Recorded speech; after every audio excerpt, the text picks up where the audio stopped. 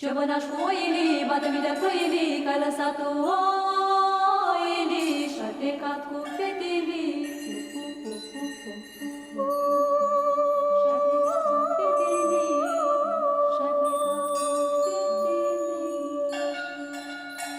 Eu m-am pornit după oi, rudu-rudu-rudu, m-am întâlnit cu iepuroi, rudu-rudu-rudu. Bună cale iepuroi, n-ai văzut un cârdioi. Ai, n-ai văzut un cârdioi.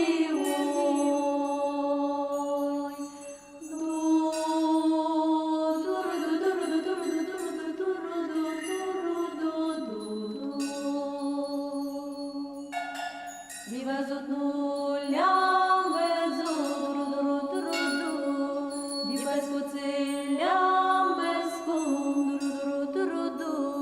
Prin pârloage tot sărloage, la fântâna lui Iordan, numai ca pedică Irlanda, fântâna lui Gheorghiță, numai ca pedică Priu rudu.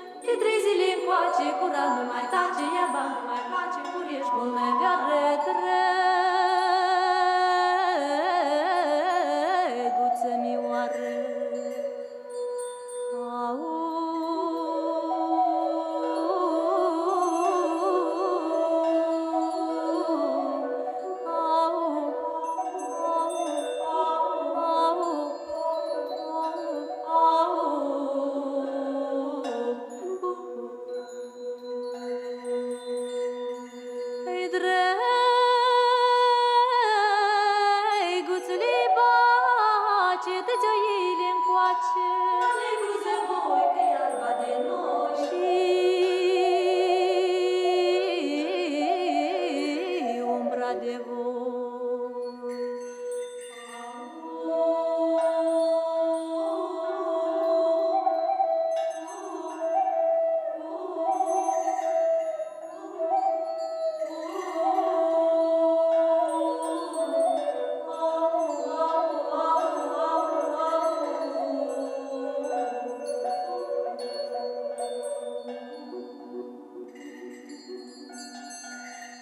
Stăpâni, stăpâniți, cheamă și-un câine cel mai bărbătesc și cel mai prețesc.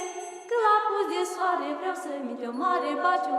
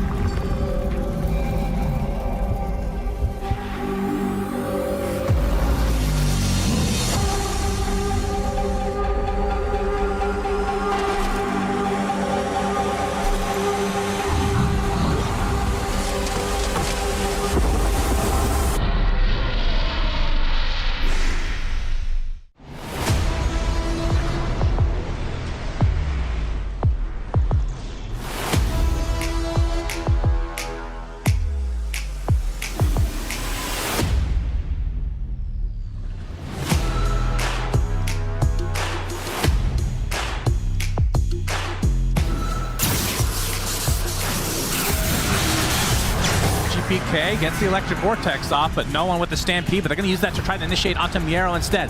There's the Crimson Guard doing a really good job of blocking this damage from Satanic as the Wheel of Wonder is placed, but no one with the BKB able to walk away safely. Satanic, he wants to continue to fight here. Now the grip, but the box will completely counter it. Kiritich gets sundered at the last moment, does not have ult, but there's the Pulverize. Had it the whole time. So much Look at the damage now. Everybody is so low on PARIVISION. They lose 3 in the blink of an eye.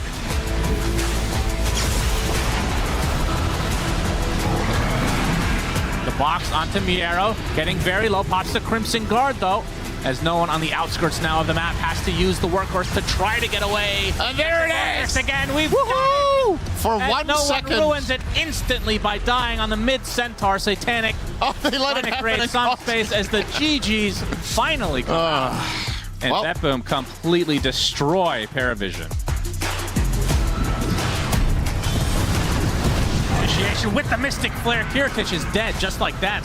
Even the Chaotic Offering being used, this is very much not good for the BetBoom side. Oh, nice 2 detail dead from Satanic. as 9 class taking some damage from Miero, who pops the pipe in retreat, but the hook stomp keeps him in place. No one is there to finish the job. He gets the Sonic Wave on the GPK. They just call GG. Yeah. This game is over.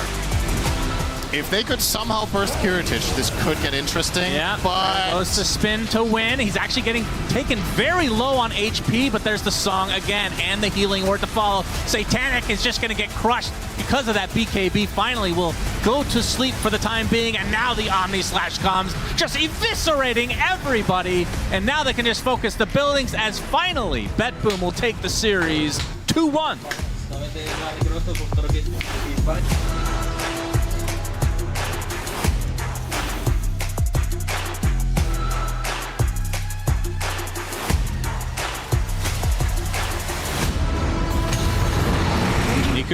With the opening, but the cart comes in to try to save Chrysalis, finally gets put in at half HP, and now he can have free reign as Yopaj doing a nice job of controlling the Shadow Demon, but that is a forced disruption on himself, and a big Sonic Wave coming in from mid-1 to take out Nico.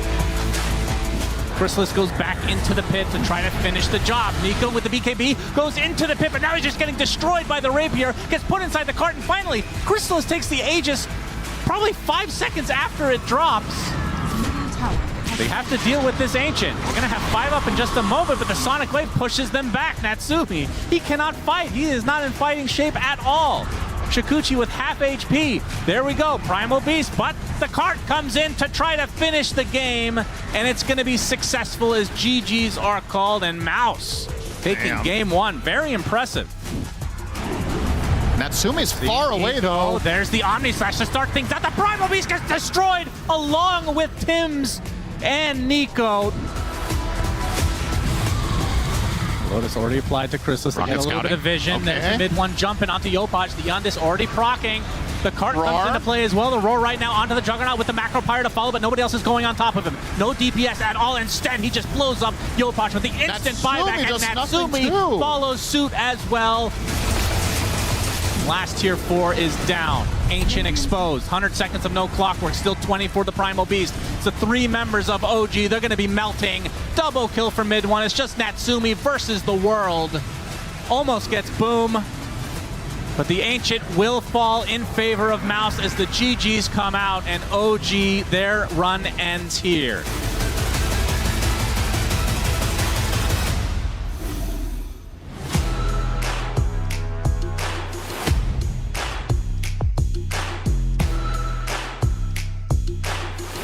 Is under attack. Nice setup from Tofu. They're all grouped up. Mickey looking for a Requiem. The timing's perfect. Absolutely perfect. Collapse. Trying for Ace. Fire Strike gonna land just on the tip as Ace. Pit of Malice will go down. He's a very tanky boy, and Mickey is going to come in. They don't have enough. Tofu, he'll jump right in the center. Yatoro, got to run. Collapse is already down. He's got nothing to do here but run. The TP away. No, the Rolling Thunder. It's going to connect. And Mickey, with the Requiem, mistimes it. It doesn't matter.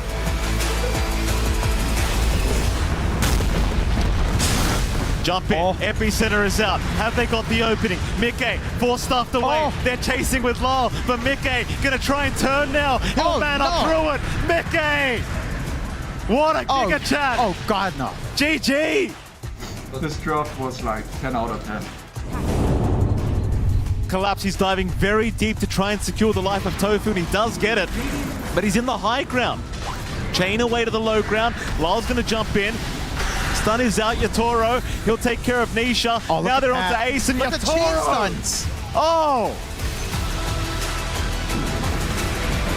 Mickey's looking to jump in though, the charge. Not going to land with the gyro, but Mickey has jumped the gyro. Yatoro fighting back. Mickey in the middle of all of it with Willow under. It's too much.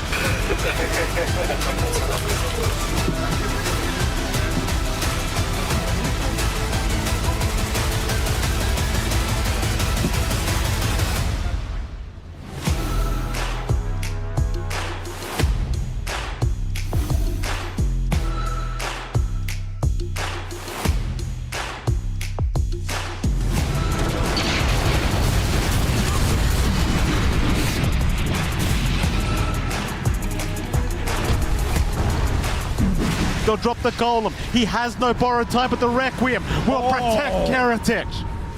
GPK not allowing it.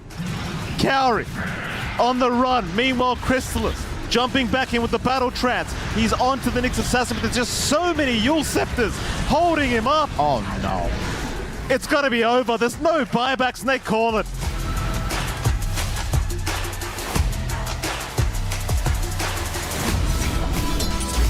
MOUZ on the chase now.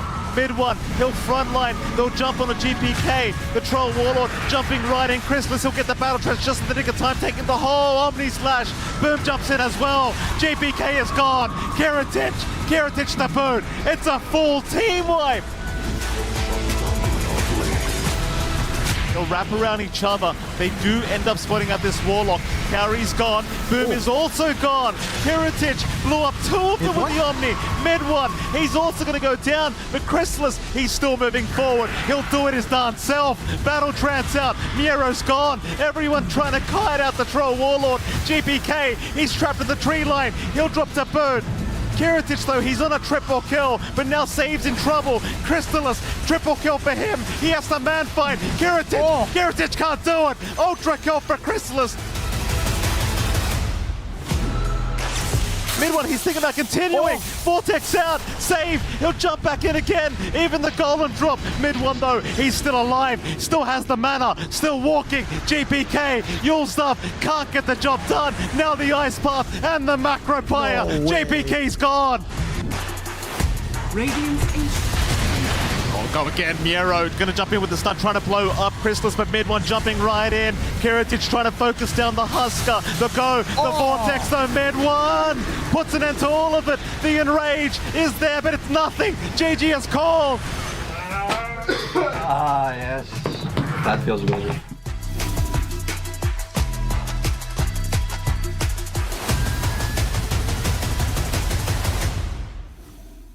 Welcome, Dota fans, and it is a Championship Sunday here at PGL Wallachia Season 6.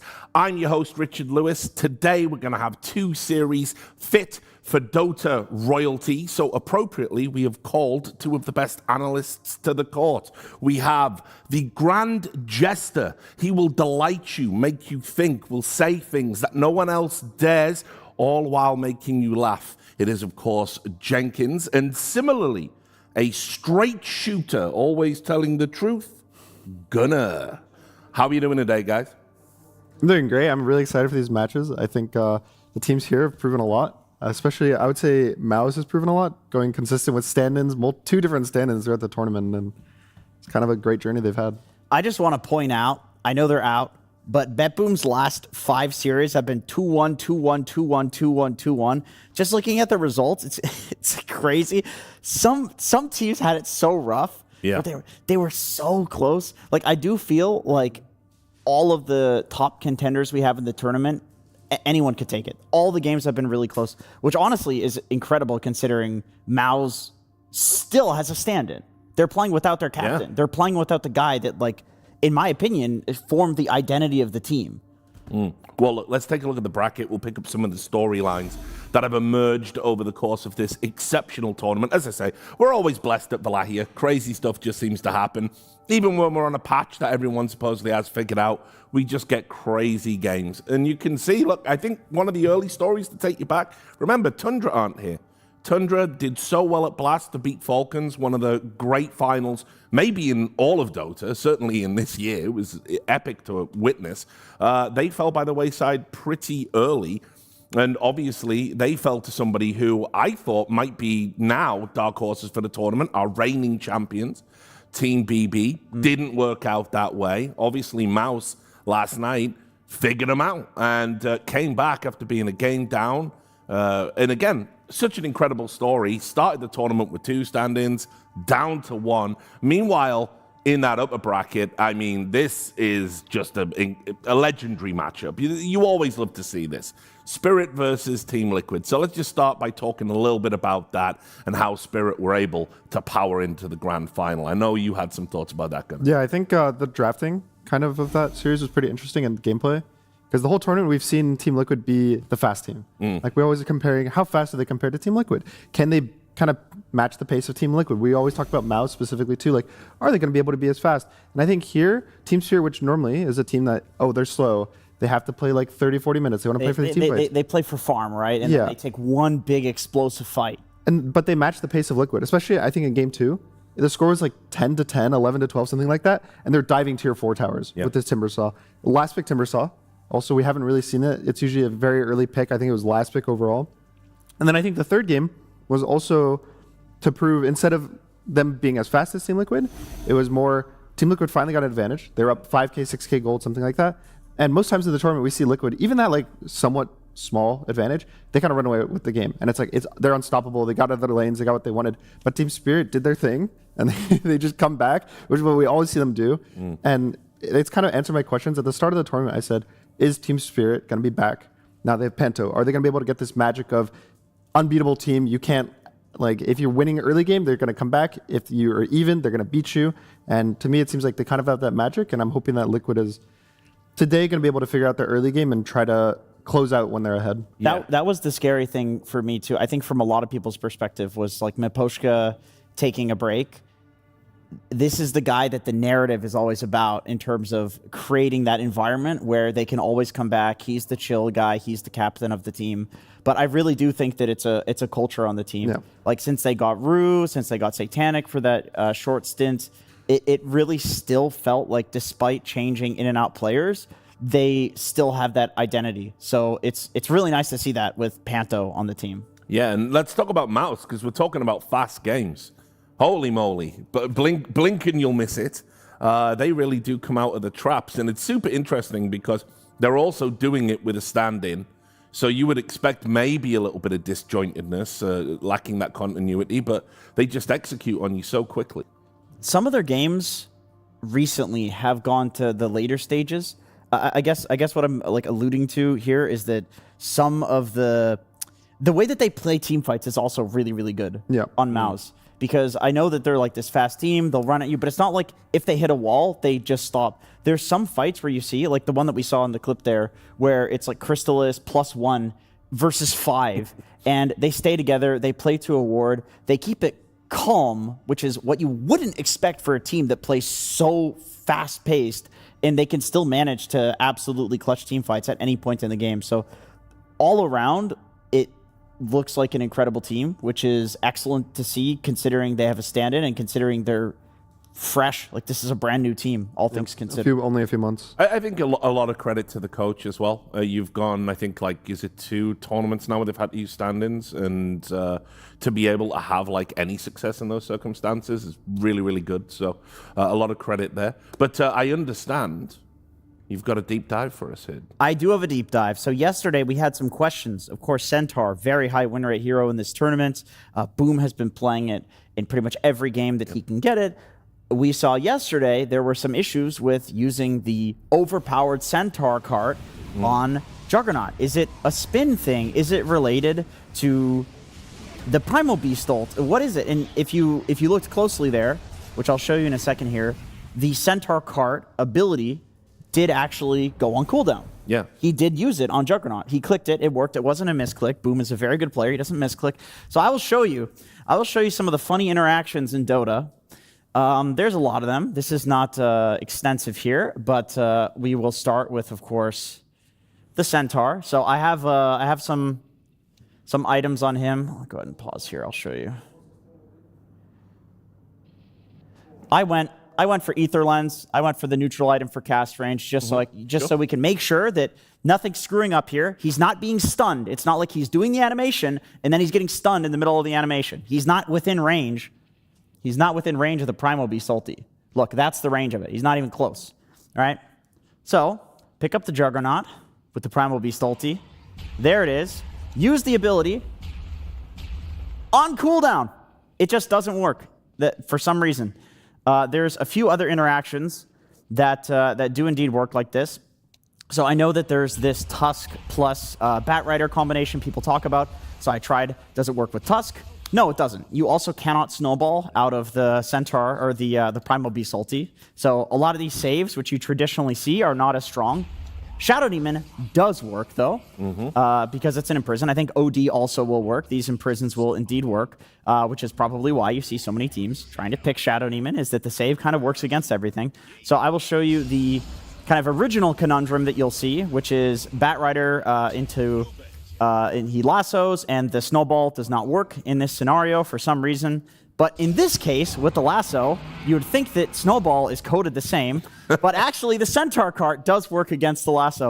So what is the lesson here? The lesson is, you just gotta know. You just gotta know. So I've one more bonus clip for you guys. I thought this one would be funny. This one was my best friend came up with this one. We've played this one on stream a few times. He calls it the Bubby Bomb, where, let's see, hold for live. Okay, so first you get the Life Stealer, you jump him inside the Centaur, then you put the Snapfire on the cart, then the Snapfire eats somebody while you're relocating. Boom! 5 heroes globally teleported. Gunner, there's not a single hero in Dota that can globally teleport all 5 heroes. This is definitely worth it, and I expect to see Team Spirit pulling this out today. I really hope they do. Spoiler, they won't. But I love that. I mean, look, we were scratching our heads a little bit about what was going on in that game, because there just seemed to be a number of times where the cart didn't work, and I guess it's just another reason to pick Primal Beast, right? Yeah, I mean, also just... It is getting picked as a Centaur counter. Like we saw the Centaur being first picked, Primal being 9 picked, and it looks good. I also talked to one of the coaches, and they said that their players were testing it, and they weren't even sure if it was like 100%. Like there might be some perfect animation that if you do it. When we had Mid one knew. He knew. It's I don't know how much you did testing because I heard that I tried it over and over and over. and it was consistent. Not a single time. Okay. I think it's because people feel like it's being stunned mid animation, but that's why I put the cast range. Okay. It's Interesting. just straight up like he's grabbed, so that doesn't. Yeah. because Interesting. you can't put somebody in a cart if they're being grabbed by somebody. Do you think that's intentional, or do you think that's something that might change? I think that's probably the only interaction that works like that. That it goes on cooldown and they don't go in the cart. Yeah, I think a lot of the time, like for instance, you can't eat Centaur with Snapfire while you're in his cart. It says you're hitching a ride right now, so you can't do that. Like there's a specific interaction Because on patch release you could. you could, and they would And both then just they fly both up like into the air. fly in a circle around each other.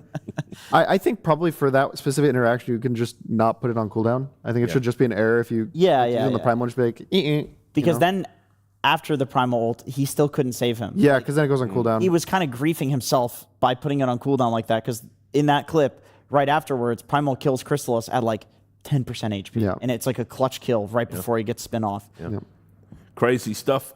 Well, look, why don't we also check in with some of the other aspects of the meta? Again, it's always worth looking at these things, even though it has been a long patch. I know we are going to get an update very, very soon, I'm sure. Oh, yeah, it's before coming. Christmas. It's definitely coming. But let's talk just a little bit about uncontested heroes, like, heroes that nobody's really taking right now, and maybe theory crafters to why that might be the case. I've got the kind of graphic here for you. And look, there are some. It makes total sense. Like, Come on, don't make me say it. We all looked at the same hero when this came up. Yeah. All right. We're gonna on get three. On three. Yeah. 3, 2, 1. Bloodseeker. You said on 3, and then you started counting down. Okay. It's fine. I got it. It's all right. It's fine. It's fine. Yeah, I looked immediately at the Bloodseeker. Yeah. It's like Crystallis is still in the tournament. There's tons of Pango being picked. There's Primal Beast. Does that just mean the hero's terrible and unpickable?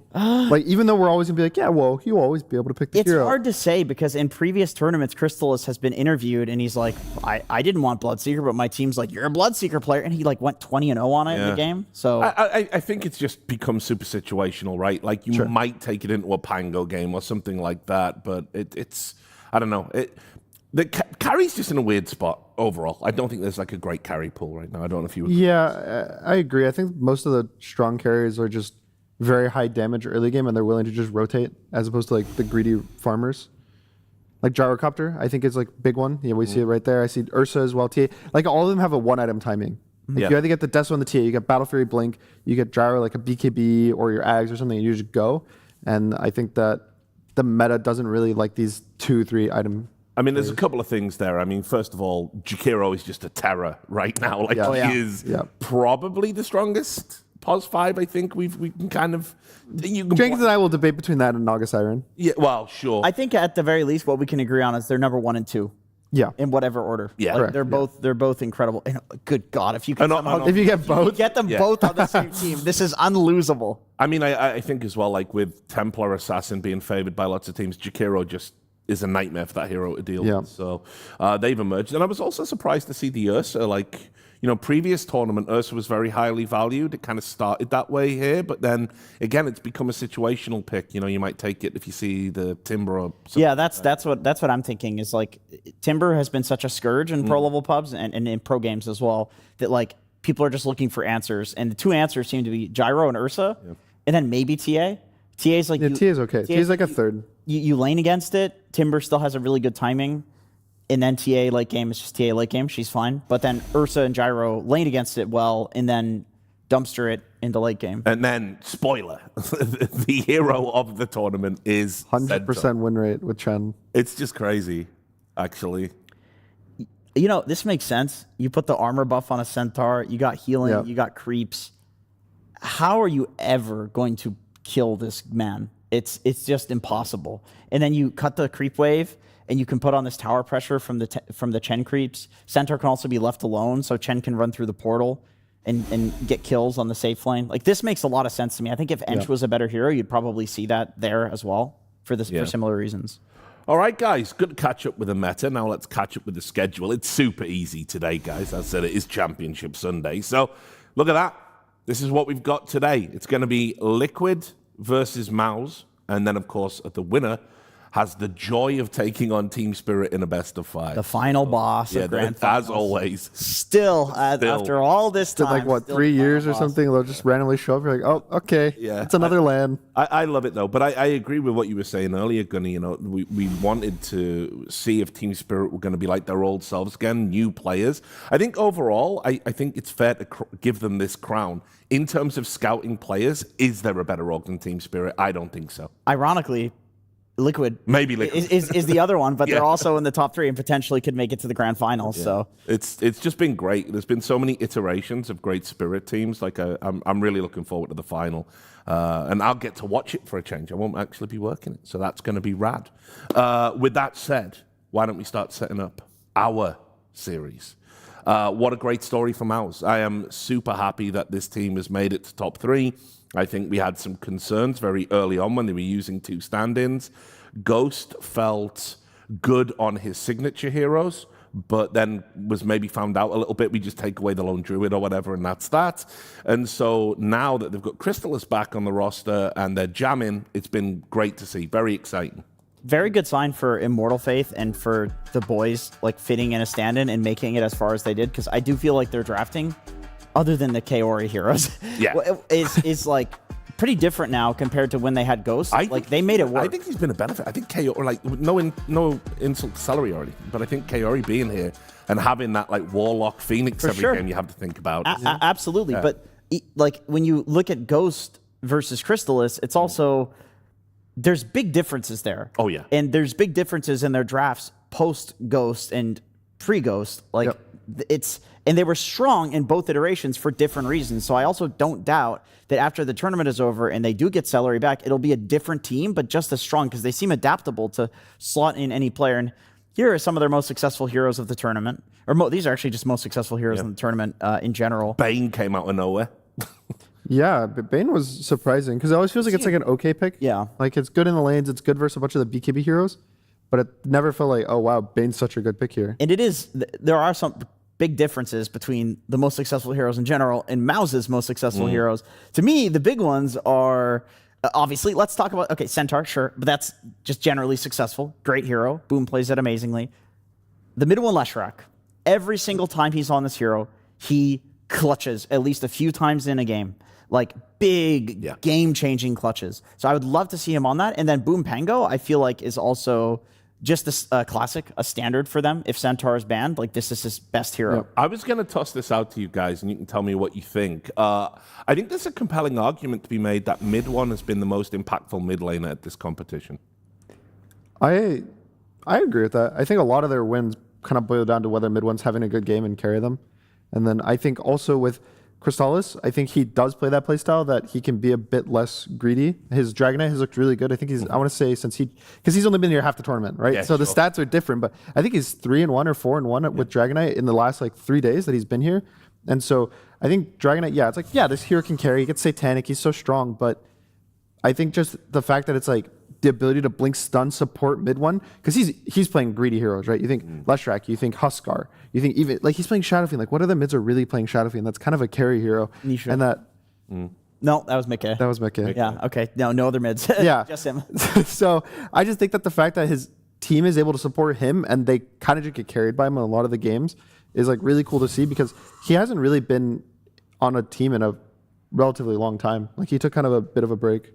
And you could see that the cheese heroes that he picked, Huskar, for example, the win rate was not good. Yeah. But the fact that these guys have shown that they're willing to literally first pick it, the fact that they appear as unhinged to their opponents gives them a big draft advantage. And then you see mid one just whip out the Leshrac in 1v5 a game, right? It's like you always have to be afraid of the cheese coming out, but he's not just a cheese player. He can also just play the standard mids that he's good at and have an incredible game. Let's take a quick look at the past encounters between these two teams. And I want to say as well, this always like warms my heart as a veteran of the scene. You know, Team Liquid and obviously going all the way back to the original MOUZ Sports. These are like some of the foundational organizations, you know, going back to the very early history of esports. And to see them still battling after all this time, it's just great. I love it. And what's surprising is, you know, MOUZ have kind of held their own. Yeah, they've done well with Celery, sometimes with stand-ins. They just seem to have a very good matchup against Liquid. I will say, to be fair, this is post-TI Liquid, so it's with the new roster, and Liquid historically, you can never see them lose a series. Like, let's say Liquid wins this game, or wins this series, and then goes on to the grand finals. I don't think you can put any value to the fact that Spirit just beat them yesterday. Like, the team is so known for getting better and better and better and better. Other teams will kind of plateau. Liquid, they never stop improving. So those MOUZ records, MOUZ is a really good team, and they're improving quickly. Yeah. But Liquid also has been steadily improving since the start of the year. So we're kind of watching two teams that are right now at a peak going against each other, and I'm not sure who's stronger. And they have a very similar play style. They're both very fast. Yeah. Well, we can look at the heroes they've been successful with as well for Liquid. And, you know, you're going to see some overlap, Gunnar, but I mean, you can also see there's a couple of standouts where their win rates are really high, despite the hero overall not having that win rate on other teams. I think for me, I think the Marcy is really cool, that it's 100%. I've seen a bunch of other teams struggle with the hero. They'll like first pick it, and it either goes carry or 4, and it looks kind of mediocre. And I think this is one of the teams that they just pick. I think it's more carry than anything. Yeah, and it's mostly Mickey. And he just like crushes every game. And by the way, Crystalis likes this hero too. I think this is going to be a big hero for this series. Yeah. The Kez is obviously the other standout, I think. Yeah. I think he's one of the guys making work. I think he's potentially the best Kez, at least in the tournament. Every time he picks it, he looks like very consistent, very good. He is able to dodge the worries we have with the hero, which is, oh, you have 1,000 health. Sure, you do a lot of damage, but you're really squishy. But he's able to kind of play the fights that he does the damage fast enough that he kills you. And I think that not many people understand the hero still, which is really funny, but he definitely does, and Liquid does. Really funny because, as we established on broadcast, it's been in the game for like a year now. Yeah. I still don't understand the hero damage that well. Go there. Back to that conversation. Yeah, made you feel bad. 2020 was like 1 year ago. I know, it's so wild. But obviously as well, I mean, I totally agree with you. I think Liquid, one of the things I've noticed is actually they seem to bed in new rosters quite quickly, historically. They seem to hit the ground running whenever they bring in new players, and I've talked about it before. I think they have such a good system around the players that when they do make roster changes when it's necessary, they seem to hit their stride a lot quicker than other teams in the space. I think that's where Blitz comes in a lot, is like understanding that truly you cannot just emulate the same thing that you did before. You have to find a new identity, and of course there are going to be issues where players are not gelling together. You have to have those conversations. You have to find a compromise. You have to find some middle ground where it's like, okay, this player likes farming, this player doesn't like farming, they like to be active. Can we pick, Centaur for Ace so that he can stay in the lane and be fine and farm on his own despite having an active 4 position? Like, all of these questions need to be answered not just in general, but between the players where they have those issues. And I think that's where a really great mediator like Blitz comes in. I mean, they won Wallachia when they with the Saberlight iteration of the team, and I just thought he was like such a cool guy, because a lot of the time it felt they were like sacking his game a little bit, and obviously when that happens, the community are going to get on your back and say that it's because you're bad or whatever, but they're not looking at the team dynamic. He just seemed like a really cool cat, and I thought Team Liquid got a lot of value out of him. They did. And that's where they continued to draft him in the first phase, right? They would just first phase pick him as heroes to make it work. Of course, they have a new offlaner. However, it's definitely worth mentioning that Gaming Gladiators and the Liquid boys are very close friends. Yes. The ex-Gaming Gladiators boys. So this is a roster swap that I think a lot of people were expecting for a long time, because they had such similar playstyles on account of them talking a lot about their ideas of Dota. And, Ace is still going back to his traditional heroes. Other than the Marcy, he is going for pipe heroes, building Vlads. He is, I want to say, like, robotic in a way. Like, he always does the same thing. He follows a formula really, really well.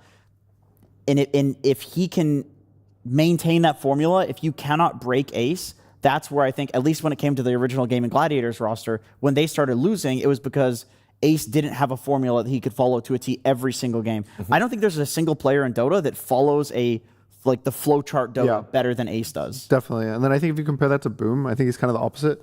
He's definitely more the aggressive, like catch stun heroes. Like he likes playing Mars a lot more than Ace does. He likes playing the Pango, the Primal Beast. Like sure, Ace can play these, but I feel like Ace, when you think of Ace, you think of Liquid's comfort, you think of Gaming Gladiator's comfort. It was Tidehunter, Underlord. Like you said, just aura buyers kind of, or Zoo heroes. And I think that Boom is going to be more of a different playstyle that we'll kind of see here. Yeah, he's a blink initiator for the most part. Making plays in the fights is where he does best. Because he used to be a mid player. Yeah.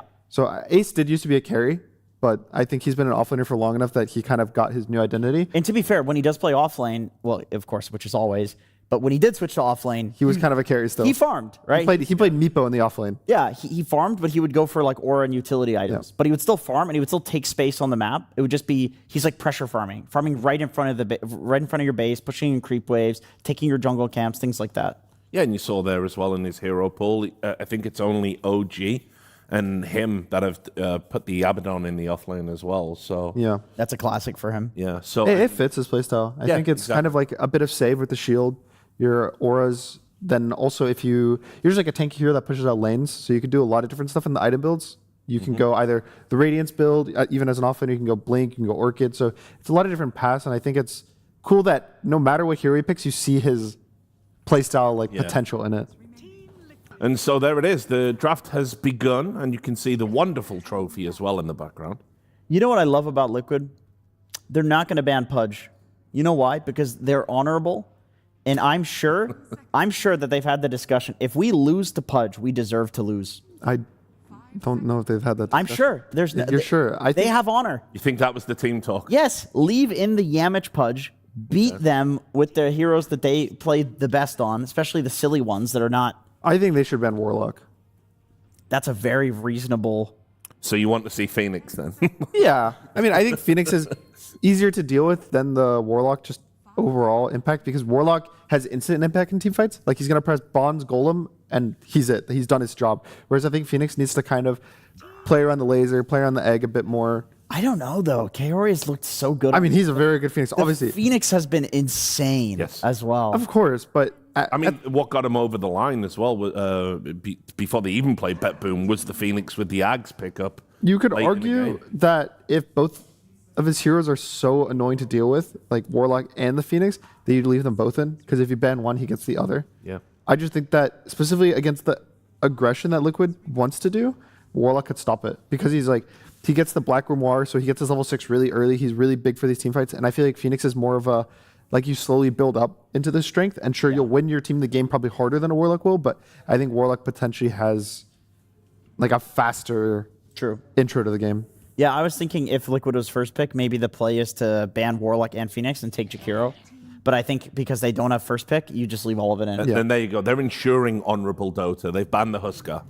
There will be no first pick Huskar for MOUZ. All I can think is back to the Crystals interview where he's like, people are first phase banning Huskar against us. Are they stupid? Yeah. To be fair, he said first phase banning Huskar and then picking Viper. And then picking Viper first pick, yeah. But it's, still, I mean, they have shown that they're very willing to first pick it, but... You think they'll just take Abba here? And be willing to flex it until 24? Yeah, it's good in the Jack. And like you say, it's a flex, isn't it? So I like it. Yeah, I think it's very good. Other hero that's notable is Timbersaw has not been picked or banned. We have seen it not too great the earlier it gets picked, but the later it gets picked. We've seen the Jakiro trade before, right? We've seen it, but I think it's almost always been the Timber into a Jakiro. Like the Timber gets first picked overall, then the Jakiro gets responded and honestly, to. I've been liking the Jakiro. It's a great. It's like triple the win rate. Yeah, it's magic damage versus Timber. It's like even the Ice Path. You can draft. just place it, and he can't chain through it. Okay, so they do go for the trade again, and I would like to see the potential of a Nisha Timbersaw. I would too. I would actually really still like Abba getting picked on 13. Maybe you can kind of delay it till 16, 17, but just like taking it, then you have Flex, which I know we kind of complain about Flex sometimes, like, oh, they're doing too much in the draft, blah, blah, blah. But I feel like both Timber and Abba are just so good at their roles that they want to do. Like, Timber's an amazing mid, it's an amazing offlaner, Abba's an amazing carry, amazing offlaner, and both the supports that they want to lane with are very similar. So you can just pair that with two very strong supports that, look at once, I think maybe even like the Wind for Boxy. could come out. Do you think Liquid needs to pick it on 13? I don't think they need to pick it. I think the likely one is they're going to pick Wind because Boxy really likes it. And I think specifically versus Jakiro, you can Wind Run and dodge like the auto attacks, the Liquid Fire and everything. And it used to be a counter pick a few months ago from the Pause 4.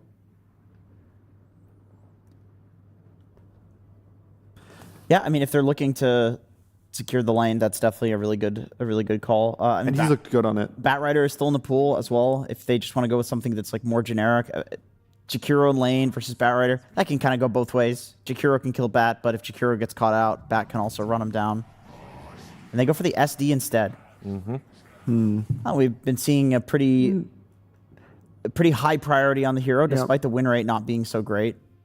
Again, stack maker. You want a stack maker paired with a Timber. It's good with Timber. Yeah, for that. The 7/8's good to make the Timber like return the damage that he's taking from everyone. It makes the mid Timber better too if he's making stacks. Yeah, because you farm it faster. I also think Primal Beast hasn't been banned, which does have a lot of value. So the Shadow Demon's kind of like a preemptive good hero versus Primal Beast. You have the save, you can purge the ult or the like movement speed. It's a counter to a lot of the meta, to be fair, which I think is why a lot of teams are prioritizing SD despite the win rate. Tusk Jakiro, I mean, it's a good sub duo. It's a really good sub duo. The double hit with Tusk E is very strong. You have a frontline hero to get in there, disable, let Jakiro pump out his magic damage from far away. Like these two rotating together is enough for a kill in pretty much any lane with any core. I was thinking it ends up being pretty good versus the Timber because like you can go and you start with a punch, then you snowball him, and if he presses chain, you instantly stun it. So then it's like on cooldown for an extra 4 seconds. And then if he holds it, it's kind of still on cooldown for 4 seconds. So you have a lot of like nice, really annoying, like disruptive playstyles. And you can save the guys that they initiate on. Yeah, I've been liking the Tusk Mars the more and more I see it. It's really nice. Ice shards into guaranteed spear onto the ice shards is really nice. I think even early laning stage, like if he goes tag team with the God's Rebuke, it's a lot of physical damage. You just burst, you can kill these heroes. It's one of the lanes that I think actually amplifies Mars because a lot of the time we see it get picked and it's like, oh, he'll hopefully survive the lane. Like he'll get out, he'll get his phase boots and survive. But I feel like Tusk is one of the ones that's like back to the old days of Mars being really, really strong in the lane. It's very just deadly. Like crushing it. And then when you talk laning, after that you have team fights. Jakiro plus Mars is a ton of magic damage to layer on top of the Mars arena. So extremely solid draft so far. And then Liquid goes with the counter pick.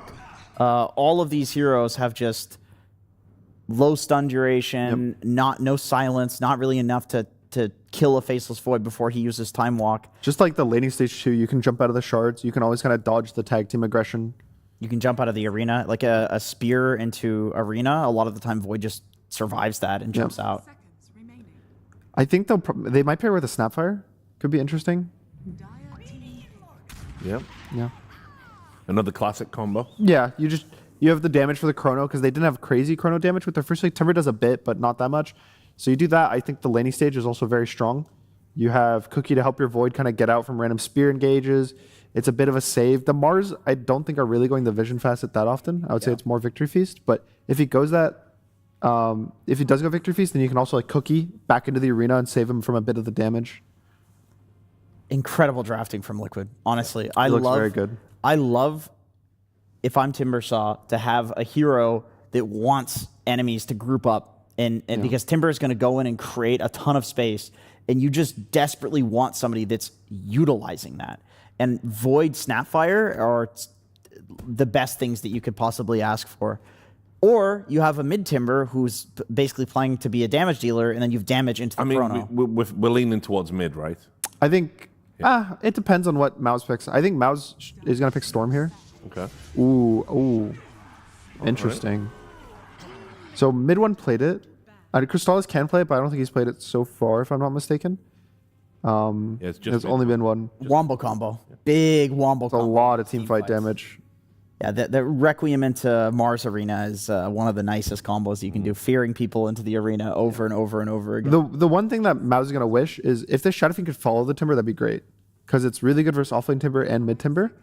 And so I think what they're trying to set up for here is 2 anti-Timber lanes. Do you think you Tusk SF and then Mars Jakiro? You could do that. That's fine. Yeah. I mean, the Jakiro is kind of nice versus Void because it's like consistent damage. Yeah. And Void doesn't really like playing versus that. Like you think of the old ones, it's like Venomancer. Because like if you're slowly getting chipped, there's never a good time to jump. There's not a good time. Whereas with the Tusk Mars, it's like he's gonna press Rebuke, then you jump, you get half your health back. Invokers are really good, man. If you have Void, Snapfire, Invoker, all this damage into Chrono, it's such an easy. If the game goes late, you cannot win. You cannot win. I'm really curious. I think the Shadow Fiend is probably a mid, which means that the Timber's gonna go offlane.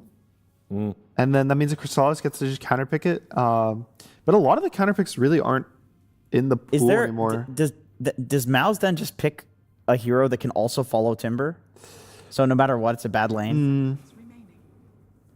Maybe. I mean, you could pick like Templar Assassin. Could be okay, but I don't know if Chrysalis is really like super big on the hero. Void, it's a bit weird. Yeah.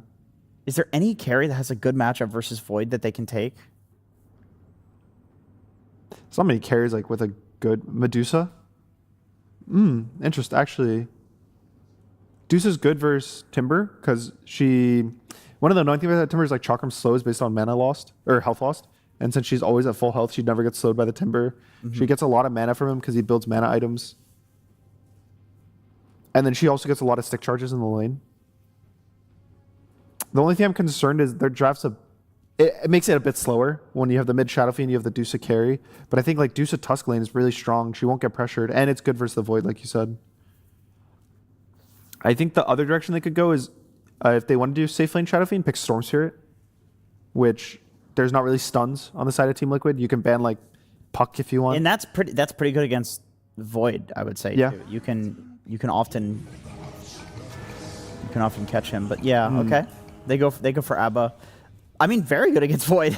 That's one that we kind of overlooked because it's usually drafted so much earlier. I'm just slightly concerned about like the laning stage, how it will go. Maybe the Abba plus the Jakiro is going to be strong enough to beat the Timbersaw. I've actually seen that one go Abba favored a lot. The damage over time as well as the innate Timber's not a huge fan of.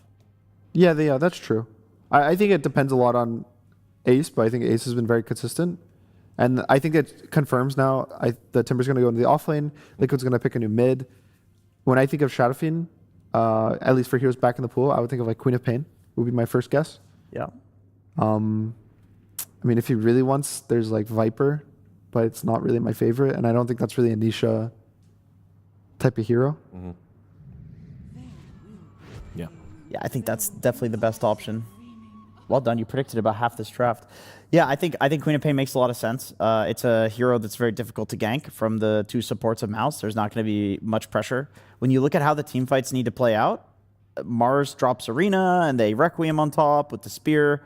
It's really only enough to Sable for one of Queen of Pain or Faceless Void, and then the other is going to basically run away with the game. So the way that I see it, if this game goes late, it is hugely Liquid favored.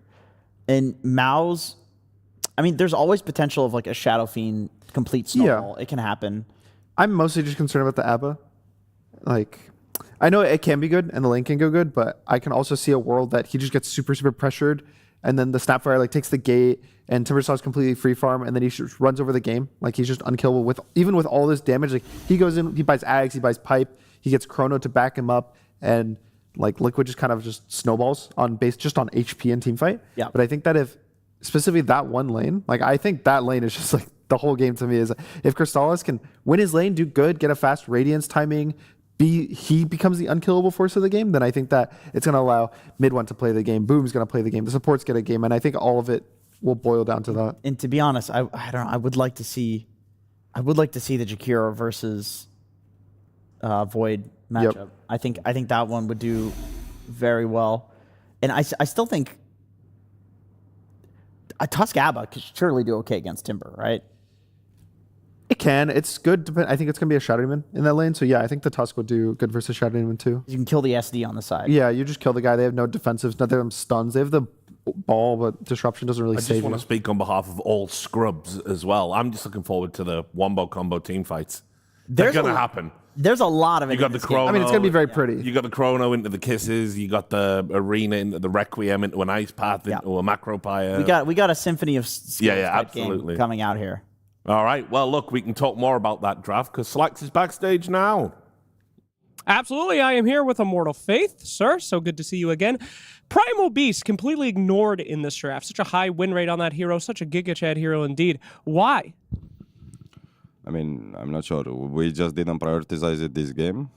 They didn't as well. Maybe it's because of the openings, right? There is the Timbersaw opening. So, yeah. Timbersaw opening pretty interesting. You guys have faced off against some very, very good Timbersaws. This one, the Ace Timbersaw, one of the best. Do you think you have enough for it? I mean, I think we have enough. It will be a lot about how we move around the mid lane, how the SF will play, if our burst will succeed or not. It will be mostly about that. We have a really good burst. They do have saves, but our burst should be counter to their save in theory at least. So, yeah.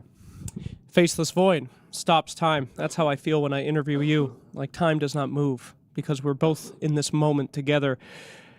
Pretty substantial, I would say, counters on your end. Jakiro pretty good against Void. You got the Abaddon last pick, you know. Will he be getting an Ags on that Abaddon? Yeah. What are you thinking? I hope not. But it's good in Chrono, Snapfire, you know. Huh? I'm not giving advice. I'm just saying, do you think you have enough to defeat the Abaddon? Did you counter it well enough? Were you expecting a Faceless Void?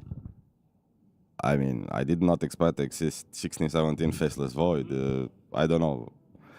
I don't think it's a really good Faceless Void game, but if we make enough mistakes, it will become one. Okay. Some out there doubt that you guys have what it takes to beat Team Liquid, a powerful team. You are a man of faith, Immortal Faith. Okay. Would you like to speak to those people and give them that faith? I mean, hopefully we will prove everyone wrong, so... Give me that faith. Touch me, brother. Put it in me. Give me the faith. No, here, on the heart. Touch me. Put it on the heart.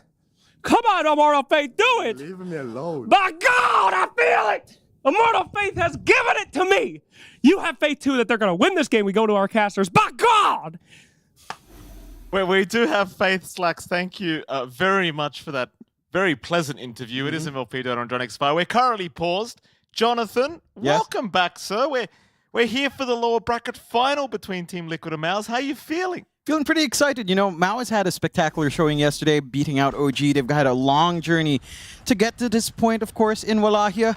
A little bit of the dark horse coming all the way into the top 3. And let me say, I think if you compare to one common opponent that both teams had to face earlier on, which was Liquid, which was OG, right?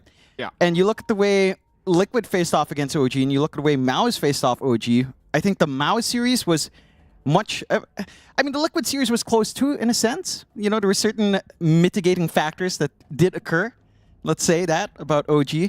And then when they went against the side of MOUZ, that was much more clear-cut. I think that was very much just getting outplayed. I think MOUZ was just much more disciplined. So this is going to be really interesting to see up against Liquid. Because if MOUZ beat out OG in that manner, you would expect they might do pretty good against Liquid. They might actually be able to win this one out. Mid one could be in the top 2. It's the horse versus the dark horse here, John. Mm-hmm. Which one is stronger? We shall see. Of course, Liquid, I'm sure, are going into this as the favorites. I feel like there's no way they're not the favorites in this matchup. I think Liquid is still, in most viewers' eyes, the better team in this matchup. However, I agree with you. MOUZ have been surprising us, a lot of discipline. I think a lot of the viewers were very surprised to see the performances coming out here from this dire end. I was very surprised, I might add, Jonathan. I didn't even have these guys in the top anything. I'll be honest with you. I really did. No. It's been really unexpected. And again, it feels like this team has just found its footing on the side of MOUZ. I will say as well, I think when we were looking at the lower bracket semifinals yesterday, I remember that game 1 draft, and they first picked Husker, and you could tell mid one was not. He was not pleased. So this time around, I think if you give this guy a hero he can perform on for good old mid one, he will carry the game. This guy's always been an explosive player. You know, after leaving Southeast Asia, after his long stint in team, still moving under gunfire. And he's still moving under gunfire. But this man is dodging bullets, man. There's never going to come a time where we cast mid one and you're not going to bring up SMG. It's beautiful. You know, they gave us a lot of meme moments. I think that's worth remembering. Yeah. The org may be gone, but the memes live on. And then you and I just casted all their games and made them leave. What's the owner's name again? What was it? The musician? I can't remember. Oh, it's Jay Chow. Is it Jay Chow? I forget. I think he was. I think he was in there. Yeah. We apologize. We apologize. Maybe we mean too much. We loved USMG. They were so nice too. They gave us a free jersey. Oh yeah. I still have it. Yeah. It was a very nice jersey. It was a nice jersey. One of my favorite jerseys. Yeah. You're still moving under gunfire as well? I'm always moving under gunfire, John. Always. At all times. And so is MOUZ right now. And you can see those odds. Actually not as one-sided as I would have anticipated, which for once, Jonathan, I'll say I agree with the odds. Yeah, again, Liquid should be favored. MOUZ has shown really surprising results. I think it feels like with MOUZ, the one thing as well is that they've always got these strategies that, you know, you heard Immortal Fate. They just completely ignore Primal Beast. You know, they're not looking necessarily directly at the meta. They're looking at what's strong for themselves. And that can catch teams off guard. So let's see whether or not it pays off in this draft, whether or not they have enough up against the Faceless Void that Mike is dragging out here and the combinations they have in that Chrono. Because this Chrono threat from Mike is massive, right? It feels like there's so much pressure coming in from Boom and from Cowrie to actually catch the Void later on, before he can start to get some setup here. Smoke instantly breaks in the tree line, as you did have good old Boxy sneaking around, so a little bit more awkward on the rotation, but they'll still make an attempt here on MOUZ to get a deep movement into that triangle. They are still running that direction. Without Boom, this could be a little bit awkward, and instead they're looking to maybe cut off Liquid. Liquid, for their part, a lot later on the smoke, so they might get some value yet here. They've got some good wards watching under that bot side as well to make this movement onto the Ruin. Okay, it's a pretty hard fight to try and initiate for MOUZ, and we'll see the smoke's broken. Yamich and Boom both being watched, so Liquid very well aware of what's coming. And it won't matter anyway. They're not going to engage in a fight.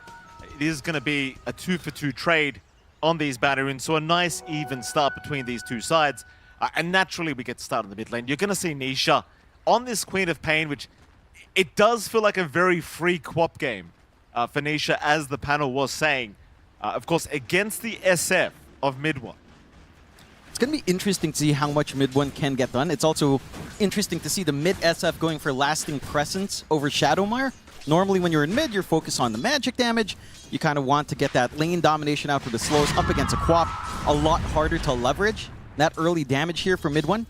And Nisha's just going to be able to play poke. He can opt for the full Scream of Pain build, something like a 0-2-3 build or a 0-3-2 build if he'd want. And you could just bully out the SF. Rune control is going to be a big factor here, of course, to enable mid one to maintain that lane. We have seen Liquid very willing to play in for those 4-minute runes, and they've got pretty good supports to set up for that as well. Not that MOUZ lacks in that department either. But the one key thing for MOUZ, actually a key thing for both sides, is that you can leave these lanes alone. Every single game we've casted with a Jakiro, it always feels like within the first minute, they're about to kill somebody. And that was the case for Boxy. He was just about dead. Popped the Fairy Fire, does survive just barely against Cowrie.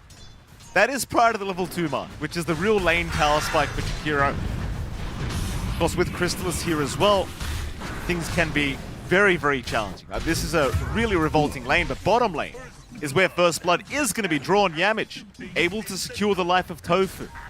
There is quite a fair bit of output on that bot lane. The Faceless Void can't do much. We heard the panel just talking about how much rundown potential there would be, considering that there's not as much counterplay on your supports. Tofu can just get jumped. It takes a few levels until you get the investment in the cookie as well.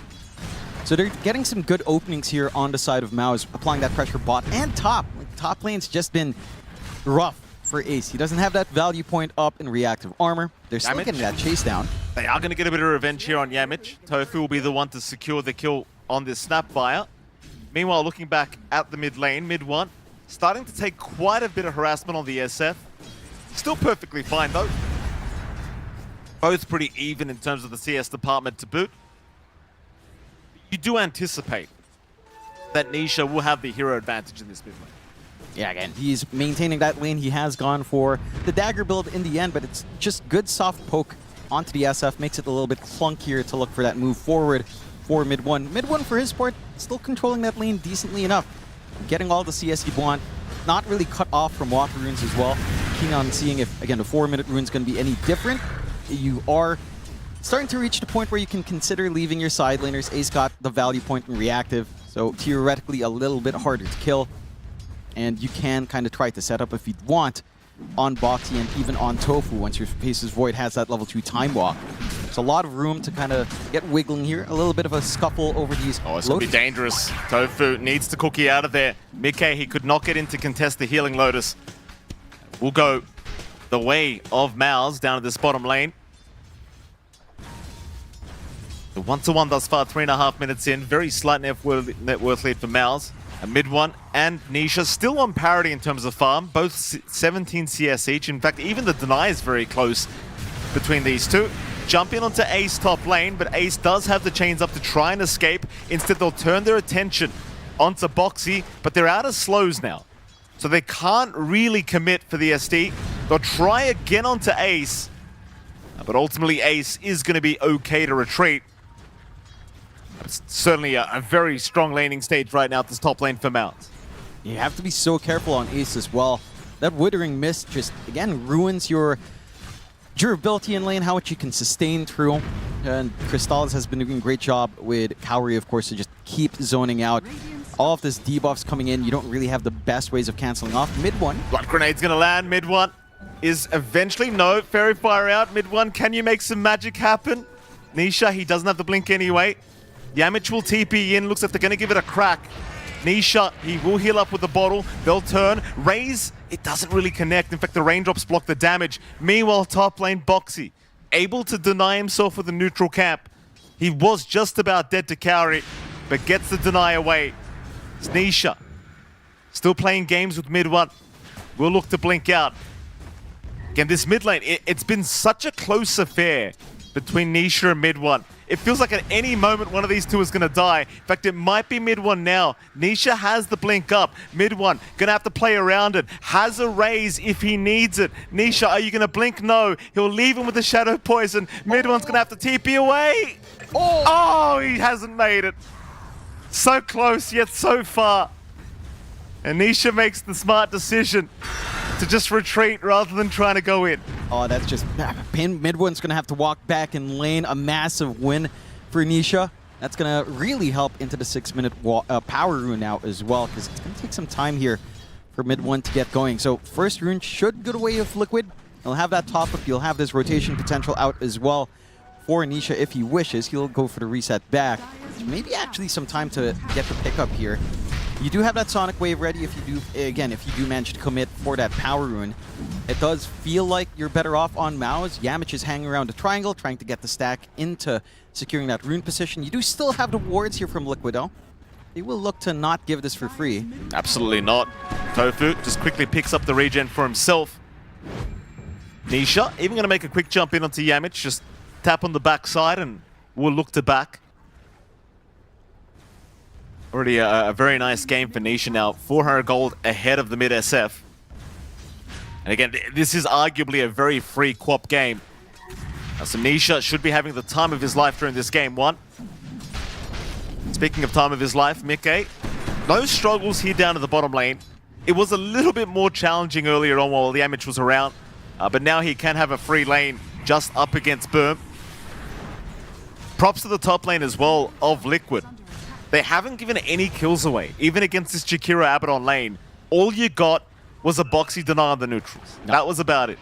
And they're making it so annoying as well. I think they were trying really hard on MOUZ to keep that tree line cut on the right side. It's not enough as they even invade the Shrine of Wisdom. MOUZ is going to try to run down as well with Crystallis, looking for the 1-for-1 trade. No disruption though. Boxy is going to try and contest. Meanwhile, Yamich also in trouble. Both sides being contested. They'll take down Boxy top lane. Meanwhile, they've got Tofu down at the bottom, but Nisha, he's going to intervene, but so will mid one. Mickey forced the time walk out. They do get the shrine, but a big Sonic Wave. Nisha looking to fight back, but he is going to go down. He'll still find Boom. Mickey, time walk in one. Will be okay, mid one. He can't keep up with it. You win out massively on MOUZ. You get both sides, you get a couple of kills. Sure, you do lose Boom and Yamich. Oh, they found him! What a setup. Mid one does not retreat. Moves back in with the Ice Path setup. You love to see that. 2 cores, 2 Shrines of Wisdom. MOUZ They're getting that ball rolling very early on here. And for Liquid, maybe just not expecting all of that committal out from the side of MOUZ. They've got a lineup that, again, with the supports they have, there's a good amount of damage, a decent amount of control. Nisha is, with this kind of blink, stuck at level, with this kind of build, stuck at level 1 blink. So you're not the highly mobile assassin Quap yet. You are at risk. There are pretty big windows of opportunities here to actually get that control out on MOUZ. You do have to respect that on Nisha. So really nice openings being found here for the side of MOUZ. They've still getting that farm they'd want here overall. Like Crystallis is still number 1, Boom's all number 2 right behind. They're going to get some small items up. Soul Ring coming out for Boom into likely just the blink. Once you've got that initiation, it does feel simpler. Still Nisha. Gonna go after Carry. Carry's fighting back though. Nisha is actually taking a lot of damage. A mid one from the tree line. Looking for Nisha. The blink away. They'll still hit another raise, but it's not going to be enough. Akari just barely surviving. Won't die to the Shadow Strike. Meanwhile, Yamich trying to jump Nisha again, but he has the blink away. Yeah. Just a lot of emphasis on mid. And for the side of Liquid, when you think about this kind of lineup, we've seen Timbersauce kind of have to sit back and farm. Faces Void obviously needs farm, even with a Chrono up. Yamich. No early threat. He's looking for an entrance into this mid lane again. Not going to see the opportunity he was looking for. Even very deep vision being placed, as you can see, by MOUZ. They want to be active early. See if they can catch Nisha with his pants down. 2K lead now. For MOUZ, Crystal is sitting at the top as the Abaddon. Right behind him is Boom on the Mars. And Nisha, the saving grace right now for Team Liquid, sitting at 3rd in net worth. But certainly the laning stage, it does seem like it has gone the way of MOUZ, even just slightly. And it has. They do manage to get the haste up on Nisha, so maybe allowing Swap to think about some aggressive moves. Catching out Boxy here, though. Oh, Shard's off the mark. Boxy going to be just fine to retreat. Well, I tried. You sure did, Yamich. And that's all that matters, sir. That's all that matters. And the key thing now for Liquid is just stalling out for level 6 timings, right? Because you've got the Chrono, you've got Sonic Wave up. Ideally, you just want Kisses to be up. Like, Tofu has to find some EXP for himself, losing the double Shrines of Wisdom. Certainly impacting some of this early pressure that Liquid can apply, that early combination of just Chrono Kisses. And that just means, again, MOUZ is free to play with a lot more confidence. They don't have much to be concerned about. You are starting to see a lot of damage out from Ace, of course, with the Chakrams coming in. With Crystallis, doesn't have to fear. He's always got a point ready for the borrowed time if need be. Again, the slower pace of game, it's not the worst thing in the world for Liquid. It's just down to when does MOUZ capitalize, because they do still need that build-up. But we're going to get a quick blink on mid one. You are having that blink as well. And Boom, this double initiation now, the follow-through for the arena. It's going to be a way lower cooldown than Chrono combinations as well. That's the key thing Liquid has to do. Manage cooldowns later on, kind of try to find a window to force something out, and be very cautious in these wider team fights once Chrono's down, because you do miss out on a lot. You're going to be depending much more on Ace and Nisha while that big team fight spells down. Your setup isn't particularly amazing without that either. That bottom tier 1 tower is going to be gone. Liquid not really going to be able to pressure the top tier 1 that much with Ace, but they are going to bring Nisha up. Crystallis will be there to defend. They will jump Nisha onto the Abba. Borrowed time barely in the nick of time, but nobody's hitting him to try and heal through it. They'll disrupt him up, Boom. TPing in the Sonic Wave. It's a little bit off the mark. It was too early. And now mid one with the Requiem. Almost finding Nisha. They'll take down Boxy first. Crystallis rushing towards the Quap. The snowball from Yamich. And Liquid, they're going to lose 2 for nothing. Crystallis, he will just barely walk out. It's such a big risk to try to go for the Abaddon like that. Again, you're seeing some of that burst damage come in, but it's not enough to dig through past the threshold. I don't think they have enough in a single instant to cut him down from right before the auto trigger into death. Not quite yet. And all of that happens. At least the one thing you get here for Liquid is free space for Mike, trying to get work done with that help from Dominator, getting that catch-up farm he'd want. But that's the big difference you have. The Abaddon can stand safely in the front line. Faceless Void can as well, but you're not really linking these pieces together. You do have Kisses ready to go, but if you don't connect with Mika, the hold for Kisses doesn't feel particularly great. It is lacking. Like, that combination doesn't have easy setup in this kind of game. At the least, you know, one thing for Liquid, triangle stacks are being cleared out by Ace. Kaya timing for our Timbersaw is starting to line up. A lot of stacks coming out mainly from Boxy, but MOUZ has been able to keep up as well on their own end. They're managing to work that efficiency in the farm, in the jungle as well. And you're about to hit that critical mass because you do have that fresh blink on Boom. He's looking for the smoke out. Arena's coming off in a few seconds. They can just hit and run now on MOUZ. Absolutely. They're feeling it now. Liquid biding their time. Nisha, beautiful arena set up from Boom. Zero chance to try and react. And suddenly MOUZ onto the tier 1 mid tower. This is the one counter you've got for this quad. It's all in Boom on the Mars. He's doing a great job thus far. Jump in, Mike. Speaking of great jobs, the Chrono's on 2. He found both supports. Kauri will go down. Yamich is still trying to retreat, but there is no retreating. Beautiful Chrono from our Void. And it is. It's just a matter of cost. So they expand Arena, which goes on cooldown for a bit. 60 seconds left until it's back up. You have to expand Chrono plus Kisses. That's just a lot of downtime as they chase for more. Yeah, Boxy's going to drop. Mid one, he'll come for a quick one. And Crystallis, he will secure. Again, you saw the stat come out. Crazy timing for Boom to have this blink so quickly on the Mars. And again, it's just now a game of timing for Liquid. Like, do you really want to fight in when you don't have your counter initiation in Arena ready? In Chrono ready, it doesn't feel safe. You know, Mika still needs more time as well to even become a farming machine. He can go through these camps quickly via movement, but doesn't kill them that fast just yet, at least until the Maelstrom's up. So you are still not quite in your power, your full power level here for Liquid. You are still having to play a little bit more of a waiting game.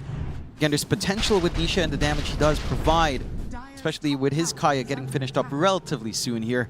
And at the least, this time around, 14 minutes in, your Shrine of Wisdom wasn't contested. So some nice free XP coming out for Boxy and Tofu is always going to be a big help as well. But again, look at MOUZ. They're the ones crossing the river. They're the ones applying pressure. They're not too concerned because all their spells are fairly low cooldown. Arena's back up. They could look to make a play if they'd want. Well, that's the thing for Liquid. Like, you've got the Void. Like, you've got the ultimate late game kind of carry. So they know we just got to buy as much time right out this tornado that could be MOUZ. And speaking of, you've got the Yashakaya up on mid one now, so he gets very scary on the SF. Boxy gonna get onto Crystallis, but Boom's gonna be there to protect the Abaddon. It's Boxy now, maybe hoping for deny from the Crocus, but Boom will not have it. Takes out the Frogs as well. Meanwhile, top, Kauri, Ice Path gonna cancel the Kisses, but he's still stuck. He will still die, and Liquid will at least find a support trade for themselves. Yeah, I mean, you know, you don't lose out on Crystallis while his borrowed time is down. You're happy enough to trade that way. Again, think about the spells. Now that Kisses is down for 100 seconds, even Chrono coming back up, there could be a lack of damage inside. If they land the snowball, Mike might just be dead. They've got the Requiem with the Yashakaya. There's your Walrus Punch setup. Boxy, he'll pop the Chrono. He'll have to fight back, but there's just no damage to it. It will allow him to retreat, though. That's the most important part for Mike. Just get out of there. In fact, he wants to go back in. The TPs are coming from Team Liquid. Ace is here, so is Tofu. But MOUZ, so far, have been able to break the distance. Smoke up, immediate cancel. Crystallis now being spotted by Boxy. They'll disrupt him up. Ace will be there. Can they blow him up in time? They cannot. Borrowed time is out. Ace still fighting. Boxy will go down. Ace is low now, trying to run back towards mid one. He'll find Yamich. 1 for 1 thus far as mid one dropping low, but boom! Not having it. Now the Requiem will blow up Ace's Crystallis. How is this guy always under 100 HP? He's still alive. They just can't kill him. And he can't reach far enough. Ice Path gonna catch 2 from Kauri, and now Boom again. In with the spear, but Nisha's still out. They'll secure Tofu instead. Oh, MOUZ, you really like to see this aggression. It's massive. right? And I think the key thing for Liquid is they were forced to split their targets apart a little bit more. We saw that movement out from Ace. Nisha, Ice Path, right on the edge from Cowrie. Oh, they're just so on point. Oh, this shouldn't be happening. Oh. It should not be happening, but they keep finding this quap. That they do. They're finding weaknesses. Again, earlier on, it was excusable. You had a level 1 blink, 12-second cooldown, big window. Now that you're down to 8, it shouldn't be happening as often. They managed to get the catch out on Boom.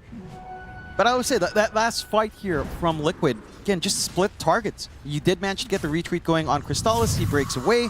You're not able to dive him with Ace. And again, we see that on-edge Ice Pad coming in there to set up for the cleanup from MOUZ.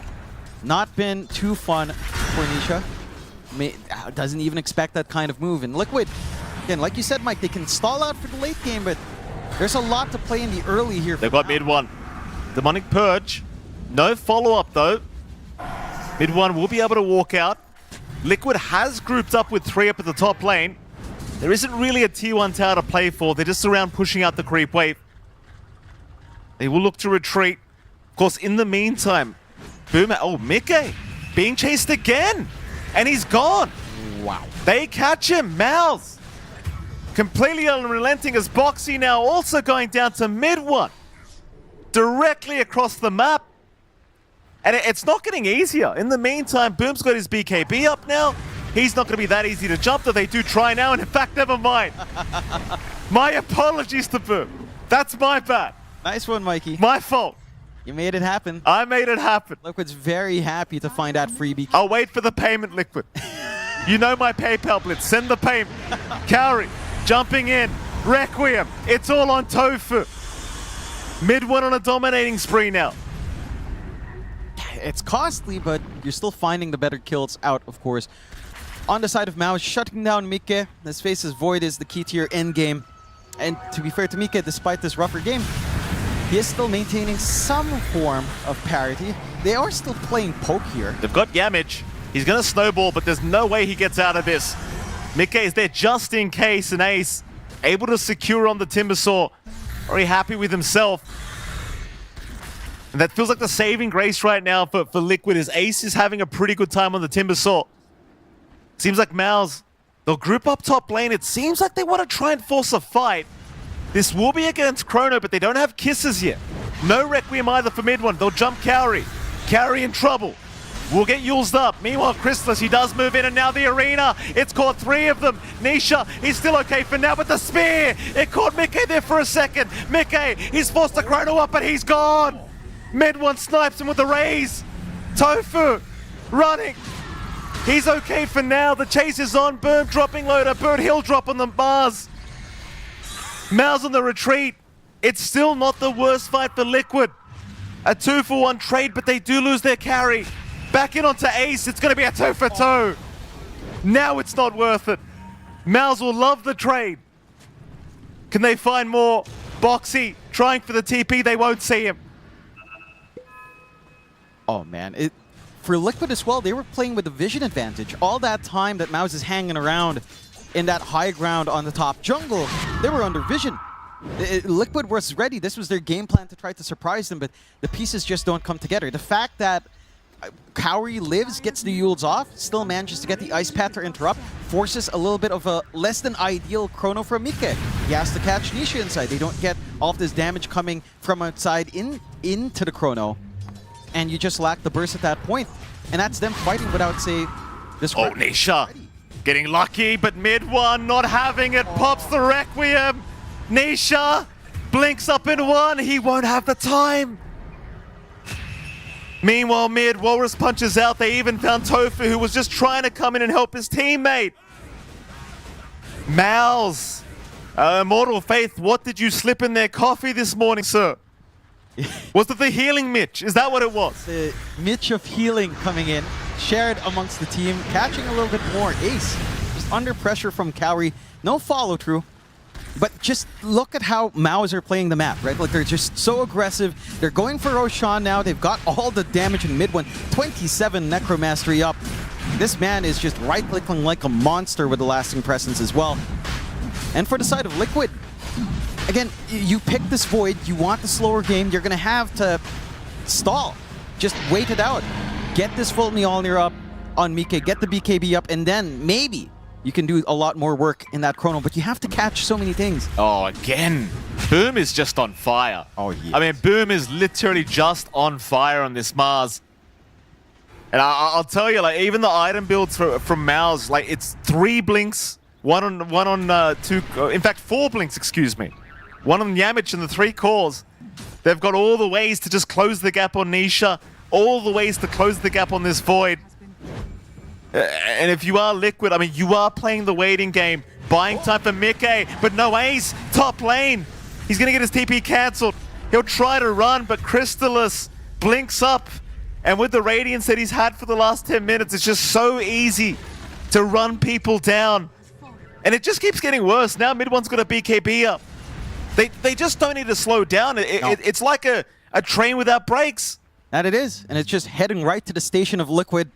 Liquid can't get out way fast enough. Another one. Oh my, I mean, give him a break. No breaks. Give him a break. This is the punishment for Boxy for having good Spirit Breaker games. You're going to have a stinker in between. That might come out next game. Demon. That might come out next game. That might just. That might just be the cast the curse from John now.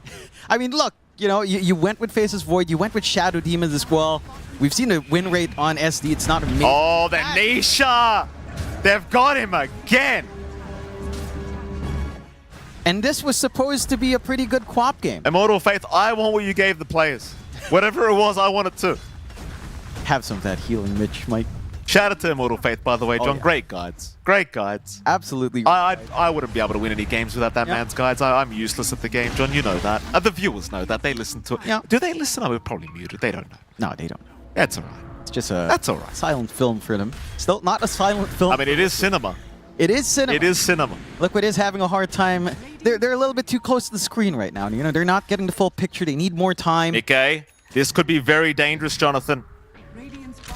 He is going to retreat to the west side of the map, hold that high ground. There's just too many blinks, too many ways to initiate right now for MOUZ. You've really just got to be on your toes this whole game now as Liquid.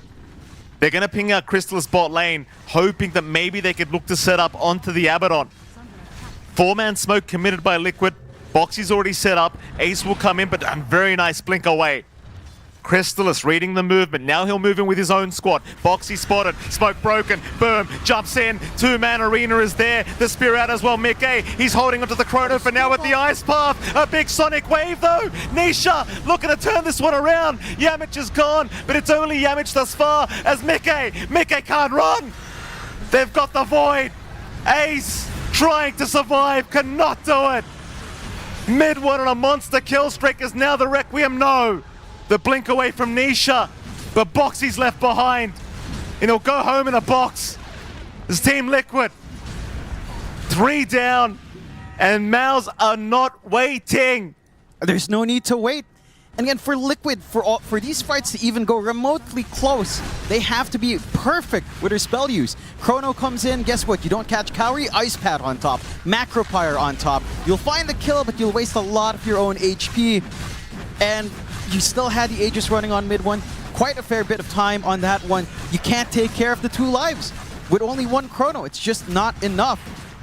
MOUZ onto the high ground they go, and not much answers left with chrono down, with kisses down, with sonic wave down. You can't really push him back on MOUZ. MOUZ could play it safe. You know, they did lose Aegis here. Nothing safe, John.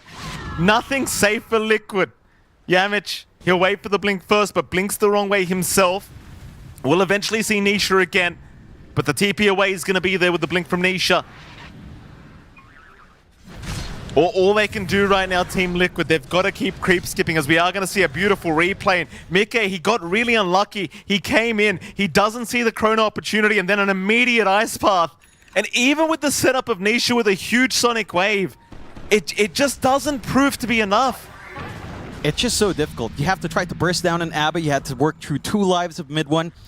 Maybe if you caught the chrono earlier, but again, these ice paths from Kaori have just been a nightmare for Mika, for everyone on Liquid until some. Oh, they're fighting again. It looks like they're fighting again. Boxy. Does he go down? Oh, the ice path. Kaori, come on. Kaori's just too cold with it. He's icy, John. That he is. hot and cold, coming out hot and cold on this one with the ice pads, of course. Still, Liquid. Thank you, John. That's what I was implying. Thank you for explaining the joke. You know, some people don't understand, Mike. Oh, well, clearly you didn't, John. On to the high ground to go. Crystallis. We'll move in.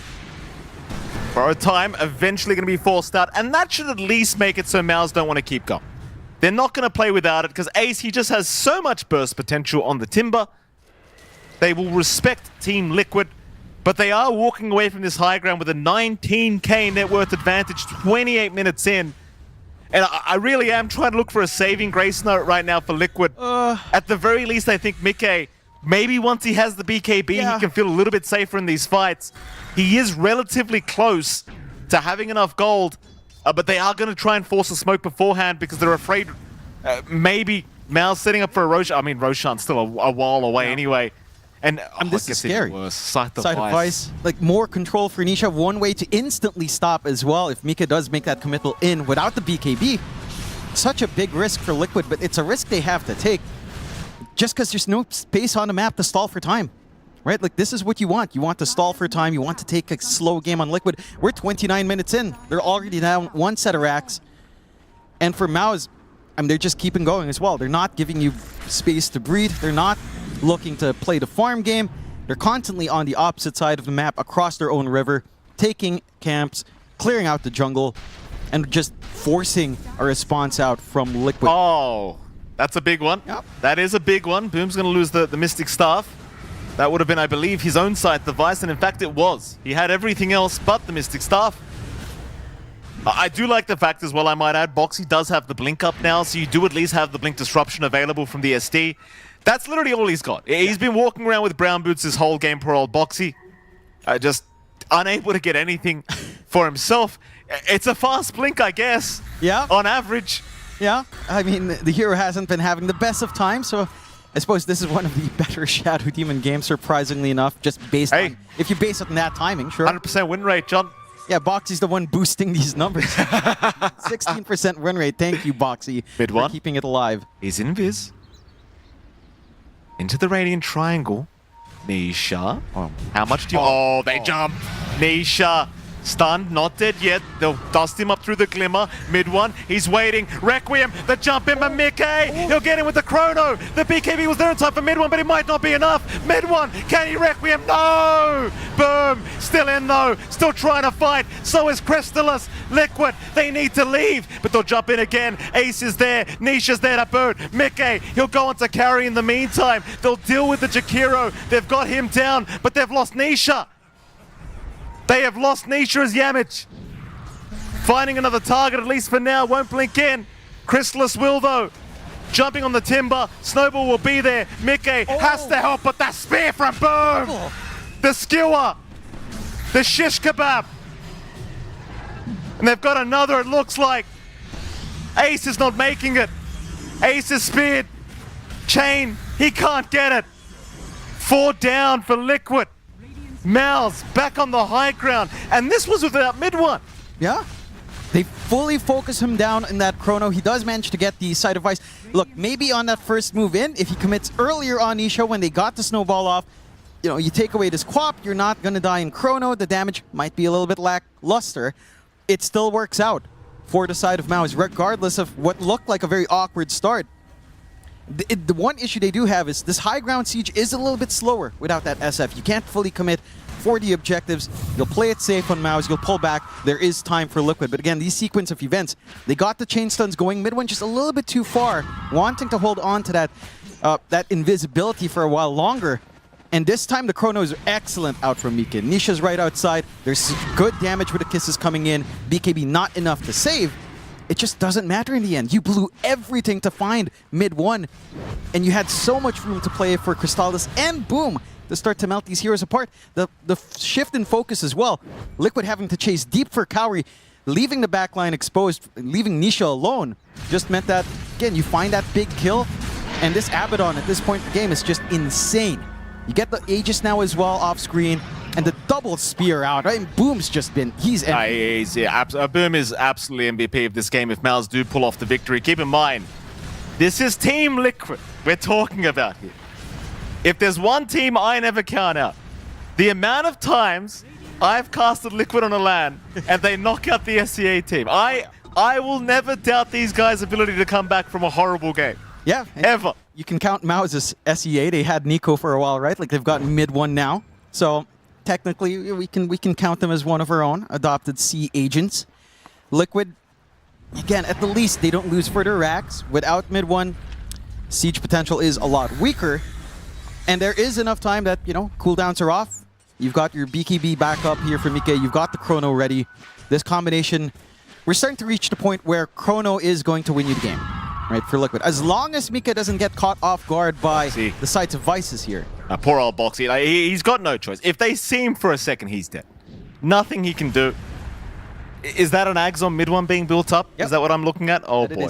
That's when things get very, very scary. Like if he gets the Requiem and now a Basher as well on Crystallis.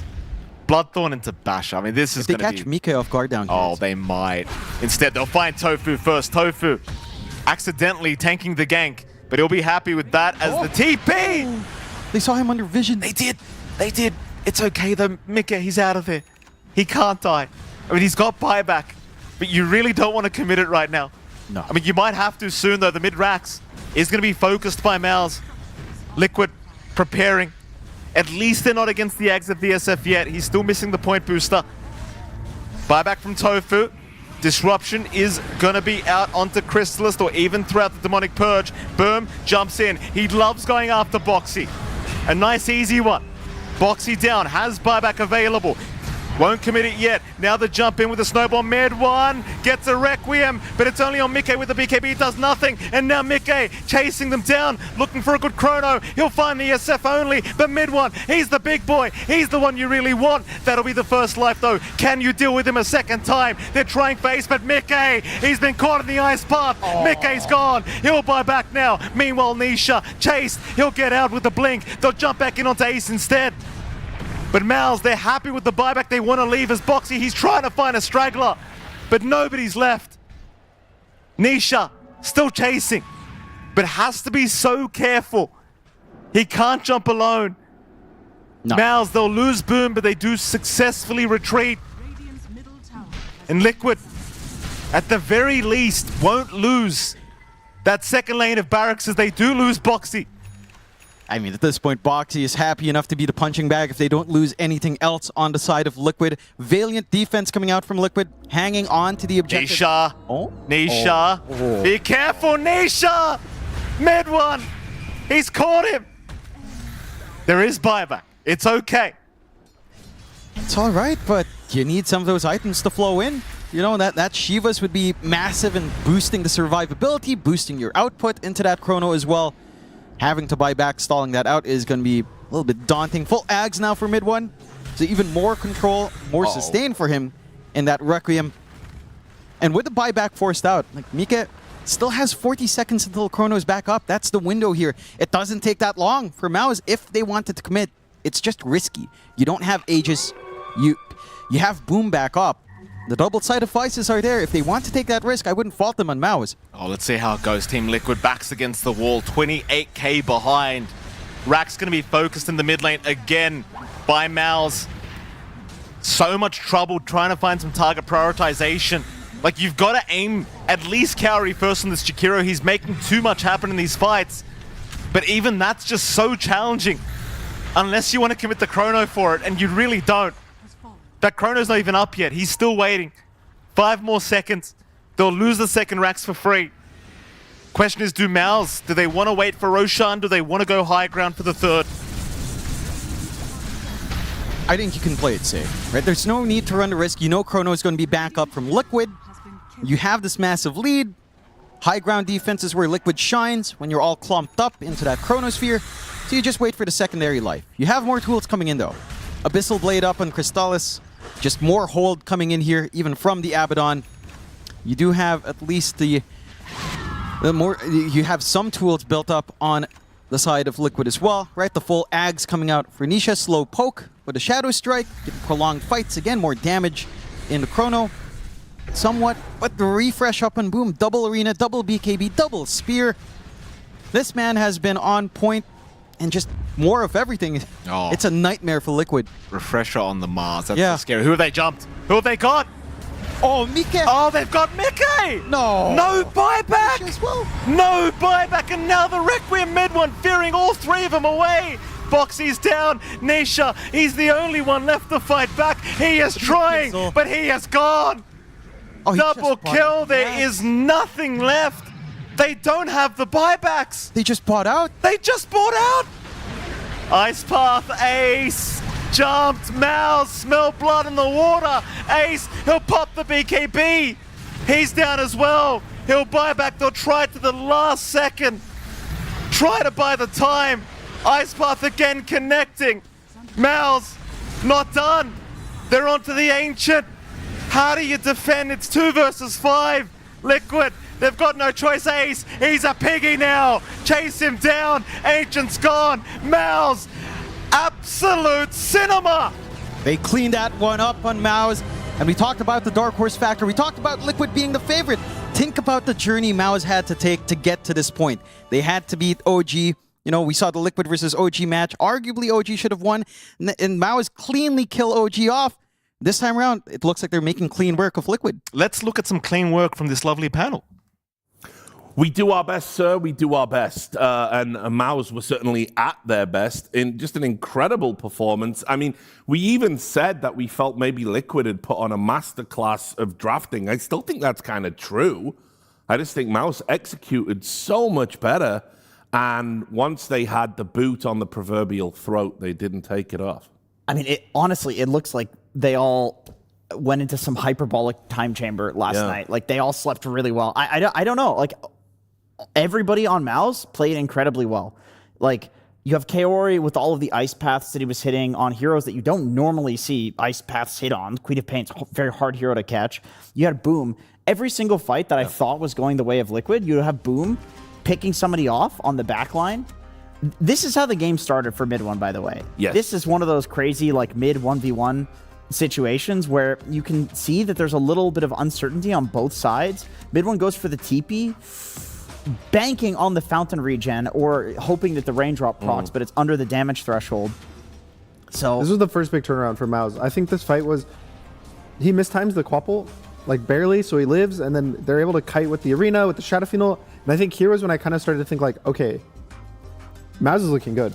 Like, they're protecting their carry, they're enabling him to get his items. Usually Abba gets like a slow radiance timing, but he got I think like 15, 16 minutes, which is pretty good for a hero that doesn't farm fast.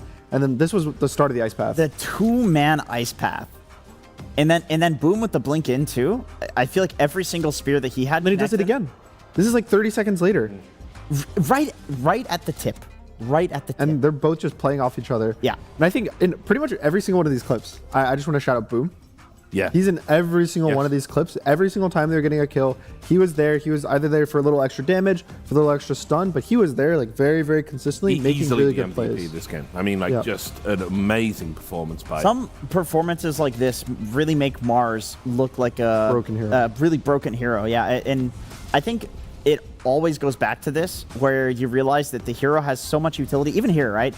Boom on the sidelines, like killing Mickey, who jumped away. Another spear. Yeah, it's like he connected every spear. I don't know if I saw him miss one. And on really like integral targets too, in my opinion, because if you have a Timber or Faceless Void and they get away, like these heroes are not going to die to you. The whole point of them is that they're really hard to catch, that they get away, they regen HP with some method, and like you have to lock them down, you have to burst them. And it wasn't just simple chain stun. It was like they would initiate on somebody, they would force some sort of like counterplay. Mickey would get out, and then Boom would just predict where he was going, and he would be able to hit him. I mean, look at this stat line. This is like Gamar levels. Yeah. Like, it's actually crazy. I think that's a nuts amount of hero damage, by the way, for a hero that's like Mars, pure utility, right? Like, I don't think anybody thinks of Mars as a damage dealer right now.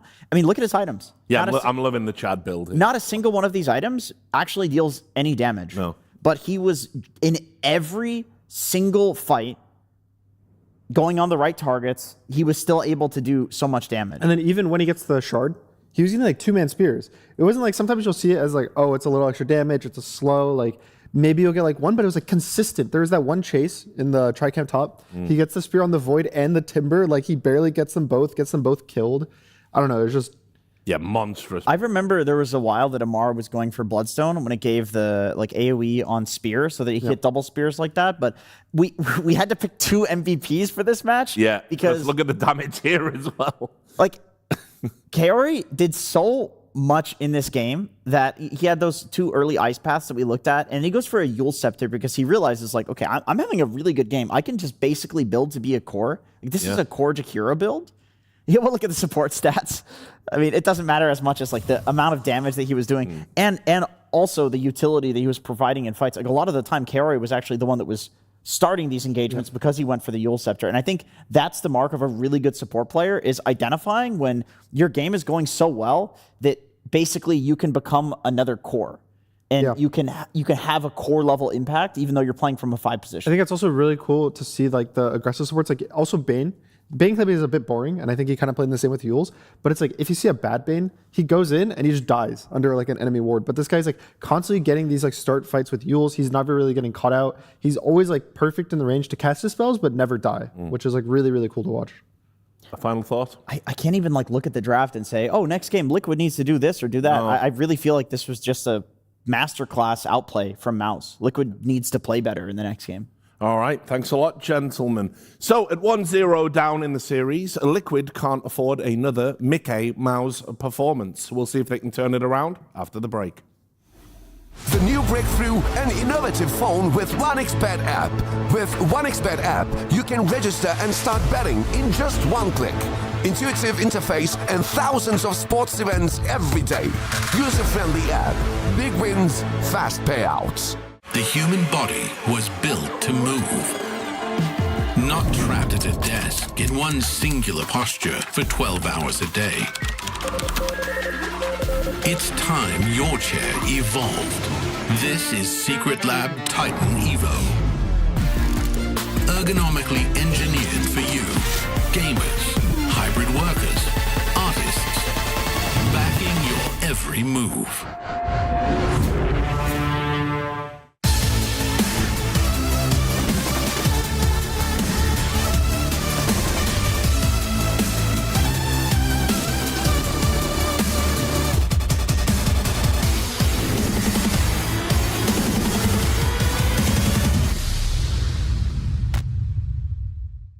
Hello, everyone, and welcome to another episode of, instead of Choose Your Hero, it's Make Your Hero, my friend. My friend Midone is here from MOUZ. How you doing, Midone? Doing great. Doing great. Let's make it fantastic, my friend. We're going to play a little game here. We're going to show you some items. You have to pick a hero that you think would mesh with these items pretty well, and then a position. At the end of the game, I will give you a rating based on how well you convinced me that this would actually work on a hero. It's completely random. First things first, we're going to ban one of the positions out here. This is going to be hard support. You are not allowed to pick pause 5. Okay? Cool with that? Okay. You don't know what pause 5s do anyway. You know, it doesn't matter. Okay, here we go. What are our first 2 items? The Pavise and the Bloodstone. When's the last time you've seen a Bloodstone, big dog? It's been a minute. I just bought it today. For what? On what hero? On Leshrac, I was trying it. Oh, okay. Leshrac is the one exception. All right, all right. So we have Pavise and Bloodstone. What position would you like? Where would you like to go? You can't be a pause 5. Like having these 2 items together? Yeah. Alright, just Queen of Pain. Queen of Pain. Okay, so we're thinking Queen in what role? Oh, mid lane. Mid lane? Mid lane, yeah. How surprising. Mid 1 in the mid lane. Okay, let's see your next item. All right. Octarine AC. Okay, in the mid. What hero gets Octarine AC Bloodstone and then a casual Pavise? Queen of Pain is Queen of Pain. Literally the best. Okay, all right, we're still cooking. All right, let's see the next item.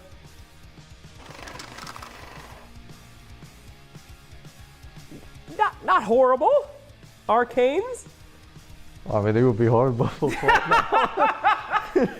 is that the worst out of all these items? That's the one that got you to cringe? Why?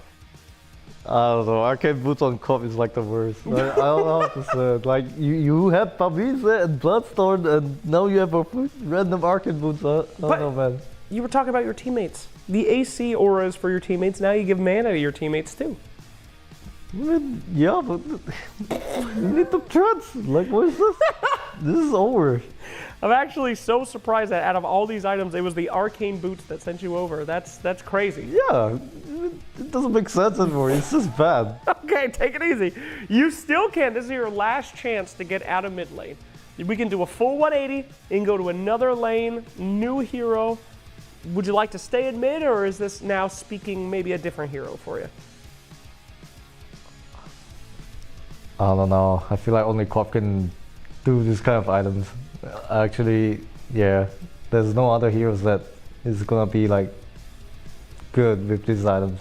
Okay. It's only Queen of Pain. All right, so we're staying mid with Quap so far? Yeah, All still. right. Let's go ahead. We're gonna lock into mid lane with these items. Your last item. That's a classic Shiva's Guard. Yeah, That's classic. Yeah, man. Okay. Yeah, it's amazing. So there you have it. Ladies and gentlemen, the new mid 1 Quap is going to be starting off with the arcane boots, going into PARIVISION. What's the next item after that? Oh my god. The arcane boots. Why do the arcane boots kill you the most? It's just bad. Okay. Like, what is this arcane boots? Like, why is it there? What is the build order here? Can you explain it to me? Build order is definitely arcane boots, PARIVISION, and it's probably either Bloodstone or Octarine first. I'll go for Octarine. Okay. For sure. And to Bloodstone into AC and US. Oh. That's what I would do. Wow. Now, this is you in your game. You've built these items. How many reports are you getting estimated? Probably 0. 0. Yeah, Why because is that? Because it's me. Different. God damn! God damn! Mid 1, I have to say, I don't disagree with you. You know? Yeah. Mid 1 goes in my mid. He's playing Quap. I'm just going to assume you're cooking. You know? I think you might report yourself at the end of the game for the arcane boots. Just it brings you a lot of rage. But out of 9 reports, you're the first one. I think you get 0 reports. Mid 1 Quap with this insane build. Yeah. Are you going to win this game, though? Probably, yeah.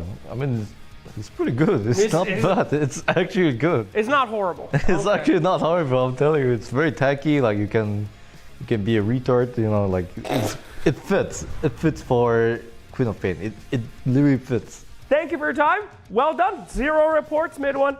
Will you get reported for playing this in your pubs? I hope so. But you're not mid 1, what can I say? Thanks for watching. We'll see more of you guys and mid 1 and MOUZ here at PGL Wallachia Season 6.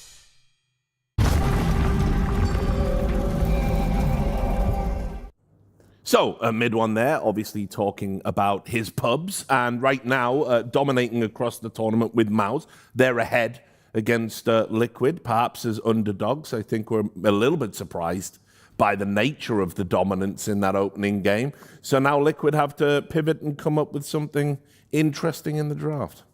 Yeah, I think it was also, the question we had is, MOUZ going to be able to play as fast as Liquid when they play against each other? And they did. They played faster than Liquid. They were winning the game pretty much like starting at like 8 minutes, 10 minutes. Ever since that like one move Liquid made, they make the very common move. It's like, we're going to go to the enemy safe lane, take a fight on their tower. MOUZ brought their heroes, they clicked their spells, they won the fight, and I think that, to me, I would have had more faith in Liquid winning the series if it was a very slow burn game, like it goes 40 minutes, 50 minutes, and then MOUZ get the win. But the fact that it was like a quick game, which is what has been Liquid's kind of whole thing this tournament, it just is a bit scary as to what Liquid's supposed to do in this new game. We said this coming in. This could be a series like blink and you'll miss it, because both of them love to get turbocharged, hit those early timings, and then do the damage. So, you know, we could be in for that again, guys. I'm looking. The draft has just started. It'll be on your screens at home in just a moment. It could go the exact same way. And again, kind of what Jenkins said, I don't know if it was like a big draft issue. Like, I still can't really look at this first game's draft and say they got out drafted. That's why they got ran over. Because, like, sure, you could question the Faceless Void. Say that's not really a popular hero in the meta, but it was a good Void pick. It made sense. He picked it into a lane he saw. He picked it into Mars. He picked it into Tusk. He knew what he was doing. So I think that Liquid kind of needs to just take a step back, realize that it was gameplay mistakes, which is like stressful, but accept it and just have to play better this game. Chikiro will not feature. gone, but Centaur will. It looked really good. And Timber is in the pool as well. And I think they might just take Mars on MOUZ. I agree. I don't think Timber has looked good when it gets through. It seems to be the classic bait hero. Do you not just take the primal hit to grief the Centaur? Mars also griefs the Centaur, though. Oh, true. I think they're both fine. I think that I just say Mars as my first jump because last game he looked amazing. I think he's very consistent on his Mars, and it was a very common counter pick. Even back, I want to say during TI, when Falcons would play, they would first pick the Mars even though the Centaur was good, just to kind of like preemptive counter the Centaur for a Mar. And I think that here, if you're getting it as the counter pick and you guarantee they have the Centaur, it looks pretty good. I agree. After that performance, you definitely prioritize that hero a lot higher. For some reason, the later and later in tournaments you go, the more teams value Mars. Partly because it does so much. Yeah, it does a lot. There's like a lot of play potential.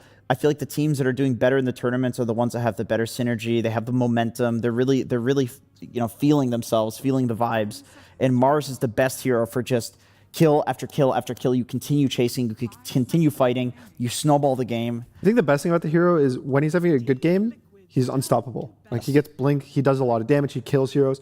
And even when he's even or slightly behind, you could still get a good spear. Like you still blink behind someone, spear him into your team, you get that one kill, and it's good enough. You don't really need that much net worth. So it's like good pretty much in any case. And even his laning stage is almost like one of the better 50-50 heroes. You can like always survive. You can always do fine. There's always play options on the hero, for sure.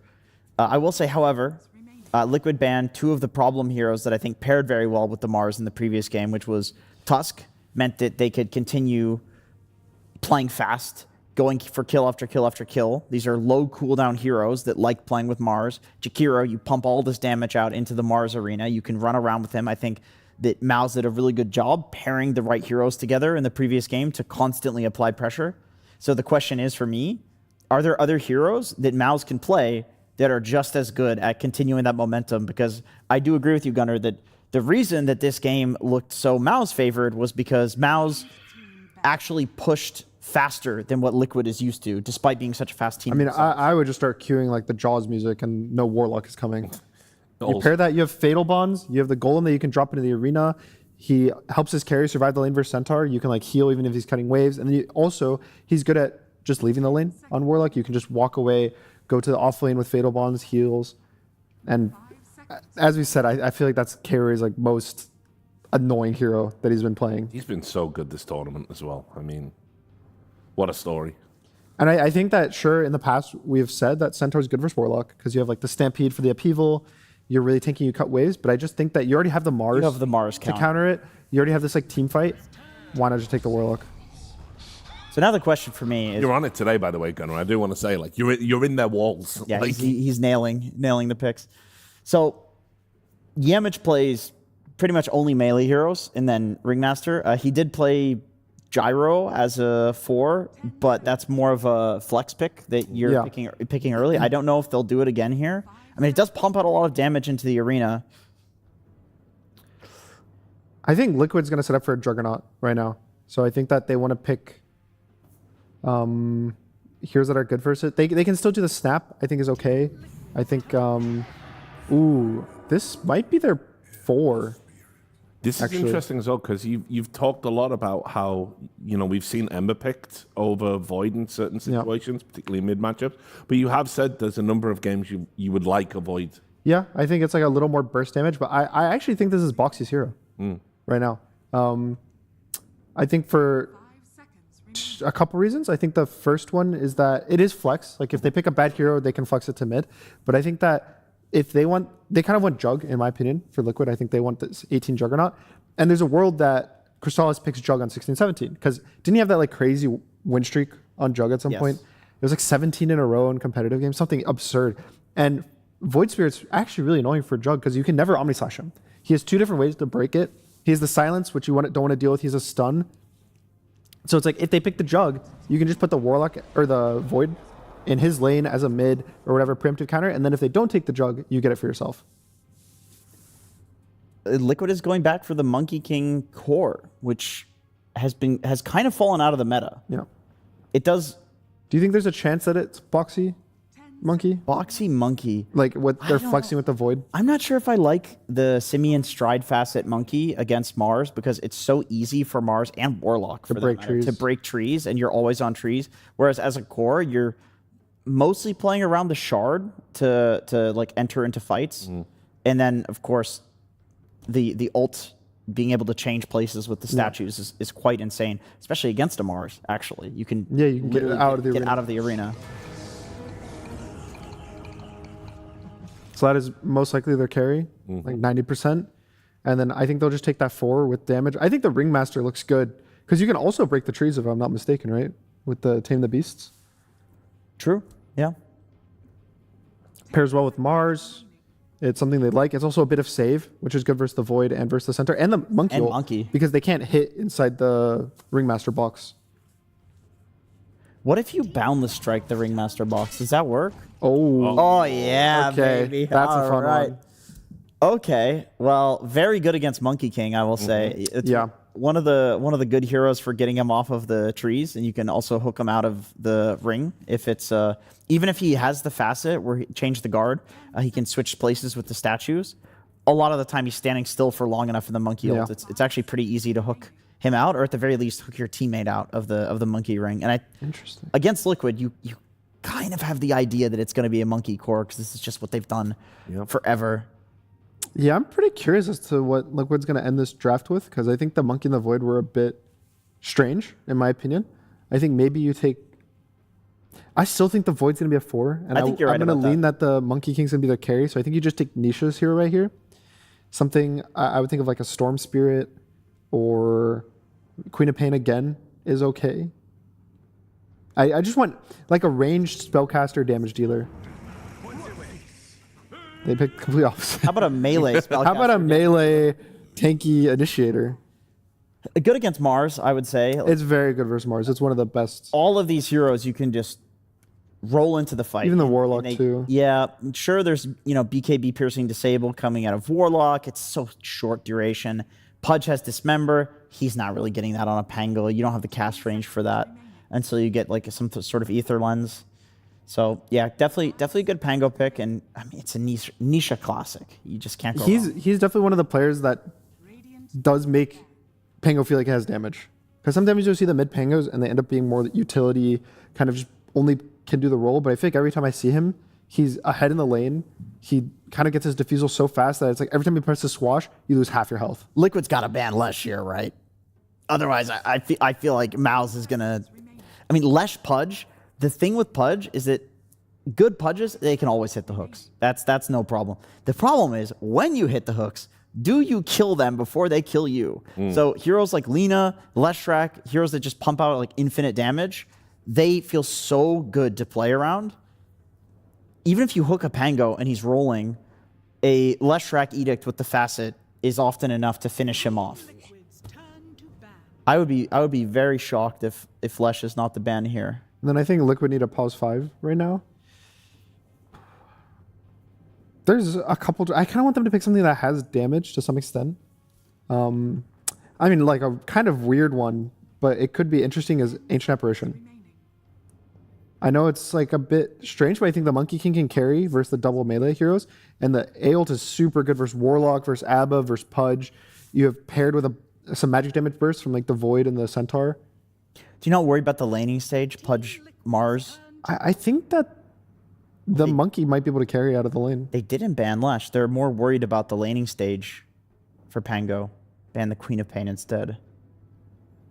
I do feel like unless there's something crazy coming out for I just want this hero to have damage is my concern. Like I think the Pango and the Void Spirit, even the Centaur to some extent, can be low damage. And it requires a lot of heroes in every single.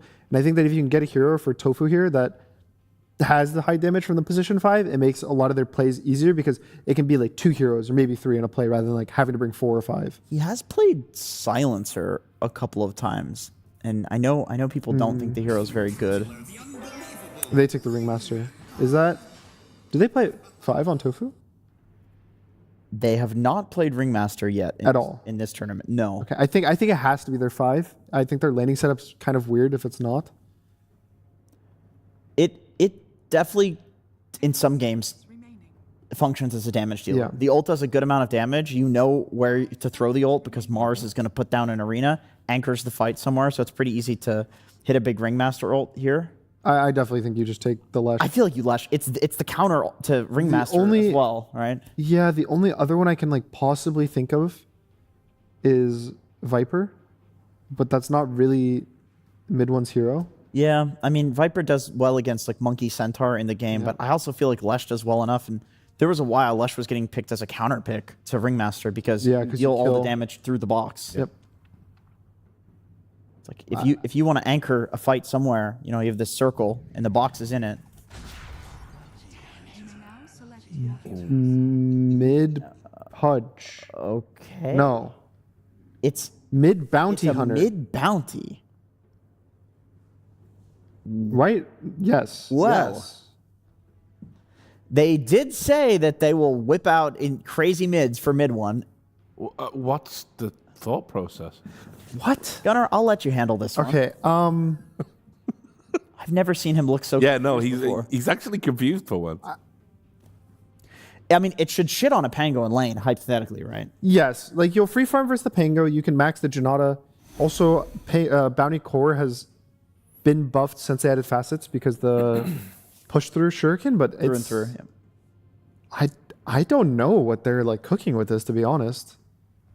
Do you think... Like, in my brain, they could Storm, they could Lesh. Like, those two are just, like, very easy picks that they could do. I don't know what a Bounty provides. The only thing it does provide is damage amp with the track as a hero. So maybe they're wanting to play around, like, some damage amp. You burst heroes one by one. Yeah, I also think maybe the tracking for the Monkey King is cool. Like, you can see him on the tree lines. You can get a Mars Spear arena to break his trees if you follow him. It's really snowbally. If they can get some early kills, they can snowball harder than they did in the last game. I just worry about damage issues. Who's dealing the damage that you're amplifying? It's not Abba. He needs Radiance. It's sure as hell not Pudge. Well, we might get some insight into it. I'm now about to throw you over to the King of Cringe, the Avatar of Awkwardness, the Emperor of Embarrassment, Sir Action Slacks. Thanks, Richard the Strangler. Let's get into this interview. Now, you are picking up Void Spirit, an interesting pick. Have you guys picked that so far at the tournament? Maybe I'm an idiot. Maybe I didn't do my research. No, I don't. I think it might be the first game. Yeah. Why then? Why this game? Do you value it? I mean, Boxy likes it. It's not that easy to kill him. It's a good matchup for him. So I think we felt like we needed something, a little bit of spark. So you wanted to play it. It's good for me. Okay. Also questioning that Ringmaster last pick. Thought that maybe you guys needed some damage against their lineup, and then you're going to go for Ringmaster, which is not typically known as a very super high damage hero. Why that? I mean, Tofu wanted to play it, and a lot of the times I kind of just, like, for me, I've always just trusted my 5-player. I mean, I've only had 2 5-players ever, which is Tofu and Aiden. And so whatever it's the position I understand the least. So it's like whatever they want to play and they feel in the moment, I want to enable and trust them, and so I want to pick them stuff that they want to play. So what do you do? What do you do? Because they just tell you what they want to play, and you just go, cool. So what do you do back there? I mean, hopefully you're not just letting everybody play what they want, like, because when people have like an idea of what they want to do, that's like the overall outline, right? And then you kind of like fill in the middle bits, and that's kind of what I try to do to make sure that, like, ideally we have things that make our lineup make sense. Genuinely, though, that is something that a good coach does, is see what they want to do and then make sure that they're doing it accordingly, correctly.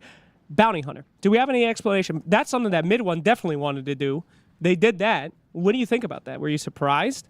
Yeah, I mean, it's a really cool pick. I think probably a while ago when Pango was really popular, Bounty Hunter mid was like the counter to it. It's just like a nice lane matchup. I think this guy is playing really well and he's feeling himself. And when you're at that like moment where you feel like you can play anything and you're just playing super well, I think it doesn't really matter, right? You're just kind of playing Dota and then you're treating it like a pub, and that's when you kind of like hit your peak. And Mid One's playing like honestly ultra well, so kudos to him. And you can see that like the team just like full trusts him. They're like, what do you want to play here? And that's ideally what happens when you're a good team. Similar to like me, right? It's like if one of my players, I mean, we're top 3 at this tournament, we're not a bad team. So if like somebody wants to play something, I'm going to trust them. Absolutely. Well, I trust that this will be an incredible game. I wish you the best of luck, and I'm certain we're going to be going to a game 3 potentially as we go into this one. Thank you so much, Slacks. We are indeed into game 2. Jonathan, a lot of chatter about this mid bounty. I'll ask you, because you and I, we both had some thoughts. Have they overcooked? Is this draft burnt, John? I remember a time in Southeast Asia. I remember a time when a certain mid one was back there on his old team, and he used to play this mid bounty, and every single time we would doubt it, and every single time that's when they'd find a win. So I'm not going to doubt it this time around. I think mid one knows what he's doing. You could argue Liquid's cooking up quite a fair bit as well with a Void Spirit support flex on hand, right? So both sides are cooking something unique. They bring out the Pudge for Yamich. And so far for mid one, in terms of CS, yeah, not amazing, but does it matter when you're sapping away 12 gold every single time you try to right-click with Nisha and not get shoved out of lane? Probably not. You're happy enough here for good old mid one. He is just managing to maintain the lane, still find some CS on hand. And the key thing is, for mid one, considering how fast he loves to play, he hits 6. This threat for kill, this threat for snowball coming in from MOUZ with, again, that tempo we saw in game 1 really starts to skyrocket. I think that's where there has to be some concern on Liquid. Because you have a support like Void Spirit that's just going to take some time, you have to hit some level spikes here as well for Boxy to be that secondary, at least nuisance to deal with. It's just going to be, again, not as slow as game 1, I will argue, but certainly not the quickest draft in the world for Liquid. Would love to see some more tempo out from them. Already taking a gander at the other lanes. Crystallis again on that nice little Abaddon. He had a great game last time, and he's doing fine work laning into Ace. You don't really care for the Centaur's durability or damage. You've got yourself some pretty strong sustain coming in here from MOUZ. Like, Abaddon Warlock is a lane that should never die. And so far, it's been a free farm lane for Crystallis because of that. Top lane, of course, Boom once more on the Mars. So they get away with a lot of things that worked out in game 1 here for the side of MOUZ. And for Liquid, having this matchup for Mika, it is a lot more... It is somewhat manageable. You've got the threat of the Jingu Mastery. At the same time, Boom is relatively tanky. Like, he's not going to care too much. There's this threat of the hook back from Yamich later on as well. I was going to say, the Pango versus Bounty matchup, when you heard Blitz say it as well, like, the Bounty does do really well against the Pango. Yep. Right? Like, you do have the advantage because of Janata. But Nisha also has that double jump with a shield crash. I don't think it's quite as one-sided of a matchup as you'd kind of anticipate. It is quite back and forth. The annoying... Yamich? Yamich? Oh, the wind? It's all right. He's fine. Yamich will go deny himself. But I was trying to say, it's annoying because of the gold exchange, because everyone can just keep stealing from you. But in terms of harass trade, it's not as bad as you'd anticipate. No, it's not as bad. It's still manageable for Nisha. He's still finding himself with a lane, with some farm. Whoops. Carry. Gonna find Boxy. And I believe we just saw as well, the bottle was in the backpack for Nisha, so he doesn't get the... In fact, it was, mid one. He'll find it anyway. Meanwhile, Boom, chase down a little bit. Tofu gonna hit the blood grenade, and they are gonna find a nice pickup now for Mika. A key difference is that Yamich on Pudge is going to be, well, you know, maybe not as active in that chase down. It is a deadly lane, but it's double melee into a Monkey King, into this Ringmaster that can just kind of push you back as well. So you are forced to maybe play a little bit safer. You have some really good wards as well from Liquid, watching the position of Yamich every single time. They know when he's going in the jungle. They know when they can exploit Boom. Like, they just see him cross into the triangle again. So now they drag 3 heroes up top. Boxy's around as well. And they can just apply some pressure. Boom. Oh, you love this. You love to see this. This is classic Boxy rotation. Knows the TP from Boom is coming, but a hook! Oh. Yamich! Saving Boom from the walk of shame. I mean, he might have to make the walk back to the fountain anyway, but at least no kills to be given to Liquid. And we saw this Yamich Pudge yesterday. I was a non-believer. Yep. I doubted Jonathan. I won't be doing that again. No. And that's the key thing. You're still getting some value in the triangle. You're soaking up some EXP away from the Mars, allowing that EXP gain as well for Boom. It's a slower game. They are rotating onto mid, but mid one is still pretty fine. 3 of them. They're bringing the Fatal Bonds here with Cowrie coming in from the east. Of course, there is 6-minute power rune spawning in 10. Both sides having 3 heroes ready to try and contest this. It can be really hard to contest against the Pudge, though. You can always just hook the rune if you really want to try and do that. They'll go for the fight anyway. Aether Remnant, it will catch mid one, but of course he is going to have dibs on the haste rune. And he's thinking about the chase back on Nisha. Nisha, though, already retreating back behind the tier 2 tower into the fountain. You know what's really dumb to think about? Fatal Bonds plus this true and true Shuriken toss. Get the Fatal Bonds out in the creep wave, toss the Shuriken out. It is a lot of damage. It hurts. So that is one thing as well, and I do appreciate that movement out from Kauri to kind of threaten with that. Doesn't quite pan out. Boom again. This time Yamich is not going to be around to save him. Now, I like this target prioritization. Not only are you feeding all this gold to Mikke, but on top of that, you saw what Boom did to you last game. You do not want to allow him to have a repeat game like that. No. Certainly going to be a slower pace into that blink now here for Boom. Bot lane has been going spectacularly well still for Crystallis, right? Like, he's still getting the farm. There's still no pressure. They managed to find Tofu. They do. At least this is mid one. No, still going. Mid one. Double kill now on the Bounty Hunter. And maybe he's going to make me a believer too, John, with this bounty mid. I mean, that's the one, you can't doubt it. Chasing Nisha now, but he's going to have to let Nisha go. This is where the bounty starts to get a little bit scary because he's already got 800 gold off the back of that double kill. Track is up, and this is where Liquid need to play cautiously every time mid one's missing. Yeah, he's just set to keep that farm game going. They'll try to punish down bot, but Crystallis is not at 6 yet, so this is a pretty open time to attempt. Just that if Kauri's around with Shadow Word and with the Aphotic Shield, are you really scared in Crystallis? Probably not. You can just sustain through. There's no threat on Ace, and you're happy enough to, again, just keep camping that lane. 3-2 start. MOUZ, not off to as quick of a start, and you have to give props. Mikke has been free farming up top. Like, this lane has been non-existent for Boom. This Monkey King is matching a Bounty Hunter that's gotten 2 kills. Not the best bit of news for MOUZ. Very good news for Liquid. This timing for Mikke into Defusal is going to be devastating if you're not too careful. Can he get away from this hook? Yamich will be patient. He's going to be just fine. Mid one, meanwhile, still playing games in the mid lane. Trying to bait them a little bit forward here for Yamich to have a hook attempt. But Liquid not giving the openings over. They'll wait this one out. Just continue the trade of the farm. And that is one of the general counters towards Bounty. Like, if there's no action, Bounty Hunter just does not enjoy himself. No, you're not able to snowball off. They've been playing a little bit safer on the side of Liquid. For MOUZ as well, you haven't had rotation potential. Yamich is chasing down Boxy, but he does at least have Dissimulate still ready. Now he's got the rod, hook, and that's it. Yamich. Nice, easy, secure on this Pudge. Tranquil Boots up now as well. One of the more favored timings for the Pudge. You can just never go back to the fountain now. And happy days. I mean, obviously, he's not going for my classic Aetherlands build, Jonathan, on Pudge, which I highly don't recommend you do. No. It's really bad. Aetherlands is not a classic build. John, it's not an old item. I don't know what bracket you're from, John, but in my bracket... No. Listen to me. Soul Ring Pudge was the way, Mike. Crystallis? Well, why is it the way, John? When you're dying Soul Ring and Rod. Deny yourself. Easy denies. What are you talking about? That was the best thing about Pudge. A part of John really did die when you can't self-deny. Can't get over it. Crystallis? He might be self-denying right now. John, they are chasing him down. They find Kauri. Crystallis, he's going to be okay. In fact, Boom, he's going to rotate over, seeing Nisha. Do they get the TP cancel? They do. Right at the last second. Drag out as much time as possible from Nisha. No kill to come. Being very annoying, those mid one, just chasing down Boxy past the tier 2 tower. There's no TPs coming. Uh-oh, Aetherland's out. Mid one, trying for the TP. Is there a cancel? There is not. He's okay.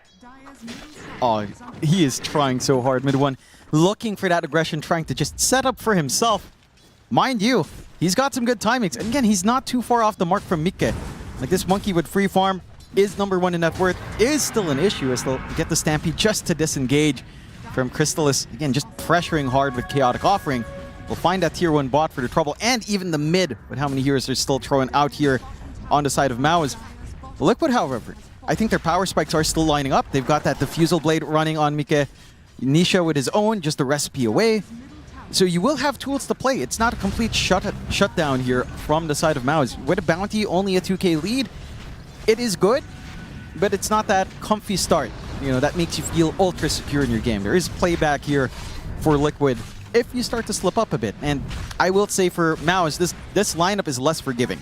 right? It is very momentum-based. Once you taper off a bit, once Liquid does manage to find parity, the game does get extremely hard to follow through on. Oh, the Aghanims on the bounty.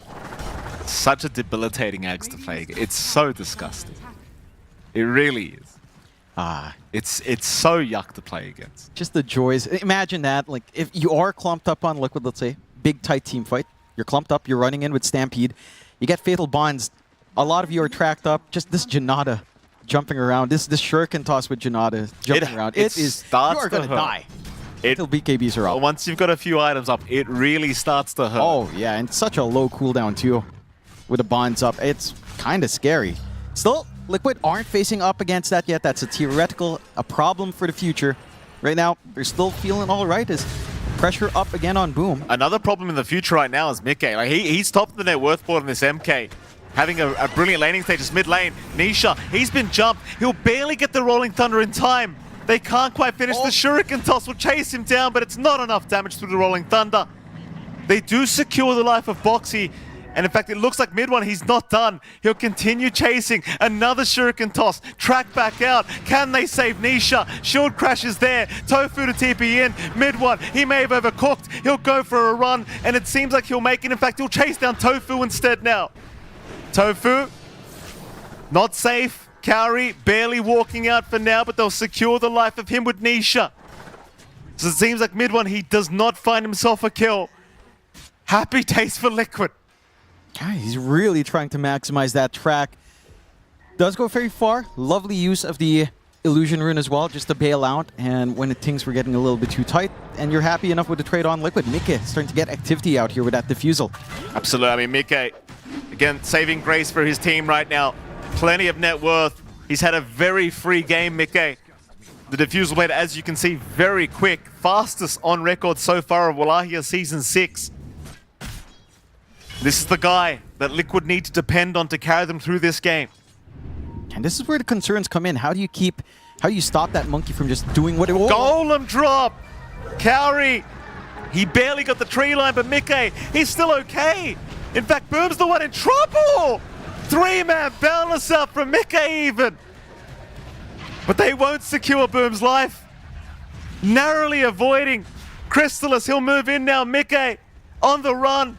Mid one's here as well. The TP's going to come in Liquid. They've got to protect their carry. They'll try with Nisha. Rolling Thunder. Another 2-man boundless strike from Mickey. Chasing down Crystallis. Yamage, he'll hook Crystallis out. It's not enough though. Double kill for Nisha. Chases on from Liquid. Mid one. He's been caught. Surely can't run out of here. He will not. Did you see the boundless from Mickey? Massive. I mean, it was a boundless. Infinite, Jonathan. Infinite, and right back to full goes Mike. You're not able to get the hits off. You're not able to get the Withering Mist in time.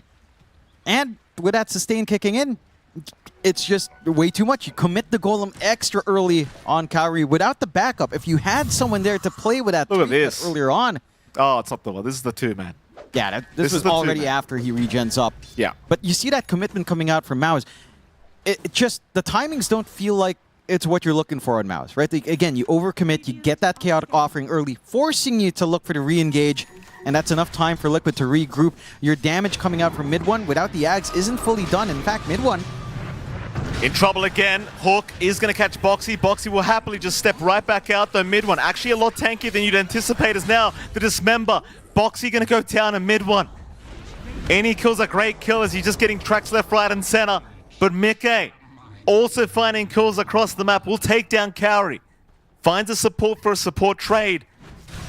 Now, I wonder how worried MOUZ are feeling about this Monkey King right now. I mean, Crystallis, he should know. He's the Monkey King himself. He should know how good of a game Mickey's having. Yeah, it's just been a free game. Again, uncontested in lane, straight BKB build-up for Mickey, looking for early activity on this hero. You can keep up in scaling here for Crystallis. It's just a challenge, right? Like, your farming pace is a lot slower. You need that Radiance up. He's already got the Sacred Relic at the least, but it's going to take a little bit more on top of this for the Abaddon to really start to get control in this matchup. The one thing for Mika that he has to worry about is there's so much tree break, right? There's Arena from Boom, there's the Chaotic Offering, and like the panel mentioned, Bounty Hunter for Monkey. You can just keep tracking that Monkey King. You can keep watch where he's at. And that just makes it harder to play a sneaky game here for Mike once he does kind of show up somewhere. So you're always kind of thinking twice about where you're going.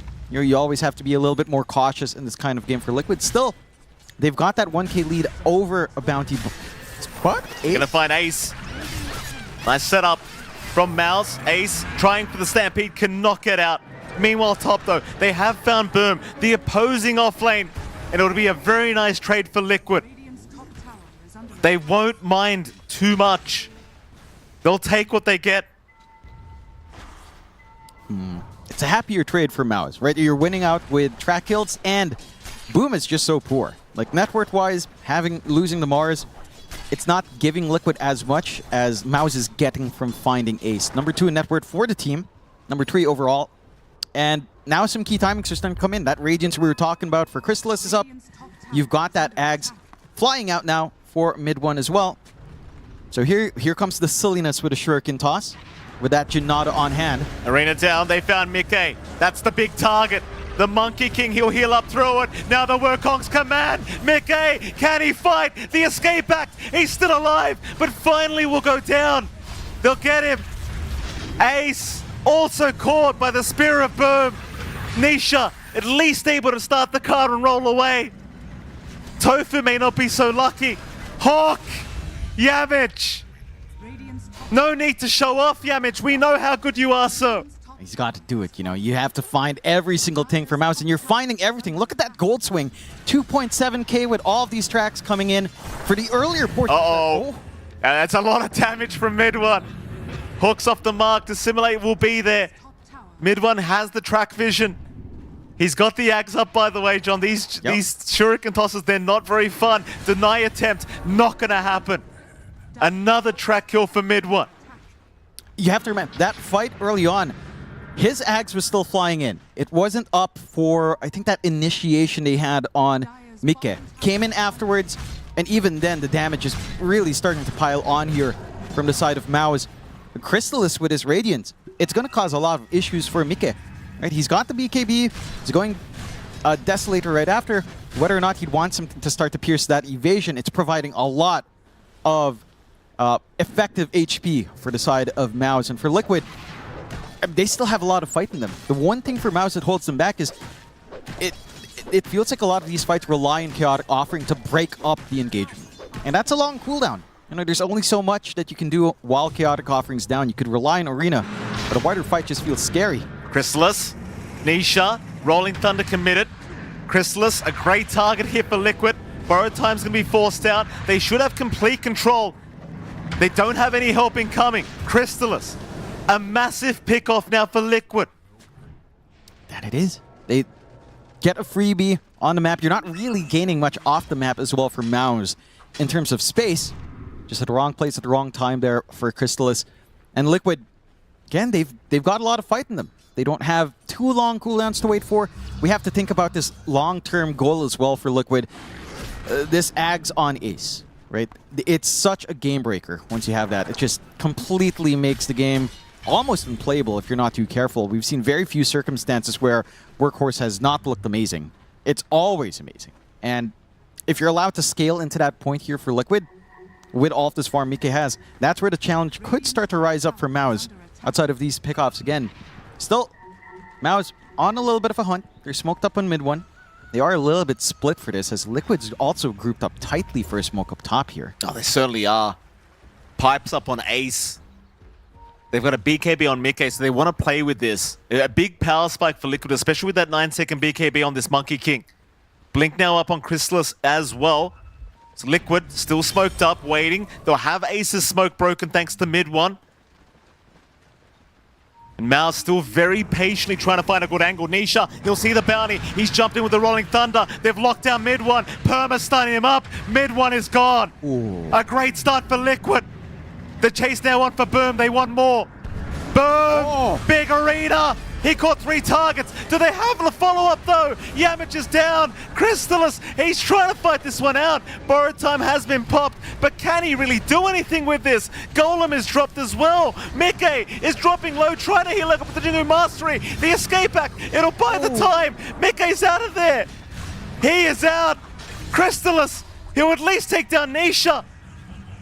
It's a 3-for-1 thus far, but Crystallis is not done. Boom. Setting up onto Boxy. Boxy, he'll dissimulate to the high ground. Boxy being chased by the golem of Cowrie now. Trying for the deny. Blood Grenade will ensure he gets it. So really just a 3-for-1, but the Boxy kill really doesn't count. It's a 4-for-1. With A 4-for-1. Mid-1. Uh-oh. It's... I don't know. The positioning of MOUZ was not ideal with that smoke. Mid-1 playing like there's no vision on the map, playing like there's no sentries down to spot him out. Gets caught out the first time. Cowrie in a very awkward spot. He's not able to drop the Chaotic Offering. They actually pumped a lot of ults into the backline. Wheel of Wonder just to stop the Warlock. 2 supports just poking on the Warlock just to prevent the Chaotic Offering in the arena, which would have changed the game. Would have changed that fight. Having the Fatal Bonds in that area control as well. None of the tools came out there for MOUZ. A rough position, really clean execution out from Liquid. Finding all of these tools and taking them away from MOUZ. Understanding how MOUZ has to operate to actually win out these engagements. And to even out the game once more. Take the Tormentor on top. And for the side of MOUZ, they're going to be licking their wounds a bit. They have to be careful. The sentry coverage coming in from Liquid has been really clean. You've got even now the spotlight, so it's just not a game for Mid-1 to sneak around. This is not a sneaky bounty hunter game. You have to be standing back, placing track, playing safe, using the shield that is your Mars to stay alive, because they have a lot of ways of finding this sneaky, pesty bounty hunter at this point now. Absolutely, there is. Look, oh, they found a great target. Crystallis. He has no idea they're coming. Jump in. Borrowed time will be targeted. Yamich, Hawk, but the Yule Scepter to cancel. They'll TP and Cowrie to help out. The borrowed time's over. Crystallis is down. Cowrie, he's just TP'd in. Boom. Even showing up to try and help out Cowrie, but it's 1 by 1. And Liquid, they love it. It's a shot in the arm. Freebies coming out. They have a 4K lead up against Bounty Hunter. Not the position you want to be in for MOUZ. Mid-1 doesn't even bother leaving that mid lane. Just getting his own farm going. We'll maybe find out the hard way walking into the triangle. At least sentries are a little bit further out. Can he Hawk, Yamich, he certainly can. They've got help around though. Boxy gonna try. Ace is really tanky. They'll be forced to drop the arena hat now to lock him in. Mickey's around the corner. Ace is not dying. He is not dying. Yamich though. Yamich is. Hook from Boom. He's gonna find Mickey, but it won't matter. He's still forced to blink to get out. It's Liquid. They are just too strong right now. And it's really hard for MOUZ. Like with this kind of draft, you want it to be in control of the game at this moment. But they've lost complete control. And now Liquid, with their own draft, I mean, they can drag it out however long they want. They've got the scaling on hand for the side of MOUZ. This was a very tempo-based draft, and they've dropped that tempo entirely. There's some damage issues coming out, and they do more damage than Liquid. Just the body that is Ace at this point with the pipe and the Lotus Orb. Too much to handle. Like, you need everything to go right. You need Withering Mist on top from Crystallis. You need these Fatal Bonds. You're actually very reliant, I'd argue, on Fatal Bonds right now to look for a team fight win.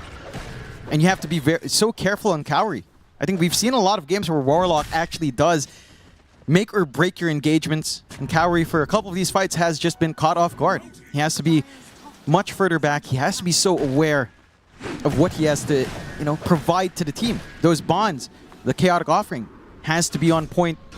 And Liquid has just been managing to find that punishment onto these softer targets. Mid-1 for his part, inching towards the BKB. Almost at that point, so some protection for our Bounty Hunter coming in. At the least as well, he's also very close to that level 15 talent with the damage reduction. So there is some durability coming in for Mid-1. Not quite enough for the onslaught that is on Liquid. Cowrie again. Yeah, caught, but Yamich is going to be there to hook him out. Problem is the saving hooks. They're great, but they're not making the big difference this game. You need more from MOUZ. Crystallis, he is second in net worth on this Abaddon. He's not to be scoffed at. But Mickey, he's been a real problem. This Monkey King, 7-1-9. Almost the perfect game for Mickey. He's just giving no leeway here to MOUZ. There's nothing. And that's the challenge, right? Like, he went for such a tempo-based Monkey as well. Like he didn't go for Maelstrom, he didn't look for farm. Nope. He's looking for fights. He's playing into this timing of MOUZ, and he can still scale. They're gonna find Cowrie. Again. They do. You know, Mike wants to fight as well with the Deso. I mean, he's only got 2 stacks up on it right now. He wants to just keep going. 1,000 damage, just like that. Easy. Killing Cowrie is actually just big. They're gonna try for Ace again. Ace has teammates coming. This is not a safe fight for MOUZ. Ace, he might eventually go down, and they will get him. But Chrysalis, he got hypnotized by the Will of Wonder. They're not gonna jump though. Not without their Centaur. MOUZ, they will get away with the Centaur kill this time. That Stampede down as well in the respawn. So there's a little bit of a window for you to do something on MOUZ. It's just that you also dropped Arena around the same cooldown. So it's going to be a little bit more parity. You could consider a move out. With mid one. Going deep. Hook. Nisha. He's been caught. They'll drop the spotlight to try and help out the evasion. It is helping a little bit Nisha. He can't get the Rolling Thunder in time. And Yamich, he wants more. Hook is available. Boxy, unable to avoid it. Will dissimulate eventually. But now Crystalis right on top. Will take him down, and MOUZ, they are fighting back. We talk about the strengths of Liquid in a slower game. You have to be so careful about giving openings to MOUZ. Because it's not just that you're ahead, you're bleeding gold, you're playing still into track. Well, what item does mid one go for here? That's what I'm curious about. Like, he's got BKB Axe, but what's the next item on a core bounty hunter? It's fairly open. He can opt for aura buildup if he'd want, relieving some of that pressure on Boom. It's gotta be like damage or something, right? If you're going damage... Utility even, like Sight the Vice, maybe? Yeah, Sight of Vice is great. Damage just made me think of Battle Fury, which is an old meme. Apologies for that. We're not doing that. Meme. Not that. I'm trying to think if it's a good Conda game. The break doesn't feel ultra important. At the same time, it does have some utility. You know, cutting off, say, Jingu in the middle of a fight from Mikip. It's not bad to take away this possibility to crit, his possibility to sustain. It's not awful. At the same time, I don't know if you want to spend all of that gold for it. We're seeing mid one cycle around as well. He ends up on the Manta style. Okay. So self-dispel, a little bit more damage as well. Nothing wrong with that. Mid lane. They are forcing a fight. Yamich has been caught. Hopefully a nice easy pickup for Nisha, I want to say. And they will get it. Yamich just so slippery, even on the Pudge. Now Liquid, they could think about the mid-tier 2, but they'd rather Roshan. But it's such a risk. You pop Stampede and Rolling Thunder. Oh, they're not going for it. No, they can't. Arena's up, Chaotic Offering's up. They use their disengage spell as well. There's no control. They tried to play poke with Boxy, but Boom already used the spear. Maybe still hanging around. And Boxy's also hanging around. He's not going to go for the commitment. So for Liquid, that's a really costly kill. It's still a nice kill, but again, popping these 2 ultimates means that you can't really capitalize. And MOUZ can just reset, wait for that Pudge to be up, get this build-up still going here on the side of MOUZ as well. Again, the Manta for mid one, set to come out soon. You've got the Manta already up on Chrysalis, going into the BKB. And Boom is, once he hits BKB, can start to expect some of that wombo combo to come in. Better arenas, hopefully better follow-through with a Chaotic Offering. They'll try with a smoke out here. MOUZ. Mid one is spotted. Jump in immediately from Ace, but the Golem drop counter initiation. They find Carry down. Nisha, he'll run into Chrysalis now. But it seems like Liquid, they might have made the call to leave. Mike eventually gets there, but they're going to secure the Warlock kill, and that might be key for the Roshan. They did pop Rolling Thunder, but Stampede's back up. If you wanted to make a play, it is easier for Liquid. You still have to be concerned about the arena coming in. It's being so annoying. Dragging the creep wave, not allowing the mid wave to be pushed in. And by the time they try to sort it out, Roshan, it's there, but you've got the Warlock back up anyway. At least you don't have to worry about the Golem drop. No. If you do force this, it's only Fatal Bonds you have to worry about. Yeah, but Fatal Bonds alone might just be enough if you get a good arena off. Roche does begin. It's only Ace and Boxy. You're going to need to get Nika in there as well. And that should speed up the process. MOUZ does not look interested in contesting. They don't have vision in the area, but they're also not grouping around the area as well, looking like they're just surrendering this objective. So a nice pickup for Liquid. And for MOUZ, 2 lives up here on Mika. It could be a challenge. Again, it's been back and forth. If you can cut the tree line to start the fight with Chaotic Offering or Arena, it's manageable. But if you're forced to kind of chase Mika around, I don't know if you're even finding that first life. Again, Aegis up for Liquid. Very even game in terms of net worth, but you don't want it to be an even game on MOUZ when you're playing with a bounty. In fact, Mid1 does change his build as well again, Mike. He's going for the full nullifier, trying to stop some saves. Woo. Nice hook attempt from Yamich. Tofu able to avoid it that time around. BKB is up on Crystallis as well. There might be a key item here for MOUZ to try and smoke up with. They've even got a 9-second charge on Boom. And they will indeed smoke up, trying to play off this spike. But there is a Skadi now on Mickey. Spear out. They're going to find Ace first. It's a great target if they can burst him down. They cannot, though. Ace will survive. He'll buy the time. Nisha is in with the Rolling Thunder. Rolling around, trying to find a target. Does eventually find the Abbot on Crystallis. He'll get the borrowed time off, but they'll use him up. Mickey, he'll bring out the boys, but the Hawk, Yamich, drags him out. BKB's there in time from Crystallis. Now they're back in on Ace, but Mickey's the big problem. Yamich is down. They've got to run away from this Monkey King. Stampede popped. Liquid, they're trying to kite in and out of this fight. They'll only find Yamich in the end. But at the very least, they don't lose anything. No. Age is still up. They're forced to pop Stampede and Rolling Thunder just for the pudge. At the same time, you did have to commit Arena. One fortunate thing for MOUZ is that Chaotic Offering was on cooldown that entire time. So you still have that tool for the eventual defense that will come in.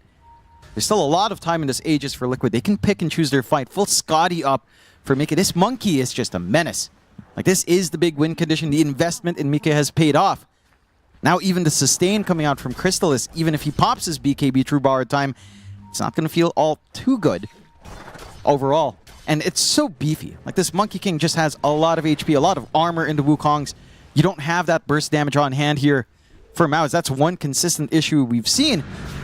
It's been hard for him to actually get fast kills. Although... Nisha, Yamich, the hook! That's a fast one. Yamich. You love to see the hooks from old Yamich. 1 kill, 1.4k gold as well. Maybe a bit more. They're gonna... Oh, Tofu, nice jump away with the cushion. Now the Wheel of Wonder as well. No follow-up to it. He's trying to disengage. Oh, Yamich! No, sir! Where are you going, Tofu? Nowhere. Where did that bring you? Right back to me. That's what Yamich is saying right now, for sure. Quoting some movie lines. And they're quoting a lot here. What movie was that? I said it and I forget. Oh, was it Avengers? Oh, it was Thanos. It was Thanos. Right? It was. Yeah. There you go. See how uncultured you are, Mikey. Even pop culture is out of your depth. Out of my depth, too, to be fair. 17-22, not out of the depths yet for Liquid. Neither is MOUZ. Very even game. Anything can happen. Look at what we're getting because we have a bounty hunter, Mike. Ags being queued up by Cowrie. Double golems being dropped. You know, it's at this moment when you start to think about all the farm you could have. Maybe you should have gotten the other facet. More damage than the ghost golems, right? Would be cool. Carry the late game. You're commenting on Warlock, are you? Yes. I wouldn't recommend it, John. Unless you're talking to me about Black Grimlock. Boxy. Hook! Yamich! Yamich, you're terrifying me now, sir. Right? Like, take it easy. Calm down. No. We get it. You know how to play Pudge. We get it. You know what? I bet your Yamich misses Soul Ring Pudge. I don't think Yamich is an idiot, John. No! It's so good! The self-deny! It was so busted to remove self-deny. Oh. See how strong it was, Mike? You don't see it.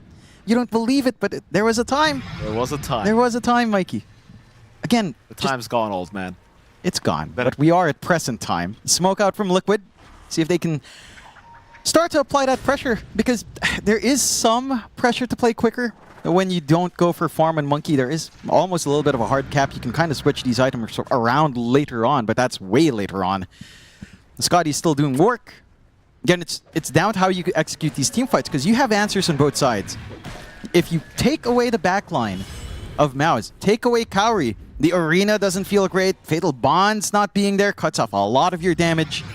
At the same time, if Liquid gets caught out even as tree, and the arena comes in with Chaotic Offering, it's a very different story. Cowrie almost dying. Always a little bit scary for opponents' fights, but he survives. I'll tell you what, though. I mean, we're talking about MOUZ. Like, you look at Liquid, they've got some really nice key items coming up. Disperser almost completed on Mickey. Oh. More importantly, though, Workhorse coming up. Workhorse is coming. Oh, that's Ace. Ace is a workhorse. There it is. You may not like it, but that's what peak Dota 2 looks like right now. Yeah, you know what? Gunnar was way ahead of the curve when he played at mid centaur with Workhorse up. I remember being so excited. Now it's just disgusting. Don't compliment Gunnar. He's watching right now. Yeah. Don't blow up his head, you know? Yeah, Gunnar, the player Gunnar whose peak performance is in Genispris. That Gunnar. I'll never forget that team. No. I'll never forget. That's a great team. That was the greatest team I've ever seen. These are some great teams too, Mike. They are fantastic. Well, of course, John. They're fighting the lower bracket final. I don't know why you needed to say that. What else are they going to be? I know. You know, 2.99 towards MOUZ as well. Favors in Liquid. I'd say that. Yeah, those are fair odds. I just feel like the ace in the hole is Chaotic Offering. Right? Yeah, all of this, you know, Workhorse is going to be annoying. Ace is right there, John. Yeah. What are you talking about? Workhorse is annoying. Mika has a lot of damage, but if you just mess up and clump up and Chaotic Offering comes on top, Arena blocks you off, BKBs fade away. There is an angle for MOUZ to play. It's a bit complicated to play, sure. It's harder to play, yes. But they can. Liquid has a simpler time. Much more forgiving, straightforward scaling. You know, a lot of control, a lot of saves. I mean, it's Workhorse plus Escape Act. Like, that's a double whammy of annoyance. Do you have yourself the Dezun Blood right on Kauri, as we were seeing. Lovely time. That AoE on Upheaval, that AoE on Chaotic Offering, quite nice. No. It's nice, right? You always start with the Upheaval. It's good, but it's not good here. You can't channel it, John. I mean, it's absolutely terrible here with Stampede, yes, but it's a good spell. It's a fun spell. There was a time when I was young, and we'd pick Undying Warlock, and we'd go up Evil Tombstone, and they couldn't run, Mike. No boots of bearings back then. That was the fun time. Just put the fries in the bag, bro. Just put the fries Sir, this is a Wendy. Sir, this is a Jollibee. Please, what's your order? You know I can't do the accent, John. I'm not Filipino. You could be. I mean, according to Google, I am. You know, Miguel Lorenzo Pineda, of course. Yes. Oh, yours is out. He's okay, Boxy. Quick clench of the butt cheeks. That's all right. Just getting spooked a little bit. Getting more itemization as well. I mean, mid one's just going full damage. Butterfly coming through next.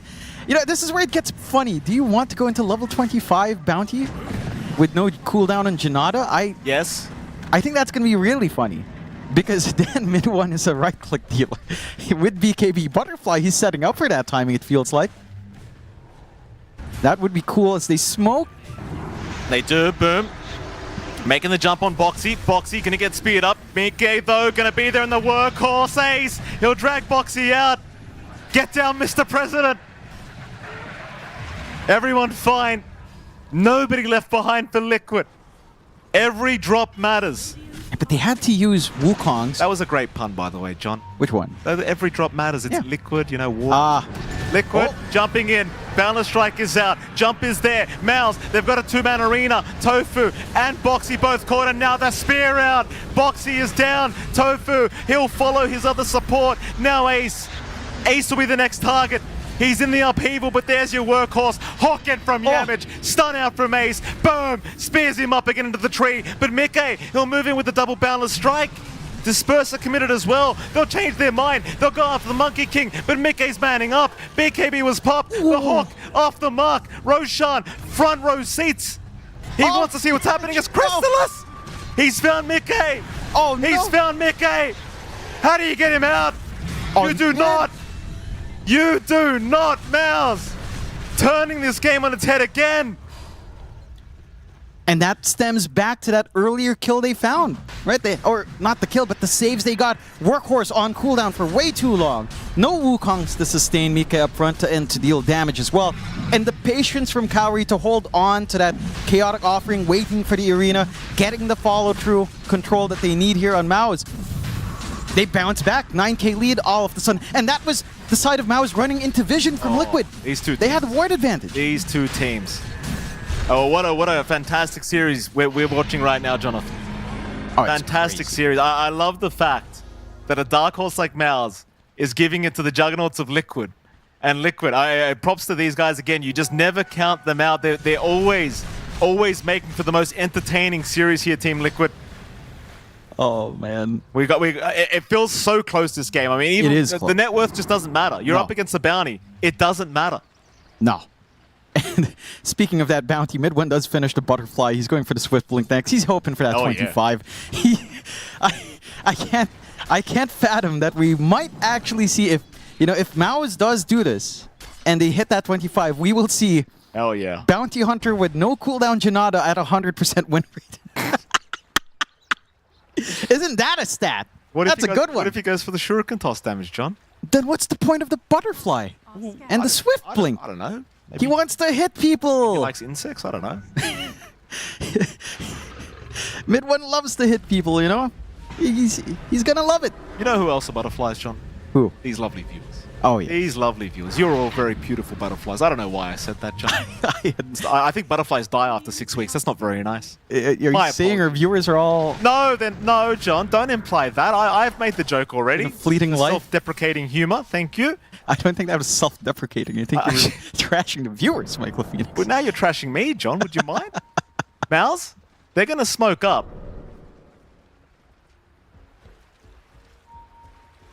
Sight devices up on Boom. This is where things get really scary now. If you're Nisha or Mike, this could be very, very scary if you get caught off guard. And you know MOUZ now have the damage. That is the ultimately scariest part of this whole thing. Is Chrysalis. He's got the Bloodthorn, he's got the Swift Blink. Everything's up. What, the TPs? Oh, MOUZ. They see Liquid.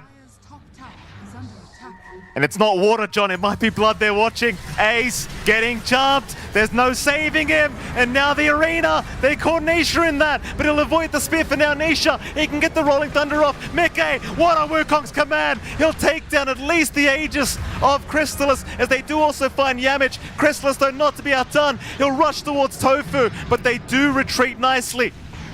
Boom continuing to try and find another stun. Tofu, it'll connect. He'll get the spear and the Hex out. Tofu will die, but he'll let everyone else from Liquid leave. Not too bad of a loss for Liquid. That was a ton of output from Mike. He did enough to pierce through the borrowed time health threshold. So at the least with the Aegis drop, borrowed time still ready, and there's no follow through. That means, Liquid can't commit to run in because you had that safety net still up on the Abaddon for the second life. Still, you managed to find some wins for Liquid. It's just, again, a little bit costly. Wukong's had to be dropped. Stampede had to be dropped. No good workhorse coming out as Ace is focused down. And for the side of MOUZ, pretty costly as well. No Chaotic offering for a little bit longer. Cowrie is going for a refresh. And again, late game scenarios, Chaotic offering's actually a really, really strong spell. Oh, really? Yeah. Oh, you're complimenting Warlock. I mean, I hate the facet. I think if he expected a slow game, the other facet would be hilarious. Give me a clip. I'm never going to hear that from John again. Give me a clip of that. I'll never hear that again. Well, I love Warlock. I've said it so many times. That might be my ringtone. I just think Black Grimoire is dumb. It's like seed money. Thank God our pros stopped picking seed money. It should be like Gris, innate. No. Liquid, smoked out. Big smoke. Crystallis, he's the big target they've caught out. Balance is going to be there, but he gets the borrowed time. Boxy will use him up. The rest of the cavalry's incoming. Yamich was trying to hook him out. Nisha, meanwhile, a race car chasing them down. They're going to be left with at least the MOUZ, but the BKB TP away is going to allow him to get out as Yamich is going to be the target. Only one left for Liquid to focus. Everybody else from MOUZ able to escape. And it really, really just feels like anyone's game. It's so open. Well, what's the win probability right now? What's Dota Plus saying? 51-49, very even game. Absolutely. And it really 50-50. is 50-50 now. Flip a coin. It's just down to how you execute these team fights, right? Can you get a good Chaotic offering arena? Are you going to be able to snipe some key heroes on Liquid, then take the follow-up fight? Can you get max value from your Stampede here? They saw mid one. Mid one will retreat, though. That's so scary. The MOUZ, you really don't want to get caught off guard here. Liquid, they're right by your high ground. They do get the tier 2 mid tower. They will leave the area. Oh, MOUZ, they're so close right now. They're just already one game ahead. One game away from that coveted grand final against Team Spirit later on today. Team Liquid, though, holding on. Part of Tarask now being built up on Ace. He's already been so hard to burst down. There's your refresher orb now up on Boom. Boom, I mean, he had one of the most atrocious lanes we've ever seen, and he's still performing like he did in Game 1, I'll tell you that. Very impressive MOUZ performance from Boom. You can see why. 60% win rate on that Mars in this tournament. Might be more after this. Might just be boosting those numbers up. Liquid, and they've got those key items you mentioned coming in. You've got even the full disperser coming out here for Nisha being built up. Mike kind of fully slotted up. This is where maybe it gets awkward for the Monkey King. Like, you are all pretty much done with itemization. Out of Tarask. Oh, refresher orb on Crystallis even. Yeah. Double BKB. I mean, they've been able to control his borrowed time very well. Boxy with these Yules has been very annoying with these borrowed times. I do like the refresher orb here for Crystallis. It just feels so necessary. Yeah, it's only the one Yules as well. So the secondary life should be pretty strong here on Crystallis. I'm looking forward actually to the Yags of Yamich. I think that's going to be a big one as well with a front line of Pudge. The healing reduction up against a Monkey who's trying to sustain with these Jingus. Getting reduced by a ton is not going to be a good reality. Yamich, no save. Boom with the side device, but Mike going to jump in anyway, trying to blow up Yamich. They do find one. The arena, they're locking them down. Escape act for Mike to let him out of the arena. The golem drop though. Oh, 3 targets. Now the refresh. They're fighting. Can they get him out of there? Ace, he's right in the middle. Boom is down. Mike, mad fighting. A Crystallis is gone. No buyback. Mid one. Running. Well, is he short on gold? Mid one's gone to boot. They bought out. Liquid are doing it again. They just keep doing it. The moment you buy out. How does it keep happening? That's just. Oh, GG Liquid. Oh, man. Cinema. So why hire De Niro, Scorsese? We've got Liquids right here. That they are, and for MOUZ, where the set started to fall apart, they've got that good initiation out and boom, but the follow-through was just late. Everyone was TPing back. They were all in the triangle. They all bought out as well. The refreshes just came in. There was just no money, and they weren't ready. What do we do to deserve a series like this, John? I must have done something right in a previous life. Speaking of doing right things, we've got a panel on hand. Don't know if we're doing right things. We thought that was over. We thought MOUZ might be taking that 2-0. Liquid, sometimes they just lead a charmed life, and everything just went right at the end for them there. And now we get a Game 3. Fantastic game, it's got to be said. Man, they look devastated on MOUZ. That's one of those things where the game ends and you go, what just happened? Yep. Like, smoke in front of the base. I mean, this goes back to one of the most basic rules of Dota. You see this time and time again, TI after TI, season after season. If you die in front of your base late game, it's just over. And it's really cool for Liquid to find an opportunity like that because they were not winning that one. Like, yeah, it was like the early game was like, okay, it's looking rough for MOUZ. Like, the Bounty Hunter was kind of struggling a bit. Like, he was doing very good out of the laning stage, but then I think that Liquid was kind of able to stop whatever his early game pressure was and take these like really good team fights. But then MOUZ started coming back, right? Like in this mid game, they actually start winning the fights and it start being like, oh, MOUZ is going to do it. They're going to 2-0. This was incredible from Kaori starting the fight, but then the follow-up from Liquid. I can't believe Mike lived here. And he had, I think it was like 3 boundless strikes he casted in a row in this fight that always connected on 2 targets, if not 3. It was just kind of insane to watch his Monkey King here. And it was like very impressive. Watch this. That Yules, that in a previous patch before the Shadow nerf on Pudge would not interrupt that. Interesting. So, bullshit, number one, Ice Frog, please fix. But also, for Liquid, really cool that they know this. Like, this is a team that does know their mechanics. So, Boxy, I think that was his Yules. Using that there, understanding that this is a counter to Pudge now. Very good. And look at this. Like, MOUZ was ahead at this point in the game in gold. Yeah. They had, like, fully come back. They had pressured the enemy base, but then kind of, as we were saying, it's like, you take a fight right outside your base. They also had just greeded up and spent all of their gold. So they have 0 buybacks, and the game just instantly flipped on its head and ended. It was 30 seconds, and like basically one mistake from MOUZ, and that's all it took for Liquid to win. Do you think Liquid saw that, for instance, the refresher orb was purchased on crystals, and this is why they go for that smoke? Definitely. It's a thing. I know specifically like carry players were very good at it. I know when I played with Yuma, he would do that a lot. He would see an item that an enemy team picked up and it's like ping it, be like BKB refresher or something. Like there's no way this guy had enough gold based on when he got his last item and this item to have that item plus buy. And it's like, I think very, very good players, especially like carries, because they know like how much gold's on the map, how much they farm. Like it could have been a Mickey call. He could have said like, the ABBA has a refresher, he has no buy. We should just take a fight right now and win it.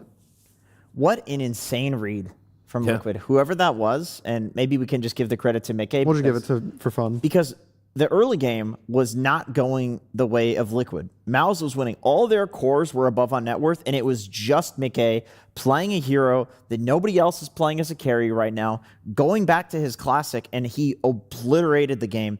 And honestly, this is prime Liquid form. You have Mickey on a hero that he can actually get active. He can show up to the mid lane. He can show up to the off lane through the portal. He can do stuff. Faceless Void is just not that hero. That's game one.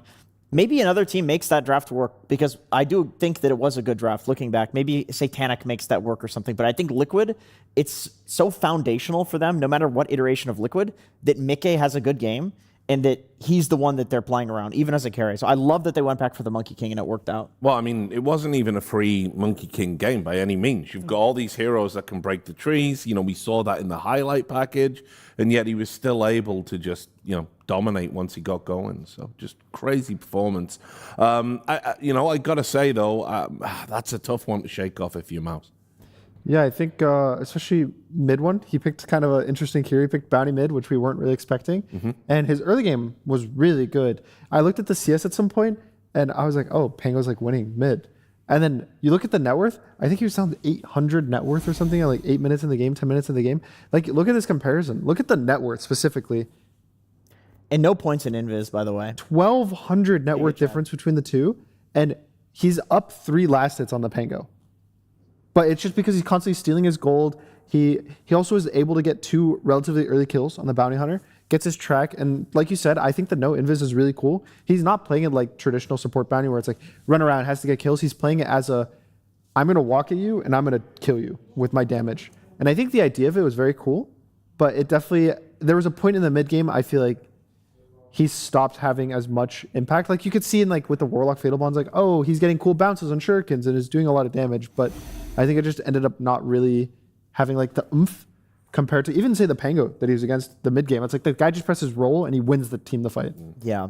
I also want to talk a little bit just about the Ringmaster. It seemed to be primarily used for counter initiation there from Liquid, which I thought was really cool. Like whenever the big spells were going down from MOUZ, the Ringmaster was like kind of deploying the wheel to disrupt the fights, and it was done really well as a strategy. So that's something to think about in the draft. Yeah, definitely. I mean, the box was not so useful because there was like early nullifier coming out in the game. That's just the nature of when you're playing from behind like that. And of course, as Bounty Hunter in the mid lane, he can kind of build whatever items counter your hero. But yeah, the counter initiation of the Ringmaster ult was very devastating in this game. I like the pick for that reason.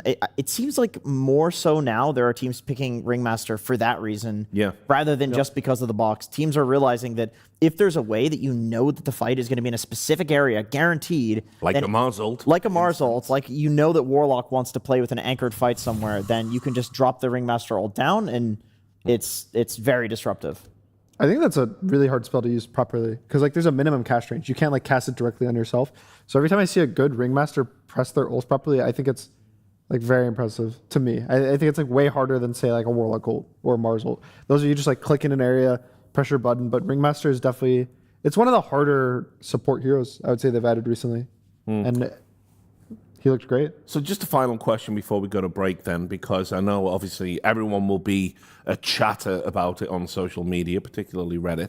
Do you feel the Bounty Hunter was more of a hindrance for MOUZ, that if they took that Lesh, for instance, that was available there, are we just talking about a 2-0 now? I think to some extent, yes. I think he definitely, if he was like Lesh or if he felt the storm, they probably could have snowballed the early game advantage. I think a bit harder than they did here, but I think that it was winnable. I don't think the bounty made it bad. I just think that it could have been better. I believe the Lesh makes it easier. Yeah. You've seen this before from mid one. Sometimes Especially he pulls mid out one something Lesh. weird, and if he was just normal, we're like, okay, come on, they would have won that. And then they pick normal the next game, and it goes a lot better. So we'll see if they adjust. Yeah, we will. And we're about to take a quick break. MOUZ will be disappointed after that one. Team Liquid, there is no better team in deep waters. We'll find out who's going to win after the break.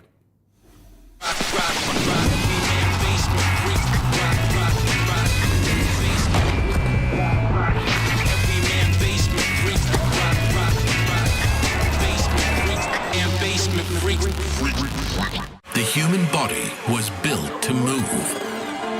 Not trapped at a desk in one singular posture for 12 hours a day. It's time your chair evolved. This is Secret Lab Titan Evo. Ergonomically engineered for you, gamers, hybrid workers, artists, backing your every move.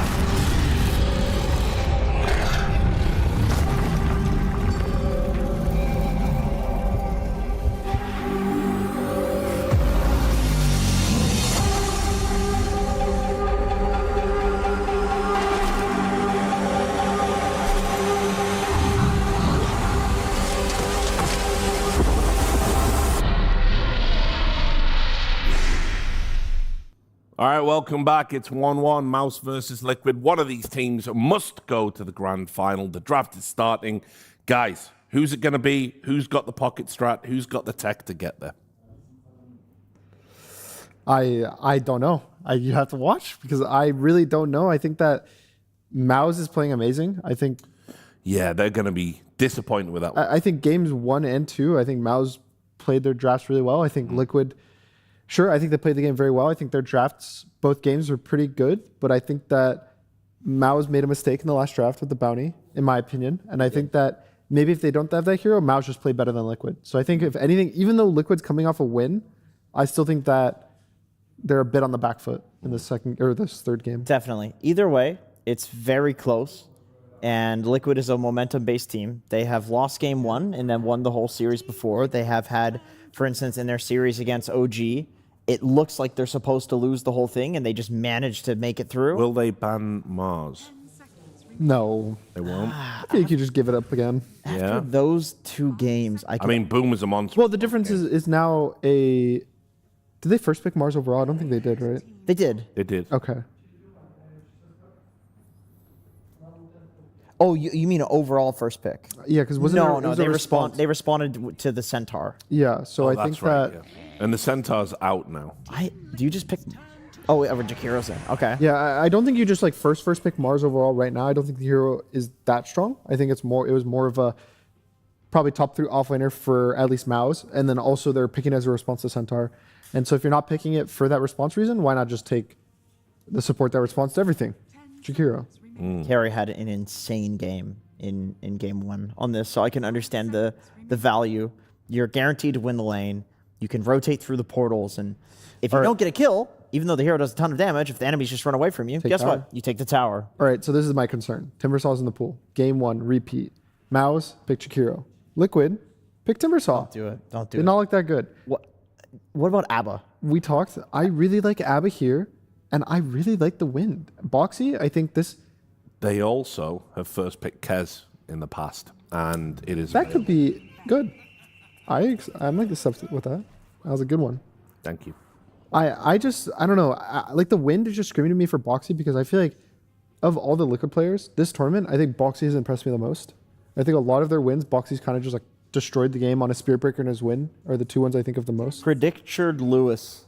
Not bad. Yeah. We can workshop it. We'll workshop that one. Yeah. Anyway, Gun Daddy. A lot of workshopping. Yeah. But I appreciate the thoughts. Thank you. And I don't know. I just want to give Boxy like a hero that he can just 1v5 on. And I think that's Wind in this game. Well, a Kez first pick certainly means they are not accepting that game 1 was a good draft, a reasonable draft for their players.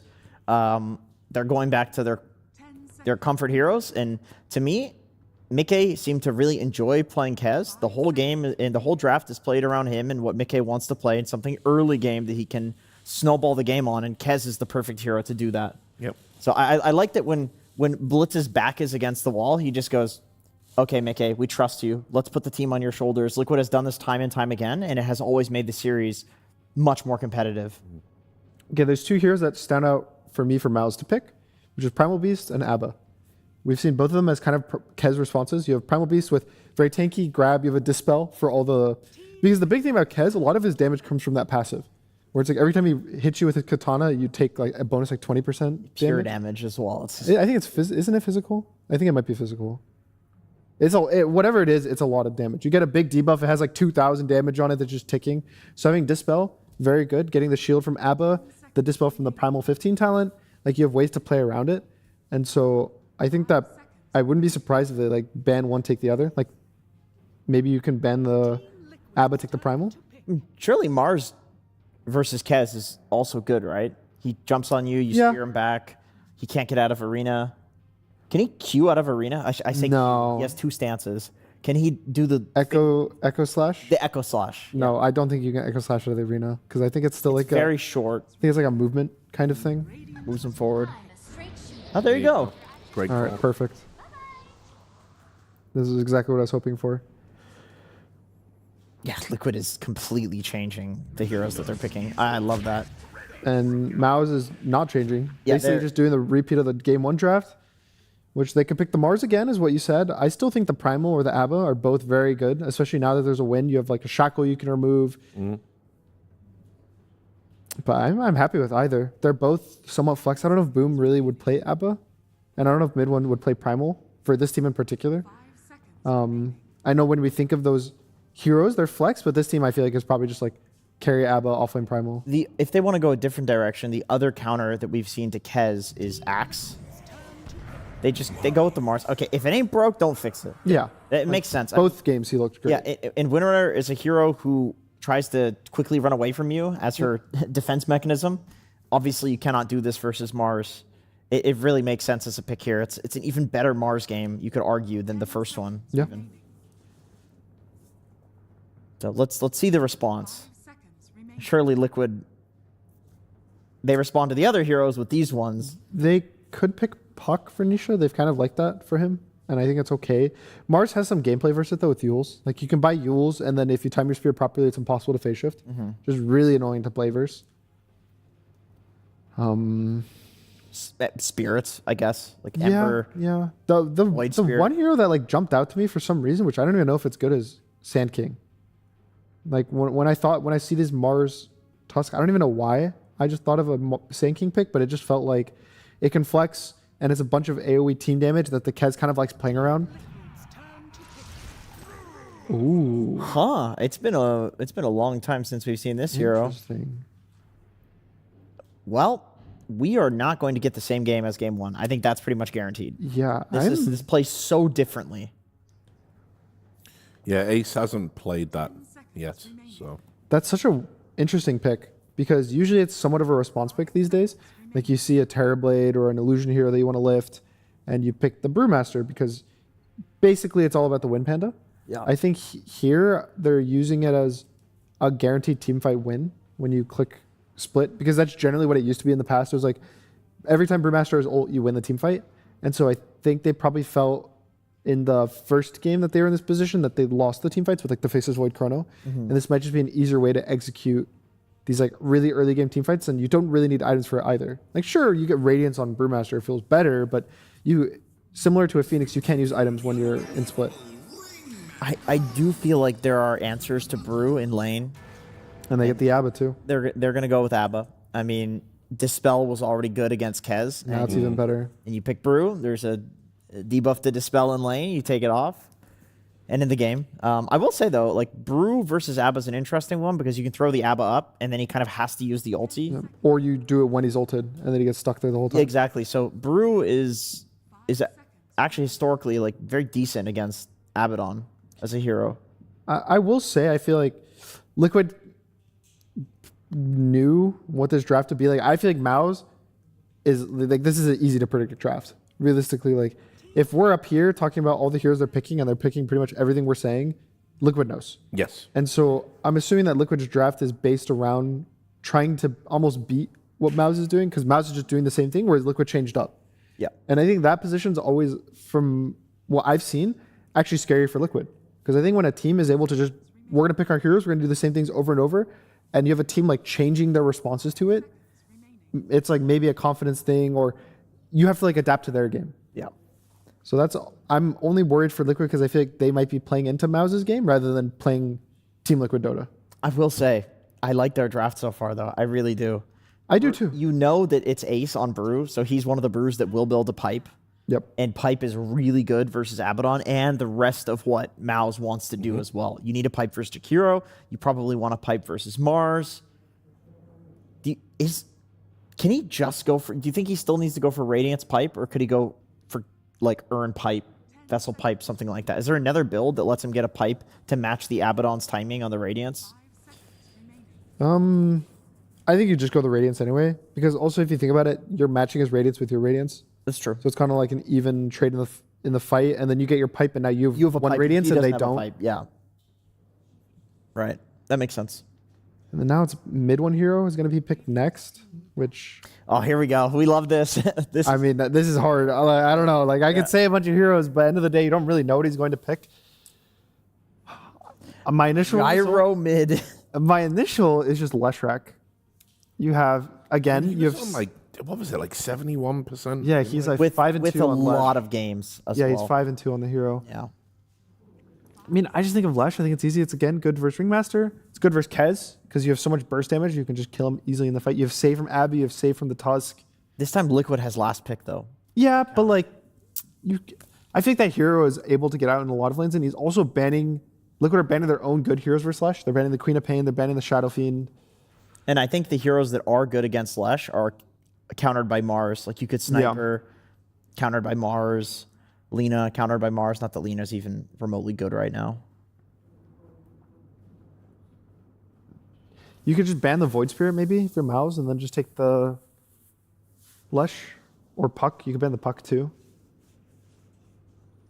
I'm trying to think of like cheese heroes. Puck would be very good for Liquid. They need an anchor for Ringmaster ulti, for Brew ulti. Even Kez would prefer if people are stunned so he can get a few extra hits on them while he's chasing them down.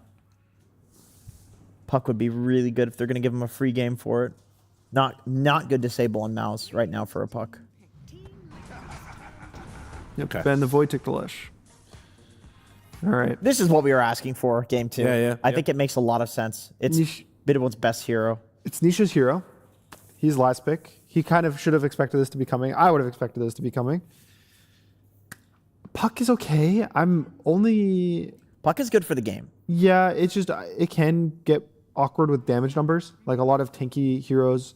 But Puck itself is really good and can do enough damage to take them out in the fights. And you have a bit of save from Ringmaster.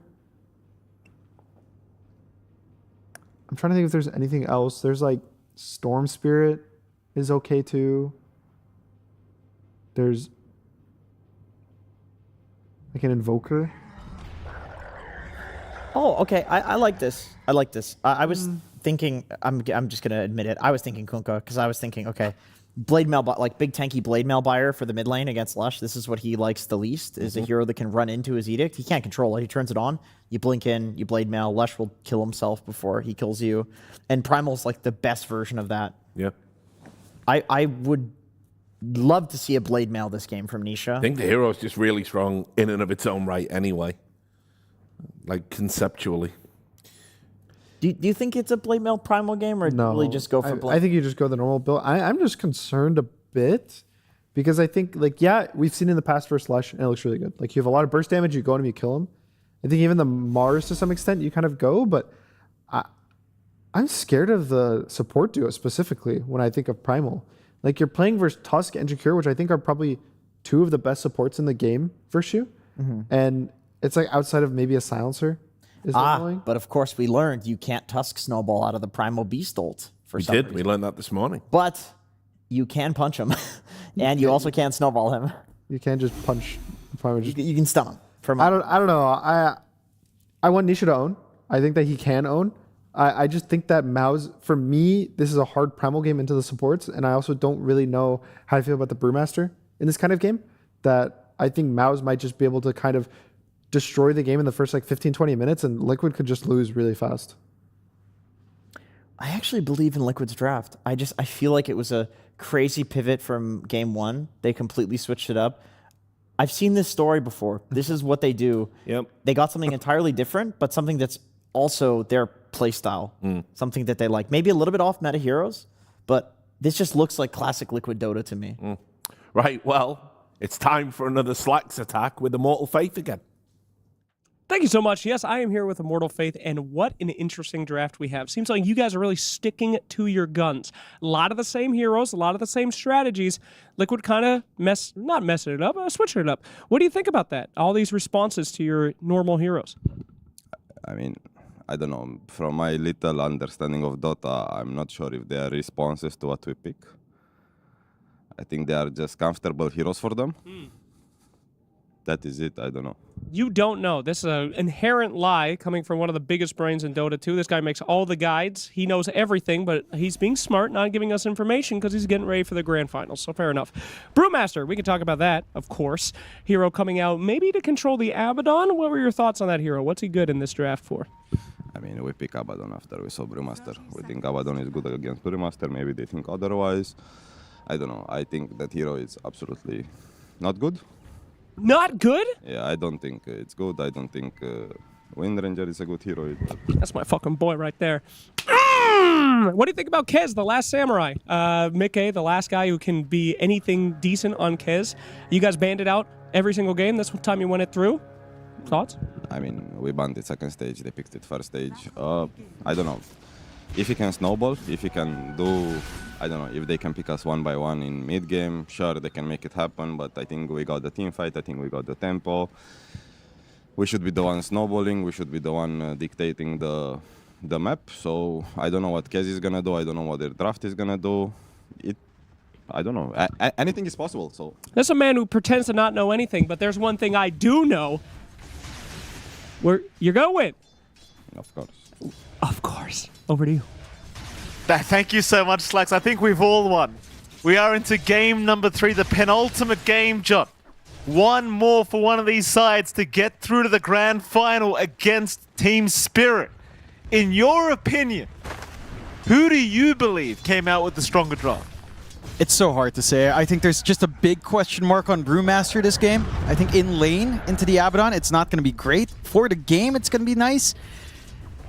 I'm not fully convinced. I would lean slightly towards MOUZ. I think this is a really strong game for mid one. He's going to do a lot of damage. He's going to be the one that kind of carries his game early on, and that's the key thing. If mid one has good lane, you're going to have a good game on MOUZ. And so far, this matchup up against Nisha, it is pretty good. Right, like if he rushes in, you're going to have Edict, you have Split Earth. If he is trying to trample you down later on, you have all of this magical sustain. You're not going to care for his early armor if he does get the value point in Uproar, which could lead to Nisha not even bothering.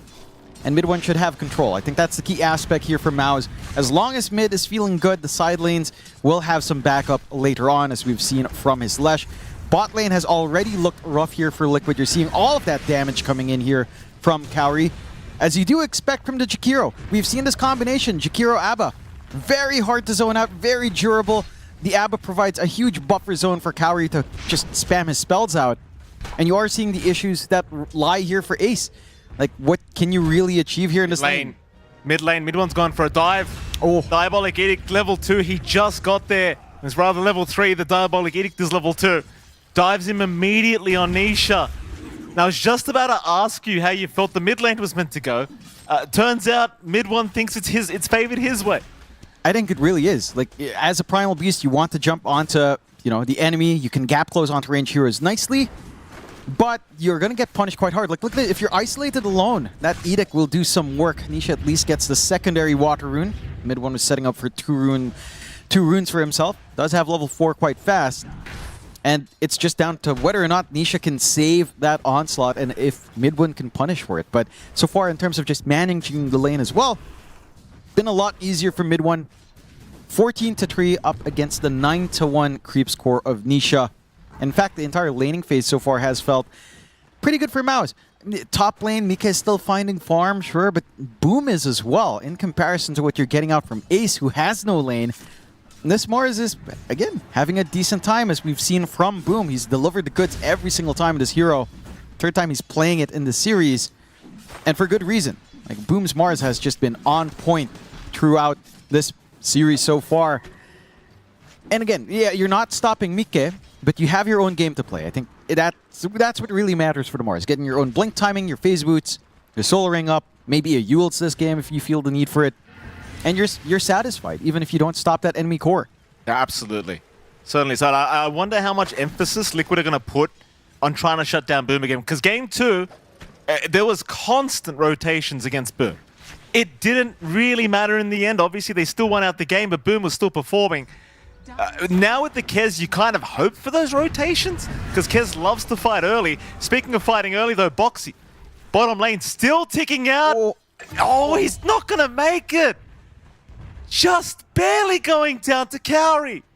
It's a cheeky blood grenade coming out there from Kaori to help ensure that kill comes in. Still has another blood grenade as well. Love to see that. They're allowing Kaori to just get those early resources to find that domination in lane. You're seeing some of the issues for Nisha just running down mid. He gets the trample. It's not quite a lot of damage on mid one. As long as the Edict's there, you can't really go for the full committal here on Nisha. At the least, Water Rune control does go even. So again, mid one doesn't have the additional resource he'd want to really maintain that lane, always running low on mana. tends to be the early issue for Lesh. We haven't seen Nisha go for, say, the double stack on waves, cutting through the tier 1, grabbing some waves and getting some farm. It is risky against the Lesh. Probably one of those heroes you don't necessarily want to stack all of these allied creeps up against. Ace. I mean, this is what Immortal Faith was talking about. Like, Ace on this Brewmaster, at least during the laning stage, no melee cores can really deal with this duo of Jakiro and Abaddon, as Ace barely gonna escape by the skin of his teeth. Boxy will try to return the favor against Kaori. But still this combination of Jakiro Abaddon, I feel like you just can't keep giving this to MOUZ. No, it's just devastating. Again, you have no presence on Ace. He's so far behind in terms of CS. The recovery process for Brewmaster is not a pleasant feeling as well, right? Like waiting for your level 6 is going to be rough. Trying to get that farm, if you're considering a Radiance build, your chances are you're not. Ace is actually queuing up the Dominator to try to have some early presence in the lane and some more stats to play with. Going to be a slow process into getting to that point where, you know, you've got this prime... Nisha, chased down again by Mid-1. Mid-1, he'll pop the Edict eventually, but Nisha does have the onslaught away. Mid-1, though, can start to pressure the tier 1 tower with the siege creep. Kaori's going to show up as well to help out. Anisha, he's still not safe. Now without onslaught, but he has the creep wave blocking Mid-1 now. Meanwhile, Tofu, top lane, does lose his life to Boo. Yeah, this emphasis coming out from MOUZ onto mid, shutting down the Primal Beast that is kind of core you're relying on early to connect with maybe the Skez. Right? This is the hero that needs the least amount of farm to get active.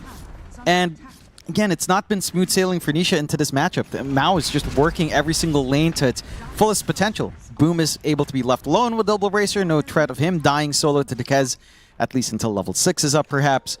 You get control over the power runes, and Mid-1's looking for that rotation. Has the shield rune, has arcane boots as well. They're not giving Nisha any space. No. The problem is the stacks. Mid-1, he can take them so easily. They've got to intervene, but Mid-1, he's got teammates too.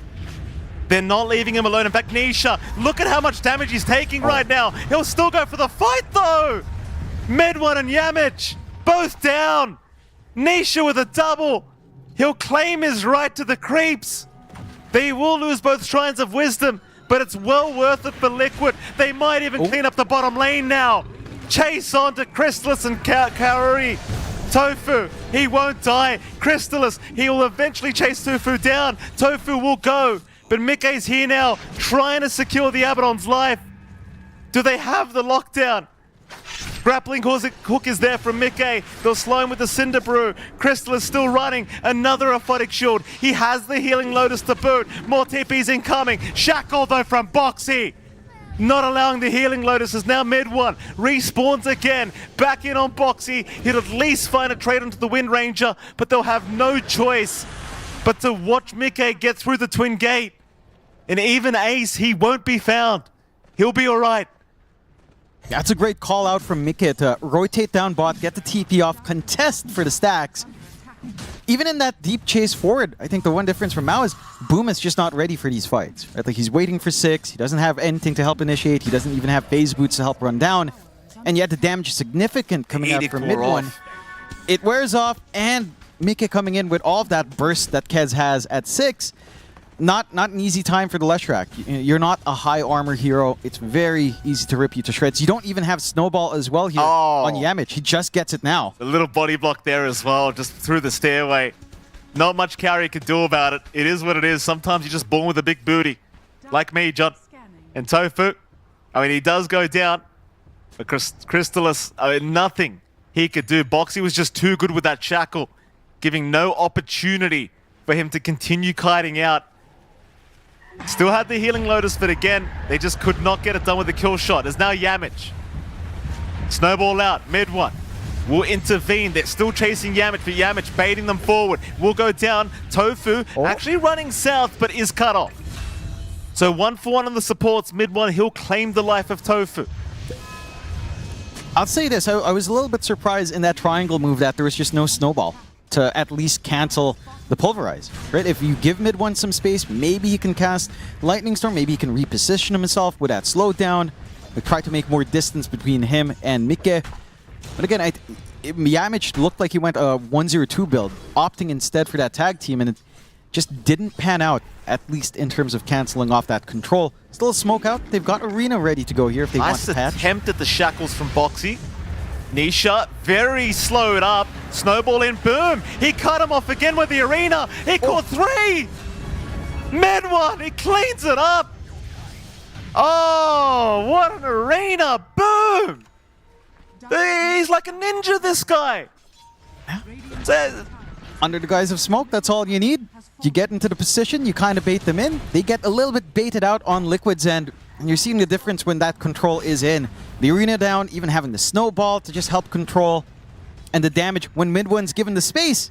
And this Slash Rack does do a lot of work at this point in the game. Going back to what the panel is saying, a Blade Mail would do wonders if Nisha could buy it out. Not sure if he's really got the room for it. It's the catch more. Yeah, they're going to find Boxy. Nice little support pick-off, but the real issue here is mid-one. Unstoppable on the Lesh Rack now. So much farm has been provided to this Lesh. Top of the net worth board now. And we've seen how great he's been throughout Wallachia Season 6 when it comes to this Lesh Rack. Onto Tofu. They want more. What a stun from mid-one. Predicting the jump. Yeah, he knows. Oh, boy. He's activated Mangekyou or something here, John. I know you don't understand the reference, John. It's a Naruto thing. Game. What's that? It's been a while since we saw him. He's not in this game. What are you talking about? That's a different team. It's a different era. No? But again, you see the difference, right? Nisha isn't able to get the pulverize, the Arena, the instant control out. The spear does miss, but you give mid-one the space, and that's all you need. As long as he's not the pulverized target, he will survive.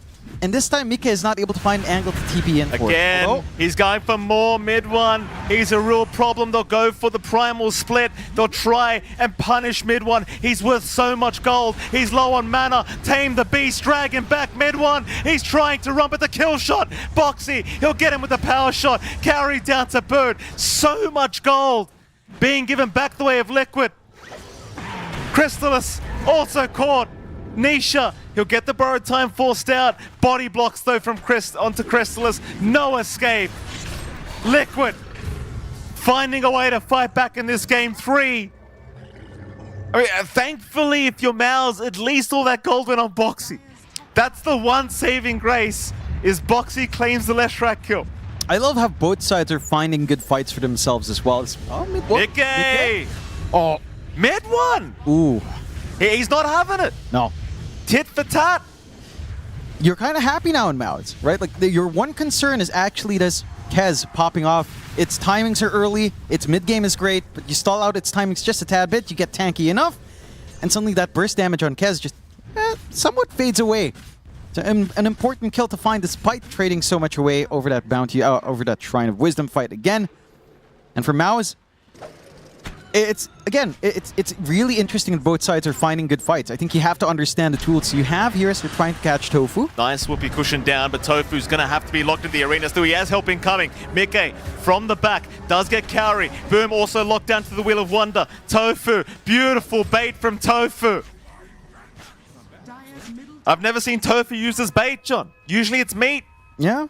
I guess mice love tofu, I guess. True. They're just drawn in to that lovely smell still. You call Boom a mouse? Yeah, they're MOUZ. Oh, that was clever. That's Mike. my apologies. That was clever. That's my fault. It's fine. Flew right over your head just like the ceiling would. Still, you know, it's good punishment coming out. Liquid definitely needed that freebie. Would have been nice if Mika already had his Deso. Just gets delivered after the fact. Still, big spikes lining up here for Liquid. All the damage in the world for Mika. Blink up for Nisha. They can just look to jump in and try to control someone like mid-one. And you just have to be so smart about this on the side of MOUZ. You have to show a lot of respect for that control, for that single target burst that Liquid is going to look to leverage. It's going to take some more time as well for Crystallis to start to feel like a factor, right? Like Radiance is still a ways off, into the Blink. You might think about, I don't know, Orchid up as well, which we tend to see, or the Manta. And it's just going to need a little bit more farm on that Abba, which has been given space, just not the quickest farmer in the world in comparison to something like that Kez. Boom as well. He's very close to that Blink. And we've seen what Boom's been doing without the Blink. Once it's up and running, it's going to be a heck lot simpler to stop Nisha, to catch out Boxy, to spear up Mike. And that's all you need. And all you need here on MOUZ is an inch for mid one to play with. You give him that inch, he's going to melt them all. But they've got to blink now on Nisha. This is a big spike for the Primal Beast.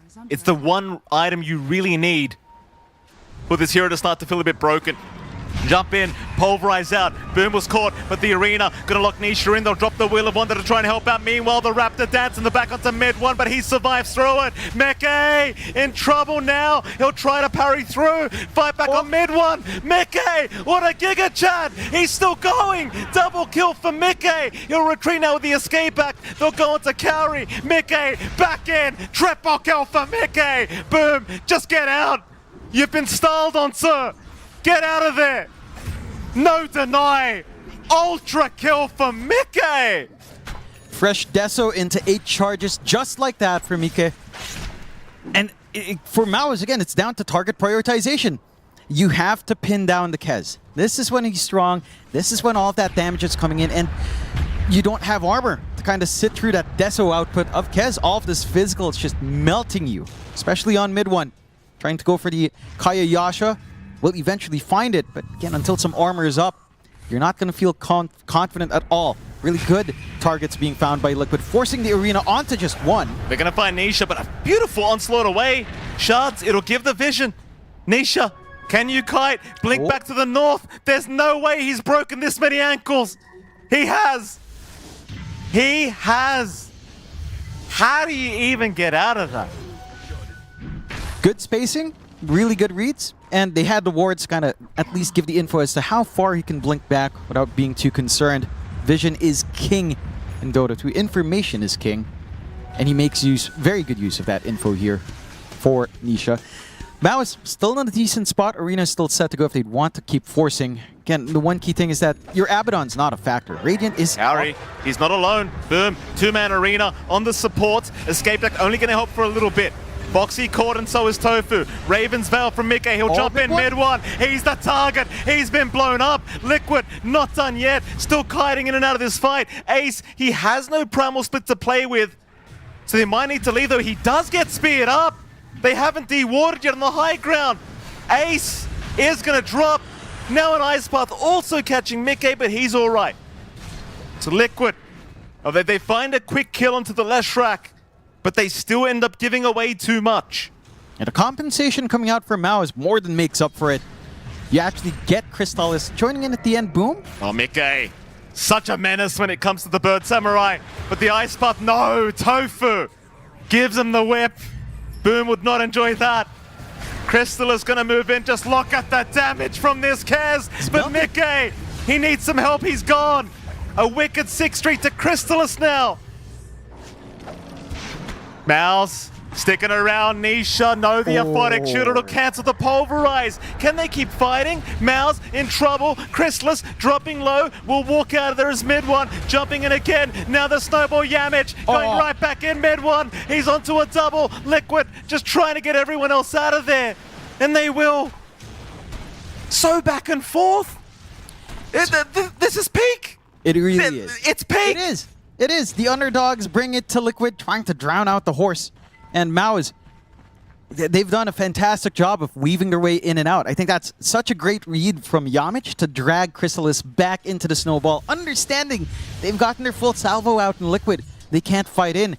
For Liquid's part as well, you talked about it with Ace when he was just standing still.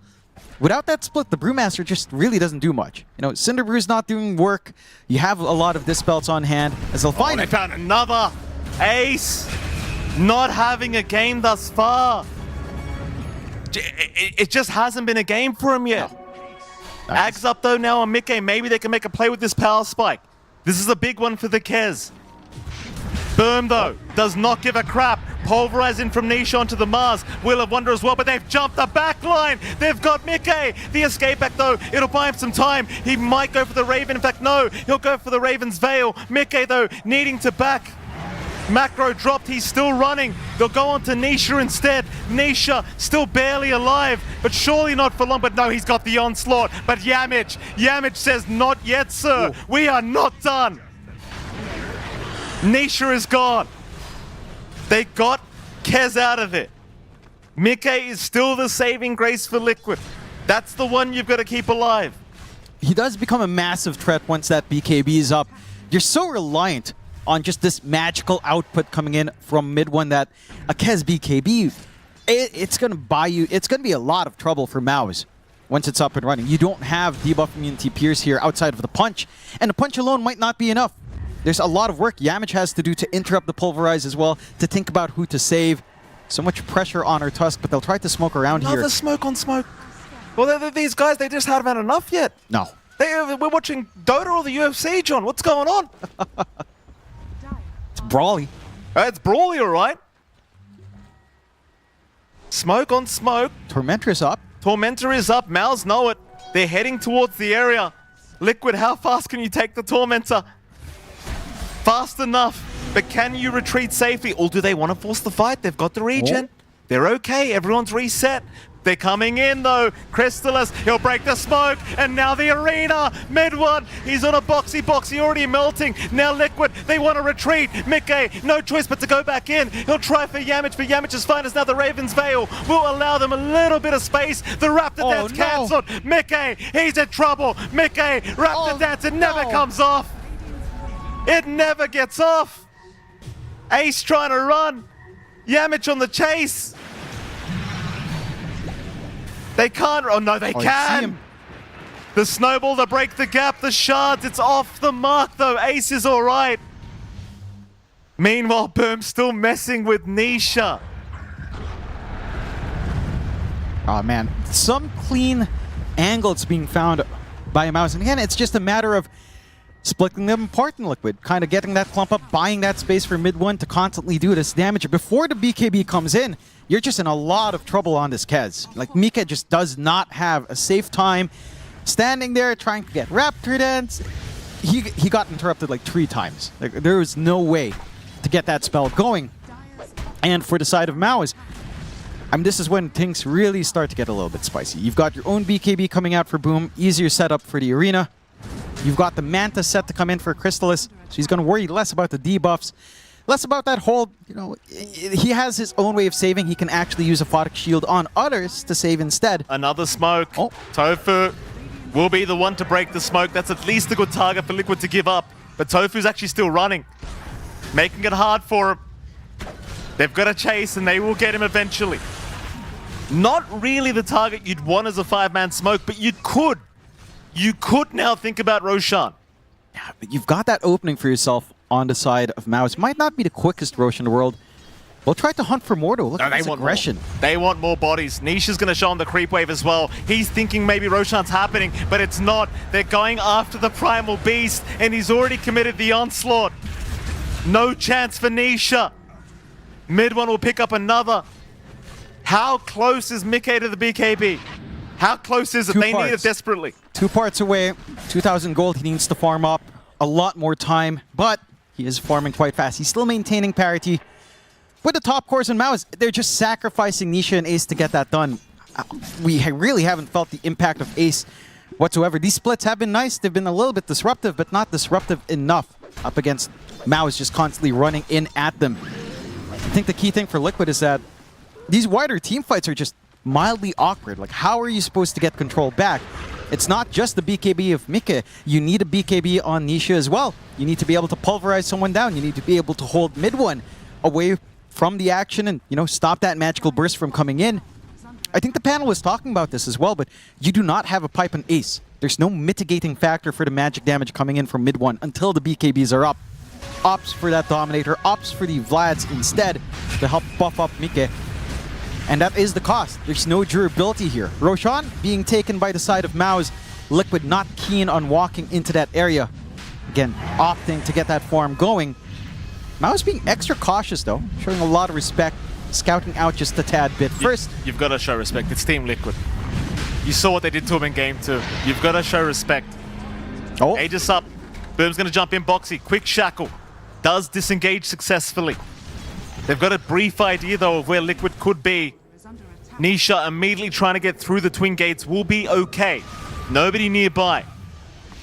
But I think as Liquid, you've got to just avoid until this BKB is up on Mickey. That's the only chance for these fights to turn around. Yeah, just wait for time. It's going to be 2 BKBs that come around that time too. Nisha with his own full pulverize can come in. It's that hold. It's just about finding the right target. Can you actually find mid one? Can you ensure Crystallis is far away enough that Aphotic Shield doesn't come on? Can you ensure that Yamich isn't there with a Blink Punch? It's still a difficult game, even with that BKB on Nisha. But at least he'll copy attention and allow Mike to try to have that game. Still ages up. Tier 2 Siege underway here for MOUZ. A lot of time left here for Midwin, and for Midwin's part, he's almost done with a Sight of Vice. Just more instantaneous control. With how they're jumping, with how the aggression's paying off, it's always MOUZ taking the initiative, having this quick stun setup without having to expend Spear. It removes a lot of pressure, and boom. Are they going high ground?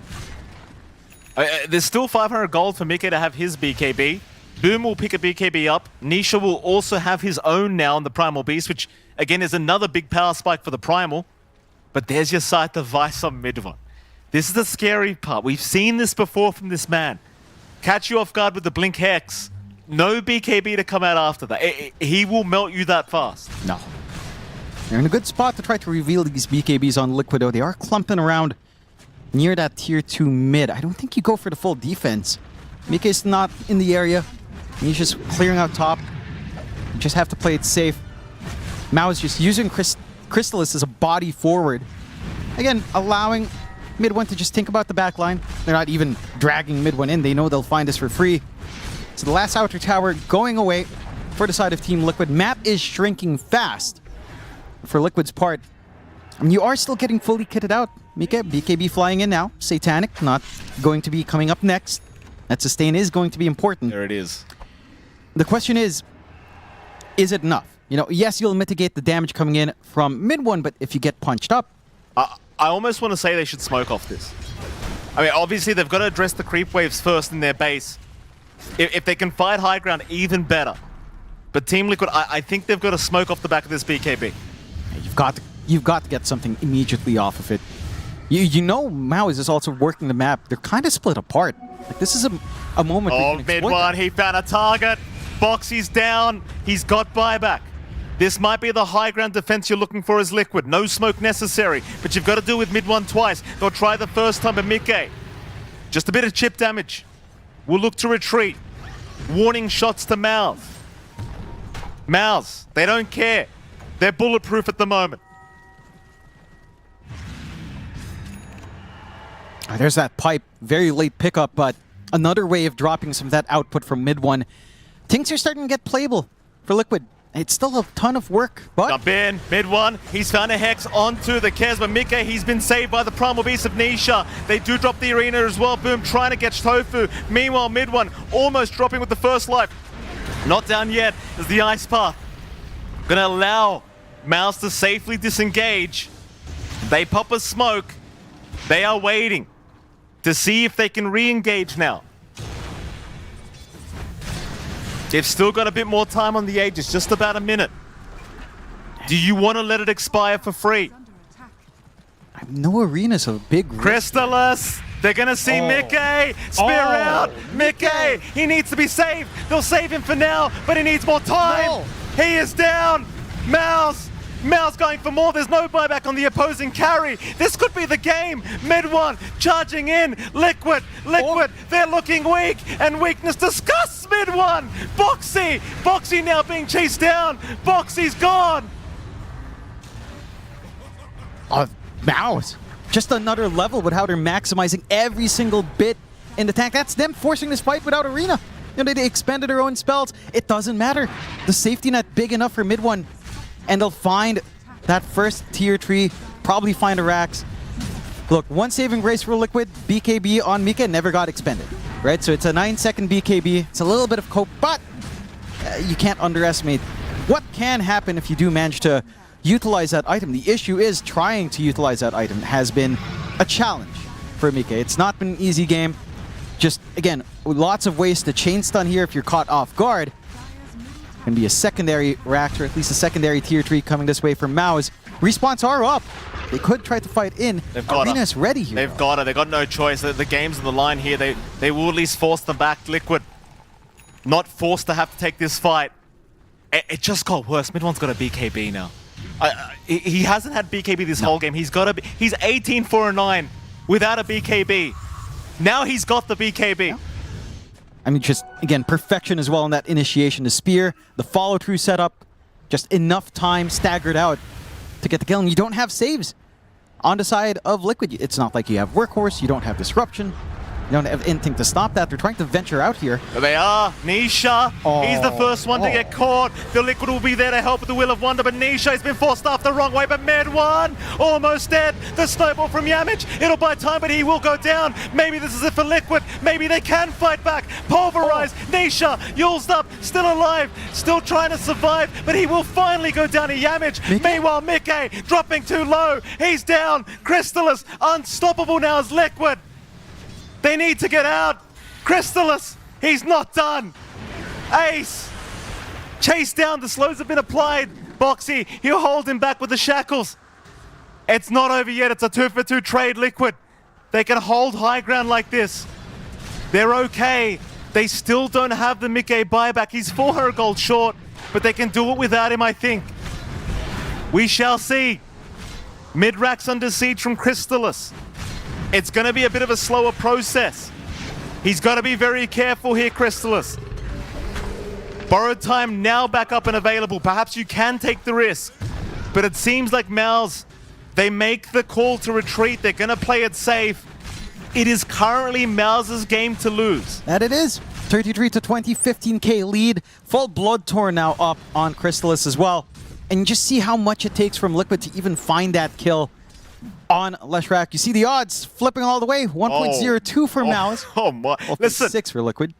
This is the one time I can say I don't agree with those odds. No. Only because it's Team Liquid. Yeah. You can never count them out. They play at every position that they can be in. They've found a way back. 88% win probability coming out for MOUZ is pretty dire. But if there's any team that plays dire side well, it's Liquid on the dire side. So they can try to work John. it. We saw what you did. Good on you, John. They'll try to work it out, and they still have some time. Shard coming out for Yamich. Deeper ice shards coming in is always a little bit spicy as well in terms of cutting off here. And, I mean, I love the build-up. I think Crystallis, he's had a lot of work done with the Bloodtorn in previous games. We've seen just how much that can pin someone down. It's an obnoxious amount of damage. The mischance as well. What is that? A guaranteed hits is pretty decent as well, though there's no need to be concerned about that. Maybe landing it onto Boxy does provide a safe way to killing off that Wind Ranger. So you're happy enough. You've got some armor coming in for mid one now as well. Going for the full Shivas. Does have the plate mail in the backpack, as he has a shield rune to play with first. But, again, he's not going to get insta-gib down any longer by Mika. It's just, it takes so much. It has to be the pulverize. It has to be this full commitment coming up from Mika. You need to throw down the Wheel of Wonder. It really does feel every single tool just for that one kill. You need the big impact from Nisha at this point, right? Like we saw this with OG throughout the previous games. Yopaj, how many games did he carry with this Primal Beast? Even with just the Blink BKB and Nisha, certainly very capable of doing the same. Oh yeah, certainly very capable. It's a matter of who does he really pick up. I think there's also this moment if the game drags on where level 25 Primal Beast is entirely different with a pulverized duration. He's got the Ags up. Yeah, the break's going to be good. That's going to catch Crystallis off guard if he's not careful. No auto borrowed time through stuns. So that could be a way of at least taking care of this Abaddon. I don't think you care too much on the Lesh in comparison, but it is a lot of output as well. That's some damage that you can't ignore. You don't have something like a pipe on your side for the side of MOUZ either. Roshan. But that damage is going to be consistent. Is the big one. Roshan. MOUZ holding a 19k worth lead right now. I genuinely don't know how much that matters anymore. Liquid, they've shown they can take these fights. MOUZ, 5-man smoke. Ace will use the Centaur Courser to try and scout out the pit, but MOUZ, they're not interested in Roshan yet. They're wrapping through the mid lane. Boxy, he's going to reveal himself with that power shot. Nisha! He gets the blink away. He's all right. Liquid, Arena, catches both supports. They've got to fight. They can't let them die, but the double spear from Boom!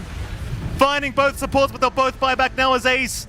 With the primal split that he's chasing, at least for Kauri. Try to get something for all your trouble. But if that's all they get for double buybacks, It's a huge win for MOUZ. They're not going to mind. Like, sure, you can't go Roshan. It's a little bit uncomfy having just dropped Arena, but they're still playing aggressive. They know if they catch them out one more time, it's going to be a 3-on-4, and you're happy with the numbers game then. Liquid did get a good scan off. So they managed to kind of scout out that if you got caught with Nisha with your pants down, very different story overall for MOUZ. Could have been the end game if you're not too careful. Still, Liquid they're still in the game. The buybacks, not the biggest deal, at least only on the supports.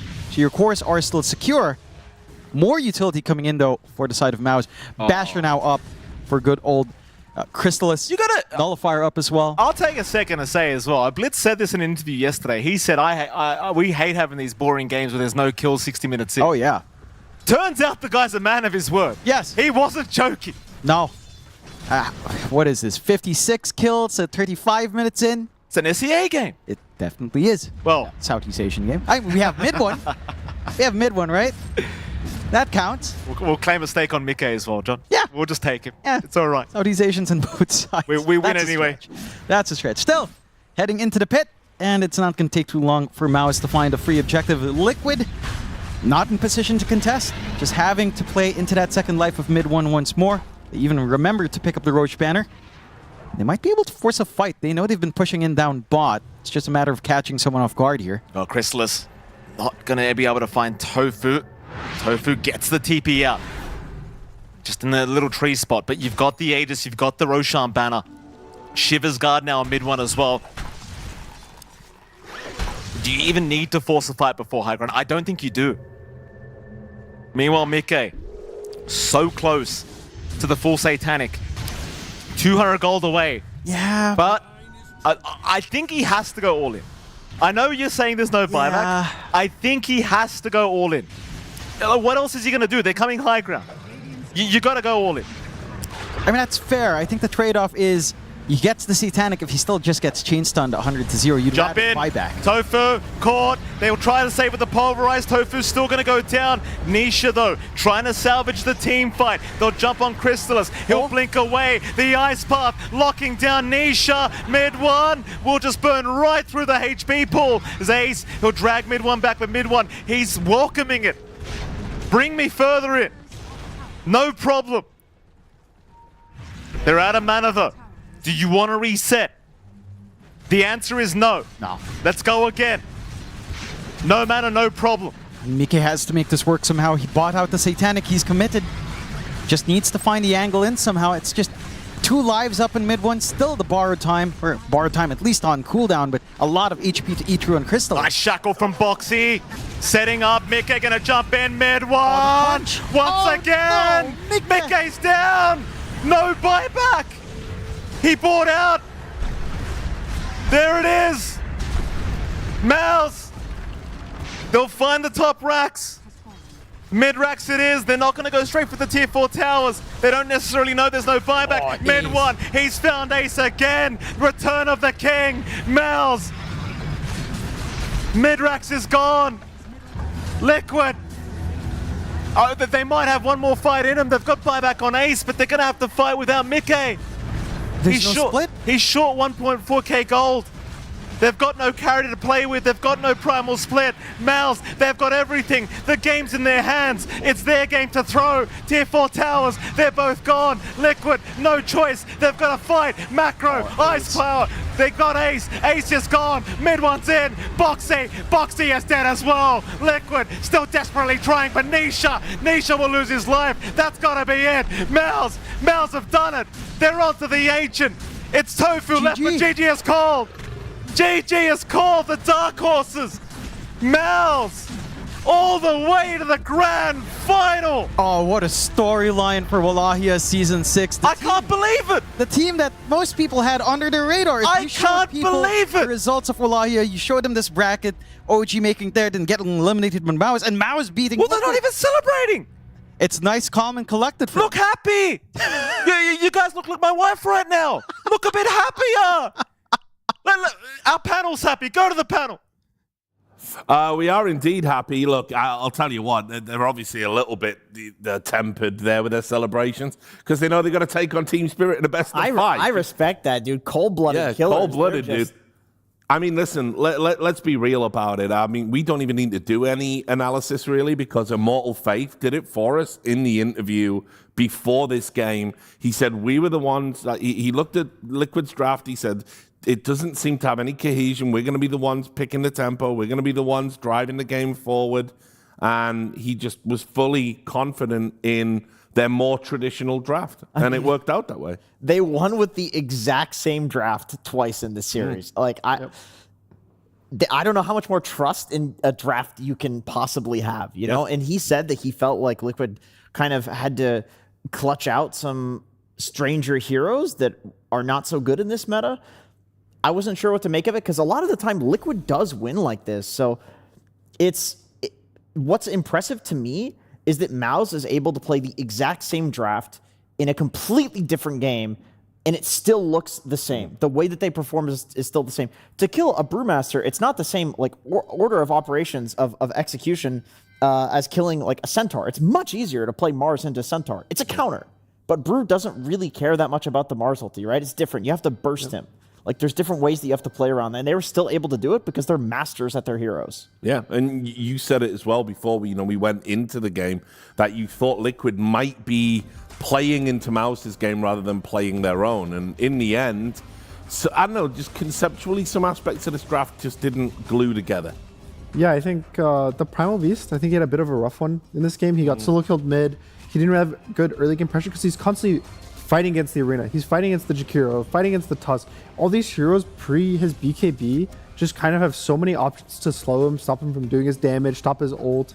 And it was just really hard. And kind of the only time we ever saw Liquid win a fight was here, where it basically was just Mickey 1v5 and just getting kill after kill after kill. He was cleaning up, for sure. Like, he was... But here's the thing. Look at the net worth. And think about how far ahead Kez is at this point. And then I think after this, yeah, here it is. He dies.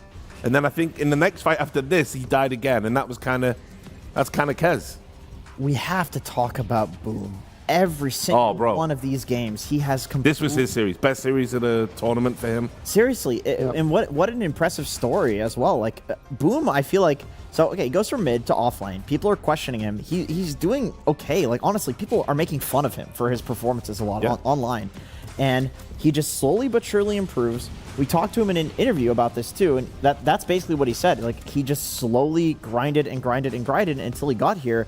In this performance, you know, they're going against Team Spirit in the grand finals. This was like a collapse level Mars performance in this series. He's all 3 games. All 3 games, not just one. Okay, wow, he did great in 1 game. No, this guy's a fucking beast every single game on Mars, and it is not an easy hero to execute against Liquid. What I like about him is he has that playmaker mindset that he wants to make the plays. And, like, think about the arenas in this game. Obviously, he was excellent on every game, even the one they lost. But think about the arenas here. He was always catching, like, both supports in or primary targets. Just a small one. You know, spearing them back. It was just a masterclass.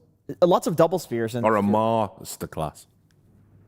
Very nice. That was nice. Good. Yeah, like just like the double spears he was hitting. A lot of the time, the heroes that he was hitting were the most important ones to hit. Always getting the 2 supports on Team Liquid. Always. Like, it's gotta feel so bad to be one of these squishy backliners that is just trying to get away against this player. It looked like Boom had map packs in the series. Legitimately, the way that he understood the team fights, like, he had a third eye that opened up and he could just see with God vision because he every single time hitting all the right targets, whether it's with his ult or with like 3 or 4 spears in the team fights. I also kind of want to highlight the AC he bought, which I think is really cool in this game because the armor versus Kez, it like buffs up your team. This guy's buying a Desolator, does all this random physical damage, it matters. And for the Brewmaster split, like these pandas don't have high armor. And so the fact that you make them all have -5 armor, you saw there when they were pushing the base at some point in tier 3, they all died besides the Earth Spirit panda in like 2 seconds of just random spells being cast. And I thought it was like a really cool item to buy that not many people, they would go like Refresher, Octarine or whatever. All right, well, good news. Here comes the Boom. Absolutely. Here comes the boom. Ready or not, we got him here. What an incredible, incredible series. Let's just get the vibe check here from you. How are you feeling walking out of that one? Easy. Easy? You can't say that. You're supposed to be humble. And no, absolutely so cool, especially for you. You guys got to play a lot of your comfort heroes.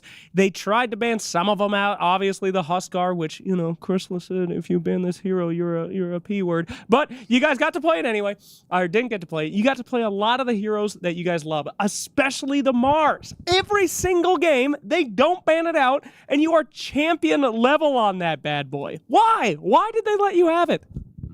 I mean, to be honest, we all have like a lot of signature heroes on this team. I feel like it's hard to draft against us. Like they kind of have to choose what they want to play against.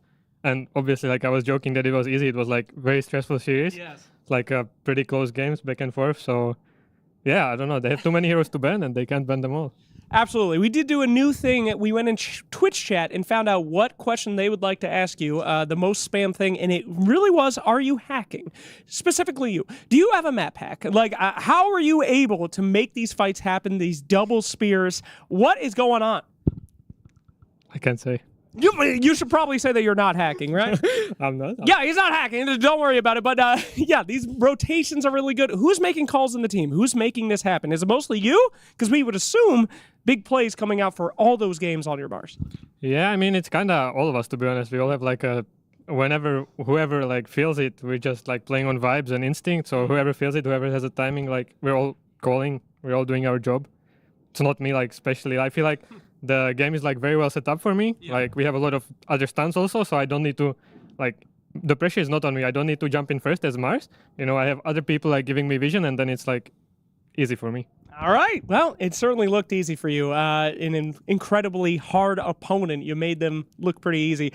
But it's not the last opponent. We do have Team Spirit coming up. I know that this is a very hard position to be in, a guy that has to play the semis and then go into the finals with a little bit of fatigue, maybe. How energized are you feeling after that match? Because it was pretty long. It's a tough opponent. Yeah, I mean, I feel fine right now because the adrenaline is there and I drank a Red Bull, so feel fine for now. But I think if there's a break between the series, I think the fatigue might hit. We'll see. I don't know. I've never been in this position. It's my first ever LAN finals, actually. First ever LAN finals. Well, if there's one team that is definitely playing off of vibes, it's playing off of their own, style, it's you guys. So don't change anything. Keep it up. Team Spirit ain't anything, right? How do you predict the finals to go? Do you think you guys are going to blow them out 3-0? You think it's going to be a long-fought victory? What are you feeling? I think it's going to be a very close series. Like, pretty much all of our series. Like, all the teams are pretty even, we feel like. And Team Spirit, obviously, they're in super good shape, and their players are just the goats on their roles, So it's going to be hard, but we'll try our best. All right, I did want to ask you kind of a little cringe question here. You've been grinding a lot. You've been doing a lot of self-improvement. You've been really working towards this. Can you talk to us about kind of that process and what it means to be here on Grand Finals Day? Yeah, I mean, it feels like the work paid off, because I didn't see kind of the results, like past 2 years maybe or something. Didn't have pretty much any like high finishes at LANs, so obviously it feels super good, and yeah, I'm grateful for all my teammates, and yeah, it's just sick. All right, and to now, all those fans out there that are waiting to see you in that grand finals, I'm going to give you the microphone on this one. Any words for them? What should they do to support you guys? How can they help you? Please. Thank you guys for supporting, and we're going to give you an epic grand finals, and give your energy to Mid1 because we're going to need him to carry us again. Give your energy to Mid1. Thank you so much. Boom, an absolute pleasure and an honor to see your team making it up here. Cannot wait for that grand finals coming up. Go get some more, go run around the block, all right? Get the hell out of here. Go! Keep that energy up, all right? We need you. All right, we'll see how they fare. Back to the panel. What a super cool, humble guy. I mean, he's talking about Mid1 carrying them. Mid1's had a fantastic tournament. Boom, you definitely did the heavy lifting in that series. Yeah. So really, really cool to see. And I have to say as well, for a guy that's had to like change position and, kind of like find his feet. And as he said, what a wonderful story as well. It's my first ever like big LAN final, all that stuff. Have you guys heard the quote that people tend to underestimate things in the short term, or they tend to overestimate things in the short term, but underestimate things in the long term. I think you can see that here when it comes to growth of Boom, that he's a really good lesson that if you want to get good at something in general, outside of Dota, you just slowly chip away at it every day. You slowly grind. You just keep trying. You keep trying. You keep trying. And then at a certain point, you look back 2 years and you're like, who the fuck is that guy? That's not me. He's come such a long way. Yeah. He looks like a totally different player. Personality, still the same humble guy that he always was, but what a beast. That was a genuinely terrifying performance from him, and I can't believe I'm saying it about Boom, like after all these years. And I got to say as well, Gunnar, you know, you've been in this position as a competitor. I do think sometimes if you play the game before the main final and you're warmed up and ready to go, provided you don't have a caffeine crash or the fatigue doesn't get you, you know what I mean? Nah, he can just have another one. Yeah, he said, well, yeah, true. You can just keep holding on to the balloon, but you do have to let go at some point, right? I think sometimes you can actually be the favorites because you're ready to go. I sometimes like in qualifiers that we played a lot of lower bracket, because when you're in the finals, you kind of have to scrim anyway. Like you want to do a warm-up scrim, like a best of one, best of two, and it just feels better to win an official tournament game than like, oh, we won our scrims, like it's fine. Maybe we were trying something in the scrims. I don't know. There's definitely, I like the momentum of lower bracket a lot. Yeah, for sure. We can say a few thoughts about Team Liquid. I mean, obviously it's a new roster. I think they can hold their heads up pretty high. You know, maybe they overcooked a little bit in that draft, but you know that. These are the growing pains. You need to find out who can do what and where it's all going to go. And I think Liquid impressed us over the course of this tournament. Certainly they did me. Yeah, definitely. It's Liquid. This is what they do. Yeah. They slowly get better after every tournament, coming in here and getting top 3. I think they're probably pretty happy with. Of course, they're all like fierce competitors. They want to win. But I guarantee you, next tournament, they're going to come back stronger. And then by the time like TI, Riyadh season comes around, they're going to be like the S tier team. I think that this is their best result so far since the new roster. I think they were struggling and they didn't even make it out of groups for, I think, the last tournament. Yeah. And so getting to top 3 definitely is good. Like they're going to feel better, but kind of like what you said, I know they're disappointed. They're hoping to make it to the finals.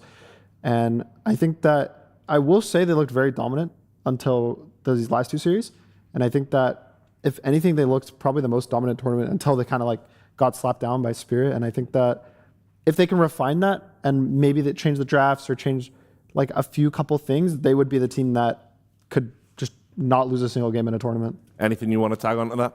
No, I totally agree. I think they had a target on their back this tournament because they looked like that team. And MOUZ is just, they're the upset. They're the dark horse that finally made it. So we are going to have an insane grand finals. I love seeing Spirit in the grand finals. And we have like one of the absolute... The final boss. They're back. Yes, it's the main character versus the final boss, which is amazing. Yeah, that's what we love to see. And that's going to be it from us on this panel. Hello, where's the jib? There it is. I always struggle to find it in the studio. That's it. We're out. But don't worry. The grand final is coming. It's going to be a best of 5. It's the underdogs of MOUZ versus the final boss of Spirit. And it's going to be brought to you by Shiva, T-Gov, and Lacoste. Make sure you stick around. It's going to be about 30 minutes. Get hydrated. It's going to be awesome. We'll see you soon. The new breakthrough and innovative phone with 1xBet app. With 1xBet app, you can register and start betting in just 1 click. Intuitive interface and thousands of sports events every day. User-friendly app. Big wins, fast payouts. The human body was built to move. Not trapped at a desk in one singular posture for 12 hours a day. It's time your chair evolved. This is Secret Lab Titan Evo. Ergonomically engineered for you. Gamers, hybrid workers, artists. Backing your every move.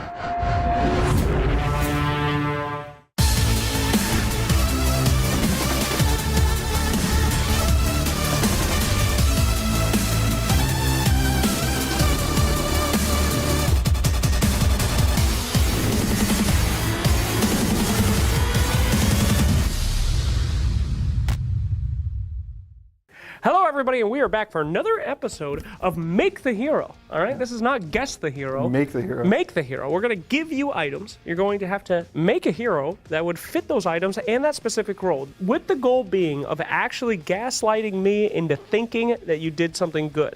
I will give you a report count at the end of the game to see how well you did. All right. Gaslight me, gentlemen. How good are you at gaslighting? Really good. It's all I do. I'm very good. That is actually, we do have a professional gaslighter here in Lacoste, so this actually might be pretty good. All right, first things first, we're going to ban one of the roles, okay? Okay. You cannot pick a carry. That's pretty rough. A lot of is people rough. do go That is carry. There's a lot of good builds. Yeah. But let's see our first two items. Are going to be Witchblade Dagon. Not too that's bad. an easy one. That's like Puck. Puck, is what I think Quap. of. Puck Quap. Let's Bat go. Rider. Bat Rider. A lot of mids. What does Witchblade do? What does the item do? Do you not know what the Let's item go does? ahead. So, Puck, are you guys going to be going into mid lane then? I am assuming? Yeah, I think we should start mid. You have a lot of different options. Yeah, quite a Yeah. combo. Next two items, if you could. Okay, Oof, now we got some problems. Now we got some problems. Now you're in mid lane with a Holy Locket. I'm going to need you to walk me through this one, Lacoste. All right, Holy Locket from the mid lane. We saw like Storm Spirit Storm. is okay. That was my first thought as well. Yeah, Storm Spirit. Storm Spirit's fine, but what about Swift Blink? Like Swift Blink, Yasha, Kaya, Storm. Yeah, and it's so you Lock it. You can save your mana. Okay, so Holy Locket. Look, he's Lock not that buying shit in, brother. Holy Locket, baby. he's not buying mana items, right? He's buying damage. He's buying Dagon. He's buying Witchblade. So with the Swift Blink, it's like having free mana because you get to instead of Hey, use your it's a slow ult for build-up. mana, It's a slow you blink build-up. in. It's a lot of heals as well. Holy Yeah. Locket, For Dagon. which hero? Storm. Storm with Yeah, the like, Dagon. Yeah, and you can zip in and you can Holy Lock your allies. Why does and you my can blink Storm out. have a blink? Because instead of spending When the you- mana to travel distance, you can blink and it's free. It's pretty much free. You blink, you're basically playing the healer. You heal yourself, You deal some zip out, damage. yeah. It's cookie cutter build on Storm. Okay, so we're going to stay in mid lane. We're now going for Storm Spirit with a Swift Blink. Yep. That sounds atrocious. I know you guys are That's what trying to you think. gaslight me, but That's that what you sounds think. really bad. All right, would you like to switch any positions, or are we good to go? I think we keep it mid. Yeah, we Okay. keep it mid. Next. Okay, That's a Storm fits. Spirit That right fits. there. Okay, you Mana guys keep regen. selling me on the Mana Storm Spirit. regen. That actually makes a lot of sense. What's the build order, though, as a mid? You start with Arcane Boots into Holy Locket. I think Dagon, Witchblade can be swapped. Yeah. Or if you really want to Yeah. go hybrid build, Arcane Boots into Swift Blink, and then, And then you go for- back. Yeah, then you go back. Like, it's the backwards build.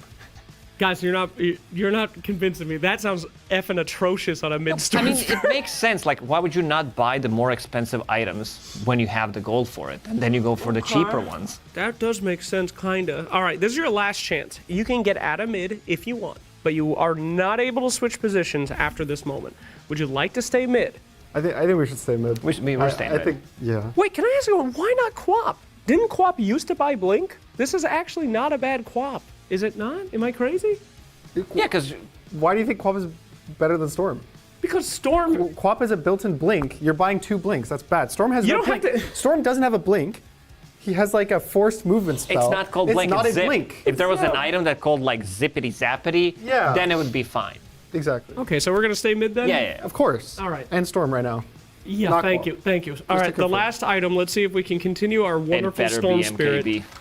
Please, that's a buckler. I mean, a lot of sense. Like, you're playing the healer. Listen, like, you're getting mana boots. You're getting Guardian Greaves out of it. More heals from the Holy Locket. Ooh, yep. Okay. It's a position, like, for Mid. yeah, for Storm. mid, yeah. I'll give kind of. a second option. For There's mid. the second option It's the double mid. Like, would be Bat Rider. Because you can go the Stoke Facet, which makes him burn his health. Okay. So the health regen from Dagon Spell Lifesteal, plus the Holy Locket regen. Yeah. Bat Rider loves his Blink Daggers. He loves his Swift Blinks. Okay. Witchblade works with the dots. Dagon. This genuinely is selling me a lot we more than we Blink couldn't Storm. pick the carrier role, right? No, You we could can't. have, but No, we it's couldn't. It was too banned. late. It was Carrier's banned? banned the whole That's time. right, that's right. So I would have gone with the Bloodseeker if it was. I like Bat Rider. I That Buckler's actually- a bit iffy, but It's iffy. Holy Locket Bat Rider? You're cool with that, Gunnar? I mean, All right, so I'm going to need to confirm what hero are we playing with this very good build. Is this the Storm Spirit with Blink, or is Storm this or a Bat? Bat Rider? I think It's Bat's a utility storm. okay. We'll do Storm. Okay, you're playing the game. You're looking at the mid lane. You see, I'm not looking at the mid lane. I'm looking only at my lane. Okay. How long of a game would this be, Gunnar, with these items? I mean, if he made it to these items, he's winning. Okay.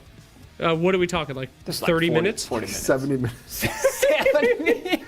Yeah, I don't know how you get there with these items. I don't know how. At some point, you pull up, you have a buckler inventory that you don't upgrade. You're like, hold up. I have to finish my Swift. Yeah, this is anti-Pango from the mid lane. Like, he's all about physical, should buy casual buckler. Okay. So let's say, 60 minutes. You look at your mid-storm spirit. These are his items. He has these items. How mad are you? Depends. Like, if the guy was toxic during the game, I'd report super him. positive. He's getting a command. He's like, guys, I'm adding this guy to the I'm friend list. I want to zero- see more of these items. I'm gonna try to duo queue with this guy. I'm 0 and 12, I want to but dual you guys mid are really with this carrying. guy. This is dual mid. He probably should duo mid with this guy with these items. Okay. Then the hardest question of all. Okay. You are playing this game as mid-storm. You have these items tagged up as you. Yeah. How many reports are you getting, Gunnar? I always get 9 reports. So 9 reports. Yeah. No matter what? No matter what. God damn, NA Dota's. Yeah, I queue Europe server and they're like, NA Dota, 9 reports. I smell hamburger. Yeah. Yeah. All right. Lacoste? How many reports I'm getting? I'm getting 9 reports all the time, I guess. Okay. So I'm kind of used to it. You pick some bad people, we always get reported. All right, well, the point of the game was to try to convince me that you guys would not get reported, but you both have claimed that you will get a full report on this one. I'm actually going to say that despite your best, I would have not done this for the Batrider, but Blink Storm, you failed to convince me. That is dog shit. As dog shit could ever be. That is going to be, if it was regular Blink, maybe. But this is a Swift Blink on Storm. Faster Blink. I don't, the game is over, You needed guys. some damage. Like, you look at the items, like, where's the damage coming from? So you're Guys, like, I love Dagon 5, now Swift Blink looks like If I look over at my Storm and he has Arcane, Holy Locket, Swift Blink, that is 9 reports. I'm sorry, because the build is not finished yet. This is like 75 plus minute build. Well, he gets the Parasma, There's like the Parasma, Dagon 5, maybe Guardian Greaves plus 1 item. Yep. Guardian Greaves, Blink Storm. Plus The time for arguing is over. Gentlemen, you did your best. I will have to concur with you. That is going to be 9 reports on your Storm Spirit. Good attempt. Should people try this at home, Lacoste? Oh, definitely. If you want to go like right now, I'd suggest it's the best time. Okay. I think they should wait till I'm queuing. Okay. And then do it against me. Against you. Because if they do it on my team, it's kind of copying. But if they do it on the enemy team, it's inspired. All right. Well, if you see either of these guys in your pubs, please pull this one out if you're on the enemy team. Can't wait to see that. And we'll be there for one of those 9 reports. We'll see you next time.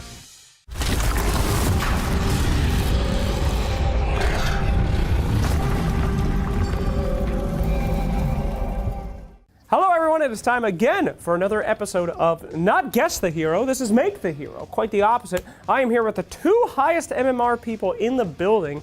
How sad is that? We're here with Jenkins and T-Gup. How you doing, gentlemen? Oh, great. I'm having a good time. Sir, I'm having a wonderful time. It's my father. He's joined me. That's my British father. Bless him. He's trying his bit. But... Absolutely. How you doing, T? Great. Great. Not really, but no. Let's go. My God, I'm so sorry. Let's continue the content. We can just do We'll get into it later. Therapy right now. You want to go into it? We'll get into it later. I'm severely disinterested. Let's go ahead and talk about what you guys are going to do. You're going to see some roles. You're going to see some items. You have to pick a hero that matches those items in the correct role with the entire express point into gaslighting me that it could actually be viable. And are we agreeing? Are we on a team? You must both agree. We're on a team. We have yes. Okay. Cheers, brother, father. Very good, very good. All right, and with the alcohol now secured, let's get into it. Gentlemen, here's a role you can't have. You are not allowed to be a carry, no matter what happens, no matter what the items are. Easy. All right, let's see the first 2 items coming out here. Your first 2 items are going to be, Skull Basher Mech. Skull Basher Mech. What hero by Skull Basher Mech? It's Windrunner, right? Because you're playing against Enigma, you have to cancel Black Hole. Oh, Coddle. You'll build into Abyssal Blade From eventually. cast range as well? For the Black Hole cancel. Okay. I think Save has literally done this build. Let's go with Coddle. That sounds better. I think Coddle's good. Yeah. I think if we go 4, if we go 4, then we have the 5, but potential scaling. Right? You don't want to go 5, it'll lock us in. No, I think 4's nice. Because no matter what, if it gets more Corey, we go 3. More support, you just... Guys griefing on 5. Yeah. 4. Okay. Yeah, 4. All right, gentlemen, your next... Locking in on pause 4. Yes. Let's see the next 2 items. All right, very good. And right now we're thinking Coddle Arcane Blink Dragonlance. Okay. Back to Windrunner. Okay. It's got to be Wind. Like, you got the mana when you're blinking around, you have to go back to base. It's a really good hero. Enigma's a real problem. Why is Enigma always coming up in the conversation? Because you need some sort of BKB piercing disable that goes through Lincolns. Oh, that's the problem, though. That's why you've got the range. You've got the Dragonlance to right-click and go boop, boop, boop, boop, bash. All you got to do is interrupt. Yeah. You just got to interrupt the Because you're the MVP. You're the guy. You're going to be the... Enigma's really big in this whole content piece. Huge in the content I piece. feel like without Enigma, this doesn't make any sense, though, guys. No. But that's the specific game. This is a save build. Okay. All right. Well, let's keep going. Next item, please. And that is going to be, okay, the Swift Blink and the Arcane Blink. Again. So please explain why my Wind Ranger has 2 blinks. You have to remember how important Arcane Blink is for staying on the map, right? Every time you blink, you get some mana, right? So use that blink whilst you're not fighting, just to replenish your resources, make sure that you're fight ready. You don't want to go in base. When you want to start the fight, use the Swift Blink to get the extra agi to make sure that you're more, I mean, to be fair, Wind Ranger is a universal hero. Also true. It's a universal hero. You're getting a lot from all of the stats. The Arcane Blink also increases your blink range. So you can blink in and hit the big shackles, but then you can Swift Blink if you are, for instance, interrupting the black hole, right, for more attack speed. But you always goes back to the Enigma. It always back to Enigma, but again, they're going to be the same cooldown, but you have to respect the fact that you have a choice. You have a choice. You have a choice. And I don't think you often get that many choices in Blink, so... How does my soft support farm 2 upgraded blinks? Well, that's what the Skull Basher is for. It procs in the jungle, you farm more efficiently. You're farming efficiently, you're getting kills on this Enigma, that's a huge problem. But this is where the mech... How good is this Enigma doing? Dude, this is like a DM Enigma on the enemy side, right? You're just unlucky, unranked Q. Fantastic floundering here. Would you like to stay on soft support, or would you like to go into a different position against the black hole? Is there actually a hero? I mean, this also, other than the Basher, it's Venomancer. The Basher really fucks this up. Okay. It's got to be somebody with attack speed, but also ranged. Like, the problem is we got Dragonlance, which is a ranged item, and Skull Basher, which is a melee item. So this limits it to, like, Wind Ranger. Troll! Could we not do, like, a Scuffed Venge, maybe? You're going Basher, Dragonlance on Troll. Do Venge. Venge is good. You have melee, so you get to use the good. Basher. The mech's a little sus, but everything else you could... The mech is early game, you're pushing. Take How the is the towers. mech sus, but not the double upgraded blink? It's fine. Why does it? Okay. I'm down for Venge. Venge? I'm down for Venge, Yeah. because she's melee range. It's the only melee range. And soft support? I think you can... I mean, it doesn't matter. If you're scaling, you're Why scaling. don't let's do a little pivot to offlane, right? You start with the Dragonlance, you felt a bit fruity, you went Skull Basher, team flamed There's you. an Enigma on the enemy side. Enigma is really black And you everything. can't swap them. No. All right, so we're going to go to off-lane Venge. Yeah. Now, that is your last opportunity. You are not able to get off the off-lane. Is that okay before we lock it in? We Yeah. have one more item. we can do I'm that. happy. All right, we're stuck in the off-lane. Let's see the final item for our Venge. That is going to be Divine Rapier. That's going to be the Divine Rapier to end the Well, Venge. I mean, obviously, this Enigma's still popping off because it's not a good build. So you go for the Rapier to try to recover the lake. It's a lot of knives. It's a late game pivot, right? I But mean, are we focused on physical damage Rapier or magic damage Rapier? depends on if you're using the Arcane Blink or the Swift Blink in the next fight. And then you pivot the... Then you pivot the Rapier. Yeah, exactly. Exactly. I was just setting you up, and I think that's exactly where we're going. Okay, all right. Yeah. So, Are we still final looking- call, is it Venge? I think the Basher and the Dragonlance limit us. I think we have to Venge this. I mean, Rapier doesn't change anything, I'm right? still down to just, take 2 steps back to Windrunner. I think same vibes, really good hero, best hero in the game. Sure, the thing with the Basher is it's not crazy expensive. It's not a huge commitment. Yeah, you guys are building a lot off the Dragonlance. Because when you have Rapier, you're scared. Your position is scared, right? Yeah. Venge gets into the middle of the fight. I Yeah. feel like I'm griefing my And team. there's a consumed Ags here for the Windrunner. Of course. Keeping her safe. It's like I don't, against the Enigma. We're not griefing with the first 5 items. We're just playing an honest game of Dota. We buy Rapier. I'm we're fine griefing. with both. I'm honestly fine with both. Okay. Windrunner, power shot, magic, switch to physical, blink in, cancel the black hole with the Basher. This is just a very complicated power treads. Yeah. I mean, that's fine. It's all good. All right, gentlemen, you are locking in with Wind Ranger then. Yeah, we'll lock that's okay we'll, with you. we'll lock it in. Yeah. All right. Offlane Wind Ranger with these items. Now, you're in a real pub game, Jakins. You look over, what time would this be? 180 minutes or something? for these items? Probably closer to 60, I would say. Really? This is like 59, 65 minutes into the game, something like that. So 64 minutes, you look at your off-lane Wind Ranger, and she has this. How angry are you? I'm fucking livid. I mean, I'm probably already livid if I'm being completely honest. Which item were you most livid? I will be honest. I have play with chat muted. I don't hear a thing. I would unmute chat just to hear the justification for why, and then they'll go, well, the Enigma on the enemy. I'll be like, what are you, stupid? Why is this Enigma so important? Just swap them. Yeah, but what if he did cancel the black hole, right? We're failing. We're losing the game. It's 60 minutes, right? Yeah. What if this guy with this build, which is amazing, by the way, because we have to convince this guy, of course. Oh. He cancels the black hole. He's now the MVP. I don't give a shit how he got there. I don't care what path he went. If his job was to do it, he did his job. The thing is, if somebody is taking the like eyes off of me and what I'm doing, because I'm probably griefing as well. He's tanking the This reports. guy's tanking the reports for me. Yeah. Like, And you we're should winning. understand that of all people, 6 boots guy.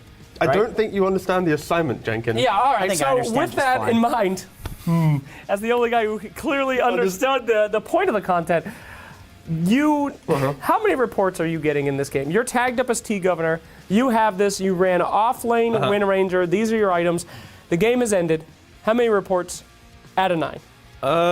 Somehow I'd find a way to get 10. I would report myself. But I still believe in it, and I think that the report system is actually flawed because it's hindering my creativity. Okay. 10 out of 9 reports. Gentlemen, thank you. You have failed the game miserably, unable to convince me of anything, and God bless you if you do this in your games. Please do not link that to us. We don't want to see it. See you next time.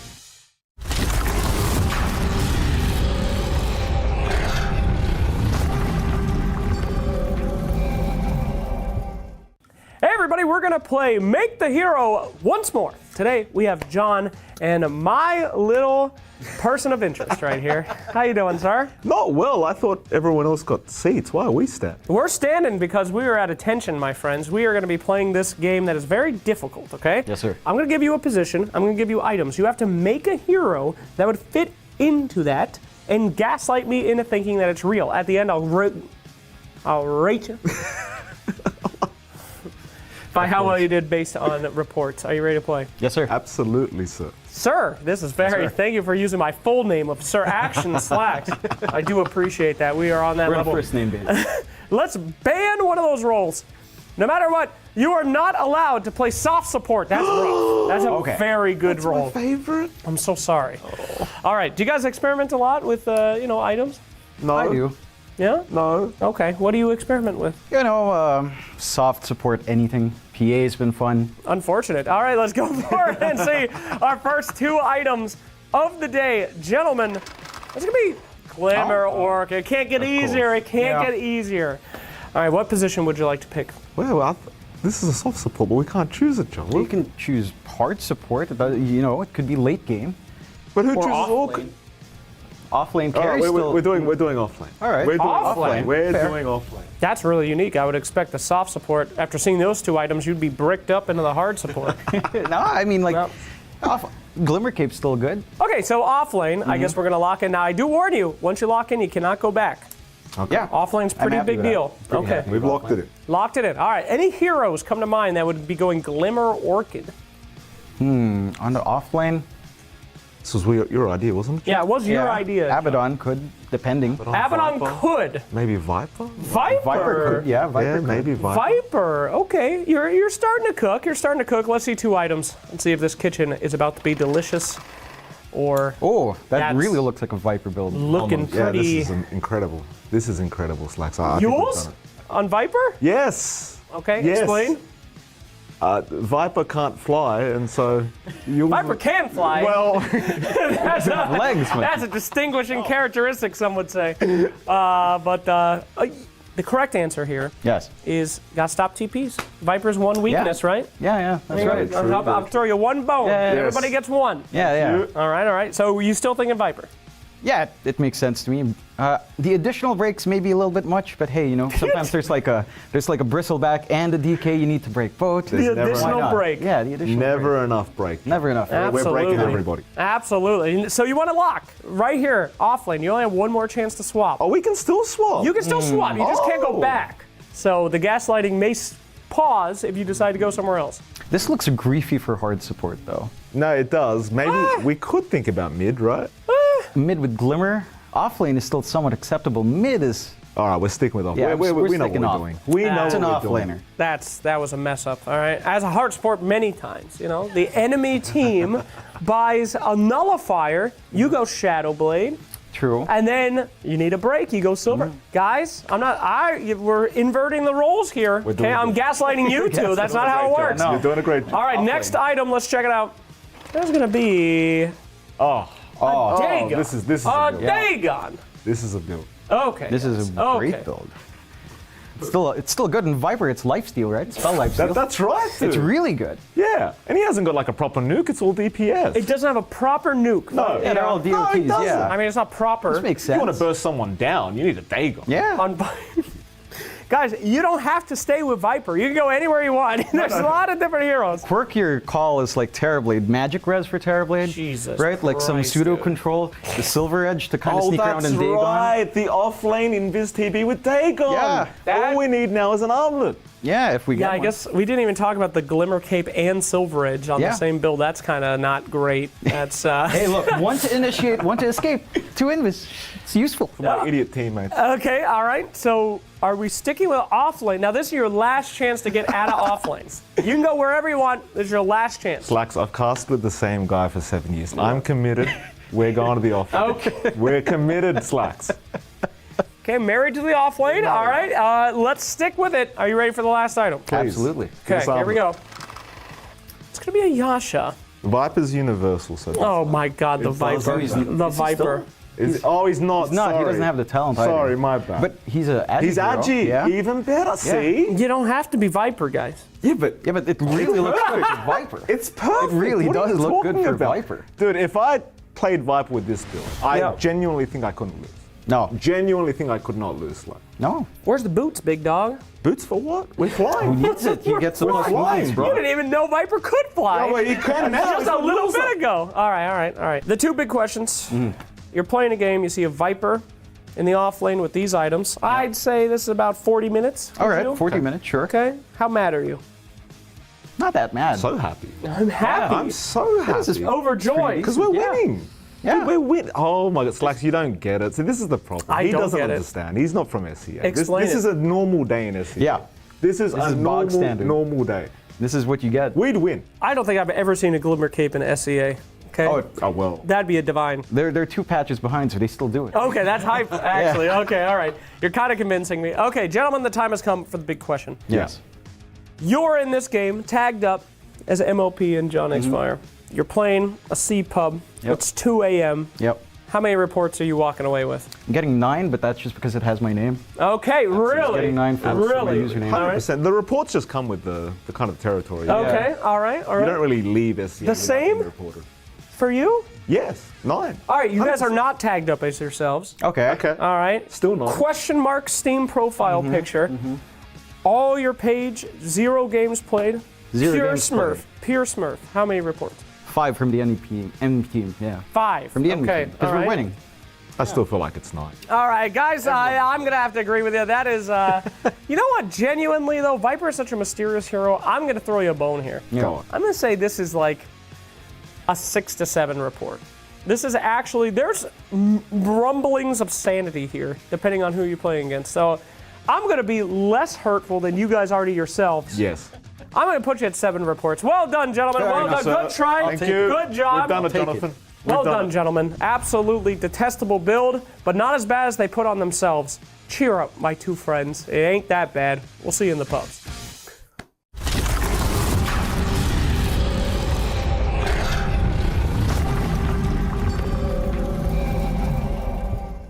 Hey everybody, welcome to Build a Hero with the Dual Lane Challenge. This is the Dota Cinnamon Classic. I'm here with Sunsfan and Cinderin here. The name of the game, gentlemen, is it's the opposite of Guess the Hero. We're going to give you items. Then you have to make a hero that you think would be able to be successful with those items and pick their position on the map. However, the most important thing is you have to gaslight me into actually thinking that this is good. At the end, I'll give you a rating based on how many reports I think you would receive in your game. Are you ready to play? Sunsfan, do you play a lot of different heroes and items? Can I ask you a question before we get started? How many reports did you get for having 5 different boots on Venomancer? That was in a game with you guys, so I hope 0 of them, and it wasn't my fault. The multi-boot is actually good on Benomancer. Right, so you can justify that, then that means literally any build that comes up, we can justify it, just throwing it out there. Potentially. Do you play different heroes, Cinder? I do, yes. All right, what is the worst build you've ever had with a hero? Sir Actions likes Veno in my game. It's That was one game. The worst build that was I've ever 8 had. years ago. I played that hero 4 times. Actually, no. That's Okay. not true. I had a teammate once break all his items. That was worse. That's Okay. a worse build. That is the worst item That is build worse. you can do. Yeah. is Destroying breaking everything them. is worse than having some. That's heartbreaking. Let's go ahead and start the So game. sorry. Ladies and gentlemen, we have to auto-ban. Do the following.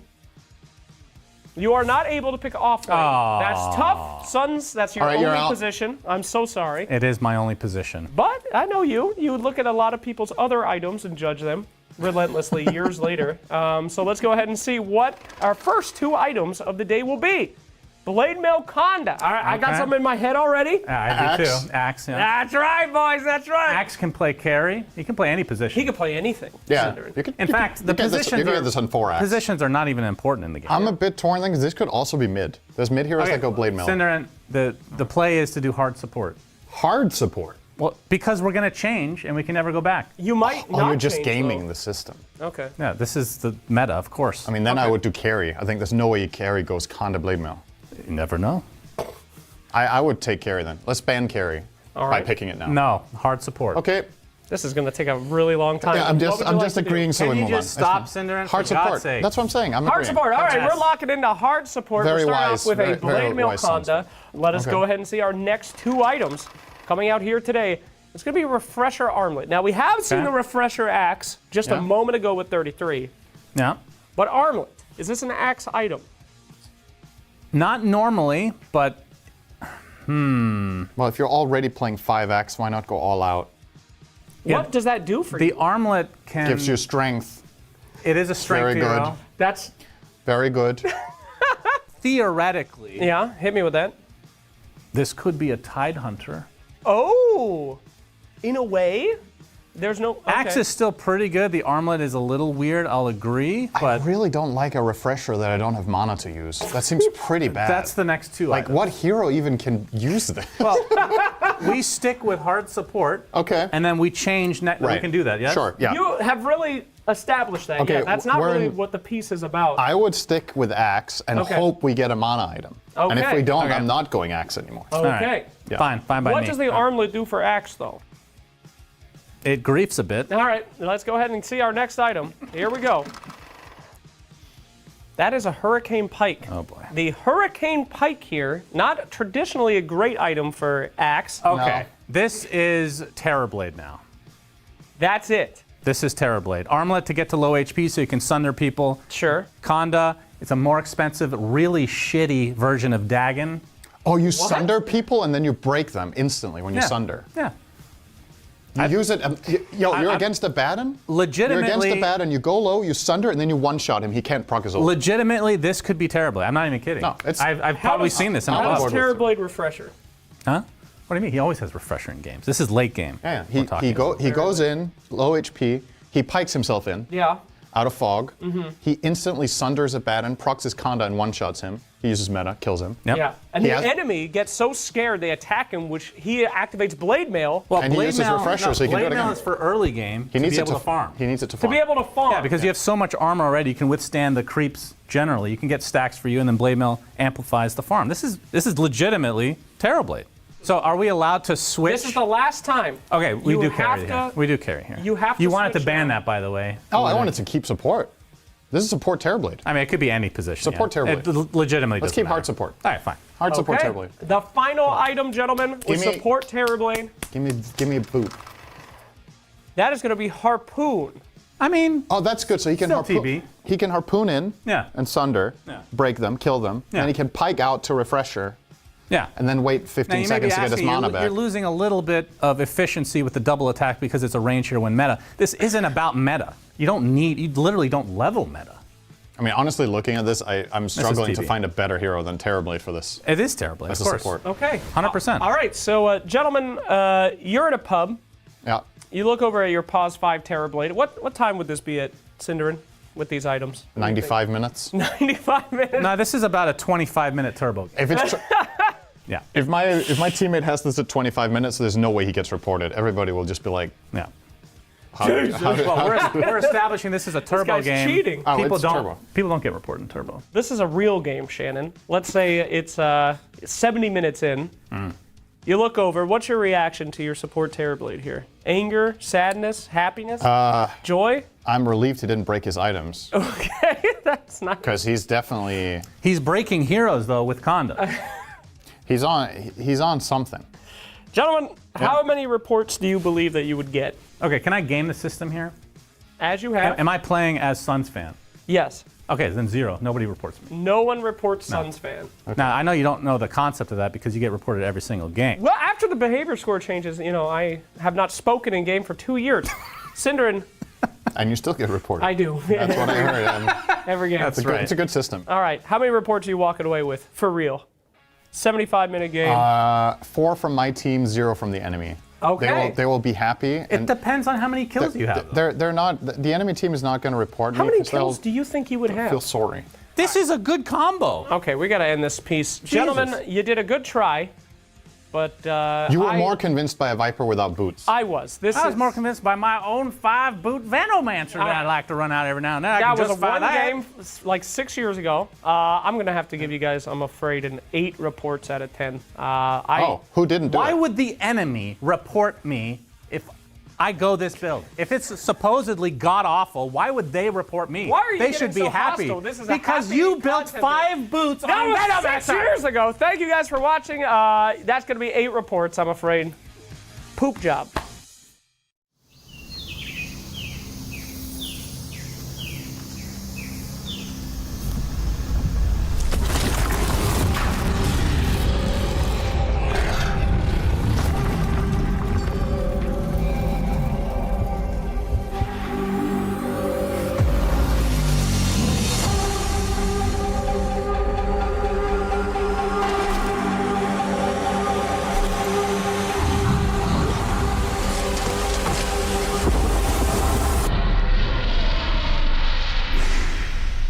A very good afternoon and welcome back. You are watching PGL Wallachia Season 6. And it is time. It is Grand Finals Sunday and it's Grand Finals time. One best of 5 will be played to determine who will be this season's champion. We're going to have a new champion compared to last season. We have got Team Spirit and MOUZ in the Grand Finals. And to dive into all things Dota 2, I am joined by Tigov and Lacoste. Lacoste, how you doing?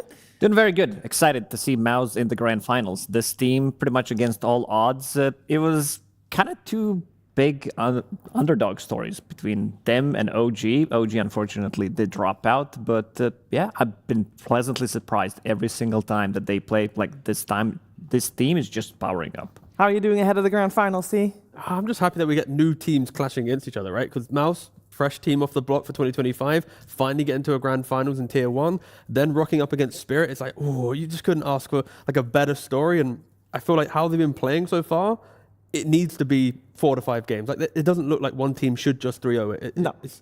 I mean, not to jinx it. I'm sorry if it is, my bad, but it feels like it's meant to be a banger. Yeah, it should be. Let's dive into the Dota side things first. And with that, let's talk about the heroes that we haven't seen. We just give you a little bit of an update on what we have and haven't seen, starting with what we have not seen. There are quite a few unpicked heroes still here for Wallachia Season 6. Which one are we most surprised about? We've seen Slark banned a lot of times. I just want to point that out, mostly against PARIVISION. Yeah, I think coming into the tournament and how the meta progressed, I would say that maybe there were a couple of games where I could see Necrophos being picked, maybe some OD as well. I could see maybe some Crystal Maiden as well. I don't know how you feel about the heroes, T. I think for mid one, he's played Necrophos in previous tournaments. That's an option. I think Night Stalker in the offlane has been banned out a couple of times throughout this tournament, but yet to be played. So there are some unpicked heroes that in certain conditions could break a game here. So you have to keep an eye out on At least 2 or 3 of them, not all of them. Chrysalis is Bloodseeker, you know? He Yeah. dabbles, he dabbles. If he's not playing the hero, that means the hero is very bad. True, but sometimes he gets overall last pick. Who knows what he comes up with? But let's take a look at heroes that have had success here in Bucharest. As we look at the most successful heroes of this tournament, heroes to definitely keep our eye on, and heroes that both teams have played with success.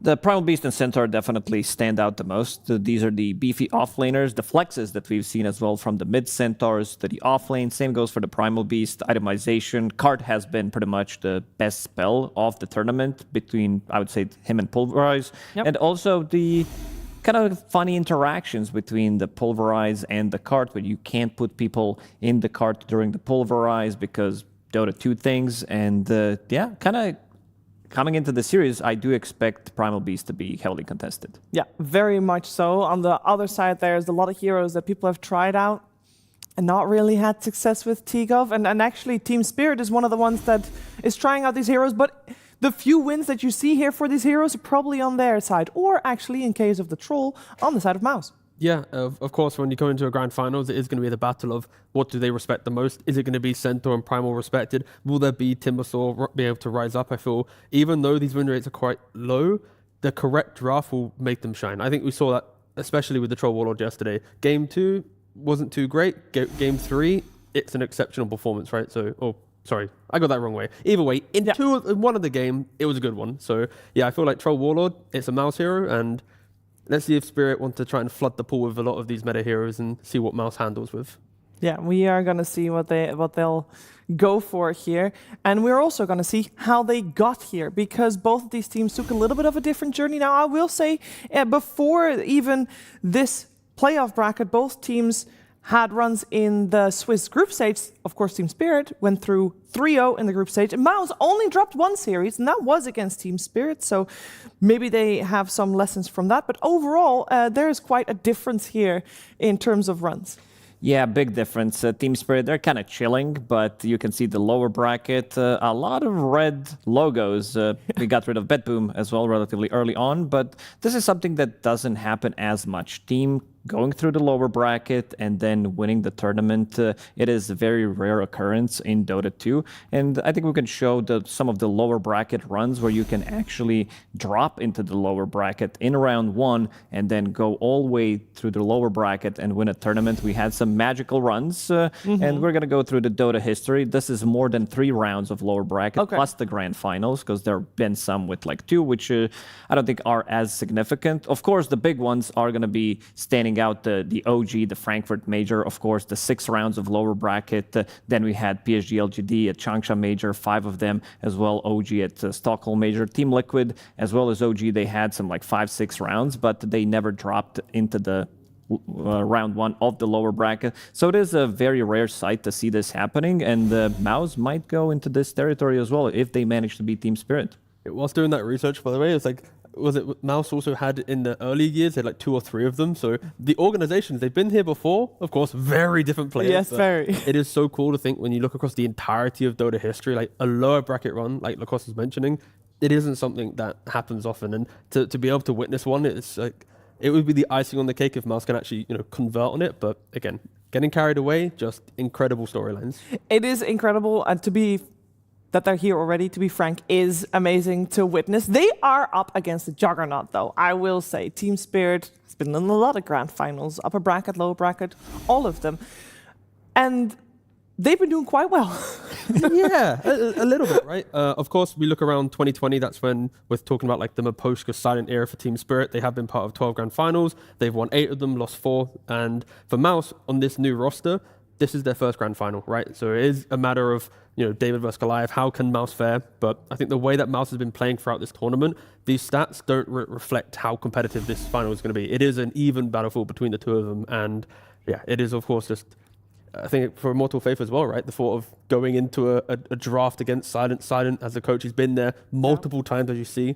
So yeah, a lot of pressure on MOUZ, but I don't think they're going to feel it. I feel like it's just another game, right? The expectations, they're playing with stand-ins, they're doing the run. Like, it's not as if there's this expectation that they should be here because they're like, oh, we're in the grand finals, nice. Yeah, I think we've heard Boom talk about it in an interview as well. It's like one of the things that does make it feel more relaxed is the fact that there is a stand-in, because the fact that they've already reached the grand finals with the stand-ins, you know, no expectations. Sometimes Lacoste makes people just play better. Oh, definitely. I mean, they started the tournament with 2 stand-ins. Now they have 1 stand-in with Kaori, who's fitting in super well. I mean, you play the whole tournament. I don't know if we can call him stand-in anymore, even though he is. You can really feel how they're gelling well together, the way they've been playing together, the way they've been drafting the comfortable heroes that they feel very good at, and just kind of liking the vibes of this team, because a lot of the times if you saw some other team picking these heroes, you'll be like, what the hell is this? But they make it work.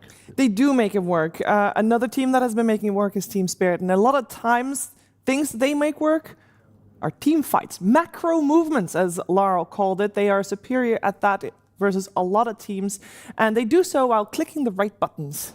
Yeah, they do. But it's also the way they get there. This is, I think, very important to point out that this team is still trying to break meta, and we're going to be pointing out some of the items that they've been using in some of the games, which are very interesting, because you saw Collapse yesterday when they were playing against high physical damage. He bought phase boots on the Timbersaw, which is not something that you do. Then you have Yatoro completely skipping the Aghanim Scepter build. This is the 2nd time in a row. Instead, he's going for Manta Style as his 2nd item. He's going for the Hurricane Pike.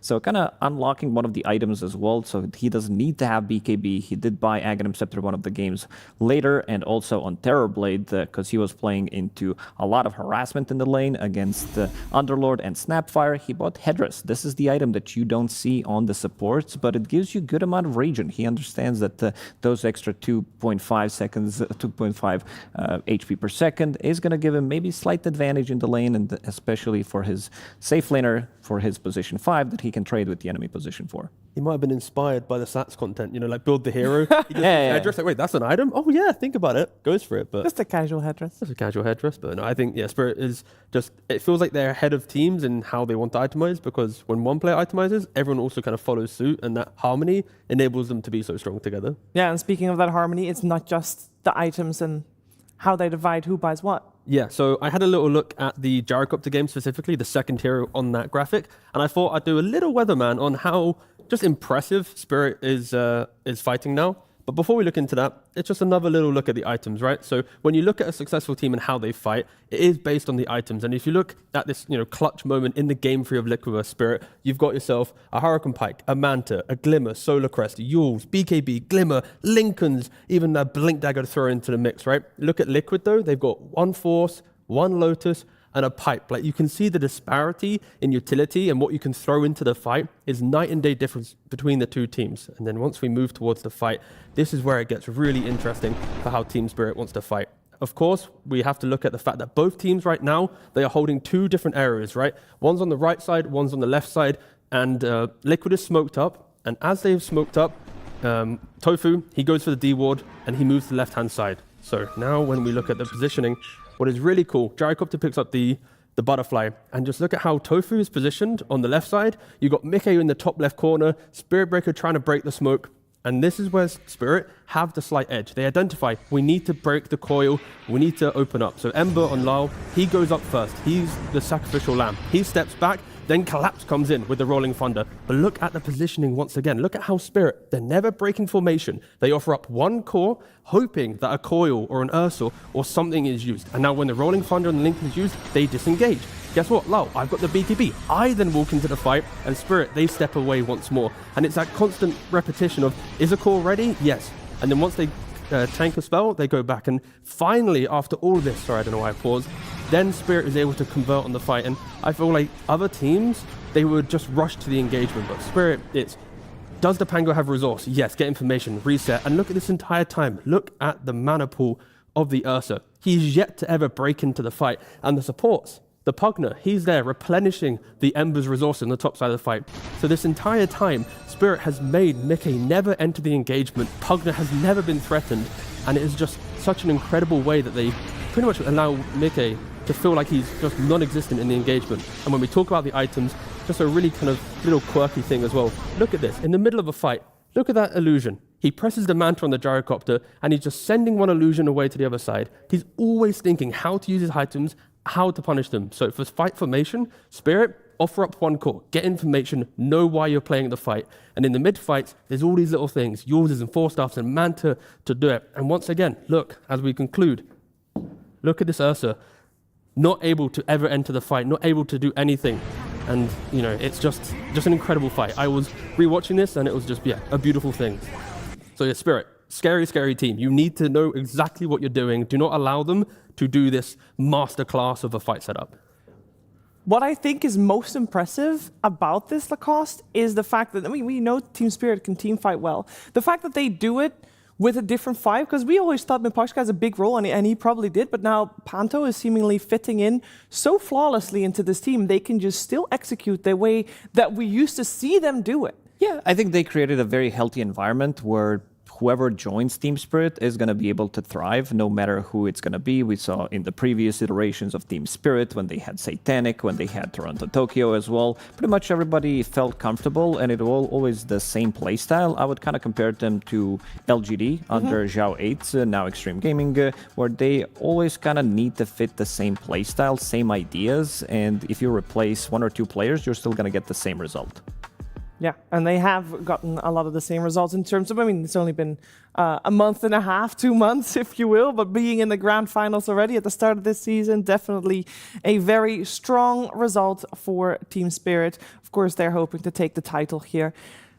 They're coming from the upper bracket. They are the most rested team of the two teams here, and that might make a difference there as well. But at the other side, we should focus on MOUZ, because this team, I don't think Fatigue Tigov will play even a role here. No, they are crafted by just the repetitions, right? Of course, for MOUZ, they have still got the most competitive games in Tier 1 post-TI. They've had to play open qualifiers, closed qualifiers. You know, they started, honestly, from the bottom, and now they're here, right?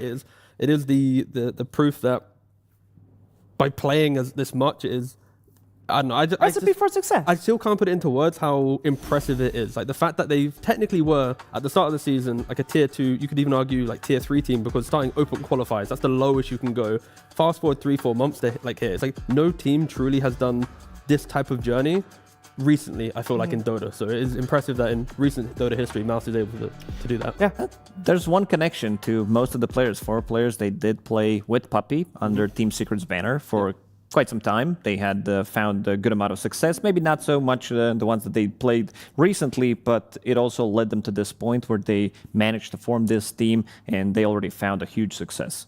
They have, and in particular, I mean, we talk about him a lot. We talk about mid lanes a lot, just in general. But in this case, I do want to shine some extra light on mid one, because I feel like it's only the second time ever that a player seemingly came back after an hiatus and still was able to climb back into that mid lane form. Yeah, he had a great career pretty much up until 2019, where he kind of started to fall off, and it doesn't happen often, as you mentioned, where you have a player who is doing extremely well, winning the tournaments, getting the top 3 placements, and then he falls off, and suddenly, like 5 years later, he kind of shines again. It's just a very rare occurrence, and we can see mid one in 2016 where he started kind of his career. These are his top 3 placements, where he got 2 of those. In 2017 he got the first place during one of the CQ majors, then he got the Dream League, got the Disneyland Paris major, and this is the man, and he's ready. He knows that he's been in the good amount of grand finals as well, so he's just trying to relax as much as possible. But yeah, when you look at that graphic as well, like the wins that were mentioned, that was under the secret banner, right? So it's under one team, he found success, and then it has been bounced around other teams post-secret, trying to find, of course, there were stints on old G, SMG, seems to be G in all of it, but yeah, he tried to kind of achieve something, right? And yeah, I think it's just testament to that resilience, and over time, it is, like, everyone always says, the older you get, you know, you're not going to be able to keep up in Dota. It's like, that's not true. It's just not true. It is just not true. I will also say that MOUZ, I mean, we saw earlier the head-to-head results of tournaments.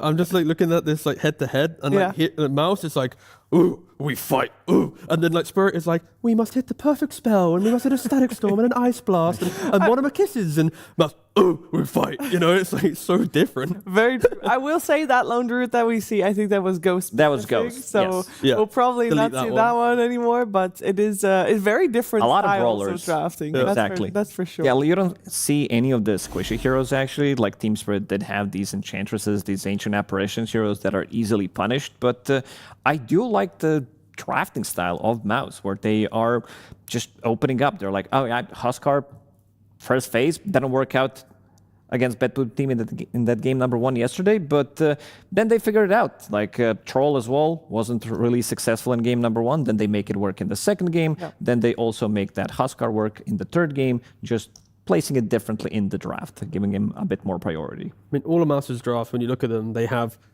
multiple stuns, pressure points in both physical and magical damage. Like, if you were to say what is a traditional looking draft that can play any game, I feel like every single MOUZ draft leans to that identity, right? Maybe when Ghost was on the roster in the early stage of groups, it wasn't true, but with Crystallis returning, they are just a consistent identity style team, and that's where this grand final Spirit will need to try and break that. I think for MOUZ as well, it is very clear that both MOUZ and Team Spirit goes for both. Both teams have on average more 2-1s in their repertoire than 2-0s, and the case here too in this Wallachia. And that just means that they both are very good at adapting what's coming their way. So in a best of 5 specifically, I think we're going to see a lot of that come into play and come into action. Yeah, especially game 1 in a BO5 is a bit of a different one, where you are trying to push some of your crazier ideas, and if you can make them work, you're trying to beat their best hero potentially as well. And coming into the second game, if you manage to do so, then you have a bit of advantage as well, because it does open up a slot in the draft. Yep. Let's take a look at what is coming in that draft. For game number 1, we have MOUZ, Radiant, Team Spirit on the Dire side. First pick going the way of Team Spirit, and that means MOUZ gets that overall last pick, which I feel like they are valuing. They have had some good overall last picks. Obviously, the Huskar yesterday, the Troll yesterday as well. They can definitely throw their opponents off guard sometimes a little bit. And already, MOUZ are offering up Centaur, the hero of the tournament. You know, we look at that graphic earlier in the show. So I feel like that's a matter of Centaur's available. Will MOUZ go for the Mars, a hero that Boom was able to utilize earlier today as well, but instead they go for the Naga Siren. Okay, I feel like this is going to be an interesting trade that even after the game we might have to talk about again, because Centaur into Naga Siren, you get so tanky that you just survive through the song reset and you still have enough resources to fight that second fight. Yeah. And if this is going to be position 5 Naga Siren, you are kind of giving a free lane to the Centaur. You're never going to be threatening the kill on Centaur unless you're going to be paired up with some super strong hero like a Gyrocopter, maybe a Shadow Fiend that could come out from Crystallis. And for now, they're just going to be removing the Mars, kind of expected standard ban, especially when you play against Centaur. Some teams did have ability to use it, did have opportunity to use it, but didn't in a lot of the drafts. But I do consider Mars to be one of the better ones out there, because in some games that we've seen Mars being utilized as a Centaur, you just can't you can't run away. The Stampede is just not as good. The thing though for this is MOUZ have not really been a Naga Siren team throughout this tournament. When they've been first pick, they ban it out against themselves. They've also had some drafts where in the second phase, they're still banning it against their opponent. So it's not as if MOUZ has rushed towards this hero. And maybe they just want to use the fact that it's not been a hero with much data on, because of course they have the most data of any team due to the amount of games that they've played. But maybe this was Team Spirit's bluff as well. It's like, well, you don't really play Naga. Let's see if you want it. Yeah, exactly. And I mean, in this case, you do, of course, if you're a second pick, you only got 1 ban in that second ban phase, and you kind of don't want to have to use it on another ban you kind of could have banned out in the first phase. You rather want to protect something that's coming. Yeah, the question is, do they think about Jakiro, giving the enemy team Jakiro? Because I don't think they're going to be running Jakiro and Naga Siren. So far, they only played Jakiro from the safe lane role. Yamich has had completely different heroes. He's been mostly playing these brawling position 4 melee supports. But they opt to ban out the Ringmaster. I mean, we just showed in the Weatherman clip how well they opt to kite around with Rue on the Ringmaster. So some respect there, but as mentioned, Jakiro is available, and a lot of other very strong supports. I'm just intrigued to know where they're going to go with the Naga Siren, but they actually do take the Jakiro themselves. Okay. It is such a high value support that giving it away could be a problem. But the combo's there. This has been very old school combo in Dota, using the song into Macropire Ice Path when they wake up, with some kind of a follow-up stun that you can throw on top. Would you prefer Yamich to play pos for Naga or pos for Jakiro? Or does it depend on what they're laning against? Yeah, I want to see the lane to see how, like, what hero do they want to give to Crystalis, because I think they want to focus on his lane and maybe give slightly less priority to Boom. I mean, if there's ever a time Rubik would be picked, I wish like, into Jakiro and Naga. I would just never see the hero, but, you know, the Rubik would be pretty good. If anybody is going to pull out heroes that have either low win rates or are unpicked, I would say Team Spirit's pretty high on the list of teams to do so, so who knows? But we are going to go for the safe option. Yeah, I'm getting carried away, don't worry. You know, you're in the grand finals, you're in the game one, there's no time to... I mean, actually, to be fair, that is the best time to cook, right? Because you have potentially 4 other games to fix things, but... True. No, they go for the damage, they go for the Snapfire. Some maybe survivability in 5, some Enchantress, maybe even Pugna that could come out for Panto. Been very impressed by his Enchantress, especially Pugna. I would give it even higher rating in these two. And also the Disruptor that we saw from the stats, even though it's a low win rate, I don't mind it because you have such a strong lane in Centaur Snapfire that Disruptor can just rotate into it and then you keep pressuring through that off lane. Yep. And then you have the glimpse from the song.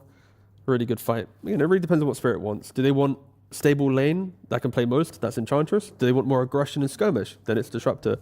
Right, there's really what they want. That Disruptor. Yep. Coming out.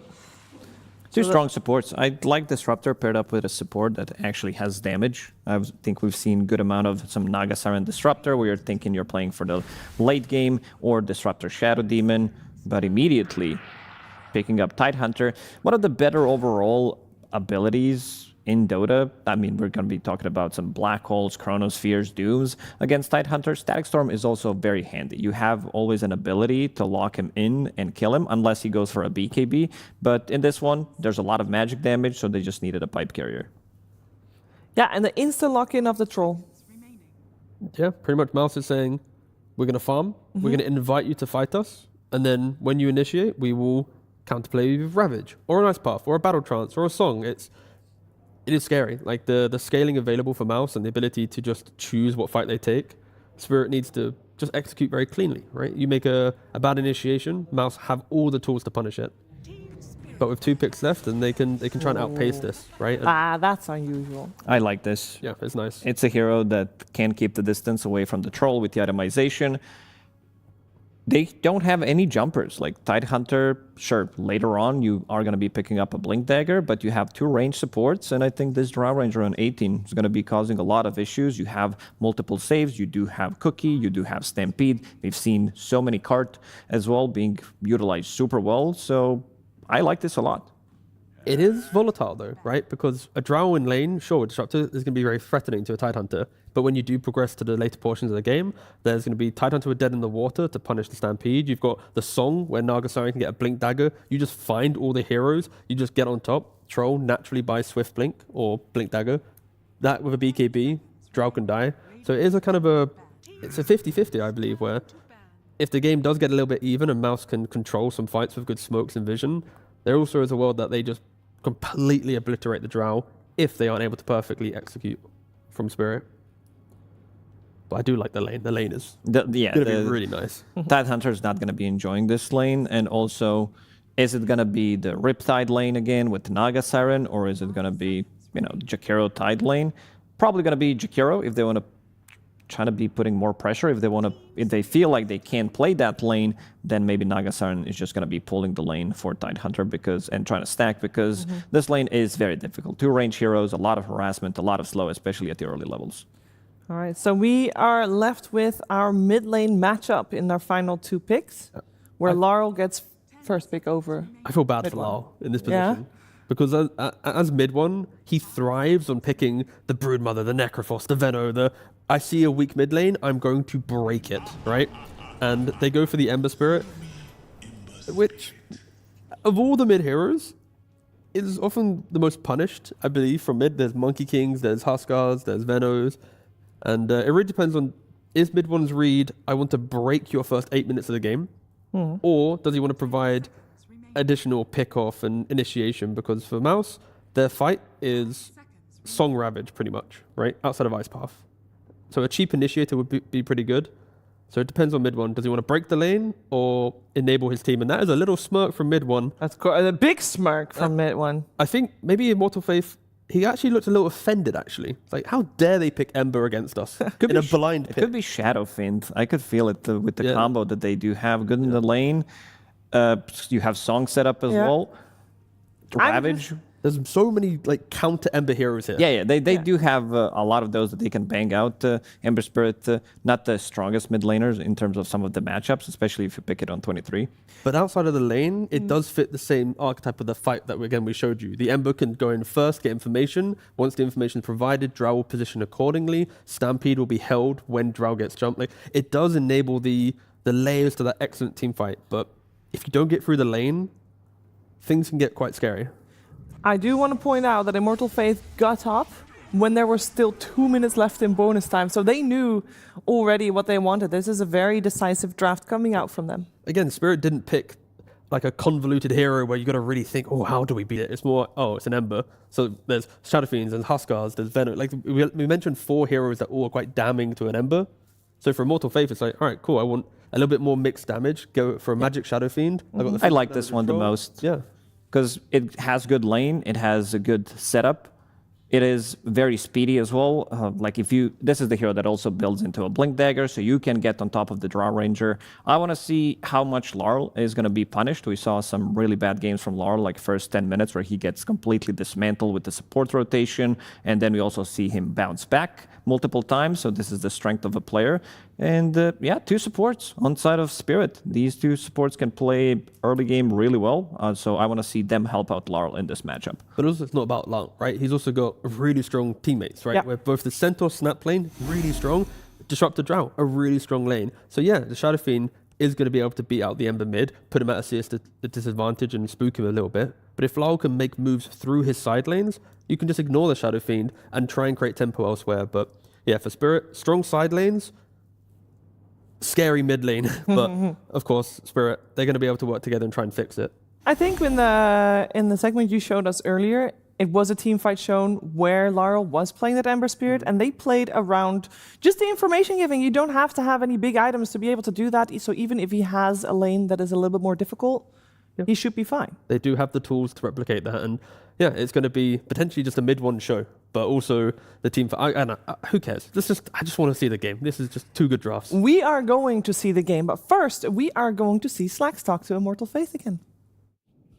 Mr. Faith, Immortal Faith, we got to talk about this, okay? You don't ban out Centaur. Now, this is Collapse Centaur. He's never lost a game. It's the best hero of the tournament, and you let him have it. Now, I got to understand why you would do this on the grand finals. We forgot. You forgot. You forgot to ban it, my friend. Are you going to give me the real answer, Immortal Faith? Why are you letting him get away with Centaur? Oh, we really forgot. I know we're having a lot of fun here, but don't disobey me, kitten. Let's go on to the next question.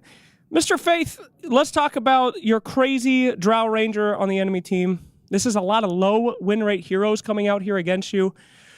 Drow Ranger, any thoughts? I think it's a very good hero. Really? Yeah. Why didn't you guys pick it? They have 18, so we cannot pick it 16, 17. They have 18. Are you ever going to tell me anything for real in these interviews, or is this all just BS? Because the audience wants to know real answers. For real, like we really just forgot about Centaur for a little bit when we practiced. Okay. Don't smile. Don't smile. We're going to get into the game. Ladies and gentlemen, let's see if this will remind them about Collapse Centaur. Welcome to the grand finals here at PGL Wallachia Season 6, MOUZ versus Team Spirit. That interview made all of us dumber. Sunsfan here with Cinderin. Welcome, Cinderin. I like the development of the interview meta, where instead of Slacks trolling the players, they're finally catching on. They're like, what if we just did it to him? Yeah.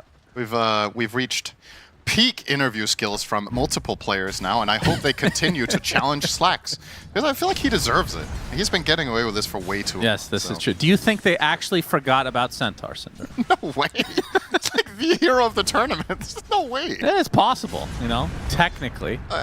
Sure. I love the technical aspects of the game. Yeah. But yeah, obviously hiding things, and maybe, you know, after the series we can have that interview. If they win, we can ask again, and if he says we forgot again, then, yeah, okay. then he actually did. Yeah. But yeah, here we are in game. Cool drafts from both sides. We get to see a Drow Ranger for the first time. Centaurs had a 100% win rate apparently, basically winning every single game. At least for these two teams, I think both Boom and Collapse have not lost on it. Yeah, I think Collapse has played it fewer times. I could be wrong about Boom. Collapse is definitely 3-0. We saw that earlier. It's gonna counteract against the win rate of Disruptor though, which is absolute hot garbage. Yeah, that hasn't looked too hot. And well, for me, there's actually the one thing that stands out to me the most in this game with these two drafts is Yamich playing Jakiro, because when we've seen MOUZ in a lot of their games, we've talked about this in previous casts, how Kaori's hero pool has been relatively limited but been extremely effective. It's not that he can't play other stuff, they just have this archetype of what they want to do, where Kaori has been playing this Jakiro, Warlock, etc.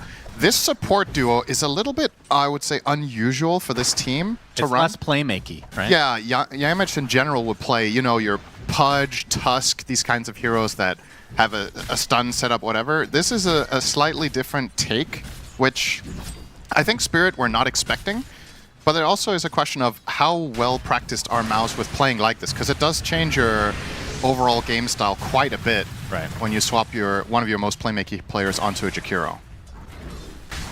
Well, we'll find out pretty shortly if this is going to be a success or not. I'm sure we're going to be seeing some drastic... This is the thing I love. With game number 1 of a best of 5, we're going to see so much development in terms of the picks and the bans as this goes through. By game 5, we're going to be like, why is this... Like, if we were shown the draft for game 5 now, we'd be asking, why the hell was this hero banned and or picked? Yeah, we would have been asking in game 5, how did they forget about Centaur? But apparently that's...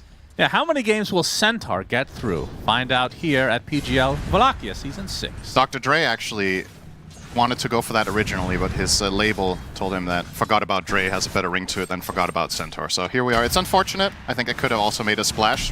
Time for the Wisdom. Excuse me. The Wisdom Flower. The Lotus. Trying to run this off. Rue will secure the Lotus. No kill yet for either side. This is an exceptionally strong lane. Centaur, Snapfire, massive burst. You got to be super careful with approaching this lane.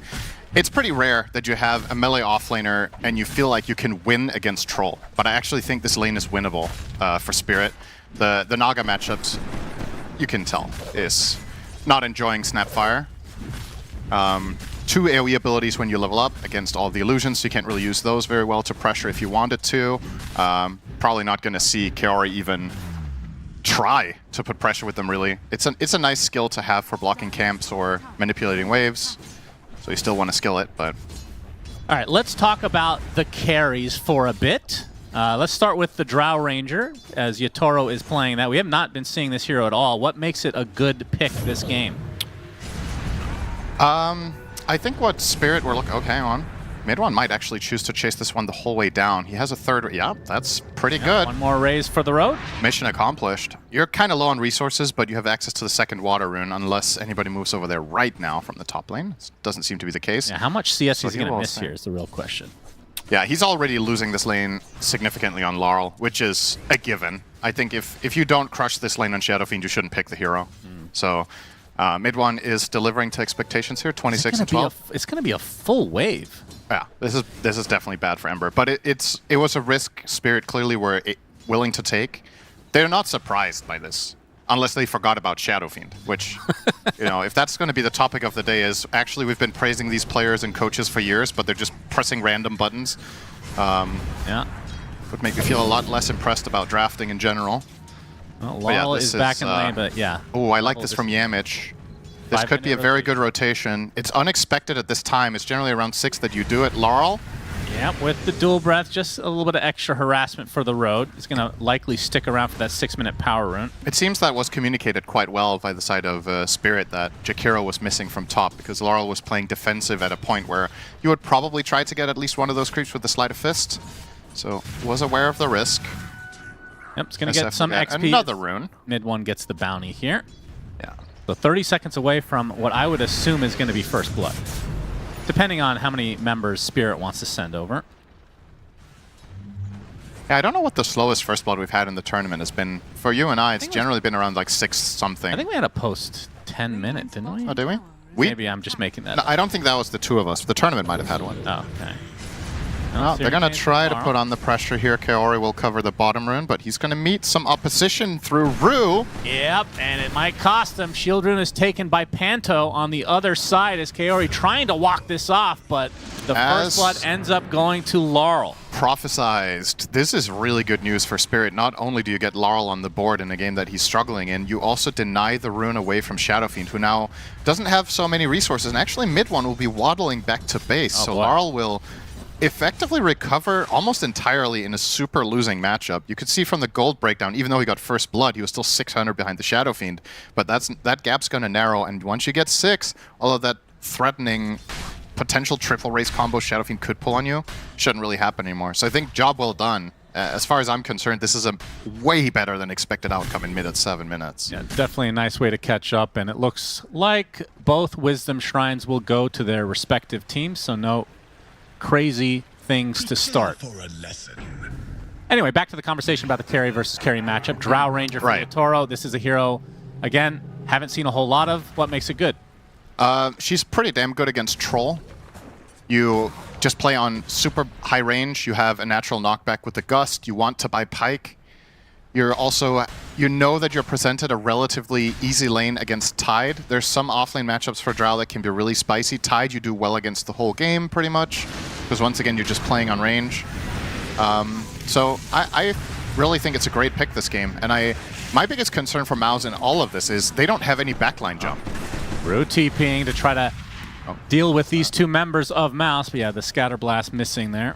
It's like, if you think about stereotypical atrocious matchups for Drow, my number 1 of all time is Brood, and number 2 is probably Lycan, right? These like 2 offlaners that just get hyper mobile, they run at you, they remove your ult, and they just eat you. There's nothing like that in this game. The only thing that can really catch you is Song of the Siren, but at that point you have Stampede, and you can also counterplay it with itemization.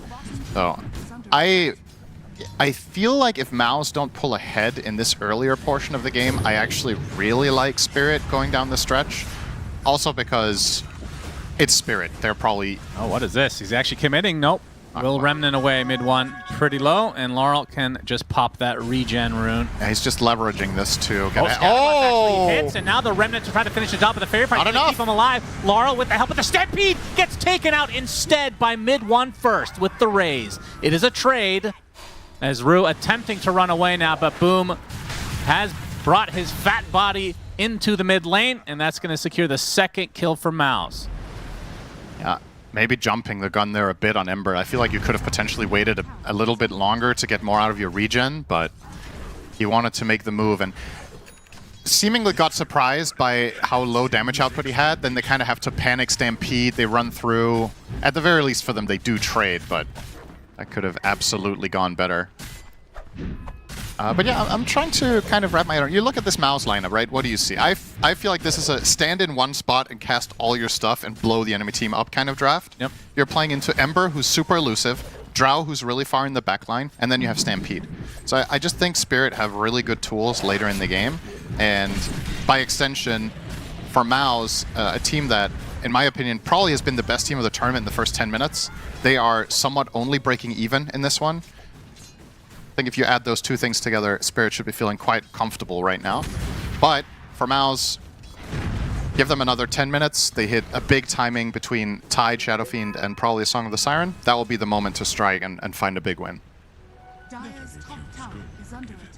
Mid one, level 8 on this SF. Yeah, they do have the wombo combo potential from MOUZ. Yeah. As you can see the Searing Chains onto Boom. He's alone versus the 3 members of Spirit.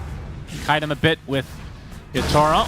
Actually going to use the Ravage. Panto, does he have the vision for the glimpse? Well, the Searing Chains hold him in place, pops the Kraken Shell, and that means, well, he's resigned to his fate. Can he get the deny on the Ancient is really all it comes down to. No. as Utoro will claim him. And that's a Ravage down. It's going to cost them the tier 1. Yeah, that's honestly kind of solid space from Tide. Now that I see the result in mid, I kind of like the Ravage. I didn't like it until there was this trade-off. Because like buying yourself 15 seconds there is kind of inconsequential if your team isn't using it for anything, but getting a full mid tower is quite good. And you were unlikely to use that Ravage for anything else in the next 2 minutes. That's often what's worth keeping in mind about these big ultis in the early game.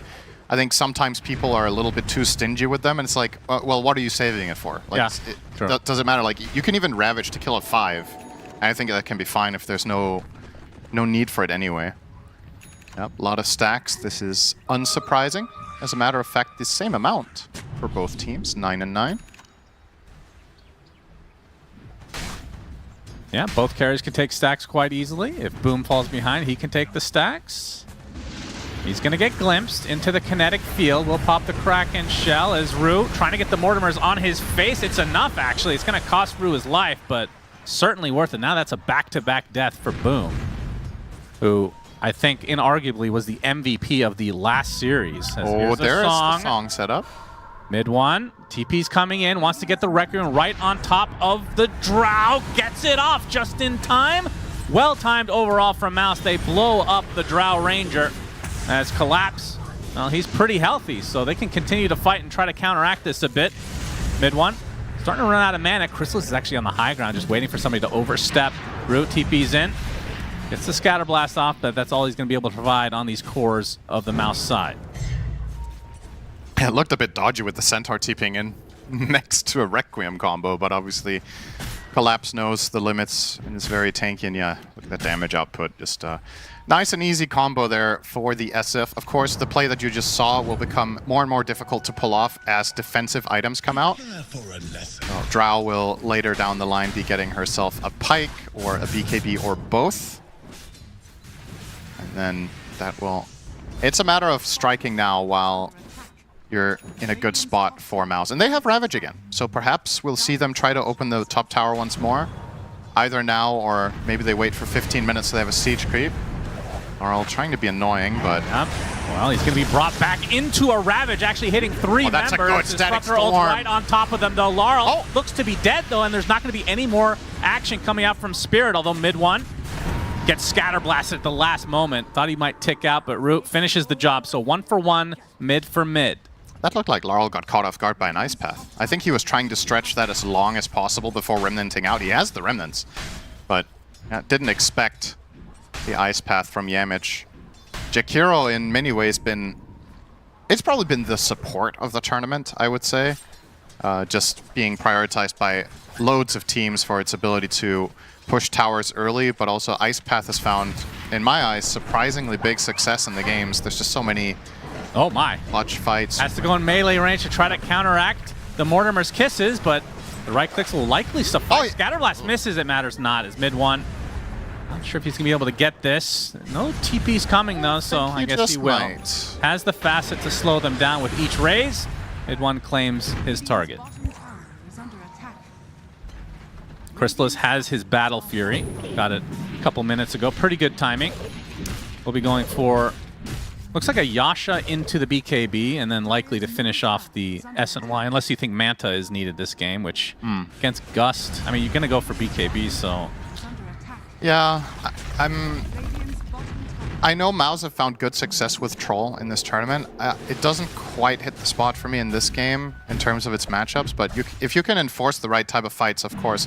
Troll is looking for mainly 2 things in the game, right? He's looking for lockdown, so he gets to hit the enemy targets, and he's looking for enemy heroes that don't inherently just kite him with their kit. It's one thing if your team can lock them down, but ideally you want them to not be too slippery on their own. Stampede, Ember, Glimpse. It's definitely not the easiest Troll game. The lane was fine.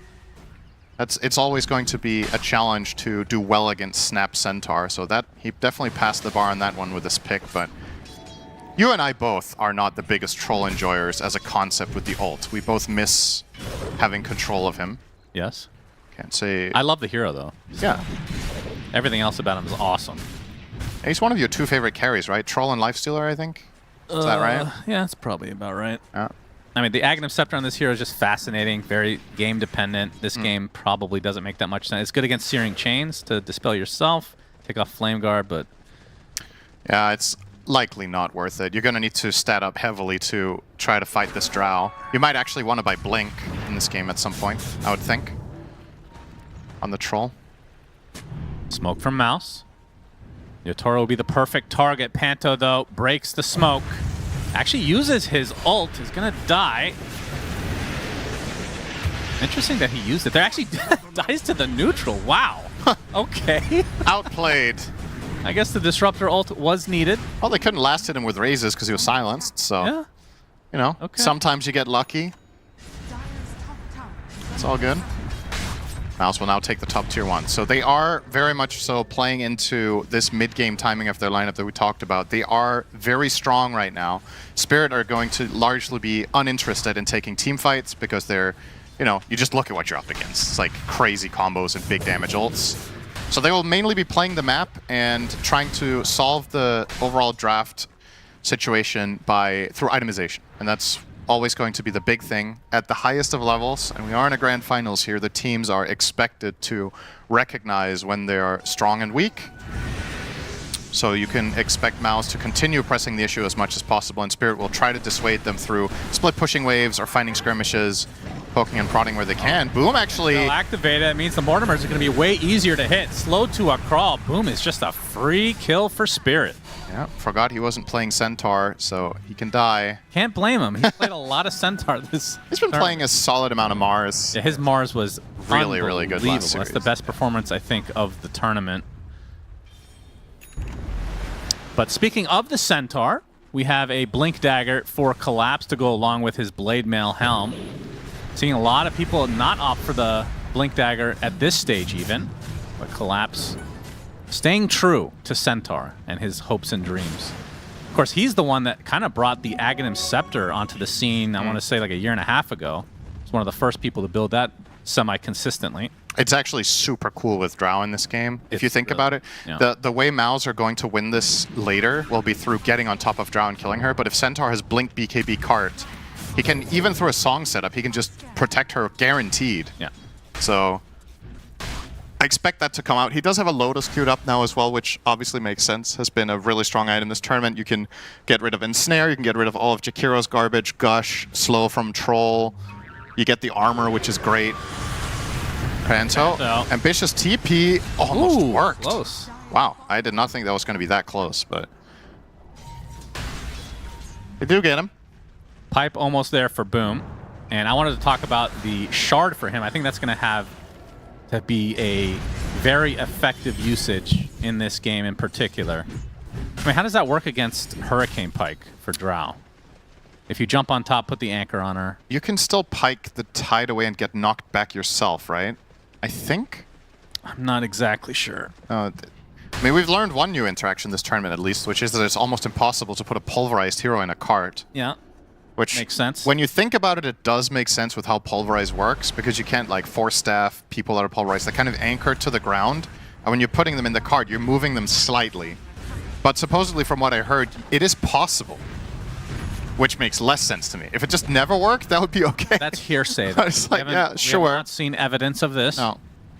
It might have just been fabricated. Crystal is very hard to kill here. Yeah, he has BKB. He has BKB, Searing Chains on him, already at half HP. We'll pop the BKB and the ult, as that is kind of the counter. Oh, didn't ult. Team Spirit, they can just run away. He still has it. Oh, he didn't pop ult? Oh, he didn't ult. Oh. It was the Stampede. They do sound similar. It's sort of, you know. To you, all noises like that sound the same. You make them all the time. Sounded like me just taking waking up from a nap. Yeah. It's like a Murloc. Rue. He's going to run right into Boom with a little Scatter Blast action. Kinetic Field placed to slow down MOUZ a bit. Mission accomplished from Spirit, though, right? You are pulling MOUZ a bit around the map and not getting fought into, so you are buying space for Drow. Now, this is still numerically the 3k lead. I don't think it's that important in the grand scheme of things, just because I don't, once again, feel like this is the greatest troll game, so I don't know if he can realize the value of the net worth that he has. but they will be getting the Tormentor. There's just no way, right? You can't contest this. They have all the big teamfight ults and Song, so... Will... Oh, that would have been sick. Okay, losing that to a Kobold... That would have been something else. So Kaori buffing up the Song of the Siren for the ultimate reset to come. So we saw the BKB usage from Chrysalis, and Pipe is now finally finished for Boom. So some power spikes coming on the MOUZ side. Problem is, Mid One doesn't have his BKB quite yet. Is basically a recipe away. I would kind of like, once he picks that up, that they brute force... Yeah, great replay. Wow, it was so close. I think they should brute force Roche once he has the item on SF, because once again, I don't think Spirit are in a position to really contest it. They can try to steal it with Centaur and Ember trying to go for some YOLO, jump in and grab it, but Song of the Siren, Ravage, more than likely you're just giving it away. Panto has a greedy Tumbler's toy, so helping him get this really early Blink Dagger.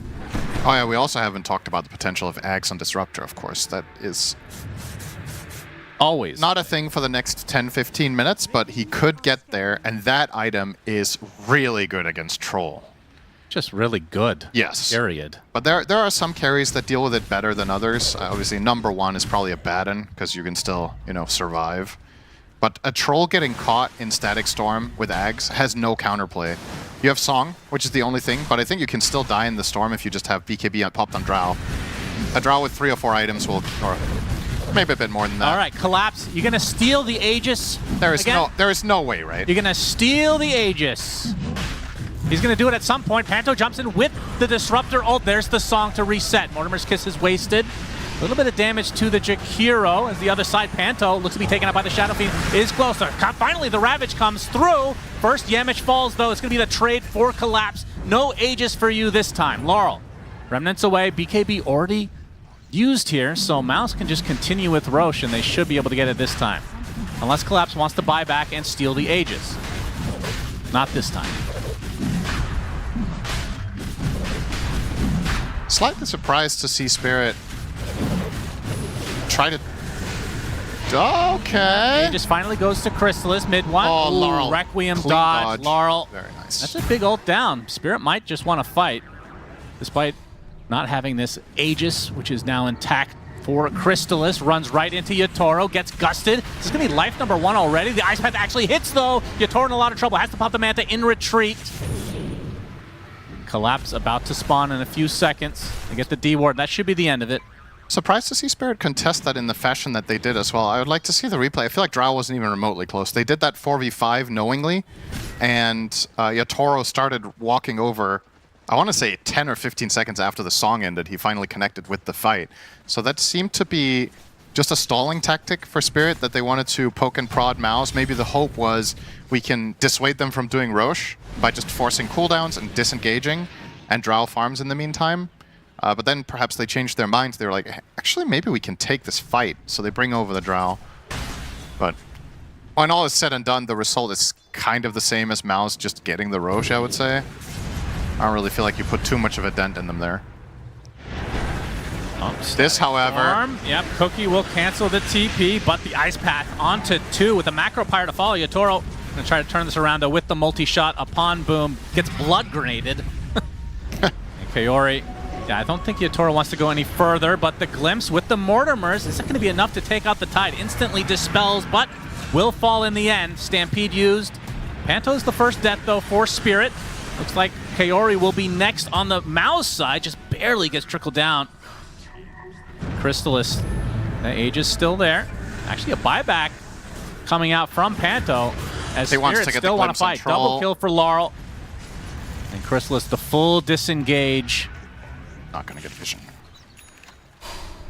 Now he has a blink coming. Realistically, all that buyback was going to achieve was a BKB usage. I don't really like that much from Panto, because Troll was what he wanted, clearly. He bought back Blink looking for the glimpse. Well, he has the greedy neutral, so he has so much money, Cinder. Sure. He'll just refresh it in no time. I wipe my ass with buybacks. That is not Disruptor. Nope. It wasn't meant to be an impression of disruptor. Oh, I mean... It was stereotypical business bro. Oh, okay. Oh, well, he's about to be... It's a dieback. Stereotypical fountain bro. 60 seconds. See you in a minute.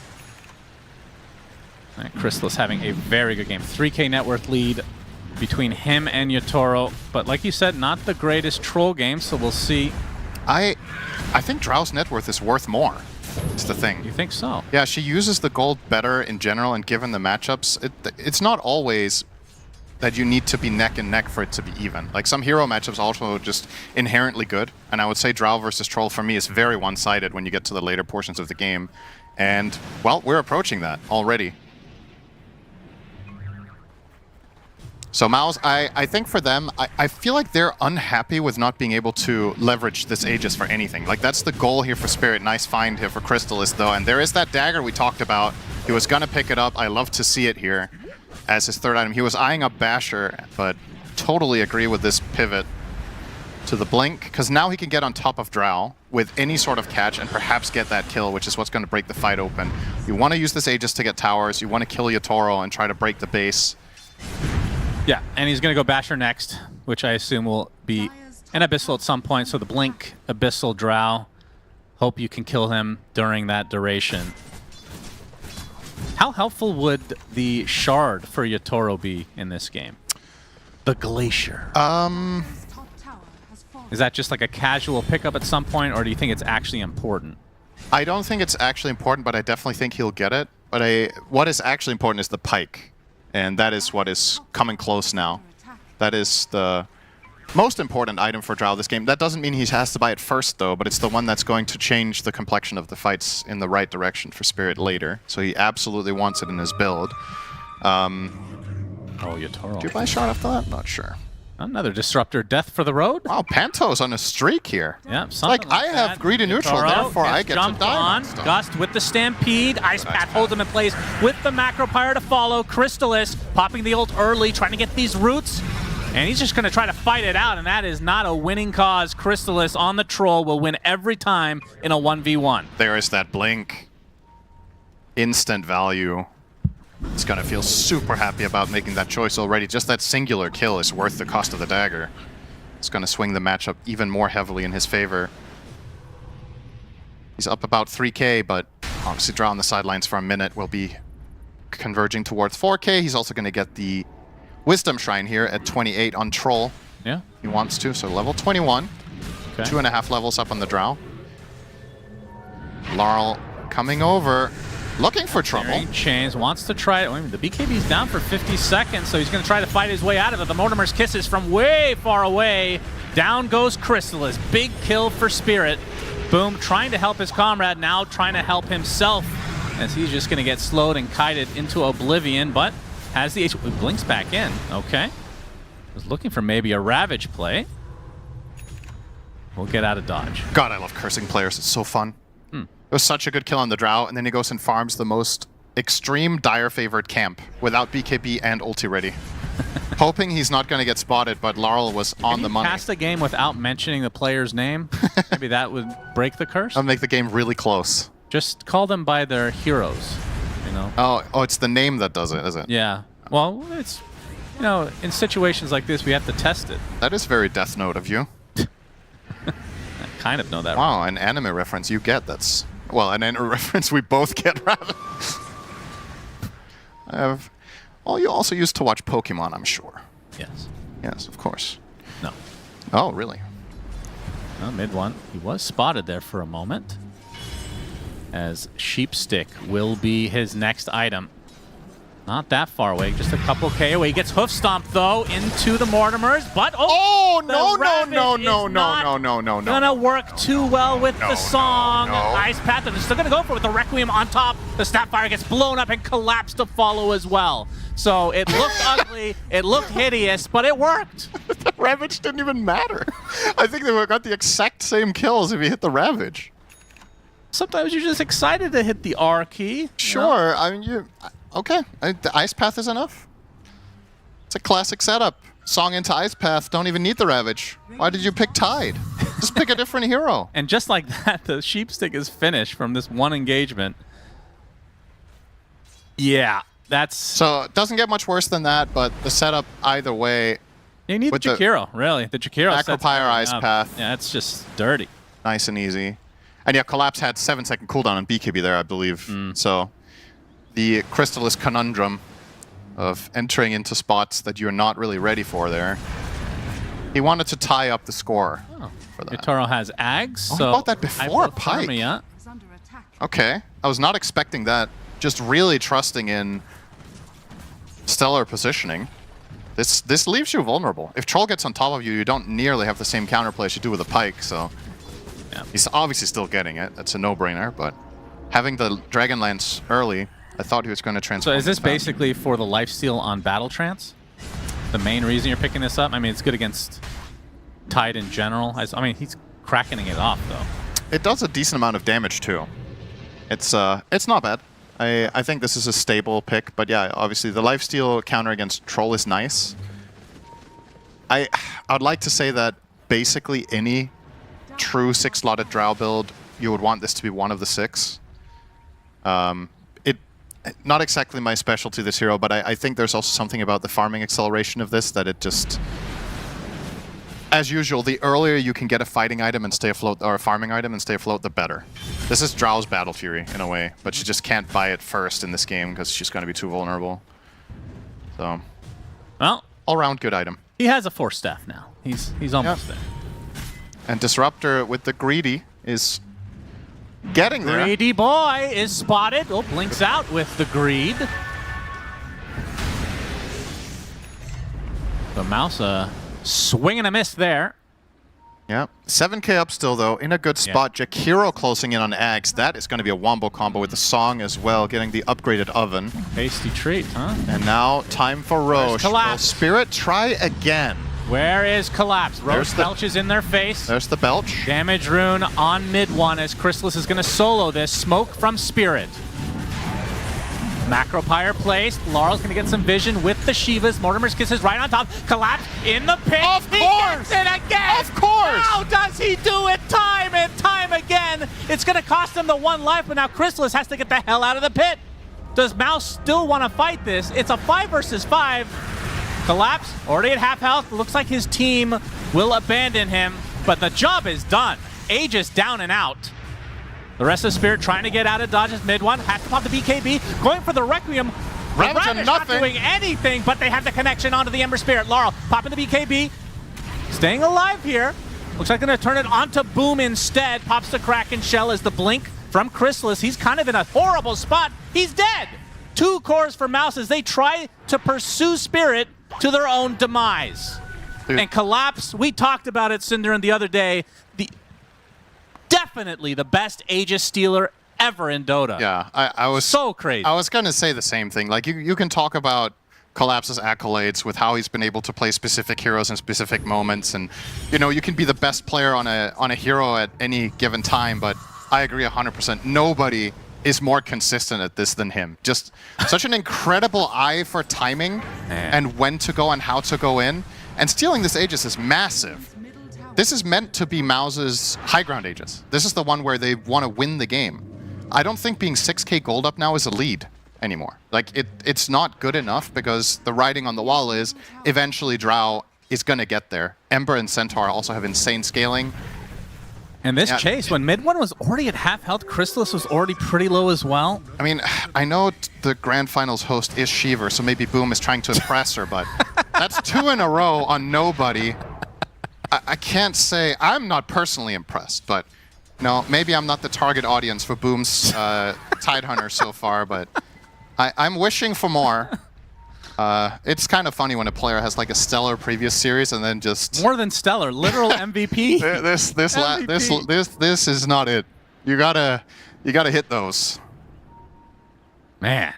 All right, well, this game got even more interesting. Yotaro top net worth for the first time in the game. Okay. On Drow.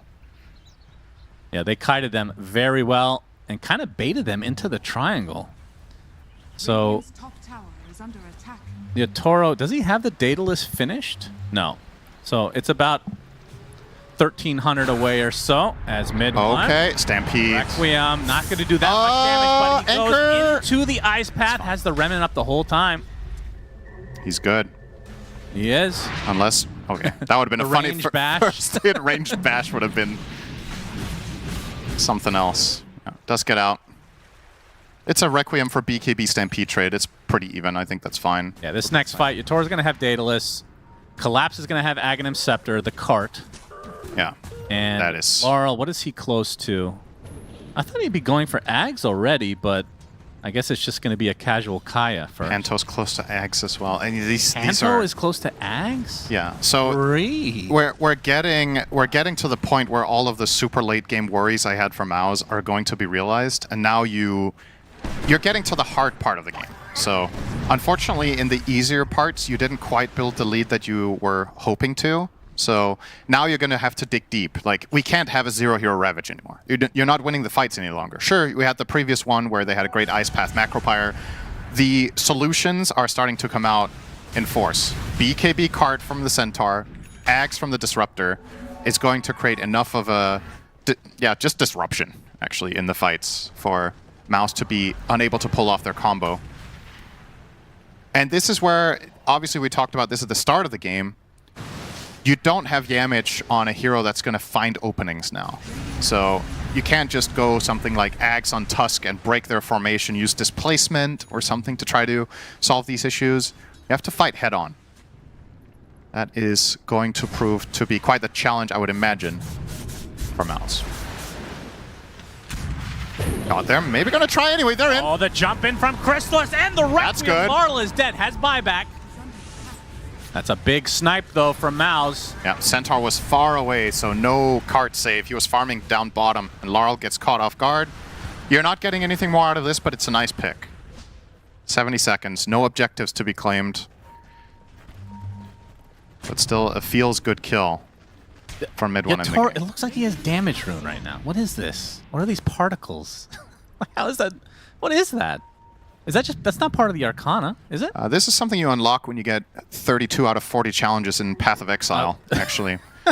So congratulations, like Yatoro, on finding the time for that while being one of the best to ever do it. It's cool. I guess winning TI twice, they just give you cosmetic. I actually don't know what this is. Yeah, it's... Huh. He also has the aura under him, the Halloween aura. Yeah, that one's I've seen many times. Maybe this is what you get when you finish the Atlas in Monster Hunter 4 times. A fake damage rune. Fake your enemy out. Strike fear in their heart. There's an Arcane rune, and they would love to give this to Laurel if they can, but yeah, Collapse will have to snag it for now. Boom. He's going to front line. Going to get hoof stomp. There's the Static Storm. That's the Aghanim Scepter. Oh, good song. To try to reset, healing up. Boom. He's out. Okay. The Macropyre, though, not going to do too much as Yatoro popping the BKB wants to fight. That means MOUZ wants to retreat. Stampede used all they've gotten. There's the Ravage, only onto one, though. It's just the Disruptor support for support. Collapse. In the cover of BKB. Uses the cart. Nobody inside yet. Boom. He's just going to get right-clicked by Yatoro. Can't get up close and personal. Crystallis on the run. Has the blink. Theoretically should be fine. He needs to blink to the right spot. He's going to go for the fight instead with mid one. Has the Requiem, so and the BKB. Yatoro's dead. No buyback at all. And now the fight on top of Laurel. His Remnant is slow to a crawl, but Crystallis is finally taken out by Spirit. There's the cart with the Ember inside. I don't know why that looks so hilarious, but it's going to be the death of mid one. Double kill for Laurel. Wow, such a back and forth fight. And that Spirit, they have the numbers now. That looked glorious for MOUZ. I think the play call there to kill the Drow is very impressive. That Crystallis found a way to navigate that area and get the jump, but obviously it was courtesy of the Observer Ward that has now been dewarded by Rue. They're like, there's no way he does this without vision. We're going to see the replay here, so good job on the Song saving him. I don't know if Kaori needs to stay here the entire time. Look how he's staying on his hero. So effectively now he's just dead shortly after he tries to get away, but they will catch up to him. And as you mentioned, the Ravage here, it hits Ember and Disruptor, but not the right target. You want to hit Drow with this. Like, Yatoro gets the space that he needs to navigate the fight. He's going to assist in killing the Tide from far away. And here, don't blame Spirit for looking for the chase. Look at the health bars at the top as well. They're way ahead on resources, but Crystallis finding this from the ward. Really nicely done with the Requiem getting in there as well. That's some balls to go back in, I have to say. And it did cost them in the end. They obviously lose Chrysalis on the way out. And Laurel in the cart here. We're going to see shortly the play of the game. Right-click Ember Spirit. In the cart. That looks so stupid. I think the reason that looks and feels so funny is that you're carting one of the most mobile heroes in the game. Why would they want to be in it? You know? Yeah. You're removing his freedom to remnant around. Well, net worth-wise, this is a dead even game. This is what we were hoping for this grand finals. So what would you give the teams win expectancy-wise? Because to me, this is like a 2-1 for Dire at an even game at 41. 60-40 maybe. 60-40, okay. Well, let's see who Gaben agrees with more of the two of us. Okay. I'm going to check. It is almost exactly 60-40. Okay. And this is why AI is bad, because it's wrong, Shannon. This is a 2-1 game. Okay. You have my word. Your word? Yes. My word is worth more than all of AI. What word is that? It's a good word. Okay. You can tell me after the broadcast. Smoke from Spirit. The word is taint. What the fuck? Sorry, I had to talk with Slacks in the green room. It's infecting me. Yeah, this is called brain rot to the highest degree. Oh, that's a good find. Storm, he cannot pop BKB. Mid one is dead. The song used as well, but all for naught. Yeah, who are you really saving? Not even yourself. They want to continue on, Searing Chains, and that is a dead Naga Siren as well. Both have buybacks. Another one. DJ Khaled on Jakiro. Chrysalis jumps in, wants to get the fight up. Panto is dead. The cart, nobody's inside of it. Meanwhile, Laurel just assassinates Yamich. Oh, root. Okay. Okay, beautiful kill from Chrysalis. Sometimes you just keep rooting. Gotta have confidence on your Troll Warlord. Oh, that's an expensive mid-1 buyback, but you get some rewards in that. Well, but you're starting to was see... up, this would be perfect. It is 20 seconds. Yeah, but Collapse is alive, so you're not getting the Aegis. So that's a little bit unfortunate. No doubt. But that was obviously a showcase of the Disruptor Ags at its fullest. If you find mid-1 like that again, MOUZ would be in big trouble. So got to be careful now how you play the map. Oh, Link. They are going to smoke aggressively in this 3v3. Disruptor's about to spawn with an outpost to TP2, but they're going to find Collapse. Find Collapse. He's dead. Easy kill. Has the buyback. That is such 2 minutes otherwise. Such a good play. I think that's not surprised to see Collapse getting caught completely off guard by this. This was unexpected, to say the least. This should be free. He's going to roar. Can you really say that with confidence? Collapse could buy back. Drow's TPing. I don't know. They're grouping. This is too fast, I think, isn't it? Yeah, Song is up in 6 seconds. They're too late. Roche will fall. Boom. Really Trying good to for cancel MOUZ. some blinks. All right, that's huge. Has PTSD from Collapse just walking in there. Actually pops his beat. Rain in some kisses here, but they can't commit on that. That's big for MOUZ. It's a breath of fresh air having this Aegis finally. Oh, nice reaction to blink out prior. Rue anticipating this play from Kaori. All right, Aegis advantage. What can they do with it? Mid one, he's in a 1 versus 3, going for the Requiem, but pops the BKB and destroys him. And boom, he has the anchor. Oh, no, wrong way, and now the Ravish, but Yatoro is out of sight, out of mind in the trees. He's just gonna kill off Tidehunter from the sideline. I have no idea how he ended up there, but he's very happy. Attempted TP, but really the kill onto Chrysalis would be the bigger of deals. The bash is coming in from Chrysalis, though he is able to take out Laurel. That's life number 1. Refresh the song. He had to refresh for that. Chrysalis, can you get out? Attempted TP should be fine. Oh, the glimpse! Whoa, the glimpse at the last moment! And Chrysalis will fall. That is a disaster for MOUZ. Oh, what a play from Panto. Yikes. Wow. That could have gone all sorts of ways. They have to buy back Collapse and Laurel, but the Drow, look at those numbers. In spite of probably the most poisoned cookie of all time, he still finds a way to not eat it and survive. Imagine Yatoro doesn't get to the low ground somehow there. They just potentially lose the game off of this. This opening from mid one, not really an opening at all. Like, Drow's hitting so damn hard already. Went greedy, went for it. Bounced around here. Okay, and so he 4-steps himself down, gets Ravaged too late, and is out of it. And now the Centaur buyback, they smell blood in the water. Obviously, they can win this fight, but kind of crazy that MOUZ managed to make this competitive with a dead Shadow Fiend, right? Yeah. Like, Troll is getting in there, getting kills, opening up on Centaur. He uses to save his own life and to kill his Ember. And this song, Panto doing a great job. Look at his spacing off on the left, making sure to run all the way left and then... Oh, man. Man, oh, man. That's huge. Meanwhile, live, buildings are melting. Anytime you lose a big fight with a Drow Ranger on the other side, you are losing some serious stuff. It's going to be the mid lane. The fortification is activated here. And they're going to have 5 in just a moment, Yotaro. Let's see how eager Spirit are. As mentioned, they are missing 2 key core buybacks, so I think they'll probably just settle for the 1 lane and call it a day. Yeah. Because if you try to go for more here, all enemy heroes alive, you don't have Aegis advantage, you could get Song combo. This is definitely the experienced play to make, is to take just what you can get, nothing more, and back out.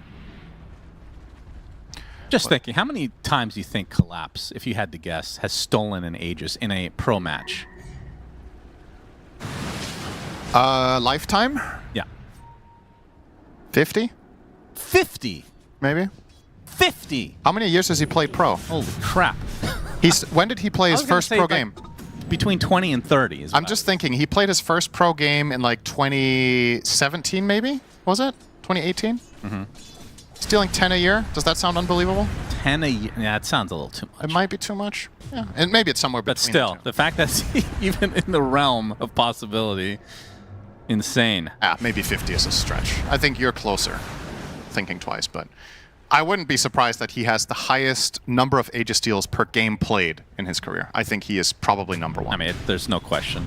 No question. Well, you could have someone else have more, but they're just less memorable. No. Because it's also the stakes and the fashion in which he does it. No, it's not. Okay, you're right. I take it back. There's no way. You're so convinced you cannot ever be wrong. That's correct. It's the American way. That's how it goes. You just say something with enough conviction and you're right by default. That's right. Yep. Drow 5k up on Troll now, by the way. Yep, Yotoro's the tables have turned, and that is a big pickup on Centaur, by the way. This is effectively a second pseudo card. The Wind Waker can now also protect an ally with that. There's no nullifier on the Radiant. They're not even queuing one up on the Troll. He's going Refresher, which he kind of has to in this game on Crystallis, since he needs to be able to do a second run of spells.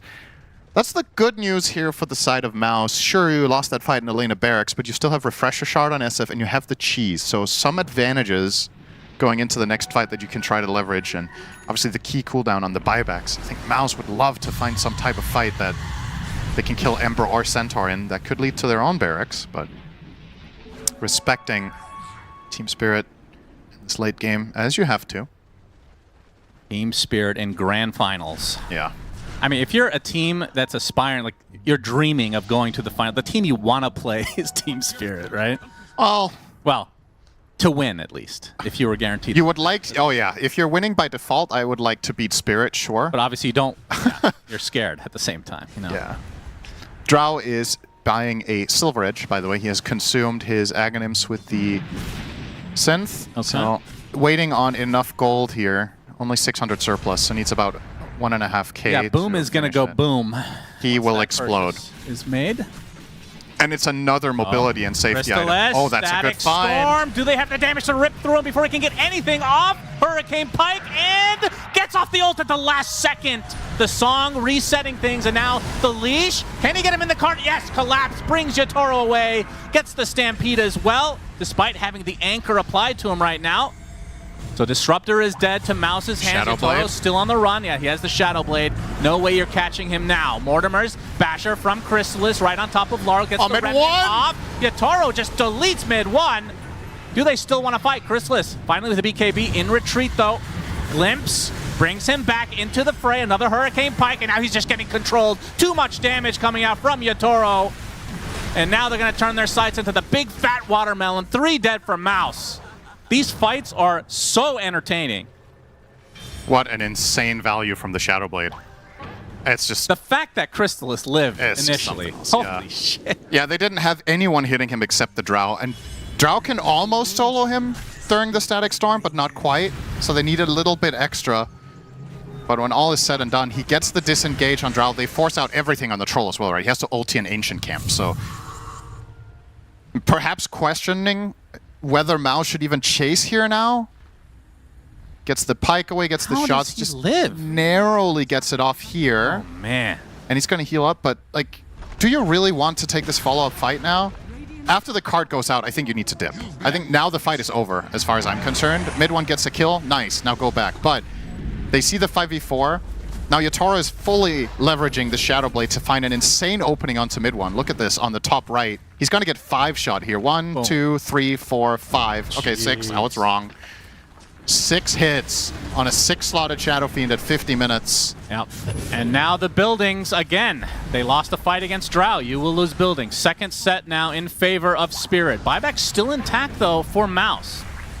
They're going to set up here for a final fight potentially. Can they hold on? 14k lead now for Spirit. Massive advantage in the lanes. Was anything used on MOUZ there? They used their SF Refresher. They still have cheese. They're going to have to defend. Range Rax is now down. This is going to be Megas in just a moment. The Hex already used, but this is just space created by Laurel. They jump in. They're going to put everything on him. Pops the BKB, retreats. Yeah, he has Aeon Disc, so he knows he can't die there. They fortify one last time, so the melee racks on the bottom lane is the sole surviving building that actually matters here. This is an early Roche. Spirit with the lane advantage from the 2 sides of barracks taken could perhaps get into a clean take. MOUZ have to go and scout the area now. If you give up this Aegis cheese refresh, it's over. Like, you can't give this up. So. Oh my god. What the fuck? How does he have this now? I was just going to say, oh, Crystallis has a refresher. That's really good. But then Panto refresher. Okay. No buyback now, though. You are investing This is close heavily. to the Sir Action Slacks build without the blink. Brown Boots, Ags, refresher. He can almost... I mean, he +1 can kill Drow. Excuse me, Troll. I think he can kill Troll together with Snapfire. Oh, they're going to go right over the damage rune. So this will be a rune for Yatoro once they see it. Or Laurel, either one. This is big. Okay, now he can probably 4-shot SF. Yeah, I would say so. All a matter of getting the right angle. MOUZ, if they somehow catch them by surprise and get the right jump, this is not outside of the realm of possibility, but... Creeps in the base, though. Yeah.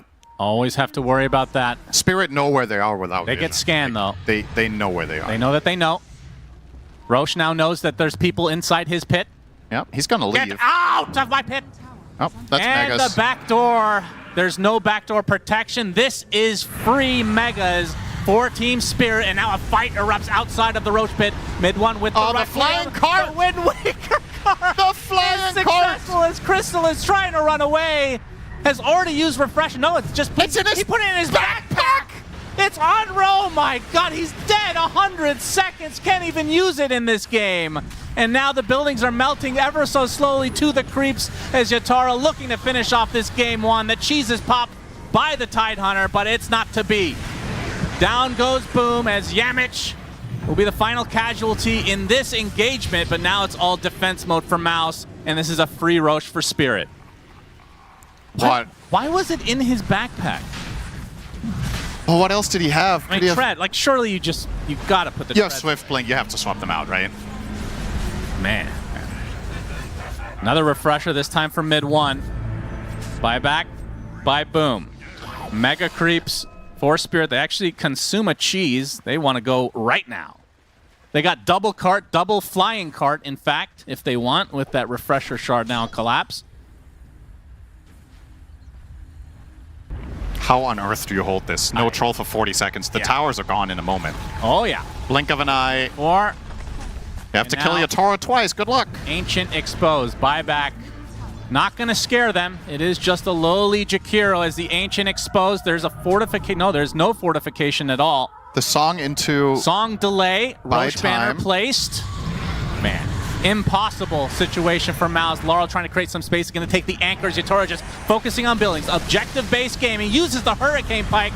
Makes the Ravage miss the Drow completely as mid 1 trying to do his best with the double Requiem, but he dies shortly after, and this is going to be game number 1 in the books for Team Spirit. What an entertaining start to this Grand Finals. They ran over them. They just cleaved through them with their heroes in the end of that. Didn't even break a sweat. What a great way to get started. There was an awesome game. I think very clear why these two teams are in the finals, but Spirit strike first. Great game one, Shiva! Thank you very much, Sunsfan and Synderen. What a game one. This one delivered big time. And imagine if you're MOUZ, you just played a game against a Centaur that you forgot in the draft, the biggest hero of the tournament, and you still made it very competitive. So that is something to take out of this game one, but there were so many moments to look at, and of course, Team Spirit coming out on top at the very end of this one, because this is great. Yeah, this pretty much game had everything. We had some good wombo combos, we had some failed wombo combos that looked good in the end as well. We had some throws, we had some really nice entertaining stuff. We saw like heroes dying in 3, 4, 5 hits pretty much in the later stages of the game. Pretty much everything that you want to have from a Dota game, especially in that game one of a BO5. And we're already starting with the highlights of some of the most important fights for Spirit, right? Because already this is the post-Aegis still from Collapse, and then it's just everything that Spirit's doing is showing their class in the team fight. They're kiting back, they're really annoying MOUZ, they're doing the job. And Yatoro on his Drow Ranger, the early game wasn't as, damning as we expected. We expected him to beat out the Tide lane. Wasn't the case, but his positioning through the mid to late game, like him He's Hurricane Spike usages. Yeah, him and Panto in tandem just completely broke apart MOUZ. The static storms, the right clicks. How many times do you see Yatoro just kill the Shadow Fiend from 100 to 0? Mid one's late game access was just fully nullified by the Drow Ranger. And even here, they do kill the Drow Ranger, but then MOUZ is so deep into the fight, that's where it's like, oh, thank you very much. Let's quickly just kill you. And yeah, it's Spirit. We see this more often. Like, instead of going in with the blink stun, they pick somebody up in the cart who's low HP, and then they bring them back into the fight.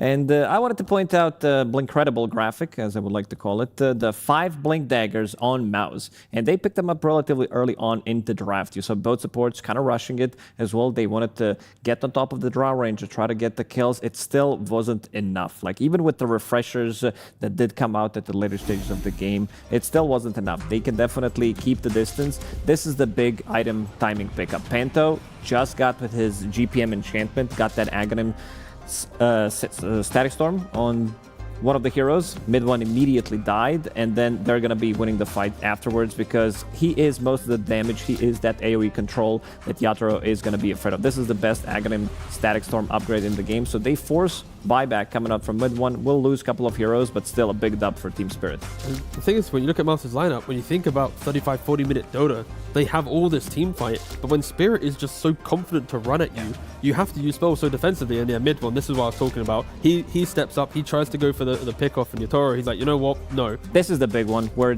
he has Refresher, and they also have Refresher on Naga Siren, so they are opting to go for double Requiem on the target, immediately break it, and it just doesn't work out, where Yatoro dismantles him. Like, if he can keep the distance, we see some really nice item usages where he first uses the Hurricane Pike, then the Yule Scepter coming out from Centaur to kite the fight, and then again Panto is going to be coming in with the big brain play, because he's keeping the distance away from him, and he's going to be getting that glimpse, which is going to be resetting the fight, and they will be getting 2 extra kills out of it. Yeah, it kind of feels like MOUZ lost focus a bit in the chaos of Spirit finding these fights, because for Crystallis, he just didn't have the best kind of carry performance, I'd say, right? He had that death at the Dire camp on the right hand side of the map where he didn't have the BKB or his ultimate. Then there in the previous fight, he doesn't lock onto the Drow Ranger. Here he gets picked off again. Like, oh, he actually doesn't get picked off, sorry, but he nearly gets picked off. And he has to use his ultimate. Exactly, yeah, sorry. So it's like, it feels like when MOUZ have this team fight, this this scaling, this spook factor of Drow, if you ever show we'll jump you, their troll dies, has to use ultimate. Shadow Fiend's dying as well on the bot side, the previous clip. Here as well, he overextends, he didn't have any detection to then find Yatoro. So between mid one and Crystallis, the pressure of the late game, they just were... Again, that's where it always goes back to the Disruptor, right? I feel like it's always the Static Storm, it's always the Disruptor or the Drow Ranger that was stopping these 2 big cores of MOUZ, just closing out the game. It just makes this Drow Ranger as well look like a fantastic hero, I will say. He definitely made it look like we should be seeing this more, but of course it was the perfect pick for them in this situation. Yeah. They knew if they can survive some of these early engagements, because Laurel did get, again, camped in the mid lane a little bit. He's playing into unfavorable matchup. He's forced to TP out at the start. Even though he's the one who's going to be getting the first blood in this game, it's still pretty difficult. You are playing into these multiple blink daggers. They can set things up on you. You're playing into Shard from Tidehunter, who also had a pretty good game as well. You're playing into Pipe. So a lot of that early damage that you do have on Spirit is going to be nullified. And Panto, MVP for a good reason. Like that Aghanim Static Storm refresher in the later stages, he did use it twice. Just too good. The early game from MOUZ was really strong, right? Like they beat out the Drow lane. The Tide had good economy. Shadow Fiend, of course, versus Ember, and then even Crystallis, he was top net worth. Like MOUZ had everything to play for, but it was the Roshan still from Collapse. It's the Aghanims from Panto on the Disruptor. It's these small little things that eventually add up to your Toro being able to go, I am the carry of the game. But just gonna throw it out there. Panto was feeding a little bit in some of these like mid-game fights, getting picked off, getting solo killed a couple of times. Yeah, the dieback as well. Then he's gone for a full minute, but he still manages to find a really good timing on that Aghanim Scepter. And Team Spirit with the leadership, they find a really good fight immediately afterwards. Yeah. So how do we go from here? Because this was a game where MOUZ did well in the start, as we mentioned. So they're not going to be maybe too unhappy with how that part goes, but how did they make sure they close it earlier?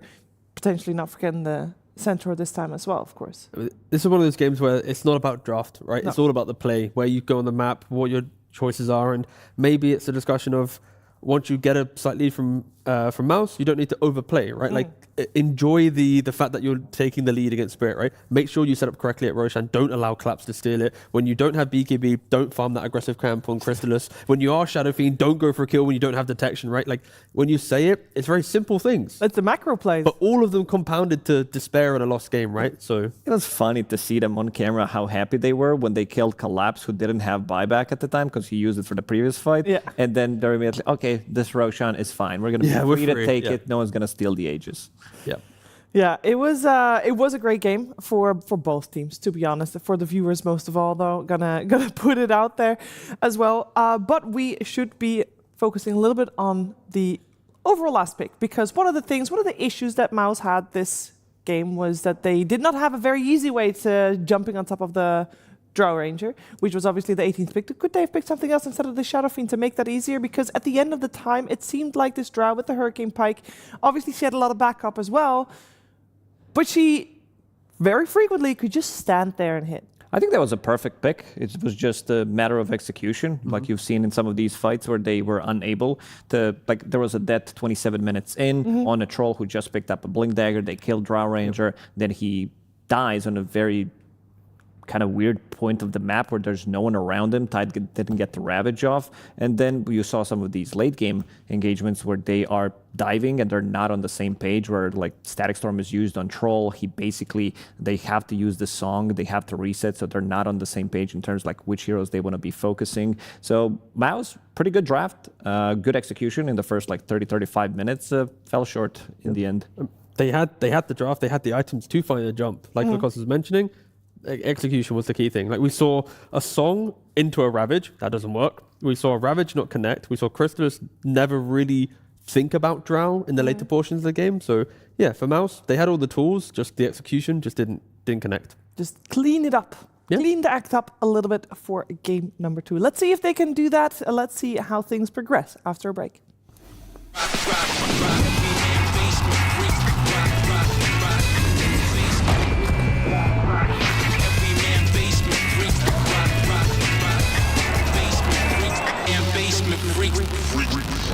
The human body was built to move. Not trapped at a desk in one singular posture for 12 hours a day. It's time your chair evolved. This is Secret Lab Titan Evo. Ergonomically engineered for you, gamers, hybrid workers, artists, backing your every move.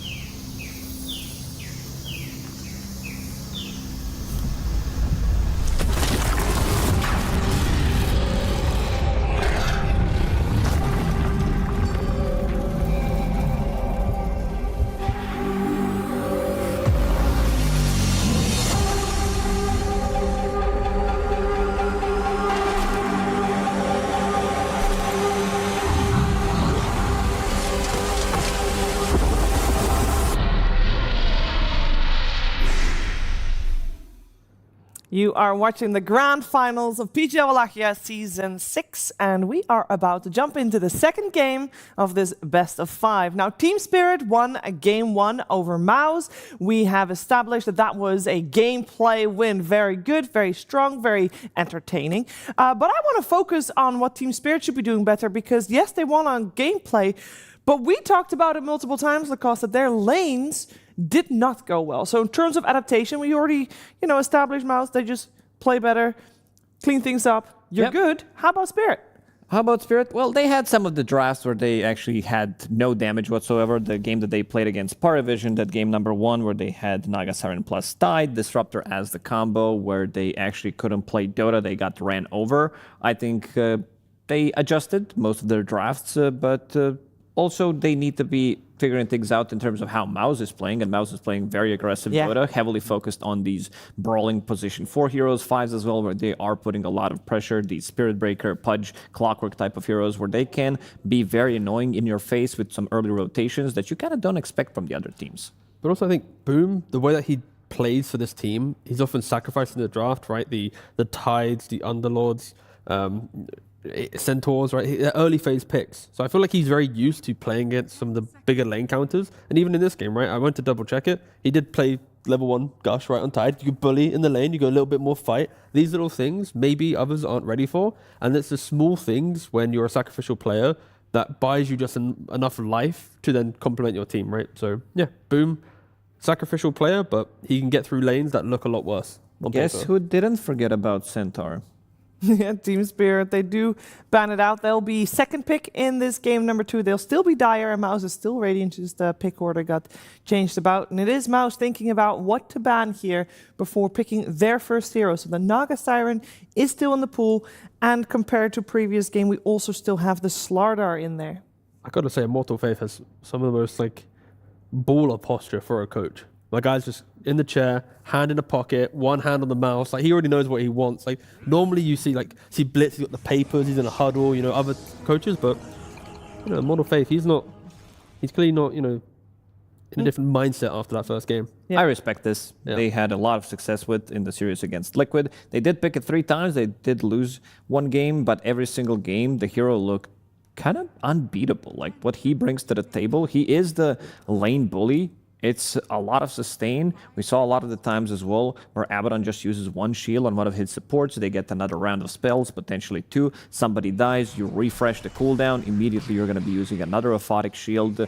The only downside to the hero is you are not farming as fast as some other carries at the start. So your timing, like your lane needs to be good, and your Radiance timing also needs to be like 15, 16 minutes, depending on the game. We also saw some very early, like we saw 12-minute Radiance timing coming out from PARIVISION, I believe. I'm having flashbacks to the game 1 earlier today, right? MOUZ Liquid, where Nisha, multiple Sonic Waves, multiple attempts to kill off the Crystallis Abaddon, and nothing connected. And again, we'll see if Crystallis can replicate that performance. But when you talk about getting those items, needing a lane, Spirit on second pick with the Slardar, they can decide if they want to put it into the Abaddon lane or move it to mid. But again, Spirit, I believe, memory serves me well, they were one of the first teams to really push Slardar into the meta due to how good Collapse and Lau are on the hero. There is a dispel in regards to the shield and Abaddon, but in regards to just the pacing and what you provide, Slardar can do so much before the Abaddon gets online. Yeah, and isn't the cooldown on this spell about the same time, or maybe even a little bit longer than the cooldown on the Amplify? Yeah, but also don't forget Spirit likes the late game, so maybe just play for 25, get undispellable. Oh yeah. Because I'm sure they're thinking that when they pick it. So what shall we do about minute 55? Let's get the foundation of our epic late game in early. Respect on the Tidehunter as that one got banned, so the man on your screen cannot play that one anymore. And of course, there's a Jakiro. He had insane. I gotta praise him. He had some insanely good performances. I think when we talk about the players in 2025 that got like the most improved players, he should definitely be mentioned. I agree, yeah. Because he didn't find too much success with his previous teams when he was like, this is also a mid laner that switched to the off lane, and he is kind of owning from the off lane, especially on his Mars performances. Been very impressed. Do you think they're going to be considering Mars in this type of lineup where they've already got Abaddon, who's hard to kill, Tusk with the snowball saves? It's kind of the same as the previous game, right? You had Naga, Tide, Troll, all very annoying heroes to fight into, and it's the same thing again here for MOUZ. You've got just really annoying heroes that once you initiate, if you don't do it cleanly, they will be able to punish you. But again, Spirit showed that they can poke those spells out of you and really make sure that you regret kind of making a one-dimensional lineup like that. Yeah, I could see Mars. I could see maybe Bristleback even for them, because he builds into Lotus Orb, so you have multiple ways of dispelling. He is very annoying, difficult to kill. They still have to see 2 heroes from Team Spirit. But Warlock Tusk, Yamich, he had some insanely good games on Tusk, pretty much running at Liquid, full speed, being super annoying. Kaori Warlock, we did talk about him a lot. This is his, I believe, going to be 11th game on Warlock. So he's ready to play it. Even though we haven't seen as much tech where he's dropping the golem on the tower, he's more focused on actually winning the team fights, not prioritizing his own farm. Instead, I mean, you are playing against some of the best teams in the world, best teams at the tournament, so you want to save that golem. And we got a Riki coming out. I like that a lot. I think this is a great pickup. It's something that Rue plays extremely well. They did play it once. It's the shard. You are playing against Abaddon. You cannot be shielded. You cannot be snowballed. You cannot be healed by Warlock, which is not the most important thing. But all these things, it does add up.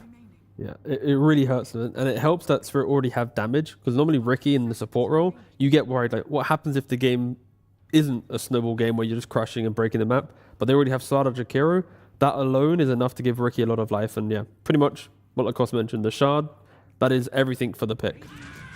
Corrosive Haze also gives Ricky damage, depending whether he is going to be going for some like Road of Atos, Shard Rush. If he gets off to a good start, maybe we're going to be seeing the Fusel Blade. But I like this a lot as well. We did mention itemization that he is going for, skipping Aghanim Scepter in some of the situation, prioritizing his Manta style, Dragon Lance, then turning that into Pike, Daedalus after, kind of having extra slot, because he is playing into a lot of BKB piercing abilities. He's playing into Golem, he's playing into Tusk as well, so might go for the same item build in this one. Yeah, and then you go for the Gyrocopter, right? We just saw in the previous game when they picked the Ember for Lao, and then mid one takes a Shadow Fiend, the lane doesn't go well. This time around, they don't want to expose Lao to another counter pick to mid one, so Yotaro takes that kind of generic carry that can play into most lanes.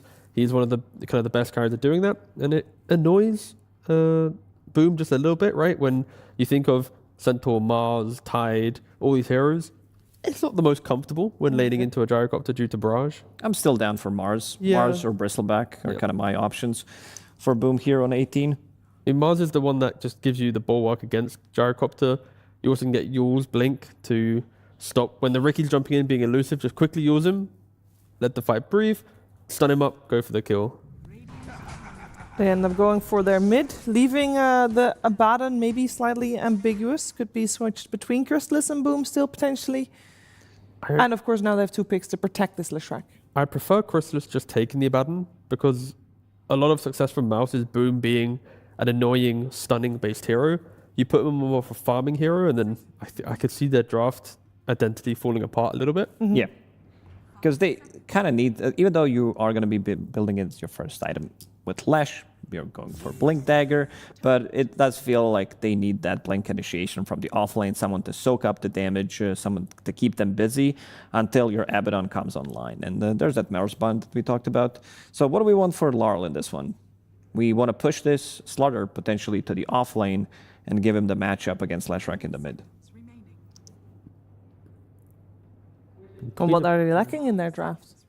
In terms of, the bigger picture?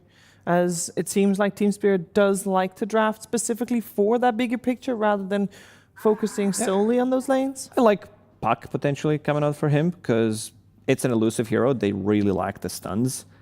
You're not going to be afraid of any of those. You can easily play with Ricky, Slardar, cut into backlines, kill the 2 supports. Coil's going to be very annoying for most of them. Even something like Sniper could come out because even though we saw MOUZ picking up 5 Blink Daggers if it's necessary, there is something if you want to keep the distance. They don't have too much control in terms of like how they can keep Sniper in place because he's going to be building into Pike, into Grenade later on, so you're kind of being very elusive. The thing with MOUZ is Leshrac is kind of the everything at the moment because Abaddon, like we mentioned, needs to find his items. We can see Abaddons make rotations, but yeah, Leshrac is the big tempo, so I wouldn't mind if Lau picks up a hero that just stops Lesh from popping off. But outside of that, they would love an initiating hero, right? The Ember, the Pucks that I mentioned do fit that bill, and they actually do put the Abaddon offlane. We'll see if it works out for them, but it does mean that MOUZ is kind of looking at being just tankier in the mid game, kind of conceding the team fight and hoping just to walk through Spirit. MOUZ is just a troll team. They are. It was Crystallis' second most played hero so far in the last 3 months, with like a 59% win rate. Not bad. Like He talked about it yesterday in an interview after day 1, where he's like, yeah, you know what, it could be a good Medusa game, it could be something else, but... you guys like, it could be a good Medusa game, but I'm not a good Medusa. Yes, It could be a good TB game, whatever game, but I'm I'm also not good at TV. I'm a good troll, as he's shown so far in the tournament, so they are going with the comfort pick. Yep. There's also the Lao Storms where it's available, right? You can just punish the lack of continuous lockdown, you then soak up the early spells, force out some defensive stuff from MOUZ, and then that's when everyone else jumps in or collapses in. Let's see, now that there's a troll, do you want to put a Slardar up against a troll in the offlane, or are you putting it mid? Because that's still the discussion I would imagine that Team Spirit is still having. Yeah, can he make this work? We saw yesterday when MOUZ was playing against BetBoom Team, it was a matchup in 2 of the games. First game, it didn't look too good. Then they made the adaptation in the second game. Yeah. It looked very good. Yeah, It's he a just has to very- not push the wave, It's right? a very good Doom Ooh. game. But yeah, okay. They do with facts. I'll say, like, on paper, Doom into Lesh, into Troll, into Aber is pretty chill, but again, they want a bit more aggression, not the farm that we've seen Doom fail at. So it's going to be the mid Slardar. Of course, against the Lesh rack, you can just run up and down the river once he presses his spell, so you're not really dying to the Lesh rack. It's more the tower dives and glyphs on the creep waves that's a little spooky. Axe is also one of the old school counters to Troll, where you dunk him. Yeah, you need to be careful when you're going to be using that ulti. Even during the ulti, if you're low enough, you are going to get dunked. So I think this adaptation from Team Spirit also works out. These are some really good creep skipping heroes whenever you see Troll, and mostly Warlock. Like, Warlock can't really stop you from creep skipping. So I think this is what they want to do in the offlane, because they have two melee heroes. They definitely don't want to be playing that lane into Warlock and Troll. Quick question. Do you want to, because, normally we see Kaori together with the Troll. Do you want to have that, or you want to have the Tusk Troll and the Abandoned Warlock? Is there any value into swapping the supports in this game or not? Jakiro Gyrocopter is so strong in pressure that I think they need the melee hero there to pull the waves. Okay. Because if it's a Warlock, you can't pull wave. As you're a ranged hero, it doesn't feel as good, and you might just feed. Mhm. But yeah, the Tusk Troll would at least kill the Axe. So yeah, it just depends on how they want to approach it. But for MOUZ, first time in the tournament, they're putting Boom on a hero that doesn't have big playmaking potential. You're just more of a body. So I'm intrigued to know how that's going to work out for them. It is a bit slow from the offlane as well, especially if you're going to be playing into super strong lane, and he is. So I want to see what the itemization is going to be and how he's going to be able to adapt to it, because he's definitely going to be playing from behind. Do we feel like it's going to be a similar style game to the previous one, where, okay, a laning stage was slightly more favored for one team over the other, but it was really the mid game that was super back and forth? I'm leaning to Spirit having much better lanes this time around. I think last time they were surprised at how efficient MOUZ were. This time, on paper, they should be winning out all lanes. They've got a good Axe lane. They have Gyrocopter, Jakiro lane. That is so scary. And then Slardar. You're just going to be chilling mid. So Spirit shouldn't be losing lanes, and they are pretty spooky. Okay, I'm sure that there's a man who agrees that they're spooky, and that is their coach. It's Silent, together with Slacks. Absolutely. I am here with Silent. Silent, Axe pick last. Makes a lot of sense, right? You got the Troll, you got the Abaddon. Anything else this hero does in this draft? Mostly because of Troll. Not feeling like these games for Axe against Lesh, Tuskar, and Abaddon. Yes, Abaddon also good against him. Just against Troll. All right. Let's talk a little bit about Ricky Maru here. Okay, you're going to pick up this hero, not a hero we see a lot. Do you dare to tell me why? Can you tell me the truth? The truth, he have invisibility. That's very strong spell. You have to buy Sentry, Dust. Lost a lot of gold. Lying again. You're lying again. It's for the smoke screen, isn't it? Maybe. Oh, okay. These coaches, man. This is the grand final. You know there's going to be a patch after this, right? There must be. Just give me the real things, okay?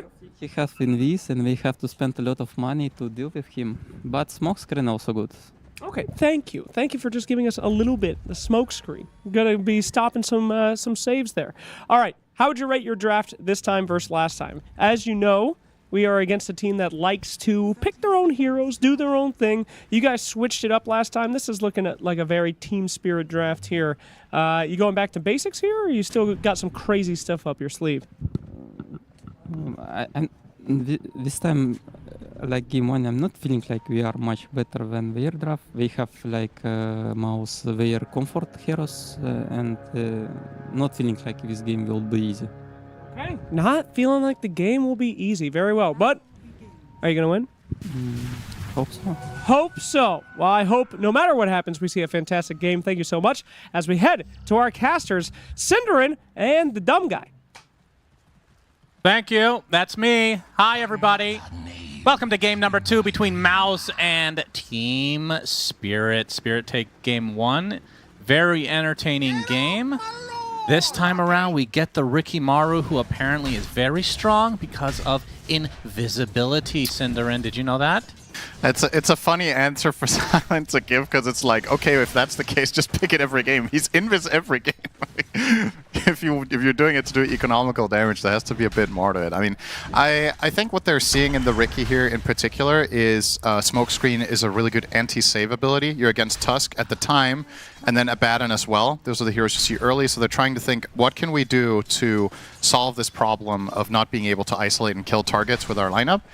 And I personally very much agree with putting the Slardar mid. You got last pick trolled, you know it's going to be a tough lane for Collapse to play on the Slardar, so instead you put it mid where it's going to do just fine against almost anything.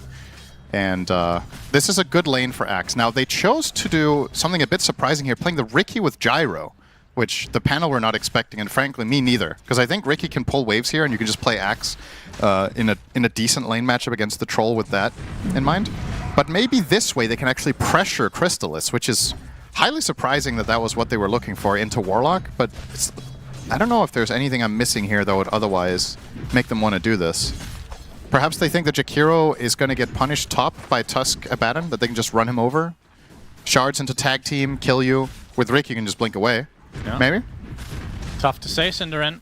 I mean, Crystallis had a great game last time around, despite the loss on the Troll Warlord. We'll see a repeat performance here. Oh. All right, would you say this is a better game for the Troll, or is it about the same? The core matchup is better into Gyro than it is into Drow. So if we get to a similar game state like that, I think this is looking better for MOUZ for sure in that sense. The Axe is always going to be a wild card against heroes that have really high attack speed. You can try to itemize it against it as Troll, but in the perfect scenario, you can still get killed. Especially, that's where the Riki comes in. You can call Troll, Corrosive Haze him, and then Smokescreen on top of him. Yeah. And the Abaddon and Tusk can't really save him with any itemization except BKB. So that might be something to keep in mind for Yamich here. I would actually like to see him go blink BKB on Tusk, which is very rare that I will say that, but this seems like the right type of game for it. Yeah, might be a necessity for sure. As top lane, Rue on that Riki. Going to be blocking Yamich to protect these couriers at all costs, but the wave will be pulled, as was mentioned by the panel. Yeah. And Rue with some blink strike harassment, still holding on to that second level. Yeah, I suppose this is an added benefit in the top lane for the Gyro. If you think there's ever going to be any tag team play for the Tusk Abaddon, just throw a Smokescreen into it. Yeah. And it's kind of gone. The 30% miss rate is generally going to be enough. Heavy damage, and he actually gets first blooded by Collapse. So far, this aggressive dual lane has worked out. It's just Crystallis under the tier 1 tower will survive, but I mean, I was curious to see if you could offset this with Shadow Word, but 2 levels in Battle Hunger with 3 rings of protection and Jakiro's damage over time, Warlock can't sustain it. It's too much. Given enough time, they're going to find that kill, and you could see Crystallis was also starting to drop low, and now, like the panel was saying, well, it's a Warlock, so you can just cut the wave. Axe can chill down here, even stack waves if he wants to. Looks like he's just going to farm it. Big courier kill, though. So Collapse will not have his helm for a hot minute. Yeah, that is actually quite big. And he's getting some nice farm here. It's so stupid. Harassment on the side. We'll TP back to base. Yep. Get his crown.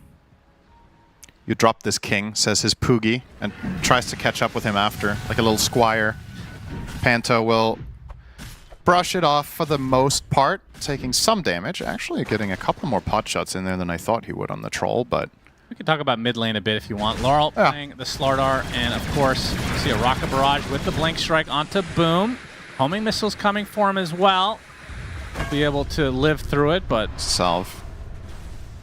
He'll stabilize. But yeah, this is actually, for me, this is going to be the biggest test of MOUZ in this game, is finding major impact from Boom on Abaddon. Because like the panel correctly pointed out, he has played a very specific role for this team in all of their victories, and now you're pivoting quite hard by putting him onto Abaddon. I was thinking that when they overall first picked Abba at the moment, I was like, I wonder if they're going to use this as a flex to try to force counters to him in other positions and then play it 3. But even then, I didn't really like it, because I think what makes this team so good in this tournament is bringing out the best in Boom by putting him on the AoE initiator type heroes that buy auras, and Yamich playing something like this, right? He's looking at his best on Tusk, on Pudge, instead of the Jakiro last game, even though he played well. yeah, and Kaori's playing his Warlock, Crystal's playing his Troll, Mid One playing Lesh. They love these heroes.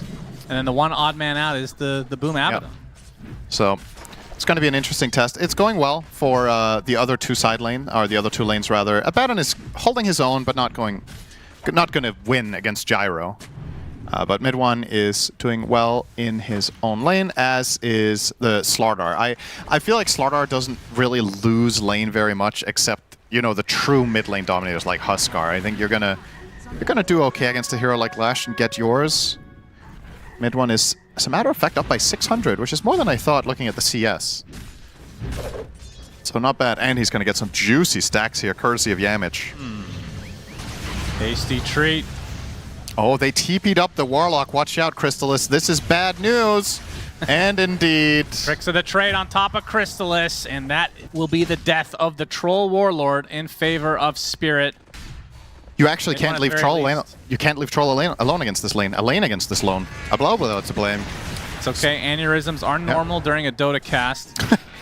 It's at the very least, they do get the stacks in the triangle. Yes, they do get those, but you're... Okay, maybe some pressure onto Yatoro here. On Yatoro, he's going to be super slow. Missile. Pops the stick. He has a Lotus trying to bait them in as a TP is canceled.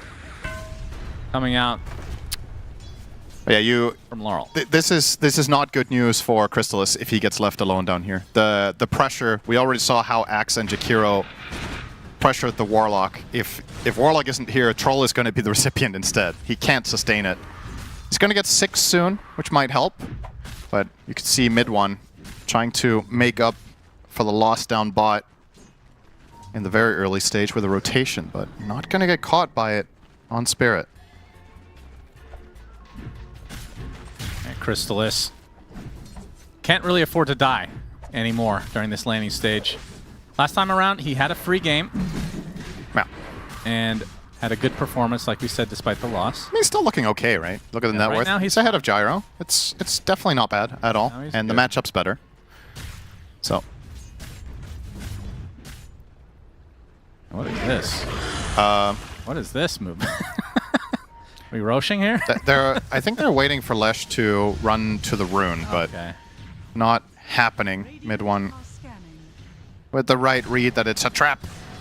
Shield rune picked up for Laurel then, as mid one reading this or just wanting to jungle. Yeah, really. Getting quite a bit out of it as a TP top. Boom. Not quite level 6. Gonna get greedy for these creeps. It might cost him, but he's gonna get a shadow word from Kaori and it's fine. That's a double TP from Spirit yielding effectively nothing. They thought Yatoro might be in pressure in the tower. Instead now, you've opened up the rest of the map to potential MOUZ moves, unless... Fast though, into the Blink Strike and the Rocket Barrage. That is enough. Nice kill for Spirit. I wonder if Boom didn't know they were there. Did they never show at any point on that rotation? I think that they knew Jakiro was there. Maybe the Ricky hadn't shown yet, so he got overwhelmed. And the smoke screen, unsurprisingly, gonna make that very easy. More stacks. Yeah, this is nice. We love the stacks. Might need to reserve some of these for the Troll once he gets that Battle Fury online, but that's a ways away at the moment. I think I would like to see them as much as possible. 12 minutes last game, right? Let's see if he can stay on track. It's going to be somewhat close if he doesn't get ganked again, but I would actually rather give the stacks to Lesh again, because I think mid one has a lot of responsibility in this game to make the plays happen, in particular when his offlaner is not the stereotypical Boom hero. You want the Lesh to be strong so he can go in with confidence. There's some really tough, tricky matchups that you kind of need to itemize out of. Axe can be super annoying for Lesh. You get Blink Blade Mailed on and you just die to your own spells. You're playing into Slardar Corrosive Haze, which is a notorious killer for Lesh. You just die so fast to attacks. Crystallis reading this. Have to get rich to make this work. He's reading this quite well in the tree line. There's the dagger on mid one. He's immediately going to put it to use. Yatoro's dead. Offering onto Yatoro. The Rocket Barrage gets the kill, but mid one, the trade. So finally, MOUZ getting something on the board. And Crystallis is being pursued under his tier 1. Yamich is in the area. Has to wait out the ice path, though. Trying to go for the save on the snowball. Oh, they missed the dog! Too late. And now the whirling axes inside the snowball. Mid one makes his rotation over, and this is a disaster for Spirit. They've lost 4 heroes across the board, top and bottom. And Crystallis lives. A huge turn of events for MOUZ.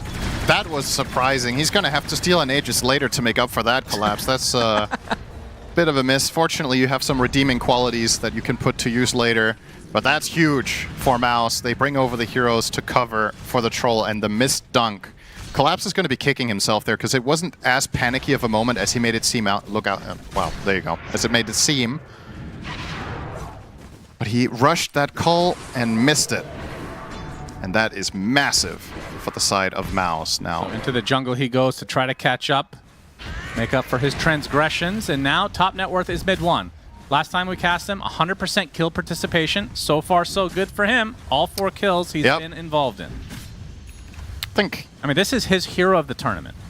Yeah, and I think a lot of people would say he is the mid player of the tournament as well. Yeah, like he has been looking incredible in so many of their games. It's been a very impressive glow up. It's kind of reminding me of, you know, no one had a couple of quiet years. Yeah. And then all of a sudden with PARIVISION, he just started looking like he never left. I don't even know where he played in between Virtus Pro and PARIVISION, if I'm being honest. That was many years. I do think there was a year or two that he barely played pro, at least. But he found their groove again. Maybe they ran out of money. They're like, yeah, I'll make another mill. You know? No problem. Could be it. Must be nice. Guess I'll go to work today. Who knows? But yeah, I've been very impressed with mid-one's play, to be honest. You know, whenever players come back like this, you never really know what you're going to get. I think he has surpassed expectations, maybe even MOUZ's expectations too, because he has proven to be quite the stellar performer in this tournament. Yeah, no doubt. I mean, bottom tower. I'm sure if we go to his Liquipedia, it's going to be one of those really, really long list of teams. But sometimes it just takes the right collection of players. That's the ironic thing, is with stand-ins he's doing this too. Yeah. He only won, but at the beginning of the tournament 2, as Chrysalis gets a free tier 1. And I believe it was, pre-finals here, we saw the bar graph of his top 3 placements, and there was 0 in the last 4 years. Yeah. And then before that, it was quite decorated between 2016 and 2020, so... Yeah. That's good to see. Sometimes you just need a little break for 4 years. You figure it out. Boom. We'll be forced to ult here, I think. Yeah, we'll use it. Rue in the area. They'll let him be for the time being. Going for the Blade Mail build for the Abaddon. Whoa, my. All right. Yep. That's normal. Pretty unfair to push the mid tower with half a screen of purple. That's going to win the fight. I know what texture that is, too. It's the checkered thing as the crush comes in from Laurel. Showing off that Blink Dagger. Kaori is burnt to a crisp. They get the Golem as well. Job done, though. And should be able to get the deny. The tower is down to 10 health. Yeah, they could deny it, but he still manages to get the map control that he was looking for and force a rotation. I think you're pretty happy with that. It's the Warlock. Now, Spirit are going to try to turn this into something of their own with this hit on mid. That's the downside when you use the Golem to push like this. And especially when you die, Spirit know that there's a little opening. They'll take about a third of a tower there. What kind of build are you expecting for Boom? Because we haven't seen a ton of offlane Abaddon this tournament. Yeah. Obviously, the main build is the Radiance Blink, which we're not going to see Radiance, I assume. You're going Blade Mail first into the Gyro Jakiro makes a ton of sense to me. It's just how do you build from there? You could still go Radiance. You could go... I don't know. Do you have to itemize specifically against Ricky? I think this is just an uncomfortable spot for him. He's going to go Blink Orchid, which is more standard, but again... If you get caught in smoke screens, your item build actually kind of doesn't work. Well, how would you itemize against a smoke screen on an Abaddon? BKB. It sounds awful. It does. It does. And that's why the pick is good, right? Is that we're looking at these save heroes and we're like, what do you do against Ricky? It's the item. Would Staff feel just as bad? It only works until Ricky gets shard, right? Yeah, I guess that's true. Unless you, it only works until Ricky gets shard. So, and that is absolutely coming. I mean, you see can Rue queuing it up yourself still, right? It's just allies. Yeah, you can get out of the smoke, but you can't help the allies in it. Yeah. So. Yeah, Boom caught off guard. Already at half health. They're going to burn this ult. Pops that Blade Mail. And returns some damage to Yatoro. Yamich coming in from the north. Gets a nice Walrus Punch mid one with the blink. Gets the Split Earth and the kill onto the Gyrocopter. Yatoro dead right off the bat. A good counteraction here from MOUZ as Panto left to his own device. You see Collapse, though, coming in from the other side. Gets the call off. They know that there's no borrowed time, and the chop comes. So 1 for 1. Great overall for MOUZ, though. They only brought 4 heroes here. Crystallis is free farming bot. You got the bigger kill. You're putting your blinks to use. This early dagger on Tusk is also really nice here. And you didn't have to use Golem, so you could look for a bigger fight if you wanted to. Yep, KO, right. Rue is looking for some info here. They're not done up here, Spirit. Neither are MOUZ. They're not. Diabolic Edict is there. The instant crush with the Chaotic Offering coming in, though. And the dual breath from Panto as they try to get a kill. Yamich will fall, and mid one dies as well. They thought they were being sneaky, but Spirit stuck around. And now Chaotic Offering down. Yeah, both teams were baiting. But Spirit were the better baiters. The masters, some would say. Yeah, some would say that. I figured I had used up my quota with a word from previous game, so I'll let you have it. Well, I didn't say it, so... No, that's right. My quota is still available. You're safe for now. That's right. Yeah, we of course, as you know, with what's the rating in American movies where you get one F word, and if you use one more... Yeah, PG-13. Is it PG-13? You get one. Yeah, I think so. What a dumb rating. Fucking stupid. Yeah, agreed. Yeah. Taint, I don't know if that... There we go. All right, this is officially no longer PG-13. If you're an American viewer under the age of 18, you must tune out now. Or get parental guidance. Yeah, ask your mommy or daddy. Yeah. It's okay to watch this stream. Yeah. I mean, honestly, you should probably do that regardless of age. No doubt. If this is good for you. Or making use... What did he take apart there? Making use of his innate to take some items apart to get the earlier ags. 400 away here. Dragon Lines, I think, right? Okay. The Chop Shop. Oh, always nice. That's a very cool innate. Makes players very creative. Making use of the nerds on your team, of course, like the AUI 2000s. 2000s. Plural. AUI 2 million. True. 4 million, as a matter of fact. The mid one. Still 100% kill participation. Only 5 kills, though, for MOUZ as... Oh, no. On That's top. easy. Yeah, that was a caster curse again. Sorry about that mid one. Yeah, that's just one wave too far. And he had heroes somewhat in the neighborhood on the south side, but unfortunately got jumped from above. And yeah, you need to immediately save him with Tusk if he dies. Axe, Slardar are going to body you for a while. You actually need quite a bit of time before you can start counter-itemizing that. And you can see mid one is sticking to his guns. He's doing his standard build, Blink into Kayayasha. That means a possible counter-item to these heroes is probably 10 minutes away at this point. Getting something like a BKB or, I mean, what else would you even get? BKB is nice to help you against the Blade Mail, but it doesn't really help you against Slaughter Giant. He has an SNY, the punch, to start out onto Laurel, blocking him in. It's way too easy of a kill onto Laurel. Nice pickup for MOUZ. Top lane is cursed. And just don't go there. Okay. Crystallis is going to make his way over with the Golem. And now mid one. That would be a really nice grab for him, getting an Aegis too. I think they'll give it to Crystallis perhaps anyway, but just taking this away from the Slaughter team always feels great. Where's Collapse? And yeah, there it is. Yeah, where's Collapse? Always thinking about that. 3K in the bank. Maybe that's why MOUZ took it now. They're like, well, the South Pit is not the same. This is in a true. better position up here. What a great change to Dota. This is a good time to take it too. You're a minute away from Tormentor, so now you can even use it to force that fight. I mean, if you're Spirit, do you even take it though? I doubt it. Yeah, I'm not sure. I think you would be wise to perhaps give it up, accept the loss, and wait for Rue to get Diffusal plus Shard. His hero is going to transform. Like, it's no secret in this state of the game, Ricky is just weak. He doesn't do that much. The smoke screen is cool, but it starts getting really good when you can force people to stick inside it with your Shard Diffusal. That's when you truly become a fearsome support. Of course, we all, I believe I speak for every Dota player when I say we miss Sleeping Dart dearly. I was having a really good couple of weeks with a very fair win rate with that. Hated that one. Not surprised to see it gone. But hey, at least Huskar gets cauterized, so then everybody can be happy about that hero being Nobody plays that hero, though. Yeah, that's true. It's definitely not a complete absolute plague on Immortal matchmaking. Nobody cares about it. Last pick Huskars are fun, and Quinn loves it because he's a the good wrap person. around onto Laurel. Split Earth hits. Clipped him and barely. Snowball not even needed. Easy kill for mid one. They will pressure this tier 2 and Of course, the Tormentor is likely on the This is some spot. good acceleration. They're actually thinking about fighting They here. want to fight. Collapse with the initiation. The call only onto one. The smoke screen to follow. And that's going to be a dead mid one. Gets chopped into oblivion. Nice pick off for Spirit now. Oh, they're in an awkward spot Yeah, here. this is very, very awkward. As Crystal is going to the north now. And the clip into the call. Trying to bring Boom out. That's an early ult. Yeah, the ult already off or on cooldown. Snowball though onto Yatoro. Gets the punch and Crystal is going to focus all his right clicks onto him.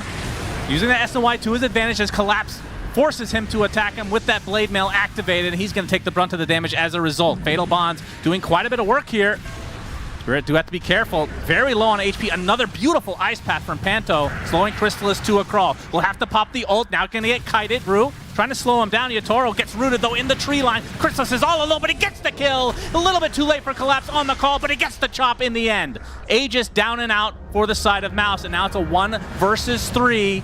Keeping him inside of this smoke screen. Panto there as well. It is not fair. Another chop to Collapse's name. Boom trying to go in for an aphotic shield, but it might cost him his life now. Mid one wants to join the party.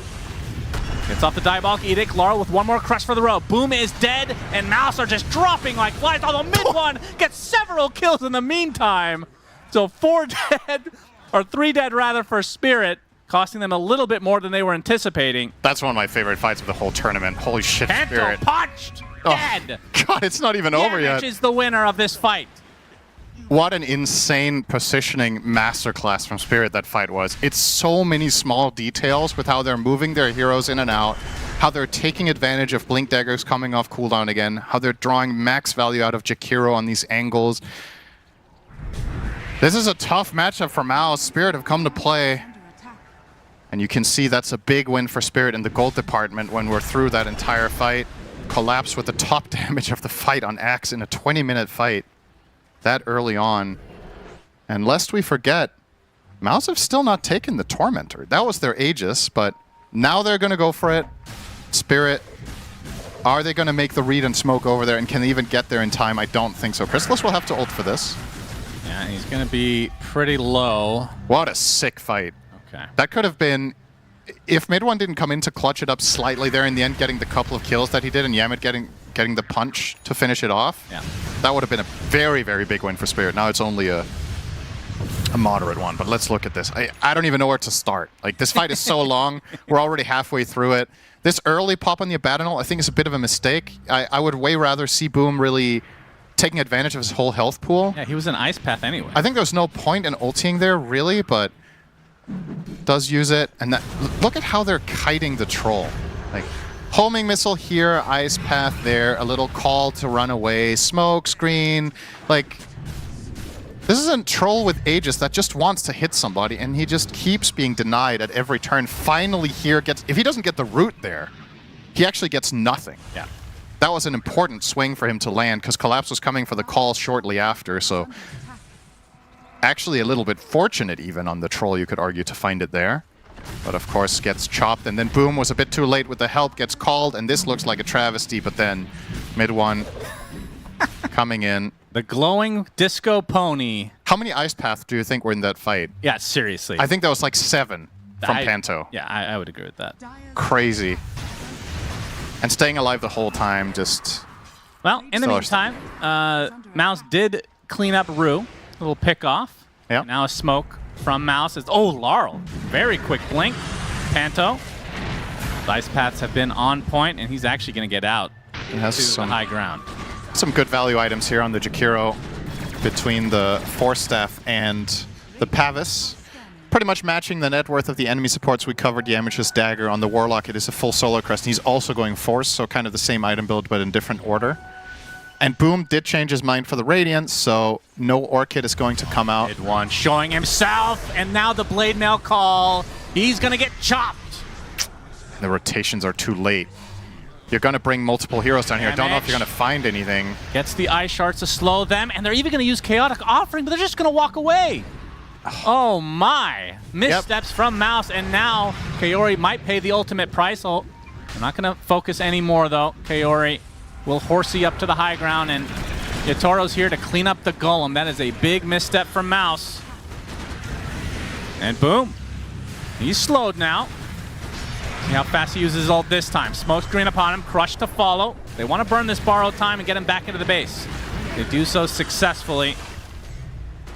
That's going to be a tier 2, I think. Or are they actually going to back off here? Lesh is spawning in 10? Yeah, okay, with the glyph, they have to let it go for now, but mission accomplished. You got the Lesh kill, you forced an Abba ult, you forced a Golem, and you lost nothing. And there it is. Ricky has now picked up the shard. So the hero has truly been unlocked now. You got to be very careful with your ward and sentry placements now as MOUZ. Rue's getting some key information here. Yeah, there's Rue. He's just dead. Smoke screen. Well, Boom is going to walk away for the time being as the ice path comes from the other side for Panto. The punch up into the air, and Rue, he puts another smoke screen down, eventually is cleaned up. It's a support, though. Looks like mid one died to Yatoro, and now the net. Oh, the double nice damage. Grab from Laurel. Crystallis would have loved to have that. Oh, this is... Axes as Panto on the high ground now, in the corner, but the call comes in with the blade mail and the chop. Crystallis dead. Spirit getting every trade that they would want. And the chase is not over yet. Yatoro, homing missile's gonna find Kaori as Laurel likely to try and finish the job here.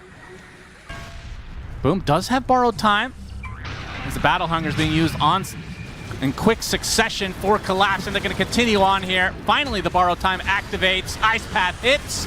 Tusk is certainly dead. Another chop for Collapse. Mid one. Find Kaori as well, and Boom Is he gonna desperately go? trying to get something to work for the side of MOUZ, but it is not happening.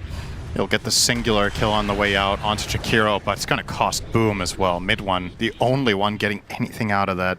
And again, just a kiting masterclass against the troll. He just can't seem to stick on his target, and not to sound like a broken record, but this is what happens when your offlaner is in a bad, and Tusk has to set up everything for you. If Yamage isn't finding the right moment, Spirit are just outplaying you in these fights, just poking and prodding. As you mentioned, the kill on mid one to start it all off made it so easy for them. And I love the Slardar Yules. It has been already had 2 key moments here from Laurel. A very clever pickup, great against the troll, great against Abaddon, even the Lesh. If mid one never gets a BKB here, he might just become a victim of the kiting too. You just Yule him up whenever he goes in, smoke screen him so he can't really navigate the fight and cast spells, and he will still be very vulnerable for a while to the blade mail of Collapse. And look at this. Collapse, Phylactery. Oh, he'll do it. Into Conda, so the break for the Abaddon. Yeah, he can blink, call, and then battle hunger him. Yeah. Yep, They can actually blow him up without... Yeah, they could do it in and smoke a screen on top, for so you silence. literally can't say... Well, that's not entirely true. With the BKB, can you use it? Yeah. With Tusk? Oh, can you snowball him with BKB? Yeah. Yeah, you can. Okay. I think it's a requirement. We're reaching, and he is queuing it up. Going So for the exact build that you mentioned. yeah, So he has to, right? Only Ogre Club right now, so the farm is pretty hard to come by. The question is if we're going to reach a point where Abaddon has to do it too, because that feels really bad, throwing 4K at that. But the Ricky has seemed like a masterful pick. Of course, Silent, as he explained, very good because he's invisible. So that's the only reason Spirit picked it, surely. No other reason. Oh, that's from Collapse juicy. onto the high ground. A beautiful snowball. They're going to land in the oven. They will. Back into the macro pyre, burning to a crisp. Chop number 1 as Boom already using the borrowed time, trying to get into the pit, but you can see it's just a 1v1 battle between Collapse and Crystallis, but Collapse is actually winning. Oh, the ball! He gets it! Oh my god, the damage! 3 dead in the blink of an eye for Team Spirit. And Yatoro, back to life he comes, getting punched in the air. Now Crystallis right-clicking from afar. It's a 1v4, and Spirit lose this fight. What an insane buyback from Warlock. What was that damage? The Bonds, he did about the same damage as his Troll in that fight. Absurd. Crazy turnaround from MOUZ. That's the fight they were looking for, and that's what you can get. If you don't have catch, well, just let the enemy do it to you, and then That's at why least he they're going to picks group up. Warlock every goddamn game. I mean, this is the dream for a Warlock, right? You get killed here, but it's at your outpost you can buy back. Oh, this was so good for Spirit to start. Look at this. It's important that Boom is boxing them out here, though. If he's not in there, keeping the gyro at bay and keeping him busy and finishing Roche, I feel like this would have gone better, but look at mid one with the Bonds just melt. And now the buildings are melting. Yatoro's not up for 30 seconds. This is a tier 3 down and out. Laurel gets off the crush in live. Yamich trying to hold him in place. Oh, Yule. No Yule. And that is a dead Slardar. Laurel, back to base you go, 70 seconds. And that might open up more opportunity for MOUZ to just continue. You're going to get this range racks at the very least. Yatoro up in 10 seconds. And Spirit, we're not expecting to lose buildings at this stage of the game. That's crazy. MOUZ will back away. What a sick fight for MOUZ to find. Equalizing the game. And the really good news for MOUZ is this is going to bridge the gap that was going to be a terrifying 10 minutes into that Aegis, plus, you know, the time until you get your BKBs. You got so much gold on the Tusk, he almost has it now. Yamich, this is going to be a key item this game. Yeah, let's see Yatoro, what even happened. I mean, he can't move, right? He's just in the upheaval. He's fighting into blade mills and all that garbage. Up top in live. Oh boy, Collapse has to pop the BKB to try to get away, gets 4 staff. He might be able to, nope, the snowball hits him in the end, and he is down and out for 70 seconds. They find Panto as well, and just like that, the door is open. I mean, now you're getting getting... to go high ground again. Is this just... Are they just going to get 2 lanes now? You have a full minute on action. This melee is certainly dead. They can't get the bottom set of barracks, so will likely go to top unless they want to try to go for a throne scare situation, but no, they're going to play it safe. There were 15 seconds until Slardar's respawn, and they got caught in the top lane. And now Slardar will have to wait for his friends. Smokescreen making it a bit more annoying, but Crystallis like, hey, I can turn into a range hero, BT dubs. And now... Nobody says that. You said that already. Fortification activated from Spirit. I don't know how they take this fight without Collapse. They might just have to concede these 2 sets. They do. Yeah, not looking like they want to try to defend it. But just like that, MOUZ, 2 sets of barracks in their favor. They're happy they're playing against Yatoro and not Eternal Envy, because this would be the moment that he would level up to No, that's Mega Creeps. Unbelievable levels. It's every barracks he gets stronger. Oh, okay. I see. But in order to win with Megas, he had to be in a slightly better position than this, probably. But and there it is, the BKB on Yamich. Yeah, massive item. So now you have a guaranteed save against... You can blink save against Call. You can blink save against Smokescreen. It really changes the dynamics of the fights by a lot. He just needs to be patient, and they can continuously send Boom in front to get the intel, since they're trying to solve the Abaddon problem like we talked about with the Conda from Axe, but even when that comes out, now you have the counterplay, so you're 1 step ahead, all courtesy of that big team fight that you just won. And Spirit feel like they have to pull off a big play here, so they're gonna go for a wrap. Sounds tasty, but it's not. What's inside that wrap? That's the question. MOUZ have really good positioning right now. That's a strong formation. The dream fight for Spirit here is to find and kill Warlock instantly before he gets bonds off. Yeah, see if they can do that. Rue's gonna break. He's invis, of course. Very strong. BKB already activated from Yamish. There's gonna be a cleanup. Rue right off the bat as Yatoro now on the run. Boom. Borrow time activated now. Gets to full HP. Yatoro's already having to run away, though. And Spirit not liking what they're seeing. The Fatal Bond just doing work, but the call comes in the last moment. But again, the snowball save back into the fray. Collapse gets hacked and destroyed. And now Laurel attempting to slither away, but he gets punched into the air instead. 4 dead for Spirit and nothing lost for MOUZ. It's just perfect. Ricky has to try to get the vision, but he gets spotted on the way in. He gets punched. MOUZ get to set up everything they want. And yeah, look at the damage breakdown. Lesh barely even needed to deal damage in that fight. That is the start of... Well, that's a pretty steep slope here.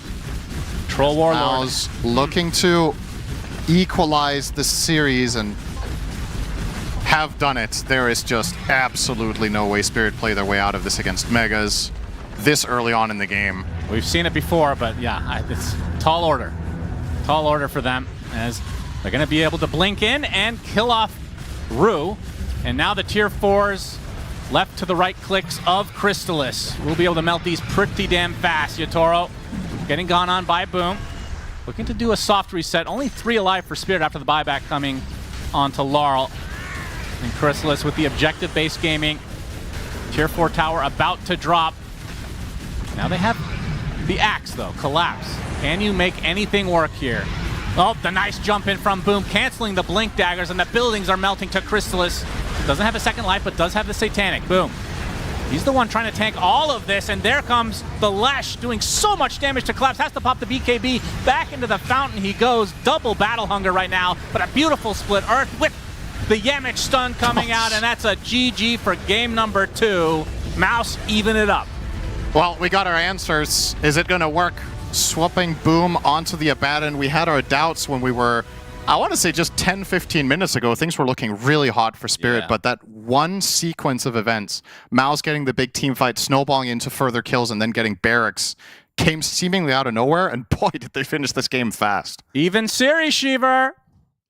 Love to see it, Suns fan and Sinner. Love to see it. Before we head into game number 3, let's break this game down because this is Kaori's Warlock. We know that he's played this 10 times before this game. This is his 11th game. You know what's coming. You know what the hero does. You know what the cooldown is. You keep track of it. And then he can still have a moment like that, T-Gov, and it changes the entire game. I mean, you couldn't ask for just a better moment on a Warlock player, right? Like, he dies, he buys back, they're all clumped up. It's like 4-man Fatal Bonds, Golem ripping to shreds. Bang! Like, everything Spirit had done. It was just like, Collapse is having like the axe game of his life. You know, he's just doing everything, fixing some of the problems of the early game. MOUZ, again, they did pretty well there. But then it's like the Collapse show. Crow's like, poof, get out of here. This is my game. So, yeah, if Kaori doesn't step up in that moment, we're probably looking at a 2-0. Spirit was on kind of cruise control in the mid game, but yeah, wow, what a golem.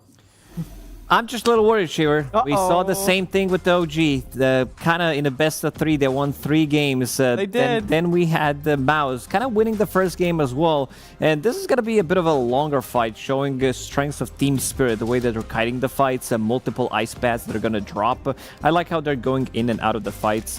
Fatal Bonds still causing a lot of issues for them, but they're going to be able to reset, remove some of those Fatal Bonds. You can see them running in different directions. Again, another nice ice pad coming out from Panto, making sure that they are going to be kiting. In the end, Yatoro is going to die, but it shows how well they are going to be trading in some of these situations where, sure, your carry dies, this is the Aegis fight, so he's going to die once, and they're going to be ready to clean up. In the end, when you do the math, it isn't too bad of a fight for MOUZ as well. Yeah, because, of course, mid one kind of comes in at the very end of it and just throws his body into the middle of everyone, right? But this is where I think MOUZ, they were kind of struggling in the mid game, right? Crystallis multiple times with the battle transfers, getting kited through 4 staffs, and of course the axe with the core was doing an exceptional job. And again, here we see mid one kind of saving the day here on this trade. But this is where, again, Spirit, after this type of fight, they identified exactly how to approach the lineup of MOUZ. And yeah, I'm just so confused looking at this because MOUZ had lost, like, it felt like they'd lost the game. Yeah. And this was such a good 4-star from Panto, dragging Troll Warlock up to the high ground and then Collapse again coming in. Like, all of our highlight package is Spirit doing well. Like, Well, okay. And this is Apart from this one. Until this very, very moment, of course. This is where Collapse jumps in. The Riki isn't in position to help with the smoke screen. It looks like a call setup. on 3 of them. great call. And then And he buyback comes in. The name is Bonds, Fatal Bonds, because it does so much. Like, look at it, they just immediately disappear. So satisfying. I would just watch this clip on repeat. It's so satisfying. As support player, T-Gov, I'm sure you would agree with me. No, I feel like support players, we live for these moments. They we happen, do. you know, once in, 20, 30 games, if not more, right? It is a rare occurrence for a support player to have moments like this. And for Yatoro, he knows, why did we go up that high ground? The fact, okay, so Collapse jumps in, he gets the multi-hero call, Yatoro gets the Aegis. They see the buyback, but in that moment, they don't respect how quickly he can get back to the outpost and take the fight. Because in other moments, Spirit, they just disengage. We got the Aegis, we got everything we need, but someone on the team said, go for the kill, go in, we have the Aegis. And that call alone is why MOUZ wins this game and why Kaori gets the standout player, the MVP. It's also a big problem if you get connected by the Fatal Bonds. Your Axe, your Slaughter, you're not going to be able to blink for a really long time. So the fight is kind of over if you can't get the initiation. We saw kind of the Hail Mary play from Team Spirit where they were fighting near their outpost, where they wanted to, in the triangle, where they were thinking about maybe we can find that Warlock. We know that he doesn't have buyback available. If Riki can maybe find him. But again, he finds this very nice positioning on the little peninsula in the triangle, and he just sits there, gets another 3-4 man Fatal Bonds with the rock, just enough to win the team fight. Yeah, we have to talk a little bit about the Fiddlebones, maybe also how they affect the Axe, because we didn't talk about it at the end of the draft. Fiddlebones actually really good against any lineup that has a tanky frontliner, like Axe. Yeah, and of course, like we've mentioned multiple times here, this is the wrong head-to-head, but it's okay. We're just it's savoring every game in Wallachia. But no, of course, with the Axe being played by Collapse, he just had a really great game, and I feel like when we do the comparison towards the Abaddon on Boom, ABBA was, I wouldn't want to say it was a success for MOUZ. It looked rough. Like we said at the start, he did build into Blade Mail, and then he did build into Radiance and the Blink Dagger. So I kind of wanted to scale as well, which I do really respect. It did give them another way of like dealing, because you're playing into Gyrocopter, he doesn't have MKB. You're playing into Slaughter, he's not going to be buying into MKB by any means. And that's a lot of mischance. That's a lot of survivability on their side. Yeah, and it's still one of the things where I'm looking towards, will MOUZ want to try and play the Abaddon again? Because this is one of those games where we are looking at one big moment being why MOUZ can win. So it's like the journey there. There was moments where Boom playing the Abaddon was able to kind of drag Lau into some weird engagements. The Slaughter, he was trying to kill Abaddon, it didn't work out. So the early game looked quite good, but it's still, I think, a confusing draft to me from MOUZ, where like I look at one offlaner, 7-2-6, Collapse having a great game, Boom 0-4-7. In other games, he's been a Mars or a Prime or a Tide, and it's been a completely different story. So I do think this will be one talking point for the Game 3 draft. Will the Abaddon offlane, do they see that as a reason for their success? Or is it more the positioning of the fight and Spirit overplaying their hand?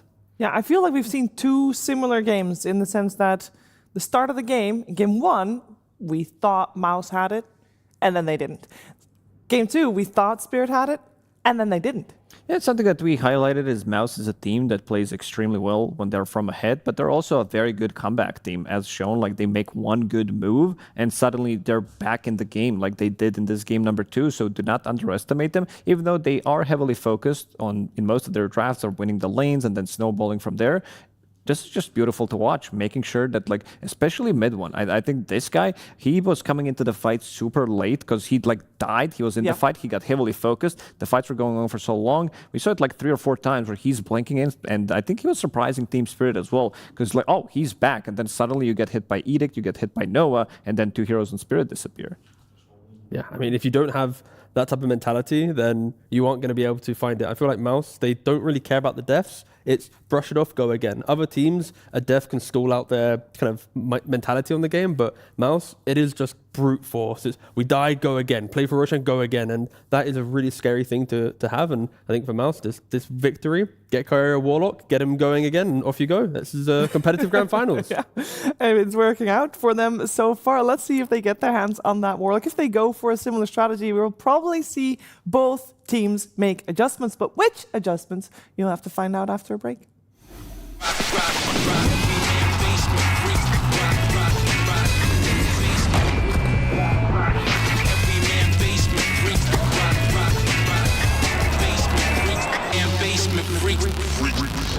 The human body was built to move.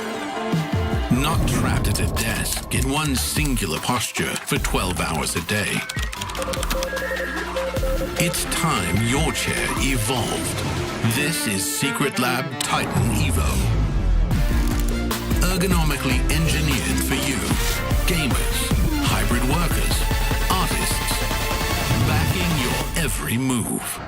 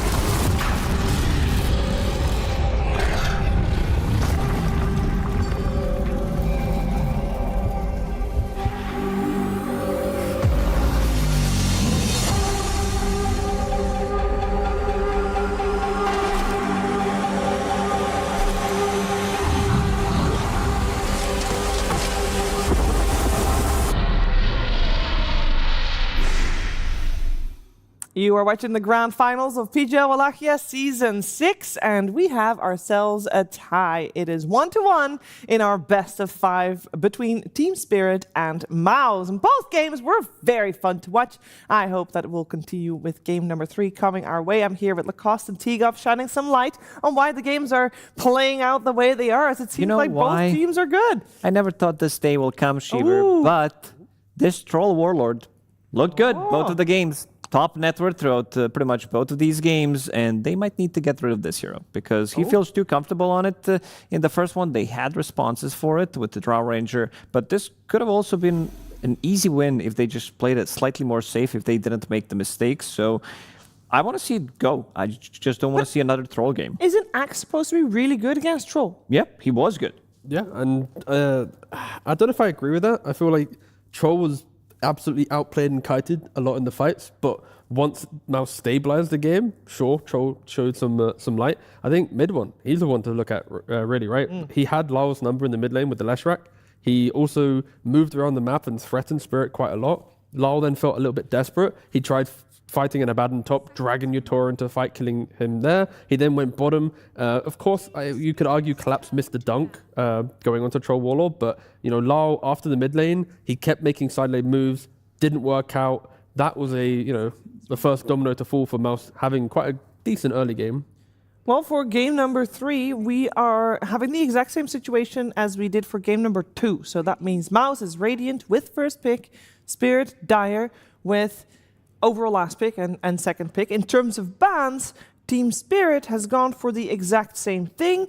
And if MOUZ would ban out the Pango right now, they also have a repeat of the opening bans of previous game where they first picked the Abaddon. That ended up working out.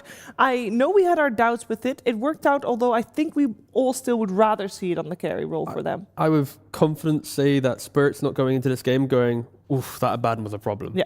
It's multiple other things, their own choices, how they approached it. You could argue Abaddon did well at annoying certain initiations, but for the big picture of the game, it's probably not in the top 5 reasons why MOUZ won that previous game. Tusk was one of the big reasons. Yes. I don't know if you want to be giving them Tusk again, and they will push it. Yeah, they will put it in the first phase, which I really like. Yamich looks so comfortable playing the hero, had so many clutch saves. I also like the combination between the Leshrac and the Tusk, also Leshrac plus the Centaur that we've seen in some previous games as well, where you are buying time while he's still dealing damage. Like, he's invulnerable, he's inside of the Snowball, you have Edict running, you have Pulse Nova running, and they can't stay around it. So they need to kind of spread away, and then the Snowball connects, and they're still going to be receiving the damage. So something to think about. 7-1 on this Tusk for Yamich. That's quite a score line he's got going there. They ban out the Jakiro, of course.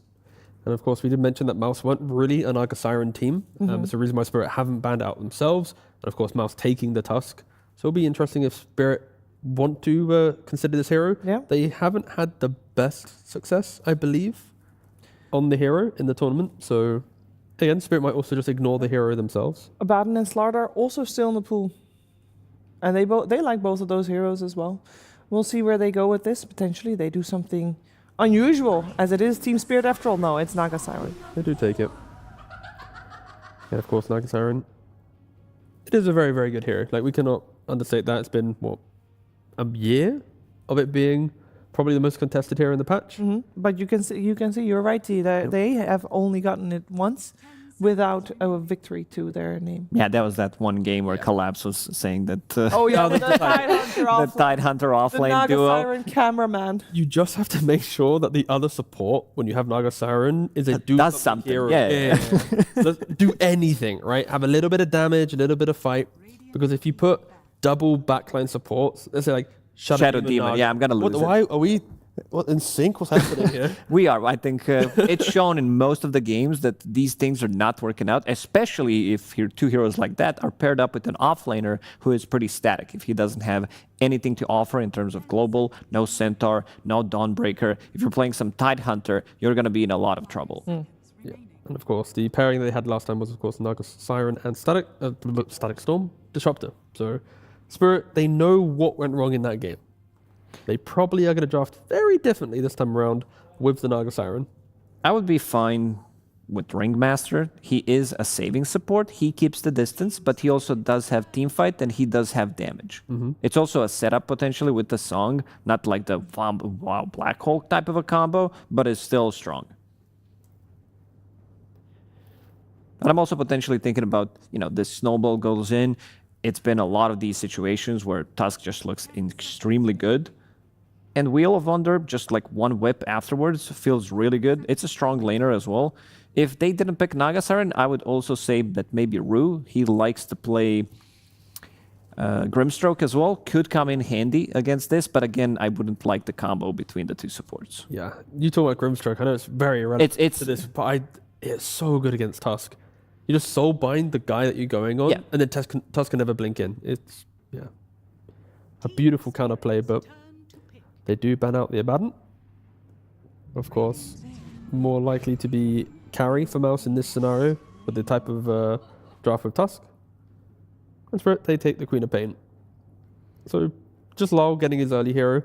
13 pick can be a little bit difficult sometimes because we already mentioned if you pick a weak support, you can exploit that with MOUZ. If you pick, let's say, an offlaner, right, then MOUZ will instantly know exactly what type of carry Chrysalis wants.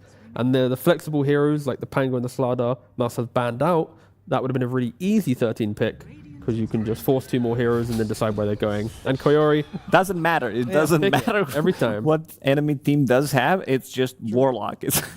And keep in mind, by the way, the Queen of Pain on the side of Team Spirit, we have seen it in the hands of Yatoro this Wallachia. That is true. Maybe not the greatest against Tidehunter because he is seeing the lane. You do have Blubber as your innate ability, so... I love saying blubber, by the way. Blubber. It used to always be you cracking it off, right? And now suddenly it's like you blubber it off. It's an innate ability now. Good, yeah. Blubber. Now that Grimstroke looks even better against Tidehunter. I could see maybe Disruptor coming in again. You are playing...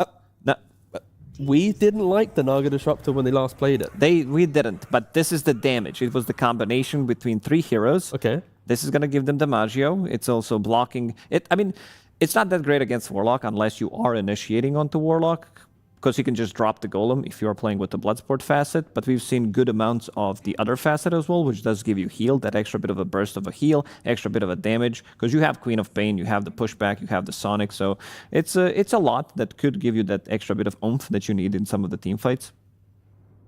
With Naga Siren, especially with Shiva mentioning the Queen of Pain going to carry, I'd rather than pick up a ranged 4 to play with the MOUZ, and then keep the Naga Siren in a potential Snapfire. Yeah, like the traditional aggressive 4s that we've been seeing. The Snapfire, the Ring that you already mentioned. I'm still down for the Grimstroke, but again, might be getting a little bit too far out there. Because it's good. It's very good against Tusk. It's very good against Tidehunter as well. Okay. This also gives them silence. Something that Save was doing on Muerta, which I really did like. Instant jug. Because we've seen a lot of these tanky boys that needs to be broken, some Bristlebacks, Vipers, Tidehunters. So he was just going for Shadowblade, 1 Null Talisman, and then you can also keep away from the fight and also be able to break someone and be very annoying.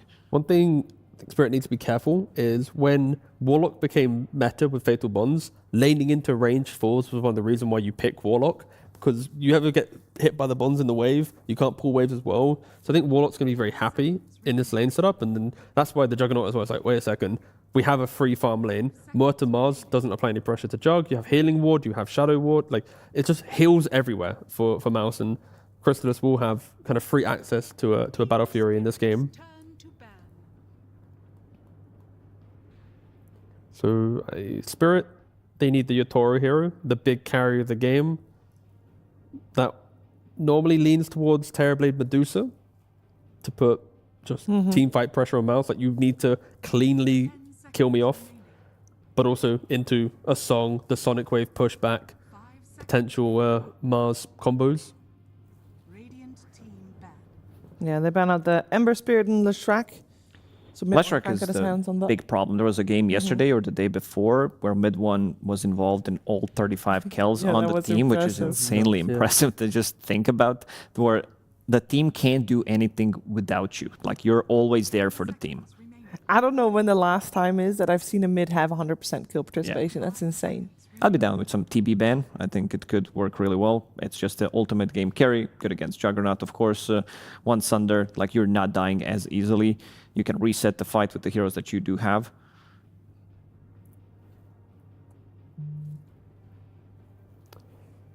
What's your thoughts on a potential Veno for MOUZ? Queen of Pain mid isn't going to really enjoy having constant Plague Wards. Then the damage on Spirit is a little lackluster. It buys enough time for both Jug. I mean, we already know Jug should have a free lane, so Jug's going to have free time. Veno's really annoying, quite toxic. Tide buys Pipe. I could see it overlapping to MOUZ being pretty happy in the mid game. But as always, I could see it. They're drafting differently. They are also not playing some of the meta heroes. Mid one, for example, didn't play Puck at all. Like, in terms of lockdown, there is some in this game, but like one coil, and if you can be playing with the supports, could be good. So they're just going with the stuff that they've been playing. So he wants to keep the distance, 1-2 shot the wave, and then go farming the jungle. So keeping the distance, not necessarily playing to kill Queen of Pain by any means. And again, they will have good scaling lineup. The insane amount of team fight. This is Jug, Tidehunter, Warlock, and then you have Requiem as well. So definitely more on side of MOUZ, at least for now. Yeah, there's going to be a lot of eyes on Panto in this game, right? When you're a Naga Siren playing into Requiems and Ravages, and even Golems, it just takes out one song to combo break it whilst they've used maybe one or two of them, and then your team will always be able to win that secondary fight. And also, maybe a Blink Dagger on Naga Siren could be a key item entering the game. Spicy, maybe some like Faceless Void from Yatoro, if there's a guy who's going to be playing it. Because in terms of saves, there is Golem, but we talk a lot about Golem. This thing pretty much counters everything if he's in a good spot. Can't he run back the Morphling that we saw him do against Tidehunter? Just farm for free, you don't get really pressured. Against Jug, you're not really going to die. Yep, it will be the Morphling. He has the cool cosmetic, making it a little bit more difficult to see if he's morphing in strength or not. Is that cool or 5-figure pay to win? You know, as long as it's in the game, I'm gonna have to call it cool or clever use of game mechanics. I'll just win couple if you wanted. Win a couple of TIs, buy it yourself. Yeah, exactly. When you buy yourself a $20,000 Dota item, you just do it. I've not played against Yatoro's Morphling recently to know how annoying it is. So in this game, I'll keep a really close eye on when he's shifting to actually know if it's as bad as people say it is. That's a good idea. That aside, both teams pretty happy with what they got. Yatoro's got the 1v9 Morphling pick where his lane's going to be pretty chill. He's not going to have any pressure of Crystallis in the game. And of course, other than all stuns are thrown on him. But yeah, I think both teams are pretty happy in this one. I want to see how much Laurel is going to be able to get. We saw some, I would say, early games where he can't really do as much, then he falls off. In the previous game, he wasn't able to achieve what he wanted. There was also a bit of an issue with Rue playing position for Ricky. He ended the game with only 5,000 hero damage, 10,000 damage on your slaughter. So those damage need to be much higher. And if you want to be having higher damage, this is definitely going to be coming out from mid Queen of Pain, which pretty much has insane amount of damage. One of the best scaling heroes into late game when it comes down to have just damage overall. Well, after this game, one of the two teams will be on a match point in this best of 5 grand finals. Let's find out who it is, and also let's find what the words are that Immortal Faith has for Slacks this time around. Absolutely. Here with the master himself, the guide guru, Immortal Faith. Sir, you guys could have picked Mars on that one, but instead you opted for the Tidehunter. Mars, such a powerful hero for you. Can you give us any insight? I mean, we just decided we're going to go Tide based on what we wanted to also go further. Okay, another non-answer, Mr. Faith. You're a guide maker. How about you make me a guide on what I should be asking you so that you'll answer me a goddamn question in one of these? What should I ask you in this interview? Okay, just ask me any question and I will answer you as you wish. Okay. How you doing? I'm doing good. Fuck! Let's go to the game. I'm sorry. They got first blood. MOUZ. Congratulations. I mean, he doesn't care. Let's go. That was awesome. And yeah, that was first blood. Mid one got it. That's a pretty big deal. Yes. Yatoro was the one that died. Also pretty big deal. as we are in game number 3 of the grand finals of PGL Wallachia Season 6. Cinderin. Hi. Hello. Oh, what's breathe that? a bit before the game begins. Shout out to Slaxus. How you doing? Hi. Could have had any question in the world, and that's what he asks. Yeah. Truly cares about human beings. Yeah, unfortunately, Immortal Faith didn't really care about him, but that's unsurprising. Of course, we don't care about Slax either, so we think it's a very fair response. Now, this is going to be a quite different game, I would say. This time around, Spirit got their hands on the Naga, and that means they have a combo breaker this time against the big team fight that MOUZ loves to play so much. Game 1, they had the Naga and the Tide and the SF. Now, Spirit are the ones with the combo break. So can MOUZ once again find a way to structure team fights in such a way that they get to kill people with SF and Juggled, basically. They have the big team fight, so it's a matter of controlling Naga. Maybe itemization can be a key thing here. Yamich, once again on the Tusk, could buy a Blink, get in on the Naga with 2 back-to-back stuns while you're hitting your stuff. And now Yatoro will be playing a... Is it fair to say greedier carry? I would say so than the Gyro. Obviously, Morph has some very good lane matchups. Tide is one of them. It's this lane is just both heroes farm. So you're happy as Morph generally with those exchanges. I don't know what the win rate of the Morphling is. Maybe it's just when bad. we cast. It's pretty bad. It's felt really bad. Like it feels like it never truly carries the game. It just exists. 28.6%. Yeah, that's really bad. It's a small sample size though. It's 2 and 5, right? So I personally think this is a really, really good Morphling game, and that's obviously they last picked it. You're good against Jugger. You're hard to kill for the Jug. You can get out. You have a good laning stage, and you are... This is the type of game that I feel like Morphling will win inevitably when he gets big enough. MOUZ don't have... I suppose the wildcard here is mid one getting Hex eventually on the casting SF, which could... Nice damage there onto Laurel. But aside from that, MOUZ don't have these really quick single target stuns. Maybe Blink Punch. I don't think you're going to kill with Blink Punch Omni. I think Requiem almost needs to be a part of the equation later in the game. And of course, Morph can also get a Shard to offset some of it. So, yeah, that is a good shard. And this is the hero you and I both thought was going to be the hero of the finals. Yeah. And it made it through the bans. I did not think we were going to see Mars at all, really. But it's been either picked, in this game it got picked, and in other games I think it was even ignored or banned last phase in one of the previous 2 games. So yeah, and Boom had easily the best performance of the entire tournament on this hero, and they are still refusing to pick it. Instead, go for the Tide that looked very underwhelming in that game 1. Of course, they don't have the Naga on their team this time, so maybe the combo's a little easier. Don't have to worry about telling them, unsong, please, into the Ravage. But if you can get a good Ravage, and maybe that's the player to watch this game, is Boom on the Tide. If you can get off to a better start, have a little bit of a better performance, then we'll see these big Ravage Requiem plays as mid one and a 1v1 battle with Laurel. The blink away to safety for Laurel. He is fine in mid one, ticking ever so low. Yeah, he has to go back to base. This is really good news for the Quap. Should put Laurel ahead. Yeah, let's see how many creeps he misses here. He'll 1. 2. Oh, you mean Laurel misses? No. Okay, it should be 0. We saw him miss an entire wave, so this is not nearly the same. It's still really early though, which maybe hurts a bit more. Unacceptable. All right. Well, mid one, we'll see if he can have a similar as Yatoro. Is this death number 2? Tag team doing quite a bit. Panto trying to make his way over Yatoro with the attribute shift, keeping him alive, but the anchor smash at the last moment from Boom is enough to give Yatoro his 2nd death of the game. Remember, anchor smash, if you can get it on the Morphling, one of the better heroes in the game to use it on because of how much stats he has. Yeah, he loses so much base damage. In the meantime, they do kill Kaori down bot with Mars and Muerta, so it was a trade of sorts, but MOUZ definitely should be the happier with that exchange. Forgot to mention as well, aside from the first blood, MOUZ also got 3 out of 4 bounty runs, so the laning stage almost started with a 1k lead for them. So, definitely Oh, was anything on that? Oh, that was a blood grenade and 2 branch. Wait, was that your Taurus courier? That doesn't make sense. Does that? You tell me. You're the analyst. Oh, which? Oh, it's Yamich's courier showing. Okay, I thought it was the killed courier that had those items. I was like, that doesn't make sense. Yamich steals a bounty, sees a stack. Panto just walking.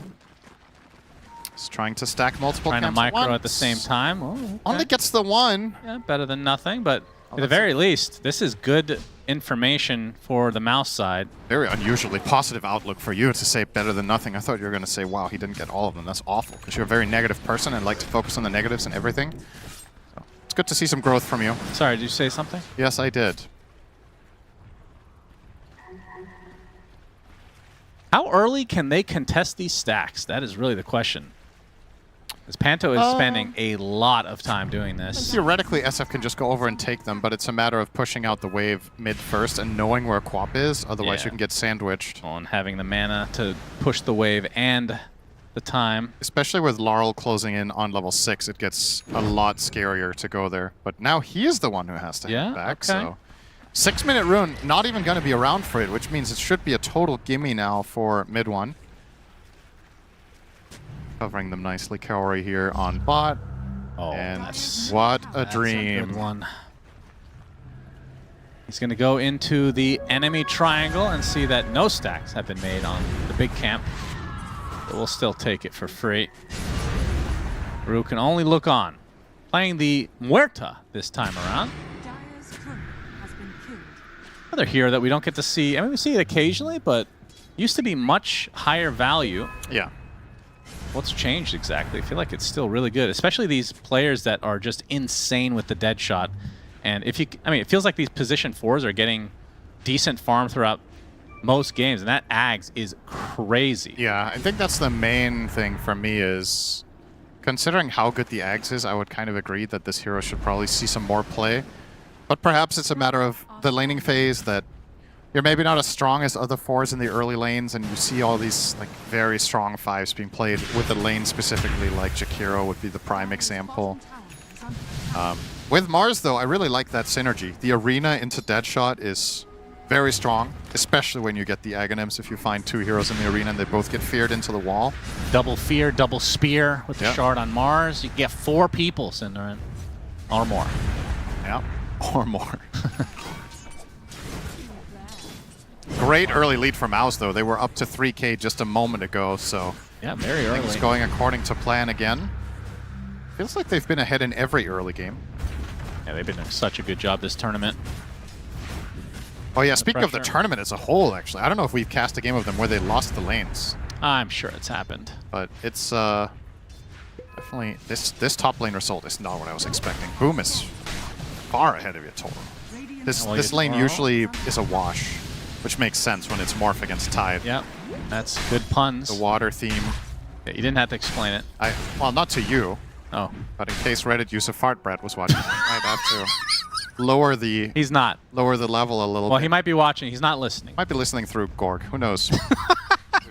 We've come to realize. 3K back on the board here. There is a Haste Rune currently sitting on mid 1, which is great for contesting these stacks, and Rue might be the one to break Snowball right on top of Rue. Gets a good calling, though, but mid 1 has the distance. They get an easy pick-off onto Do you Requiem here? Yeah, that is true. You could. He's going to go for the Sonic You're Wave. Sonic here. Yeah, he gets a couple. As mid 1, very fast right now, is going to force Laurel out with very little HP or mana. 3K lead for MOUZ at 8.5 minutes. This is kind of a crazy lead. And the stacks, boom. Well, you can see that most of them have been taken at this point. But now the pressure onto the mid-tier 1. It's gone. You can't defend anything right now as Spirit when they come with their numbers and you don't have Sonic Wave. You don't have enough damage. Collapse still hasn't skilled his ult. He's been holding the point the entire time. I was worried for a second he was level 5. He is level 7, but he's reserving it. 4K, though. Yeah, this is conceptually scary levels for lineups, Spirit. Unexpected, really. It's one thing to be ahead by a bit here, but that lead is massive with only 4 kills. This means you're effectively just stomping the lanes in terms of raw CS. Laurel is found by Crystallis. It's going to box him home. TP. That feels bad too. Spirit with nothing to write home about yet. Not a single successful move. Kaori has used the book, it looks like. That's kind of early. He's only level 5. Interesting. When did he use it? Yeah, that's a good question. Or is that still the case where if you pick a neutral item, you lose your book? Well, if anybody would not forget about that, it would probably be the guy who plays it 60% of a tournament. You should remember. In theory, that is true. So Pipe is going to be the first big item for Boom. Ring of Tarask away. I think MOUZ want to try to win this game in a 25. I mean, they're on track right now. The way this is going, just keeps growing. Early Pipe, Roche, Healing Ward, Golem, and you just go. Yeah. And if Spirit aren't online yet on their Morphling, they're going to have serious damage issues. So this last pick, I personally liked it, but it's contingent on the laning stage going well. And with Laurel being this crushed in mid, with your stacks being stolen, with you losing your towers this early, Naga doesn't do anything in this game state. Naga is primarily a scout and song. So if you're looking for damage, it's not coming from there. Muerta is okay, especially with Ags. That's not happening anytime remotely soon with how low these supports are in net worth. They're going to scale very poorly. And Mars, notoriously great control offlaner with low damage output. So Morph and Quap really have to do the whole thing. And well, when nobody has a good game, tough to say how they're going to pull this through. This is easily the most one-sided affair of the finals so far, like at 10 minutes. Not even close. And there's only been 4 kills. That's the crazy part. Typically, with Team Spirit, with a lot of these high-level teams, in the laning stage, they're not going to get outplayed this hard, but gold does not lie. And Yamich, I mean, he's only 500 away from a Blink Dagger. My goodness, that is a rich Tusk. He almost has the combined net worth of the enemy supports in a game with 3 kills on his team at 12 minutes. Oh, he's going to... Now he has a little bit All less. right. Well, the caster curse truly is real. Yamich takes a full Sonic Wave. It should be studied. Maybe this is a simulation, actually. I mean, life is definitely a simulation. And if it is a simulation, who is dumb enough to create me in that simulation and have me just chronically curse other people that they created? I mean, it's, as a game designer, it is funny to just put random debuffs that make no sense onto people for a lifetime. So that's down to a debuff or a buff, though. If I use it, but I can't use it voluntarily. Mid one gets a freebie onto Root. That is a lot of stacks. Yeah, they're just stealing stacks But now. how many of them have they got? He's stacked 10 camps on Naga. Have they farmed 3 of them, maybe? Like, and the thing is, they haven't really contested them, their own camps. This is worse than not stacking. Like, you're effectively feeding the enemy team. This is why they're so far ahead. It's not just the laning, it's that every stack you've made has been for MOUZ. Yeah. No, and that makes Naga, I mean, if you're running Naga like this, that makes it a really bad pick, right? It's just... Yeah, still not even level 6 my. yet. And here we go. A play from Spirit about to be made. Blink Dagger for Collapse. Have to get something going here as Crystallis has the Battle Fury, but they're already going to see a Blink. Well, it's not in his inventory yet for the side of Yamich. But the pipe is online for Boom. That means he's kind of a no-go. Collapse and company, well, they find Kaori. That's something. They're calling to keep him silenced up. He's actually, look how tanky he is. Normally that hero just evaporates. Now, is he tanky or are they weak? Yeah, that's a good point. Depends on your perspective. Yeah. Sorry, that was another negative perspective from me. That's your job. Sorry about that. Rubbing off on me. Time for wisdom. Looks like... Yeah, we'll be a trade. And trade, yeah. And Crystallis, well, this looks super healthy for MOUZ. Not only are they ahead by this amount of gold, they have the top 3 net worths. Everybody's scaling. Everybody's going to hit this mid-game timing together with heroes that use it well. Mid one is going to clean up Panto. Yeah, has a Kaya Yasha now. Typically, you don't finish that right away, do you? I think mid one has been doing this. Has he? Okay. Yeah. It's going to go Kaya Yasha. Maybe he was taking some liberties, considering that they are dominating right now. Has the smoke. Ooh, this would be a big find if they could somehow get in on Yotaro. Yep, he's used the waveform. 6 seconds down. Okay. It pops. He sees them. Requiem coming. Gets the attribute shift off, and the Golem to follow with the gush. Not quite enough yet. Collapse going to try to contest this. The calling buys enough time, and Yotaro able to walk away. So a lot used from MOUZ. This is a really good thing for Spirit. They had to bring their whole team. That's true. Wow, all 5 of them. Does this even feel that good? Yeah, you keep Yotaro alive, but all the TPs, you're going to get cornered on the map now. There's still Ravage. There's still Omnislash. Yeah, Boom just sitting in front, daring them. You just take the tower. I don't think Spirit stand a chance in this fight. Yep. Healing Ward, also nice for the Golem. A nice little detail with these 2 heroes together. Yeah. Let's try it from Panto. Not going to get there, though. Destroy the Healing Ward, and another advantage for MOUZ. Tier 2 at 15.5 minutes. Unlikely to poke here. And I'm sure what's on their mind right now is Roche into Tormentor eventually. And the fact that you're thinking that, and it's only 16 minutes in the game. But that will really solidify things for MOUZ and having this gigantic 7K lead.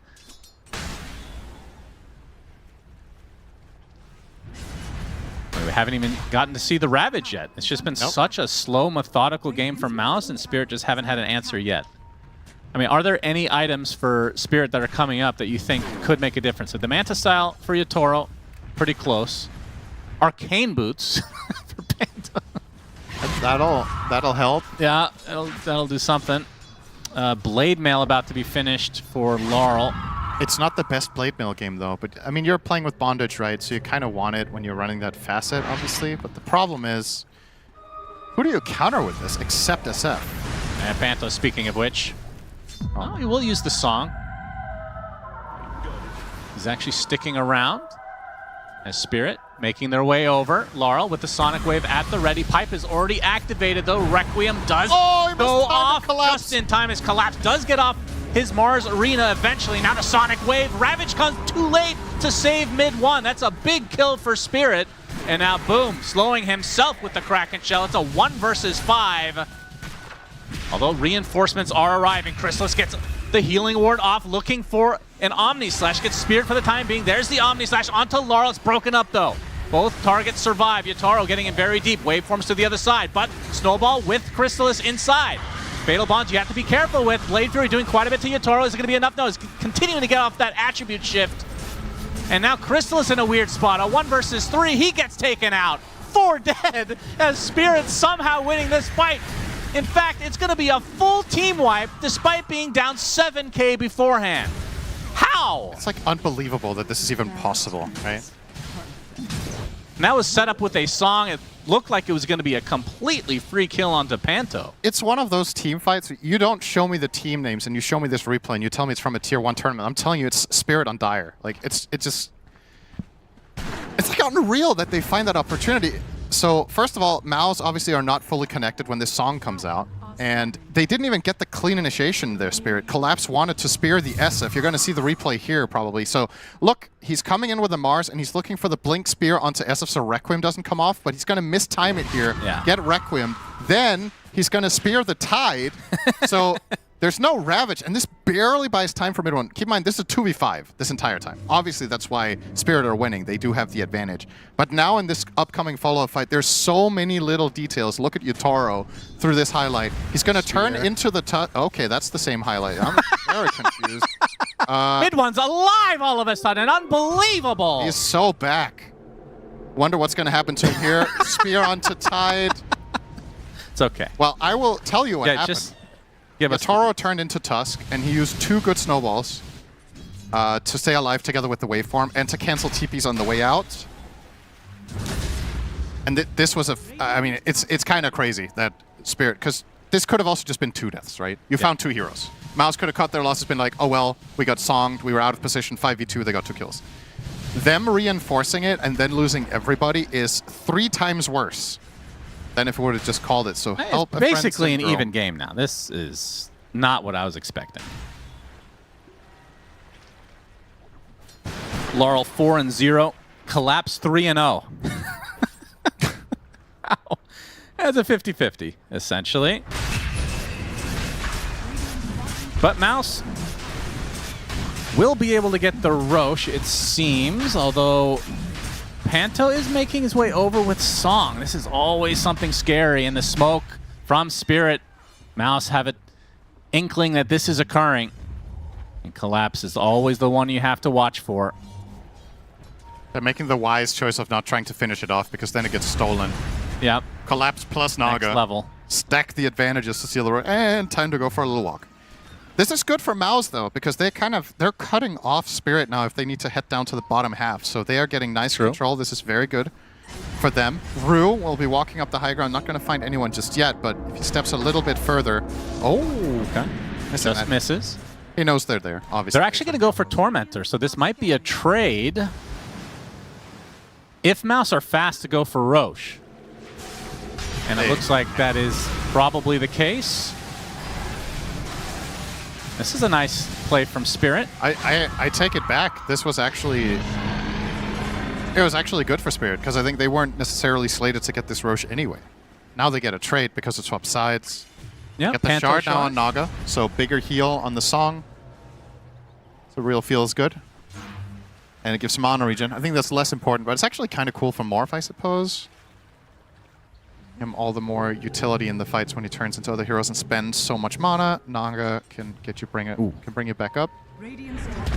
Oh, they canceled the TP. Nicely done from Kara. As long as they can actually get this kill, the TPs are coming. Yamich with the stun lock. Shards block him in. Collapse. All you can do is get off a Yules to buy yourself a little bit. Actually uses his arena as well on the outskirts now. Dude, there is no way. Requiem, he's dead. Oh my goodness, that was close. That was a 4v1 and they used Golem Requiem to barely kill him. He's not even farmed. It's just small mechanical things. He's getting every inch out of his hero there. Nice little jump there from mid one with the horsey. Yeah, that's cool. Not going to disjoint the dagger, but it gets you in range for the race combo way easier. And Chrysalis with the Manta going for the butterfly next. Laurel already using Blink, has the vision here. Gonna go for the courier kill.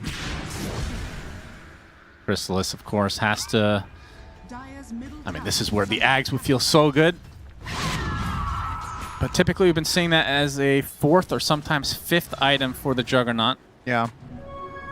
I don't know the tech of how you itemize against Morph as Jug, because I think it's just such a tricky matchup later in the game. What is the most important? I still think the Hex on Shadow Fiend is going to be a potential game-winning item. And that's why that team fight up top was so crucial, because we were approaching a time when that concern wasn't even really anything for MOUZ. It was 7k up, they were about to soon get Roche and a Tormentor, probably extend the lead to 10. Oh, we see Dead in the Water from Boom, early shard pickup. Very annoying for Rue, but he claims it and walks away. He was trying to poke TPs, didn't happen though. Laurel trying to backstab, but the pipe is activated, so this won't be an elongated fight in all likelihood for MOUZ since the pipe will wear off, but should be able to get the tier 2. As Boom trying to make some space, Collapse inside the shards. TP supports are coming, he gets punched in the air, Yules to keep himself alive. Sonic Wave onto 3 heroes. And now MOUZ will be retreating. The Spirit able to save their offlaner. That was an interesting situation there for Collapse. He effectively had the choice between casting a 4-man arena or blinking away. He didn't have time to do both. And Spirit, they will burn a Sonic to keep him alive instead and just try to buy time. Now, Yatoro is starting to reach the point when Morphling really becomes a hero. I think this hero changes a lot with Butterfly. It's so much EHP, it's so much more damage. You are still vulnerable to Shadow Fiend, but that's kind of it. They really hate those illusions. They're gone now. 2k is where we've been at for a while. Yeah, this is even. MOUZ are just effectively going to burn out their Aegis, and I don't blame them. I don't see this lead as being meaningful enough to force high ground. So instead, Spirit opting to smoke into them with a minute and a half left on the Aegis. Yeah. They still want to fight. They can avoid the tide. They can get some quick pickoffs. Yamich breaks the smoke. Rebuke. Oh, there's that's the a big arena one. onto 2. And the spear does hit mid 1, but now the pipe. You have to worry about Rue in a horrible position. Gets off his ult though. Pierce the veil to the south. It will be picked off by MOUZ, and Spirit will exit gracefully. They tried to get the moment of surprise there. Didn't get it. Good placement from Yamich. The blood grenade. Yatoro has waveform up now. Wants to get the dead on the water, I would assume, but Taro. Ooh! That was actually closer than I thought it would be. But yeah, nice defensive play there from MOUZ, controlling the area. The smoke breaks, you get a spear onto the Shadow Fiend, but you can't connect the other heroes for the burst. This is a repeat situation. Golem to start things out. Collapse with the spear. And he's just going to get chased down into oblivion. There is the dead in the water. Nowhere to go for the offlaner of Spirit. It's off the Yules. I mean, as there's a Requiem there to destroy Laurel on the other side and collapse. All the while it gets away. How does he live? But the bigger kill, in all honesty, is onto Laurel. So MOUZ not going to be too upset. Obviously, could have had 2 cores, would have been great for them. But the Aegis about to expire now for Chrysalis. And how close is he to the Butterfly? Very close. Yeah, so he's going to match the Morphling now. Their inventories are quite similar. Fortunately for Morphling, he does not have a Battle Fury. That would not be great. That's the main difference. Radiant's top tower is under attack. It was fun to see Collapse play his way out of that fight bottom. I actually thought what he was going to do was to... Oh, there's the replay on the Laurel kill, by the way. Snowball into... Yeah, standard stuff. Double stun, Requiem. But the fight bottom, when he speared away the Tide the first time, I actually thought he was going to TP. But then he kited him for another 10 seconds and did it again. So... Yatoro picks up the haste rune. Might want to try to take a fight here. At least burn some spells from the MOUZ side. A little poke action onto Boom. And, and the dead in the water already used. You're starting to see the damage on Yatoro now, though. It's a pretty important cooldown. They get the stun lock for now, but the calling and the big ult coming out from Collapse, but the Ravage to follow. The focus right now on Yatoro. Snowball keeping him alive. He turns into the Tusk as the Omni Slash not doing a whole lot. Eventually Collapse should fall here. And that is the case. So 2 dead for Spirit. And now Yatoro getting hounded by Boom. Dead in the water up in 5 seconds. The Ice Shards from Yatoro, not enough to block him out. Boom is going to continue on here. There's the dead in the water, but the song to counteract it. Yatoro easily takes care of the anchor. And Laurel kills the wave. Yeah, so no push for MOUZ. Still another good fight for them. And this goes to show the damage issues that Spirit have, right? I was just pointing out Morph is starting to hit hard, but he gets ravaged, and then nobody dies in the arena. There's no other big enough threat with the game that Laurel is having on co-op. He's kind of an item behind where you want to be here. This would be an insane situation to have like an Ags, for example, when you find these big arenas, or Shiva, you know, whatever. Yeah. Like getting those big items, but not even remotely close to any of it just yet. So MOUZ could just stand their ground, pop their pipe, pop their healing ward, and they are just invincible.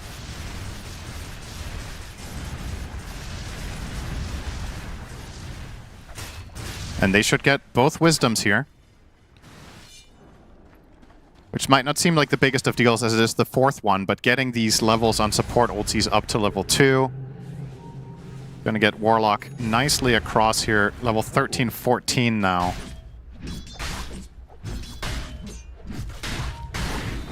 And getting close to 15 talents in that fashion for Warlock. Shadow Word AoE on upheaval attack speed, not too interesting, and on the Tusk it is the snowball damage or the health, which could prove quite useful. Obviously completely out-leveling the enemy supports now with this wisdom advantage. That's how it goes. Yep, and I think for MOUZ, it's all about Roche now. Yeah, you wanna get it this time, and such a scary lineup though to go against. The Song, all the AoE from the Mars, even Muerta offers a lot. I just think until Yatoro gets his next item, which I'm assuming would be a BKB, right? Yeah, does he have it actually? Recipe. He just got it, yeah. Because he's making the call that in the previous fight, I have to be able to stand and deliver when we arena, or it's all for nothing, right? He knows how much damage he has to do. So with this, now he can reliably attack during the arena. That could be big. Because my concern for them is, until he gets his next damage item, on paper, their lineup looks quite strong, but in the current game state, if you have Aegis, Pipe, and Healing Ward, and you start hitting high ground, how do you kill a hero like Jugger twice with the Dire lineup? You can get a nice song off, but what's your combo? There isn't really anything too big. So I think Crystallis will feel quite comfortable with. Well, depending on the Aegis in BKB this bag. situation, I suppose the Shard Spear, right? Getting 2 units. Yeah. Could be pretty hype. Ooh, this could be a nice smoke for Spirit. I don't think MOUZ are expecting anything like this at all. They're trying to set a trap with Tusk SF, but who's trapping who? Laurel is going to offer himself up. In the punch up, but there's the arena from Collapse, the snowball save. Do they have enough in the bag? Nice blink out from mid 1. Yamich is the sacrifice. Wow, what a sick outcome for MOUZ to only lose the Tusk there. Clutch play from That's Yamich. a big courier kill, though. That's Kills an Aghanim Scepter from mid 1 he has to wait on now.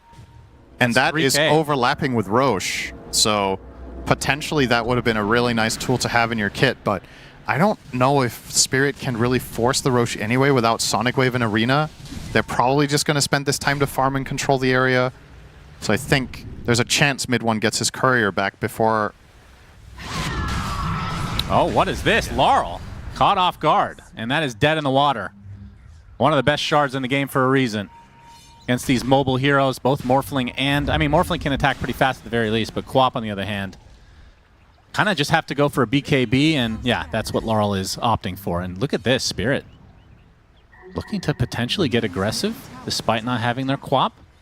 Boom in the pit. They're trying to get information so that they can either song steal or just delay. Or just have Collapse blink in and take Yeah, of course. the casual. There you go. Hey, this is not that easy to do, but I think they're still going for it. No, they're going to try to smoke around instead. Okay. This is going to get increasingly obvious for Spirit if they keep sending stuff into the pit like Naga Illusions or another dead shot. Because by process of elimination now, there's only one place MOUZ can be. So this backstab should not work. Boom. Boom. Blink Ravage available. They don't have the vision quite yet. There he goes. Gets off the Hex into the Anchor. They want to get the Naga Siren, and they do. Big kill for the side of MOUZ. Not having to worry about that ult. And now Yatoro, well, going to try to go against this Kraken Shell. Boom, he's doing quite a bit. Boom is going to die inside of the Mars Arena. Omni Slash already used, but it's going to be canceled now, but they get the punch up. Yatoro in a bit of trouble, but has the attribute shift at his disposal. It's Crystallis. Spear is going to miss for Collapse this time. Double Ice Shards. Yatoro loves turning into this Tusk. It's such a good hero to turn into because of the counterplays it gives you. You can counterplay Requiem, you can counterplay Omni Slash as you saw.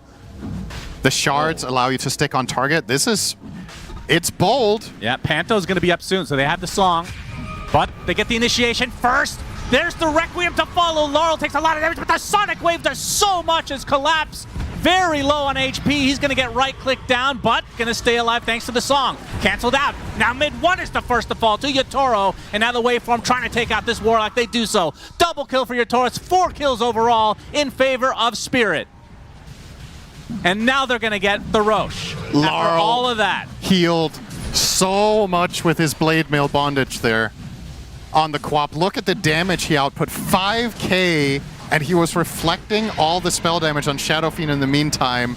MOUZ tried to catch them by surprise by hitting the high ground instead of going into Roche, and they got punished immediately. And now, this game has changed so much from where we were 10 minutes ago. You're going to see look at Laurel's HP. The BKB obviously is going to block a ton of the magic damage, but he's just healing a crap ton too. Maybe he didn't even need bondage. I think the damage was actually quite underwhelming there. And then the song just buys them a bit of time to talk over what they want to do and all get Fatal Bonds together for no reason. But it's fine. They're still stronger. The 0.5 second conversation. I think that song actually helped MOUZ, but they were so far behind it didn't matter. All right, well, Spirit.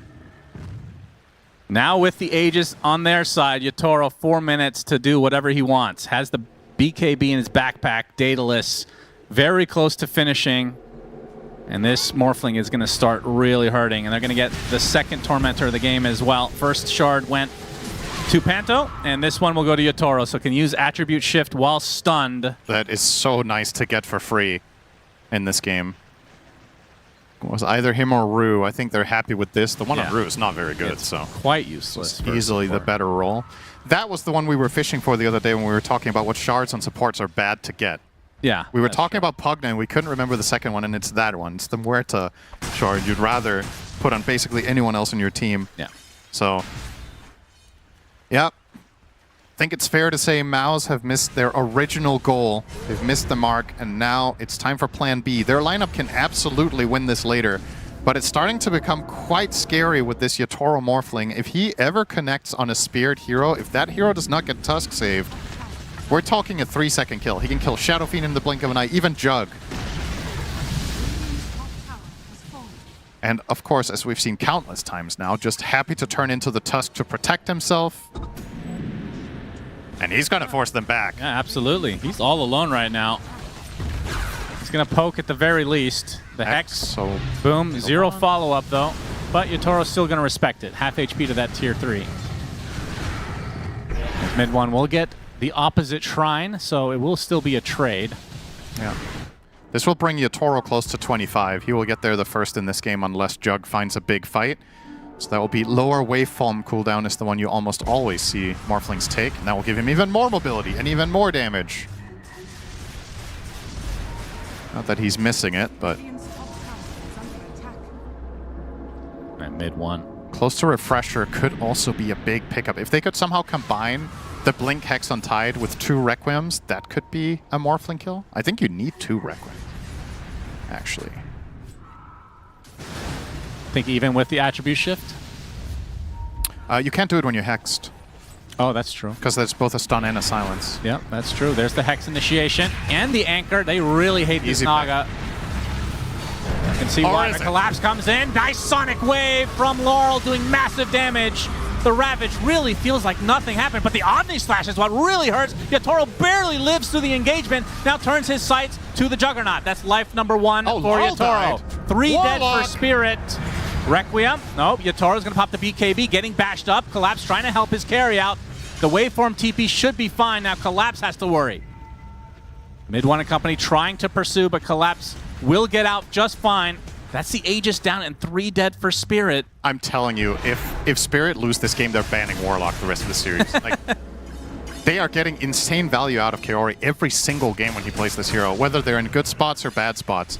That's the 2nd highest damage of the fight. Fatal Bonds. Laurel died in the backline, just getting eaten alive by different Fatal Bonds instances. And of course the Jug. The Omni Slash was beautiful. If you manage to get a cleave Omni with Fatal Bonds, that's... I mean, I think he was getting some cleave. Two of the members were relatively There was close. some cleave going on there for sure. Very strong. And I think maybe you'd be wise on Spirit to start itemizing a little bit more against the Fatal Bonds. Maybe another Lotus or something of that sort. Rue has finished the Silver Edge. Nice against Tide. So they can try to get that kill faster. And the Wind Waker on Collapse. Okay, again. Yeah. Loves this item. I feel like he buys it more than most players. Mid one has Refresher that you talked about. So double Requiem is a thing.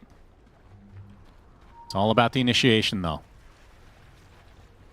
And of course, they have been jumping the Naga at the beginning of most of these fights. What happens if they don't? Yeah. That's true. MOUZ have done a good job at finding Panto when they need to. And when they haven't found him, his song has been inconsequential, but they lost that fight, so... Oh, the Anchor. Laurel has to pop the BKB. TP support Collapse with the Rebuke onto Boom. Laurel, not a whole lot of damage. They're actually going to put the Mars Arena out as mid one with a Requiem. Look at that Sonic Wave. Boom is getting pushed left, right, and center. He's still alive. Yule's applied to him, has the pipe still there. The upheaval is slowing them to a crawl as mid one with another Requiem. Not that much damage, but the raises are starting to stack up, and there's the song save. The last moment Collapse is going to live. Oh, they blinked in to destroy the healing ward. Laurel is okay. Is he fine? Yeah. Mid one trying to get something more out of it, but all they really get is the Rue kill. And that might be enough for Chrysalis to poke at the high ground. He is hitting like a truck. Still has the Omni Slash. Fortification going to slow this down a bit. Has the MKB Butterfly Basher. They know there's no healing ward, so this spear is a onto the barracks with the Sonic Wave. It's not quite enough. The Snowball's going to save him now. The Rebuke to follow. Is he going to die? Juggernaut is super low. Gets off the Blade Fury and will live some way, somehow. And they get Yatoro as well. And this is going to be a lane almost certainly for MOUZ. It's going to be more than one. They have healing ward. They might just end the game. They got Jug down to 5%. That was so close. But the Snowball again. These support picks for MOUZ are carrying so much they're going to go weight. for Throne. They're going to Yep. try to finish it right here, right now. 70 seconds and 50 respectively for the two cores on the deck for Spirit in a 3 versus 5 situation. Still have 2 golems, and you can see the healing ward is doing so much work. 1 tier 4 dead. Yamich and company pounding away. The Ancient now available for the picking to get the instant initiation, but the Pierce the Veil going to keep him alive. There's the Mars Arena collapse, trying to do what he can to delay the inevitable though, as the Ancient will eventually fall. The Chrysalis and company gets off the Blade Fury, and that's going to be GG. MOUZ take game number 3 and a 2-1 advantage in the grand finals. These games are so unpredictable. MOUZ have an insane lead. They lose all of it in a random fight up top. They claw their way back to, or rather, both teams are kind of even for 15 minutes. And then they find this one perfect moment of opportunity, bursting both the Morph and the Quap in a single Omni-Slash. Crucial snowball save from Yamich, and the damage comes out. And if I'm Spirit, I'm looking at those supports for my bands. What a sick grand final so far, Shiver. It is indeed. I will say that support duo, Yamich on the toss, Coyote on his work once again. It looked so good. The ending looked good. The start for MOUZ looked good. Of course, a little of a rocky mid part for them, but making it super entertaining here with T-Gov and Lacoste to break it down. Lacoste, this was mad. It was. You don't know who's going to win up until no the end. There's idea. like one big fight in most of these games that we've seen so far, and the game just kind of ends where you're like, oh, this is it. We used everything. They try to burst Tide there in the last fight where they're using Sonic Wave and the Arena. It was a nice try, but they were lacking a little bit of damage. They needed either a Root to be there to break the Tide with his Silver Edge, or they needed Morph to actually commit and go in with the damage to be able to kill him. And then they reset. They get Healing Ward. Tide's back to full HP. Not too much committed from their side. I mean, Spirit, they're having to do like so much in the fights, right? But for MOUZ, it's just they go. And like, I feel we are going to show some highlights of MOUZ maybe overplaying their hand. They had this 5,000 gold lead. They tried to kill Yatoro. It didn't work out. And then, a couple minutes later, they're going to try and make the same move. So MOUZ, after an exceptional laning phase, self-inflicted, gave Yatoro access to this game. Because when you look at the net worths, all 3 MOUZ cores are looking really, really healthy. But the fact is, if MOUZ don't make these 2 moves, they could have shut out Spirit in 25, 30 minutes. This is a bit shaky. This is basically 2v5, a fight that they're taking because they have Pipe on Tide and they feel kind of invulnerable, but they are pinning Tide, making sure that he's not going to be using Ravage at the same time. Still coming back into the fight and still being able to do something. You can see the Omni-Slash. Again, these snowballs. Snowball saves from one side on Yamich, and also Snowball saves when Yatra was turning into Tusk to be able to get the snowball saves on himself were pretty poggers this game. Yeah, and the fury there. And if you look at the map state, right, the Dire Towers, because of how well Boom's lane went, he just takes every tier 1 tower, right? He builds up this 4,000-5,000 gold lead. That's sure they get wiped here, but in the back of MOUZ's mind, it's like, as long as we eventually connect on our spells, we're gonna be able to do it. This is a fight in favor of Spirit, where they managed to get a really nice song reset. And then, because they committed pretty much everything with the Shadow Fiend going in, and also Blademail and Quap did a lot in this one. And after that, Team Spirit, they couldn't find any good fights. And that's because, I think MOUZ, they're just doing these wraparounds. 2 big fights in a row, they got the Naga first. But yeah, when you have Hex on the Shadow Fiend, the Tide Hunter, you have the Punch, the Golem, it just takes one catch, right? And Distinct Spirit, they did a pretty exceptional job at dodging most of these big fights, always finding ways to survive, collapse with the Wind Waker. Like, they were doing all these little things. But like I said, MOUZ, they don't care if they die. If they make a mistake, it doesn't thwart them. They just go again, and Coyote's Golem at the high ground sets up for the Omni-Slash, and you kill off a Quap and a Morphling at their base, you're going to be taking it also. Please, unfortunately, I have to agree with Cinderin. Gotta ban. Okay, gotta do something about it. Either you might need to pick this hero, or you have to remove it, because this is like 12th game in a row that he played so far in the tournament, which is pretty insane to think about. Yamich, he played like 8-9 games on Tusk. 8 wins now. Yeah, lost only one game on Tusk. Yep. So you have to address this. Maybe the idea coming into the 4th game should be we leave some of these Imba heroes in the pool and just address the real issues that we are having in the games. Because this could have been 3-0 for MOUZ. Like the way that one of the games did play out, they were ahead. Yeah, and if I was in their position, if I had to pick one, I would lean towards Tusk. on Yamich, because Yamich in the lane, he enabled that Tidehunter to get a couple kills on your Toro, right? If you don't have a Tusk there, Morphling, he should free farm, but they found a way to get that kill on the Morph, and then because of that aggression, Tide does everything else, and the Yamich is snowball saving and doing this. So if it was me, I'd pick Tusk over the Warlock. They've lost with the Warlock, but the Tusk, Yamich is just on another level. I also wouldn't go into Nagasiren direction by any means. Again, you can feel that they are lacking something when Pento is playing different heroes, when he is setting up the lane, when he's playing his Enchantress, when he's playing Pugna, when he's playing Jakiro, as we've seen in the earlier game. He did extremely well. The impact that he does have compared to this Nagasiren, even though there was like one big fight where he was able to get a reset, you're basically one button. And so far, Team Spirit, they were not a Nagasiren team. This is the second time that they played the hero, and they lost 2 times. Yeah, and we talk about the Tusk, we talk about the Naga, and there's 2 heroes that they are supporting in those lanes, T-Gov, that we kind of have expectations for already in the laning stage. As you were mentioning, we think Morph should do okay. Yeah, we should, and I've already mentioned it several times, but yeah, because of how well Boom is able to identify what to do on Tidehunter, every single time he enters a lane that looks better for the enemy carry, he finds the little ways to do it. And of course, like we mentioned, Yamich plus Boom, you get the 2 kills on your Toro, you put them on the back foot instantly. And it's like, because of this success, they find the mid towers, they find these moves. And, you know, we showed these mistakes that MOUZ made, but there was such a great chance that MOUZ, if they were slightly cleaner in play, this would have been one of the quickest games that we've seen from MOUZ in the tournament. But they don't have that. They're a little bit more rough around the edges. But it doesn't matter as well, because they just keep winning the team fights. Like every draft, they have so many stuns. And they just keep going. You're allowed to make mistakes. Yeah, it's annoying. Yeah, I think we saw yesterday too, MOUZ, when they know they just keep going, they just keep pushing. Sometimes a little bit too far, as we saw in that 16, 17-minute fight that we showed you earlier. But, you know, it's... Yeah, I got to make one mistake. You got to have those. One quick question, though. We did see Yatoro die as a first blood. Yeah, that definitely impacted the mid matchup. And...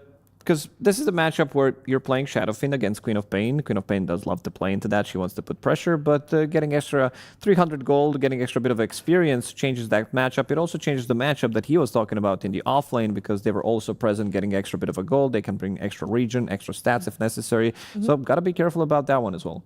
Yeah.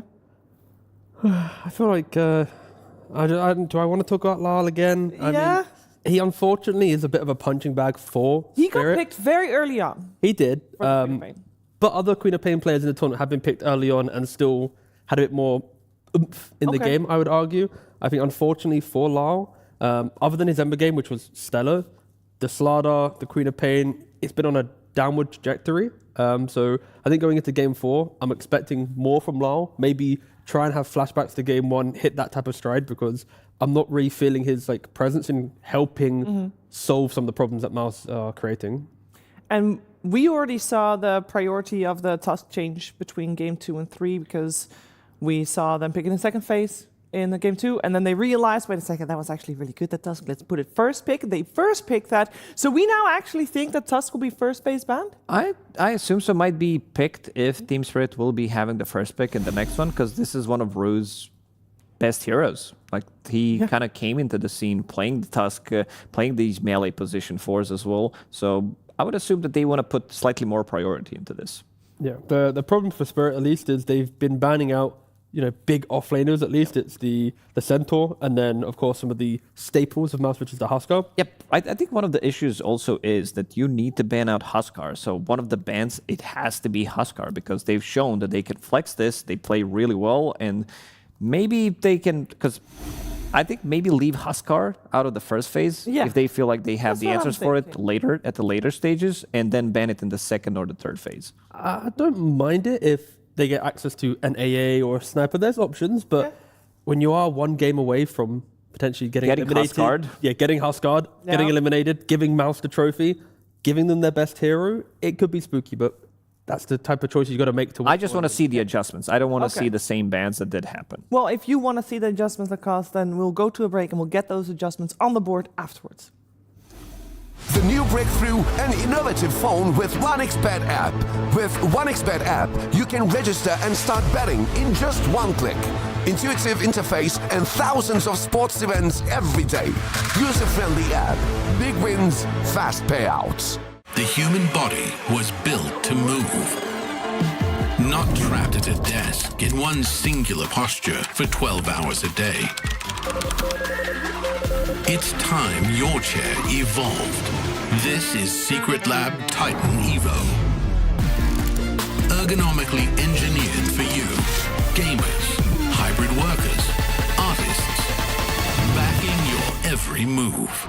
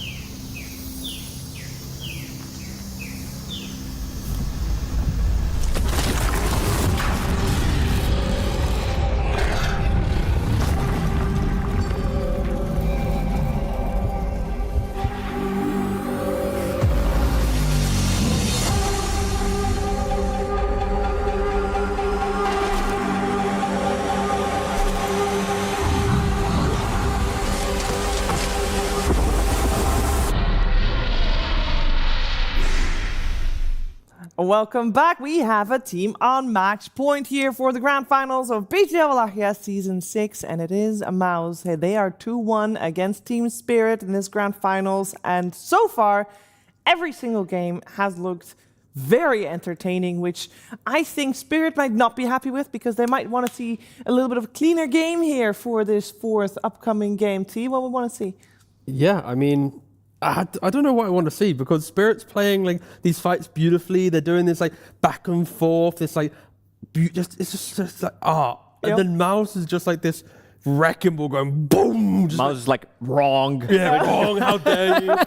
It just reminds me of the hero pools where we saw the two teams. Exactly. Were like, nice, gentle. This is what we like to do. Some healing, some beef.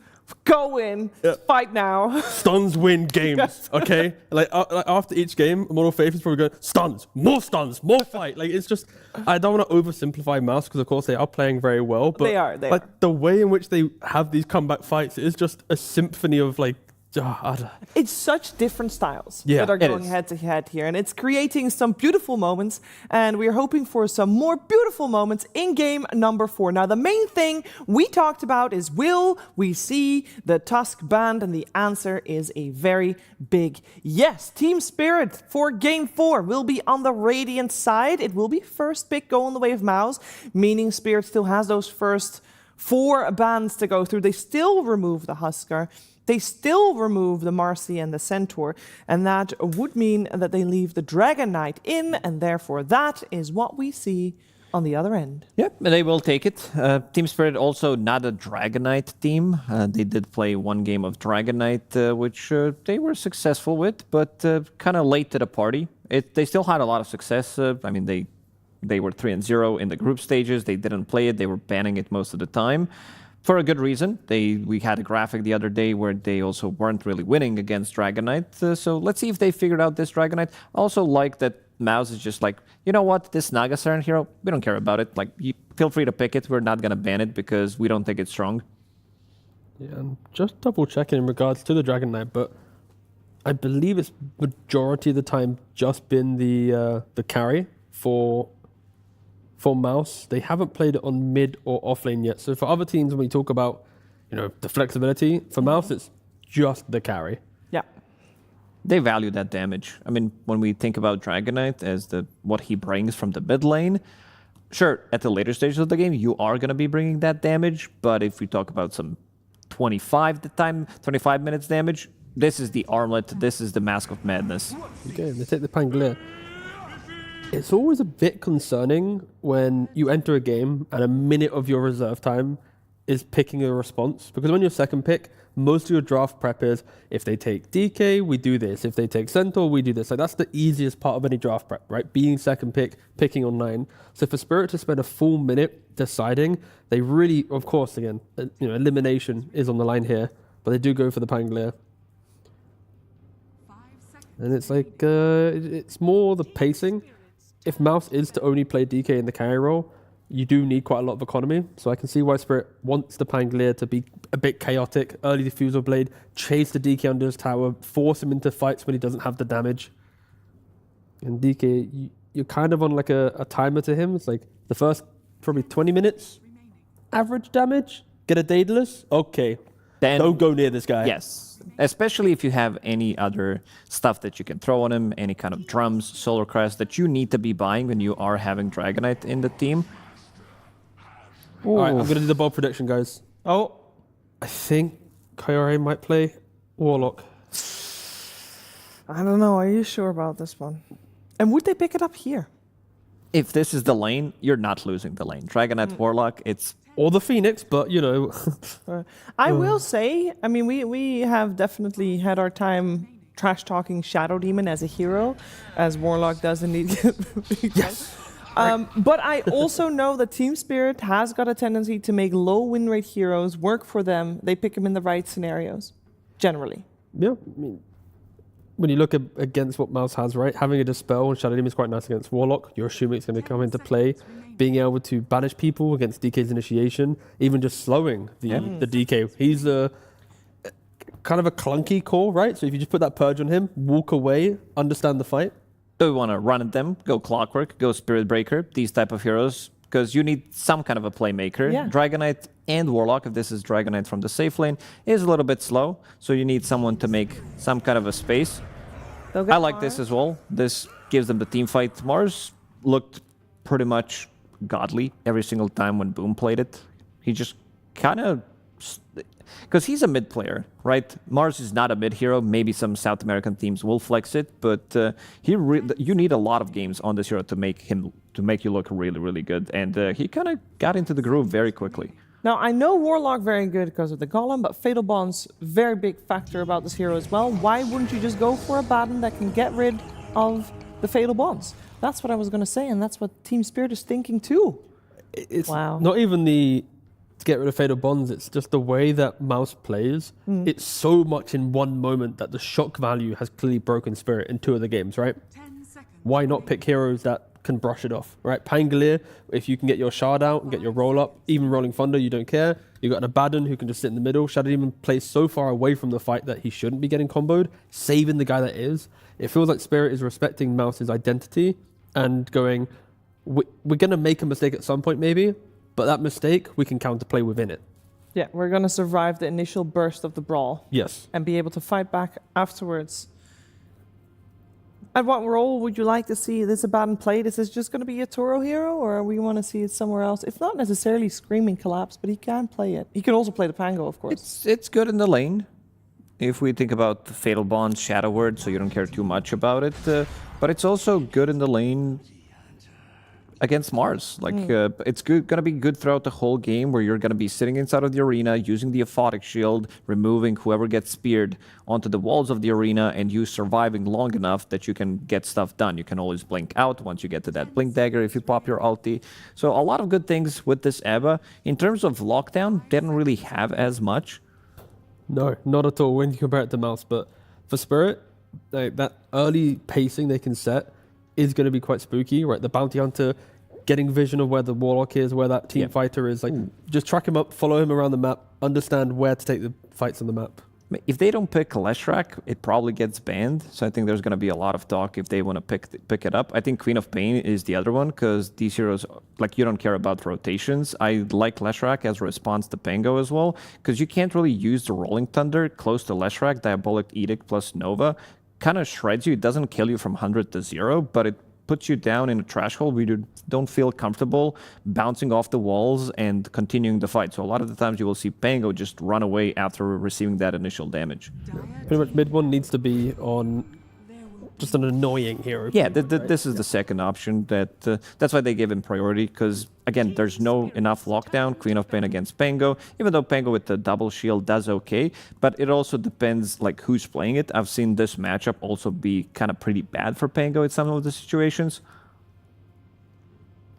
That's feel like Spirit is leaning on Pangolier quite heavily at the moment to do a lot for them, right? Because Abaddon needs his Radiance. Shadow Demon and Bounty are low damage supports that want to set other people up for success. I'm still down for Spirit Breaker, Clockwork, these two heroes potentially that could come out for MOUZ. Right, okay. It's just, you can hunt down. Bounty doesn't like to play into these heroes, neither does Shadow Demon. If you get the first initiation, SB, you could potentially bait out the Shadow Demon ulti, but you kind of done the job if they are focusing you, so that's a pretty good ban. Yeah, banned indeed. One more hero to be banned that mid one doesn't want to play against mid, most likely. Even though it could still go up against Pango there as well. We'll see where MOUZ wants to go with that one. And it will, of course, be Team Spirit with the overall last pick, so they get to see the full lineup before deciding what they want to do. Yeah, I'm leaning more towards Spirit, thinking about your Toro heroes. No, sorry, Collapse heroes. You see the DK in the safe lane. MOUZ, like Lacoste mentioned, just going to pick up some forward position, do something hero. The Clock is the only kind of melee hero left in that department, but I am struggling to think of what is the Collapse guy to give some oomph to the draft. Yeah. But also, Pangolier to offlane, because do you want to put Pango into co-op? That's also something. So Pango can just play into DK and farm. So what's the Lal guy to play into Queen of Pain? That's also a whole nother line that we could go down here.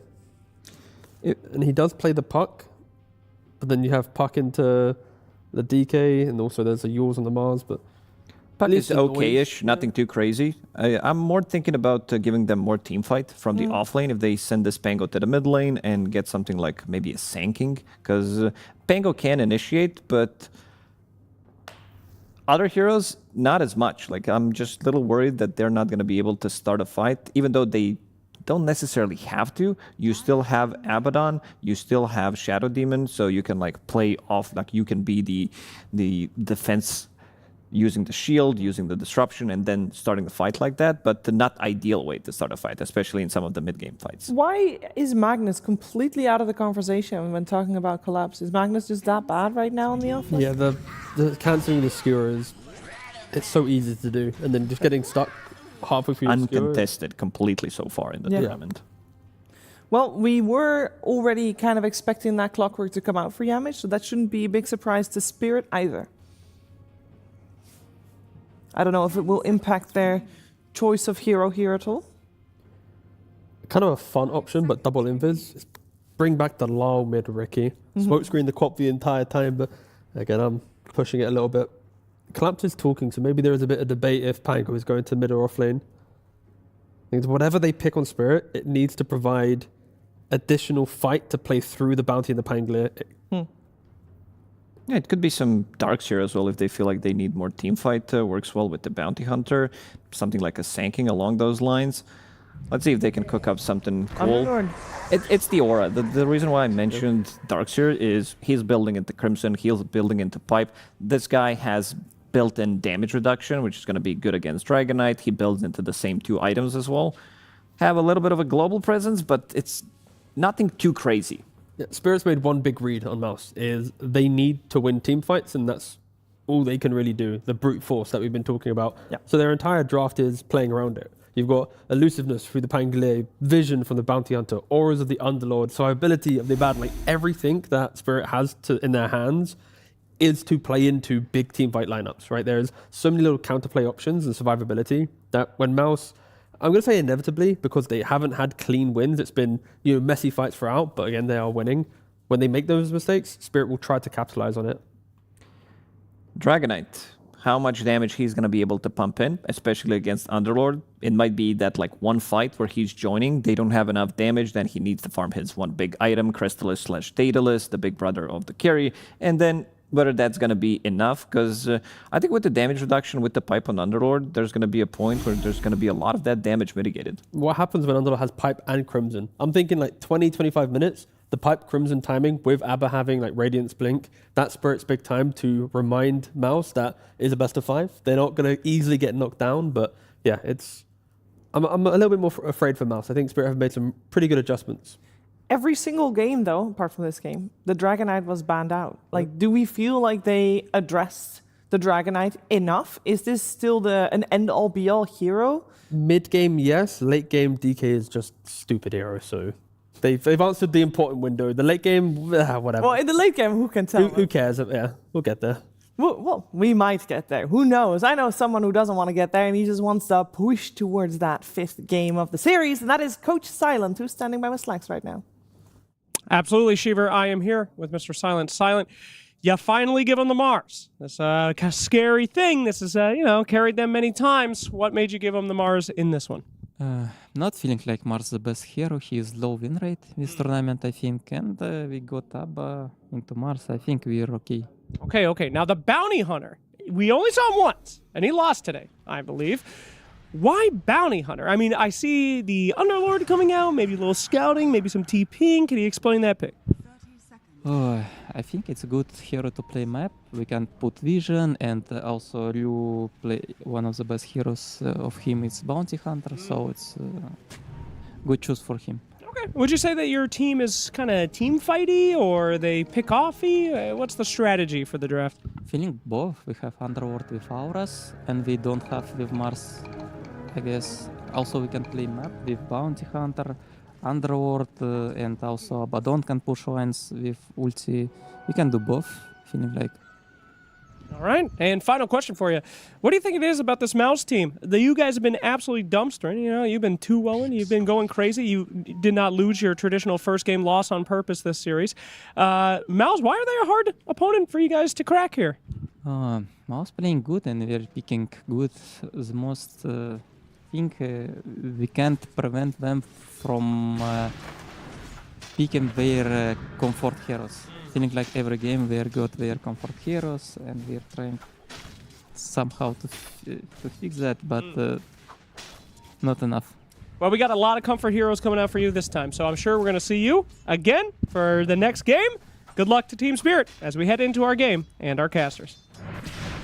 Yes, welcome to Game 4 between Spirit and MOUZ, and we have some switch-ups in the draft, in the bans, and all the likes in there. We get to see a collapse Underlord, less of a playmaker, unless you get that Ags later on.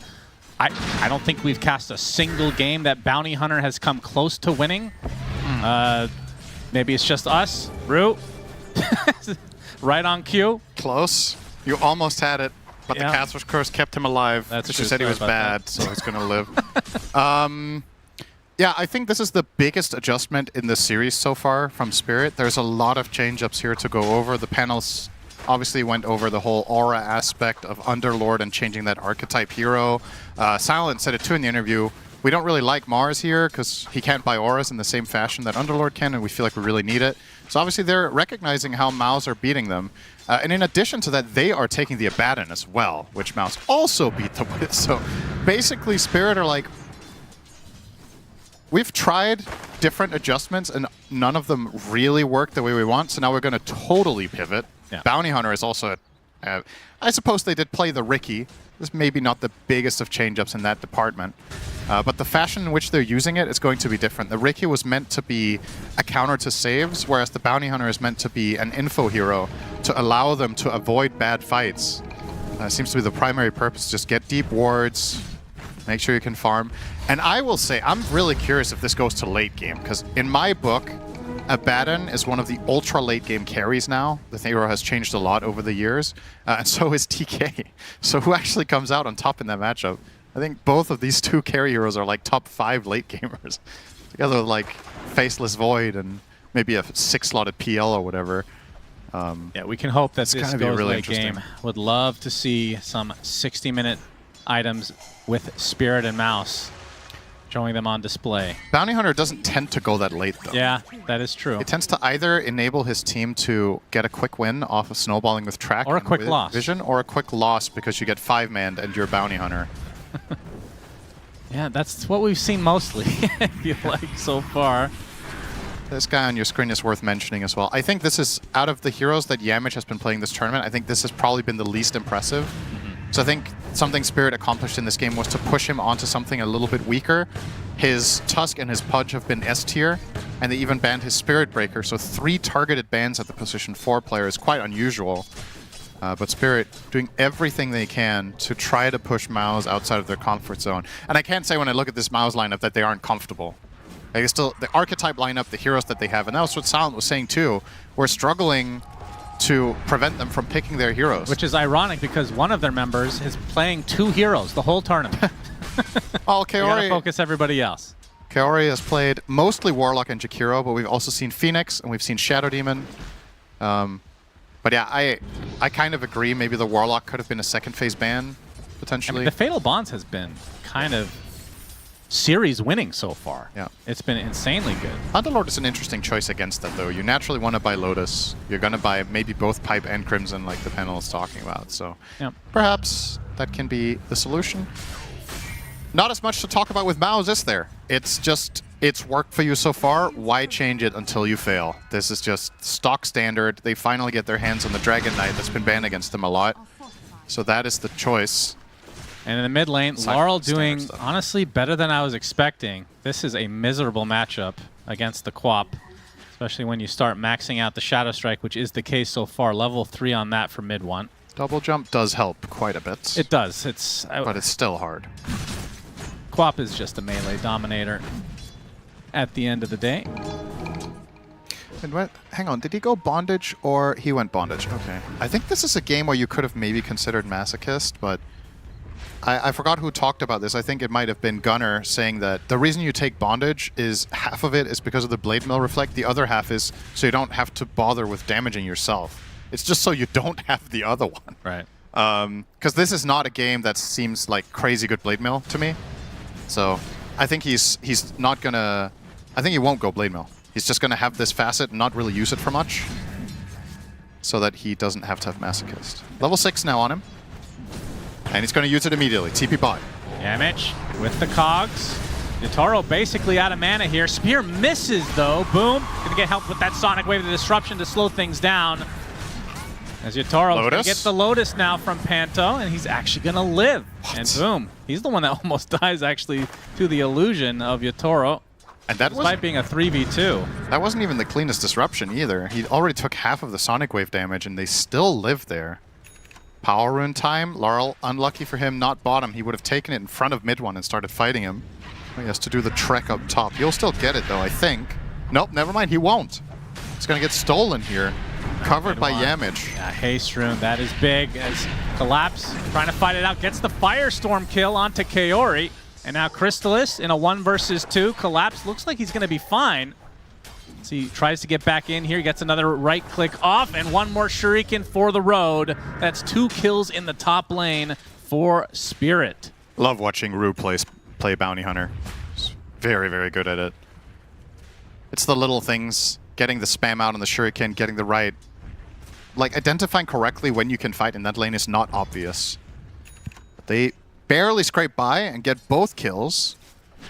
One of which was, of course, the first blood going the way of Collapse. So he's going to be off to a very nice start. He's actually tied with Queen of Pain for net worth. Mitch trying for it. Panto with the double nice wisdom. disruption. That is a huge deal. Shannon, you know me. I have a lot of games on Clockwork. Yeah. This hero sucks without levels, okay? Oh, I thought you were just going to stop there. As Panto, he will eventually pay the price, but it is well worth it. Yamich still level 2. He barely cracks 3. Narrowly level 3 minute 8 here. He's going to have to go back to base. Yikes. Yeah, this is a totally different ball game than some of the previous games we've seen, because in my eyes, this is the first time in the series that Spirit are actually winning the early stage. So, we'll see if MOUZ can stabilize when... I mean, we're definitely on the same page here that we think a big part of MOUZ's success is that their supports just have giga impact every game. This one, it's going to be tough for Clockwork to find the same level of impact, I would say. He's trying his damnedest, though. As mid one picks up the damage rune, so Panto. God, easiest curse of my life, man. Self-disruption. Oh, okay. Even a Sonic Wave used. All right. Okay, well. Well, he died. He did. And then some. Yamich is going to be happy with that extra XP that he gets. Meanwhile, Rue, sitting on level 5.5, almost has track. Yeah. And that is when things can get scary with a bounty support on your team if you're able to rack up these kills. The good news for MOUZ is that Spirit don't inherently have the best, like, killer lineup. It's more of stabilizing, not losing your lanes, and then afterwards in the mid game you can start scaling up. You don't have, like, burst heroes or traditional stupid combos with Bounty Hunter like Tinker. Obviously that has just changed a lot since Tinker doesn't have heat-seeking missiles anymore, but still a good pairing. Just want to... You know, some heroes take massive advantage of the vision, and they don't really have any of those. We're going to make some nice stacks here. Wonder who's going to take them. Look at this level advantage in the top lane. Collapsed level 7 right those now. 2 kills is just big. That is very very DK, not even 6. Went for the 1-1-4, by Yeah. the way, on Collapse. It's becoming more and more standard. Dominate the lane here. As Root spotted, but there's TP support. Laurel, he has the Rolling Thunder. They get the connection. Mid one, stunned again. Do they have the follow-up? No. Yamich will end up getting traded out, but the Ancients will be the ones to claim him. So they get the bounty and essentially get away.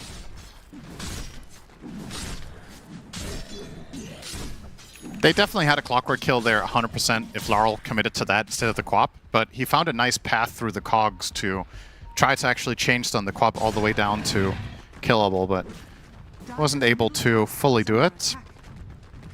Yeah, this... Oh, slightly missing it. Oh. Look at the run, though. That's some juicy illusions. Enjoy that pizza, Underlord. I forgot he had a taunt. Yeah, it's one of the best. Nobody plays Underlord, so you never see it. That's true. What's this? I think this is the 5th game of Underlord, the tournament, actually. It's been somewhat run, but not won anything, really. I think it won 1 game. It feels like one of those, it's just solid. Obviously, the auras, if you're wanting that, that's one of the main heroes you look to. I always look for the Aghanim Scepter Cinder, you know me. But it's always a later type of item, later stage item. But that global presence can be enormous. Yamich still level 4, close to the 11-minute mark here. Yeah, these supports have almost no kill power until Shadow Demon is level 6, so they're actually both watching a 4 o'clock hit the tower and they can't even stop him. It's pretty unusual. At the very least, they have track. Yeah. Side of Spirit. And this feels like a game in which Yatoro will get fun. I don't think the Dire lineup really stops Abaddon from progressing. Yep, it will be the cookie cutter Radiance into Manta, into Blink. Yeah. Looks like mid one is going Blade Mail after all, by the way. Oh, is he? Yeah. Well, maybe it's still good enough. The main thing for me is there's no like inherently obvious like main burst that you're gonna reflect. Boom. He's tracked up, gets a spear. Fiend's Gate placed though, so collapse on the way. Not even really needed. The pit ensures it. And back he goes. Just comes to collect some track goal, and he's gonna leave again. What a life. Yep. Remember, we've been begging for Boom to play Mars in this series so far, so finally gets the chance. We can have a repeat performance that he had in that lower bracket finals. Worth maybe thinking about already if this were to go down the stretch here this game. We had Panto get very farmed on a Disruptor and get Ags. Shadow Demon this game. Yeah. Very good Ags game. That could shift the balance in this matchups that we've been talking about. The Abaddon versus DK. Having Aghanim's Purges against Dragon Knight and Mars will be very welcome for Yatoro later, as he will have to do a lot of the damage. I'm curious how Underlord is going to itemize after auras. If he's going to try to scale. Boom again, getting gone on. Rue was just biding his time. Nice Arena is going to block off Yatoro. Well, still a lot of damage done, as on the other side, Chrysalis kills off Collapse. A big kill for MOUZ, and Boom gets away. Rolling Thunder inside the cogs. This will be a support kill at the very least. Not the exchange that Spirit we're looking for. They used the Golem up top to get the kill on Underlord, and that's going to lead to a tower. Warlock DK. Nice and easy. Rue. Oh, he didn't get the double. What an annoying hero. It's a bit too far to the right. He might have actually run him down if he hit the Shuriken twice. So what you want to do there, you want to line up behind the Mars so that when you throw the Shuriken on the creep, it passes through both ways. But he only got the singular instance of damage, and that is not enough to finish the kill. And MOUZ also successfully managed to, well, barely, I guess, defend their mid tower. It's pretty close to gone, but they take the top. Wisdom's coming up. Let's see if this time MOUZ can get at least one. They're doing a very good job for losing both Wisdoms. Yeah. To be honest, like their supports have managed to find impact. Yamich is still level 5. Yeah, no. Minute 14. That hurts. So now that they're going to be smoking up to make sure that they get their own Wisdom Shrine. Rue spotted, spear, and with the DK here, that is the death of the bounty. Leaving nothing up to Yamich is like, chance. oh, hook shot! It's probably, looking at his face, that seems like that was what he was saying. Hell yeah, I have an ultimate. Very animated and energetic. 14 minutes. I wish my teammates in my games would do that when I'm like, guys, I really need the second Wisdom. All right, let's 4-man smoke. Be lucky to get one. Boom. Opening onto Boom. Kaori in the area, and see the Fiend's Gate now collapse. Has that pit with the Firestorm. That's a kill onto Boom again. And if you're an Underlord, getting good usage out of this ultimate early on is huge. Goes right back to the lane, but nowhere to go now is a hook shot. Yamich showing him, hey, I got my ultimate now, bro. Collapse will fall. So Nice good curse. rotation here from MOUZ. Good curse, good curse. True. Must be nice being Underlord, getting good use out of your ulti to immediately die upon return. He could have stayed Yeah, they bottom. know, they know where you are. They know where you're going. There goes that tower. So just a matter of time. Will mid one get the deny?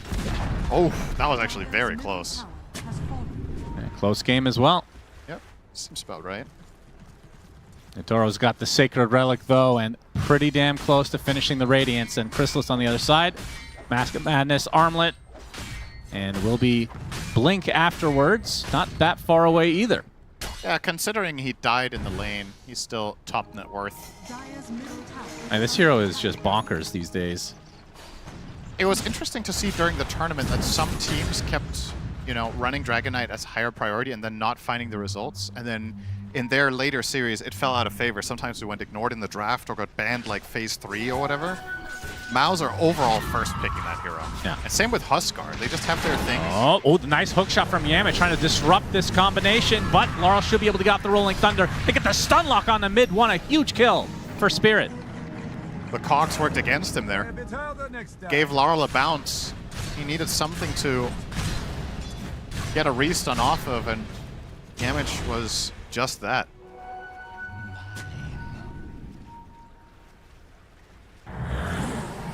Yeah, he did some good damage. Blade Mail and Scream, but no Sonic. Had he got off the Sonic wave, that could have got really interesting. And Yatoro showed up with the Radiance, gets some nice kills there, and can go back to farming away to his heart's content. Meanwhile, Collapse, do they spot him? They do. Gets off the arena as he blinks away onto the Shadow Demon. That is the deletion of Panto. Collapse under the cover of the pipe. Nice.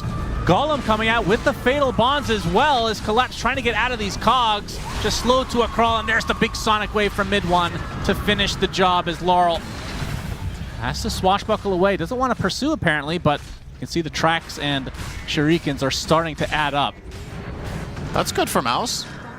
Underlord down, buyback on Panto. You're going to lose the tower because you used all your resources, but I kind of wanted to go here anyway, so I think you're happy with that. You'll let it go. Trying to get a trade even mid one, but needs to be careful. The stun coming out from Rue. Can they set anything else up though? They need the Underlord alive, I think. Crack with the Shuriken. No. Hookshot actually misses. Now the Rolling Thunder will miss as well thanks to mid one.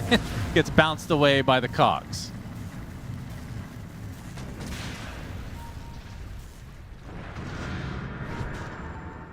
Power rune coming up. Looks like MOUZ are very much trying to control that for mid one. Empty bottle and almost out of mana, really wants it, but Yatoro will cover the top side. Yes, indeed, he's coming for you. Dragon Tail onto the bounty. There's the Fiend's Gate though. Yatoro focusing on Kaori. That is a super easy kill. Rue will bite the dust as well, so a 1-for-1, but Crystallis is the one that's completely stuck. Yatoro finishes him off, and now Yamich, left all alone, will be shield crashed to death. 3-for-1. It's kind of ironic thinking back on the... He went through that twice? Yeah. It's kind of ironic thinking back on the overall history of this tournament with how Shadow Demon has been doing very poorly in terms of win rate, but he's one of the best supports against Dragon Knight, who's been super prioritized and had insane win rate on carry. You look at this Shadow Demon stats, they just look atrocious, especially on Dire. My god, 2 wins. But you saw there, you Demonic Purge DK, you can disrupt against the Dragon Tail. Hero doesn't look so scary anymore. Mid one. Gonna set something up here. Track into stun. There's the disruption. Boom. Trying to counter initiate. Gets the arena off onto 2. Mid one with the Sonic Wave. Has to try to blink out, but the Shuriken is coming for you and finishing you off as Rue will be laughing all the way home. 40 seconds down and out. He's getting a lot of gold. Went for the Vessel. Obviously, a awesome item here. DK, you're against Warlock Heal, Mars, Quap Bondage. A lot of value to this early Vessel and Bounty Hunter. One of the best heroes to buy this item on. You're always part of the fights, so you're going to get the charges consistently. You like the health that it gives. You like just all the stats are real, feels good. Now it's Torment time soon. Starting to go to the gate, our Spirit. That's a tough area. This is where MOUZ's lineup usually just feels super confident, is to take that type of fight. But again, this adjustment from Spirit in their lineup might make them even think twice about contesting the Tormentor. You don't have Sonic Wave, you don't have Arena, and sure, you have everything on Warlock, but the auras and the saves, SD and Abaddon, just not even going to go here, not going to bother. Let's see the Bounty Hunter one. Let's get the 50-50. We do. Okay. I wonder if they would rather have had the SD, actually. I don't care what they want. I want to see Friendly Shadow. It becomes particularly strong when you hit level 15 on Bounty. When you take the right talent for damage reduction, it also works on allies. Attempted TP. And he... Oh, the stun at the last moment from Rue out of the Shadow Walk. Maybe overhyped that one a bit. No, Laurel just jumped the wrong way. Oh, I see. I was like, is he getting out, actually? but mid one. He's in a sentry. They could track him now. Yeah. They get the vision up there. Yeah, Mitch looking for an opening. Rue. See him. Oh, did Sentry upon Sentry. The Pit of Malice onto 2. The Rolling Thunder as well. Mid one blinks. That's a short baby blink, though. Now he's going to get stunned again by the mission shield crash failed. and the swash. Mid one is dead. Neutral creep kills Yamich, but the bigger kill, of course, onto the mid laner of MOUZ. And now the pit available. And Team Spirit should be able to get this. I mean, there is a Warlock with ult. You can't fight him. This is why best of fives are so interesting. You know, like, teams truly get tested in how deep their pools and their knowledge and their ideas are. There's a reason that Spirit have won a lot of tournaments, and you're seeing it in front of your eyes right now that the adjustments that they have made from what they've learned over a couple of games. I mean, this is just a very clever way to approach Game 4. And MOUZ, in this series, inexperienced in this position. Like, they've just not been this far behind in a single game. So, they gotta dig deep. They've had this lead in the last game, almost lost it, but still clutched it out. Now Spirit with the big advantage. Yeah. Warlock gonna meet some friends up top, or I say friends, there's only one. He has friendly Shadow, Cinderin. Yep. He could bring friends with him if he'd Could like. have. Well, I guess there's always the Underlord friend that could join. That's true. Yeah, I think Rue quickly saw him there from Fog. Just for a brief moment, he could get the vision, and he's gonna go and look for tracks now. This fight is done before it starts. Rolling Thunder, Fatal Bonds is already there. Shuriken. Kaori's just getting hounded by Rue. We'll just assume he's going to get killed off, although TPs, so now it's just Boom left alone. And look who comes through the gate. Panto helps set up that disruption into the pit. That's the dead offlaner now for MOUZ. The Spirit getting everything in their favor at the moment. Yeah, you were saying in the green room that you think Bounty Hunter is trash. Yeah, I do. So what do you... Two things. First of all, how does it feel to be chronically wrong? What do you mean chronic? And secondly, why do you think it turned out good this game? And has it won you over at all? No, it hasn't. Okay. I don't care. So Rue is just God, and... Yeah, he's just really good. He's making it work on a trash hero. Got it. I mean, I don't think there's actually any trash heroes. It's just the games that we've cast, it has looked unbelievably underwhelming. I mean, we saw mid one. Was it mid one that went mid this this last series? Yeah. And they lost, but he looked a lot better. Yeah. You know? We've had a couple of good bounty hunters. It does feel kind of polarizing, though. Yeah. Yamich already swashed to half HP and will be killed off easily. Force staff no good against Shadow Demon. And look, Sound was talking about this in the coach interview. We can just send a Baton to push side lanes with ulti. He has Aegis as well, which, you know, makes it that bit easier. But he's soloing a tower minute 24. Yep. Yeah, how would you go on this guy right now? I don't know. He has Dagger, so you need to layer your stuns really beautifully during the borrowed time to not give him a moment of opportunity. I think you and I both agree that that's going to get nerfed. What, the Blink? I think Blink during Abba ult. Oh, come on. That's so cool, though. Kaori has to cancel his TP. How does it feel to be chronically wrong? Ask your mom. Kaori gets killed off by Collapse. I mean, she only made one big mistake, and I'm living it every day. I mean, I think it's so unique that you can't get rid of it. Nice spear, but this is on Yatoro. Ult will eventually pop here, mid one. You're going to want to pop it at some point. There we go. Yatoro just cleaning up the cogs. And we'll back away, can blink at any time. 10k minute 25. I mean, I say if you don't like it, Cinder, and you nerf him in a different way. I think that one is too unique. It's very, very cool.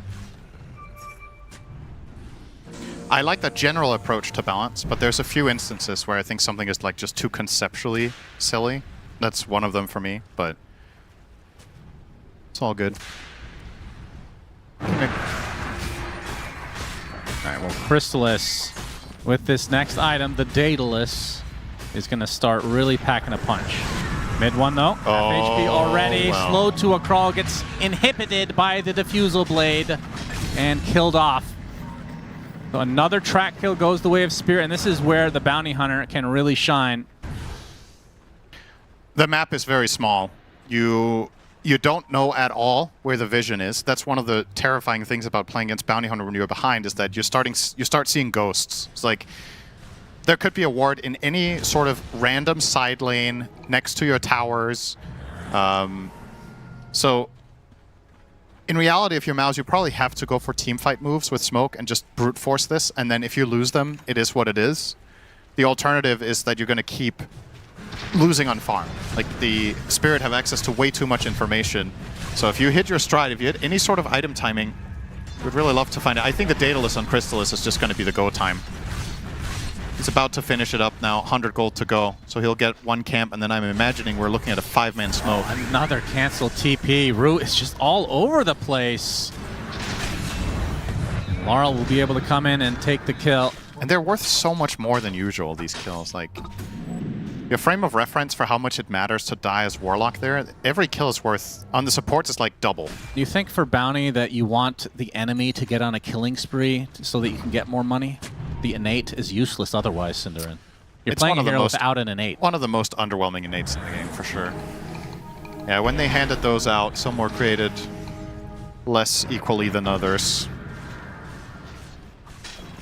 You can see Rue going for the Lotus. I will Very say, good item this game. Their lineup doesn't really cater as well as it may have in the past with the friendly Shadow, like with the usual Mar or the usual Collapse type heroes. But now that Yatoro has the Blink and Orchid, you could theoretically set something up. I mean, regardless, the 30% damage block is just amazing. Oh yeah, now, is he at that level yet? He's closing in. He's close to level. He's 14 soon, and there's a Wisdom here. There's 2 Wisdoms. This has been here the whole time. Huh. Okay.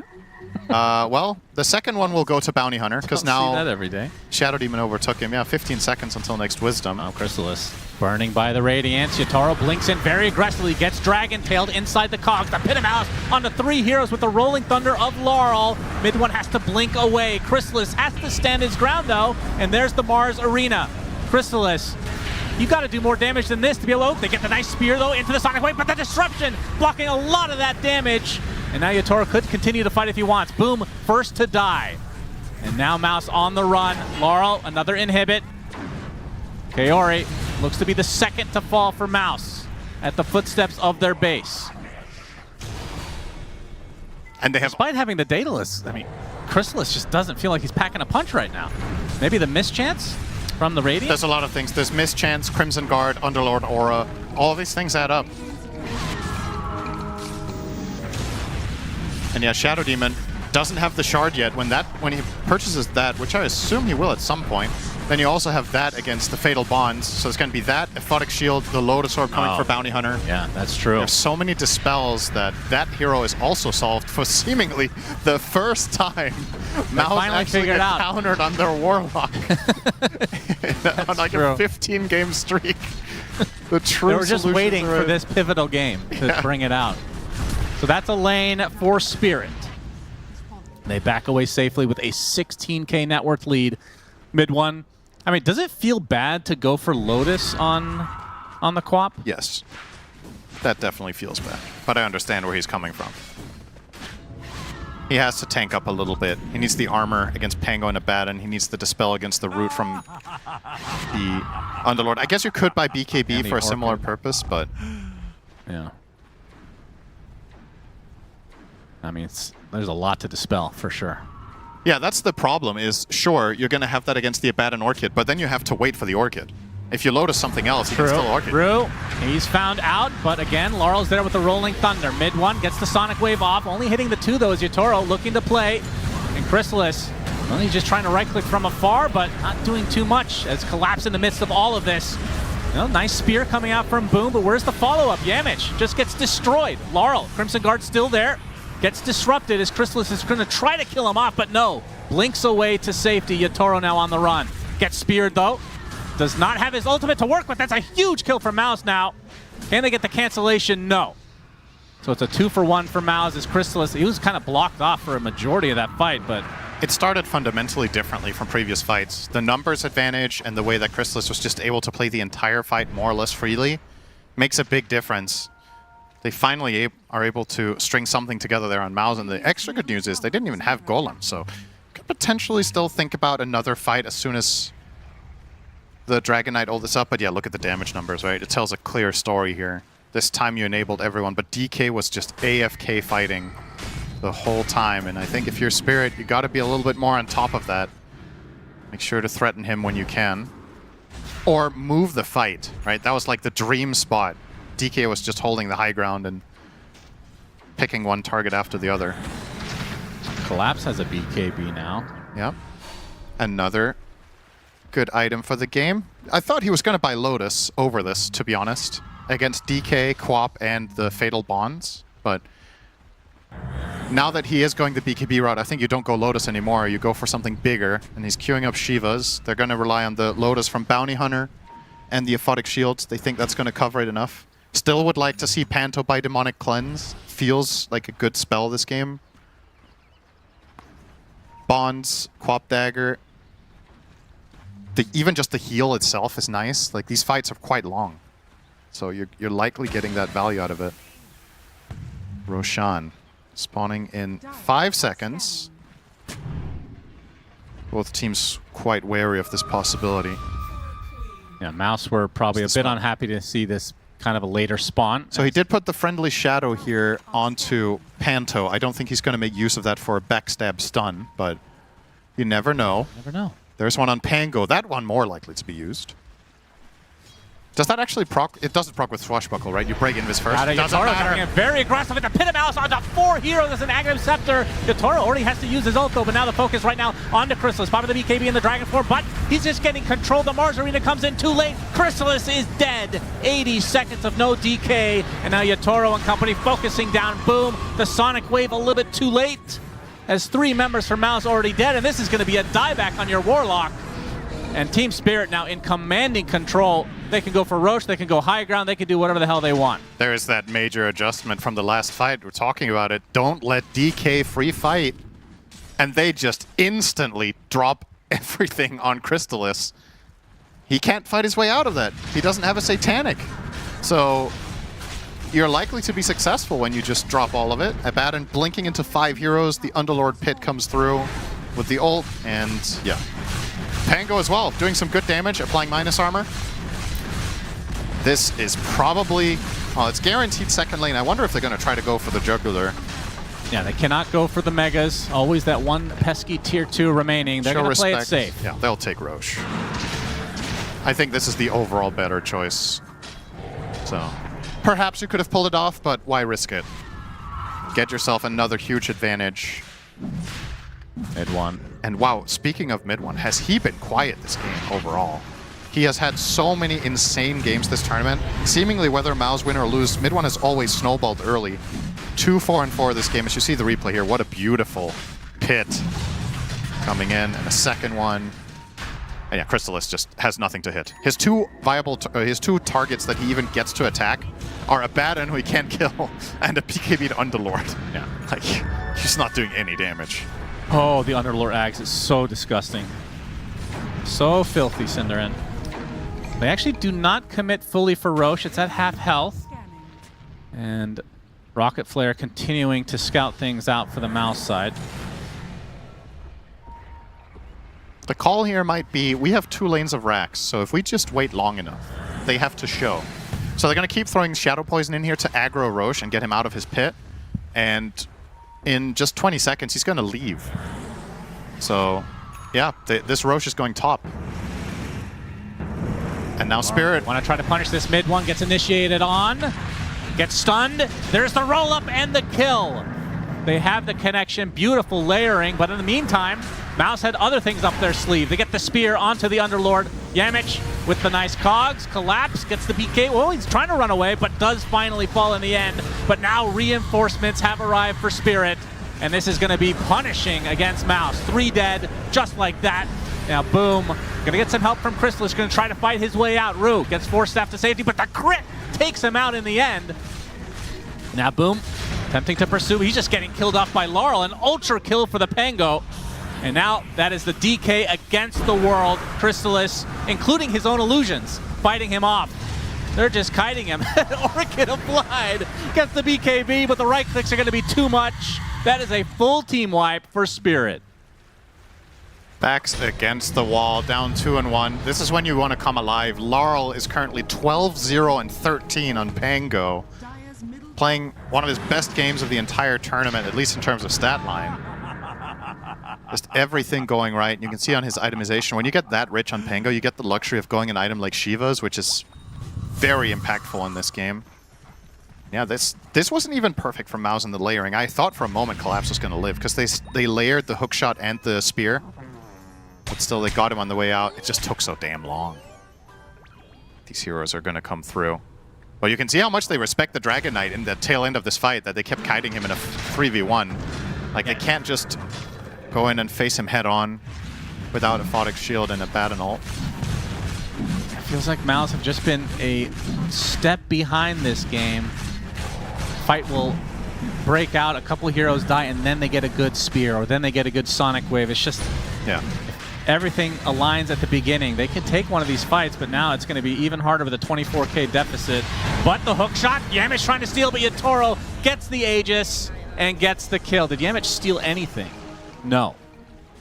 Well, that's unfortunate. He stole Collapse's strategy, but he didn't implement it correctly. Yeah, the execution a bit off. Good attempt, though. Oftentimes that's how it works when you steal a strat, though. You're not as good as the OG, you know. Collapse will... Send him some tips later after the tournament is over. This is how you steal Aegis, buddy. Now they have Assault for the Underlord. Yeah, even this Clockworth death timer of 45 seconds is actually quite valuable for hitting high grounds. Yamich has, with very little in this game, done what he could to set up fights on MOUZ's terms. So having that out of the picture is already nice for them. Yeah, you can see how this game has changed quite a bit over 20 minutes. I don't really agree with them having 14% on the Dire, but perhaps with some wombo combo landing fully. The double spears, Cinderin. Yeah. I think they could potentially... I mean, I think that's... Yeah, maybe it's a bit high. But there's still a way here for MOUZ. Just has to be perfect execution this time. And Spirit playing it safe, just waiting for a straggler. If you can get a pick off, it's going to make things that much easier. They're scanned out, though, and that's going to mean Chrysalis will not go any further. That would have been his death. But this is the luxury of having Underlord in this game state. It's kind of like playing with Prophet, that you're never worried about lanes. Collapse can just go and take care of the worst lane, and he can always travel to you with his ult. He's now level 25 as well. What is his first hero of the game to reach 25 is Underlord. Huh. The Pit of Malice root. Oh yeah, that's definitely the play. 0.4 seconds now, up to 2.2. It takes all the pit talents, only 2, but yeah. I'm just waiting for the Gleipnir. Is that too pubbish, Cinderin? I was looking at it too. It's crazy. But, I mean, he'd have to get rid of Boots, I guess. Or the Ags. Oh, he does have Dazoom Blood Right, so, I mean, on top of all that, imagine the possibilities. Yeah. You can almost fill up a screen with 2 pits really, when you have Gleipnir and Dazoom. Yeah, it's very... Okay, Ori. Goodbye! Okay. More track gold. And that's 50 seconds. That's kind of a big deal here. Yatoro was busy farming his BKB. That is a very late game BKB. So 9 seconds of immunity here. Yeah, just more counters to what MOUZ have. Maybe this will make them hit high ground. 25 seconds on Warlock. They didn't really bother with the Clockwork. Nope, they're still... maybe. Warlock is a bigger deal for sure. There is the opening, but the spear onto the Abaddon. Still has the the borrowed time and the Aegis. You got to burn through quite a bit if you're MOUZ. Collapse did have to use his ult, though. This does line up quite interestingly with Dragon Form, though. Because when your ult comes off cooldown, you have a 20-second window without Dragon Form. So maybe that's what he's trying to poke here away from Chrysalis and then immediately want to go again when you have your ult. Could be... Oh, he's going Divine. Possible angle. Yeah, I don't think he'll get there. It's possible. 2K. Any good fight and you have sell Armlet? Yeah, you could even sell an item, then you almost have it. Yeah, he might. I would like that, actually. Yeah, I think sell Armlet. Oh, but that's a Panto as Axe. We talked about this early game. Yeah. If you get that on the DK, Chrysalis just melts. Yeah. He's going to lose so much armor and so much mobility. It is nasty for sure. Yatoro almost 25 as well. That's going to be more damage. Going to take the Curse of Avernus 65 bonus attack speed, which is insane. It starts at 40 on level 4, so it more than doubles it. And there's Roche's banner. Gonna force the issue here. Yatoro, well, the reflect on the Lotus. Laurel gets off the initiation onto mid 1. Looking for the stun lock. No follow-up yet. Mid 1 has to blink away. And the siege unit's still alive. Yatoro's gonna continue to tank the tower. What can MOUZ do here? They have to break the banner. 30 seconds on Aegis, so... They have to break the banner. Spirit, okay, they will. They're back away. Yeah, playing it very safe. So the Aegis, it'll not going to be enough to get these megas. And that's going to provide some very valuable time for Chrysalis to get the big item, which is that. Wait, what did he get rid of? He sold Mask of Madness over, which makes sense because you want Satanic, but that also means you're playing without lifesteal for now. It's going to be hitting like a truck, though. Okay, this is going to be the surprise tactic, MOUZ. Chrysalis is going to hit super hard. Rue. He's going to be the recipient. They're going to see it now. There's the pit, though. The initiation coming in from Collapse. Now the focus right now onto Chrysalis, trying to right-click away onto Yatoro, but he's super fine. Sonic Wave not doing too much, and Chrysalis is just stuck here. Nice rapier, bro. Through Oblivion. The Divine Rapier hits the deck, and Yatoro will claim it. And Team Spirit will claim game number 4, and that means we're going the distance, baby, in this grand finals. And I think all we can conclude is if you have a rapier, don't fight there. Or I thought you just say don't fight. That area is cursed, whether you're OG or MOUZ. That area is not for rapiers. Slight difference in advantage, of course, between the two games we're talking about. This one, MOUZ were completely crushed and had to YOLO a last-ditch effort. The other one was way closer, but yeah, as it stands, game 5 on our way, and this will be really interesting to see the adjustments in draft for that one. That's right, Shiver. Yeah, we've been wanting to see adjustments after every single game. That is, of course, that is the game in a best of 5. Adjustments every single game, and I think this time around, Tigov, the adjustments were a little bit bigger than what we've seen before in the series, and credit to Team Spirit for those. Yeah, this is a type of game from Spirit where it shows that they have like the old school drafting still in them, right? The idea that they see a problem, they need to break it, and then you have to go for heroes that are off script to what you've been doing so far in the grand finals. Not many coaches and drafters in Tier 1 Dota at the moment do that type of thing. It's like an old school thing from Xiaowei, ROTK, those type of lads, but Silent plus Panto, they identified the problems of MOUZ in the first 3 games, and they went, you know what, we need tankiness, survivability, we need a Crimson and a Pipe, and this draft, completely off script to what we've seen, but it dismantled MOUZ so quickly. And they did so much better at the early stages of the game. This time around, you didn't see MOUZ with the 5k gold advantage. They were stepping it up, and this is what I wanted to see. Also adjustments with the heroes, and I think you had a great point about adjusting accordingly, not just trying to pick what has been working for you. Even though, I mean, they're one win away from lifting that trophy, which means that the ideas are working. I just think in a best of 5, you also need to have something else. You also want to be expanding your hero pool.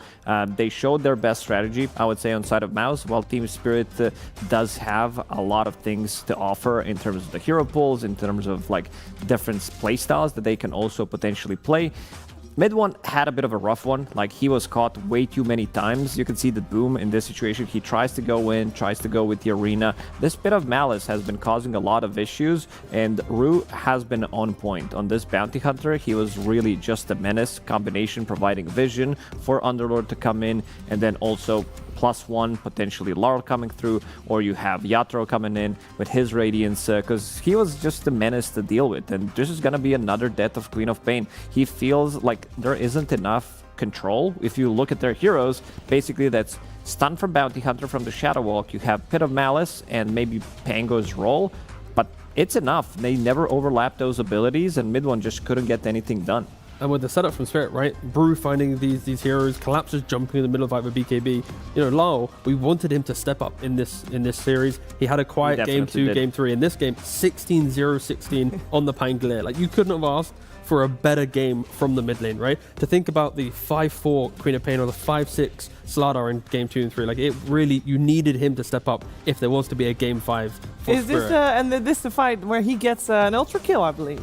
Yeah, no, yeah. Who actually stole his? Someone stole it. Who stole the stole rampage? it, That's yeah. way more important than top tier analysis. Yeah, this is one of the few fights where Crystallis was also pumping in the damage. You could actually feel it. I got worried there for a second, and then Panto comes in. He's like, yeah, I have Disruption. I have ulti as well. So what we're going to do is we're going to keep kiting. Like, you just can't do anything. You can see that he's trying. He still has a BKB and Mask of Madness at this point. Pops both of them, but it's just not enough. Like, the healing reduction that they did have is way too much. I also like the fact, because I like the itemization on Spirit, going for the Spirit Vessel on side of Rue, and then you also have Shiva's Guard on Pango, which is not your traditional item by any means, but he knows that if this Dragonite tries to lifesteal, if he's going to be standing his ground, there might be potentially a problem. So really big fan of this. Plus you also have Abaddon innate ability, and then what he does on Dragonite is he's like, I'm going to sell this Mask of Madness. Usually you will build Satanic at this point, but he picks up a Blink Dagger, Swift Blink. He understands I need to blink in and deal as much damage as possible, but it doesn't work out. But I like the idea, though. Yeah, Laurel MVP, I think it well deserved, as you pointed out, Tigov. He had a rough few games, but he brought it back. And to be honest, I think this was the first game of the series where I felt like it could not go either way. Because for all the 3 games that we had before this, there were moments where like, well, we don't know who's going to win because it could go either way. A lot of the fights are very even, very back and forth. This was the first one where, yeah, there was kind of hope on the side of MOUZ. You know, they weren't out straight away, but they were always on the back foot. They didn't die to a golem. It's a crazy concept, but in game 2, golem at the high ground steps. Game 3, mid lane golem as well. Like Kaori's Warlock, it was kind of the lifeline for MOUZ in a couple of their wins, and now quite a quiet hero, but it helps when you have a Crimson Pipe on the Underlord and a Baden who can just go, thanks for the damage, I don't care. So yeah, Warlock seems to be understood. Tusk gets banned out, Spirit's happy. Yeah, Tusk gets banned out, so Yamich has to play the clock. And on the other side, we had a Bounty Hunter coming out for Rue, and those position 4s, we like to put head-to-head against each other. Yep. If we look at the number of wards destroyed, I think this is the big one where he was like finding things out on the map. He's been very active.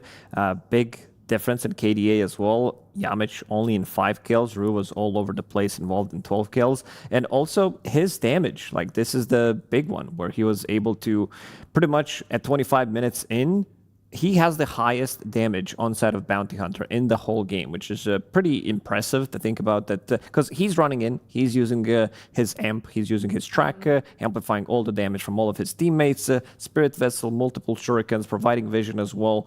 Very nicely done. This is kind of a forgotten hero, one of their specialties that they like to run from time to time, and there was a massive difference between these two. The thing about Bounty Hunter as well is it provides so much that you don't always see as a viewer, right? It's damage reduction with your talent, getting the shard to give visibility to a friend. It's shared vision later down the line with the talent as well. Then you have damage amp on the track. Like, it does so many things, but when you in the game, it's just a track. But and money. Don't forget, I mean, has been very skirmishy, fight-heavy games. Having a Bounty Hunter will almost always sway the damage reduction as well. You have level 15 talent. He got shard from the Tormi as well, so that's a lot. Like, if you pair it up with Underlord as well, it's insane amount of damage reduction. Crimson on top of that. It's kind of hard for Dragonite to be the sole damage dealer in most of these fights. Queen of Pain, she kind of goes in, one Scream of Pain, maybe second plus the Sonic Wave. If they don't kill a hero, she's running out of steam. So it was a bait. Yeah. Team Spirit, they banned out the Tusk and left the Dragonite in, but the Dragonite felt like a bait. It honestly could be a world where Spirit, we know them not as a Dragonite team. It could be a matter where they don't ban Dragonite. MOUZ also go, you know what, we don't want the Dragonite. Yeah. Draft develops. Ignored. Second phase, MOUZ might go back for it. But I feel like first phase could just be completely ignored, just like the Naga Siren, because these are two heroes that they feel a little bit lackluster within this grand finals, even though they have been very hotly contested throughout the entirety of the event. Yeah, and we just saw, of course, Laurel didn't die the entire game. Pango was their first pickup for Team Spirit, then surely that should be addressed, because how are we going to progress? There's only one game left now.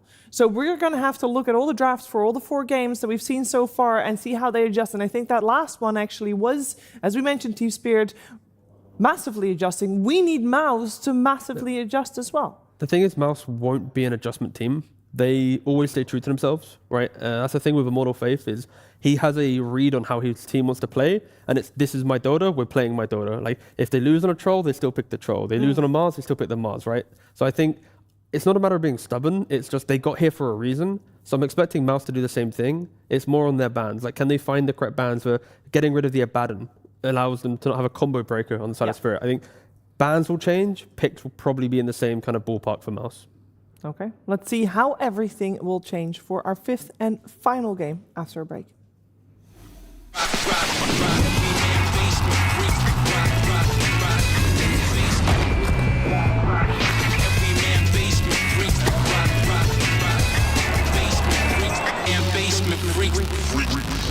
The human body was built to move. Not trapped at a desk in one singular posture for 12 hours a day. It's time your chair evolved. This is Secret Lab Titan Evo. Ergonomically engineered for you, gamers, hybrid workers, artists, backing your every move.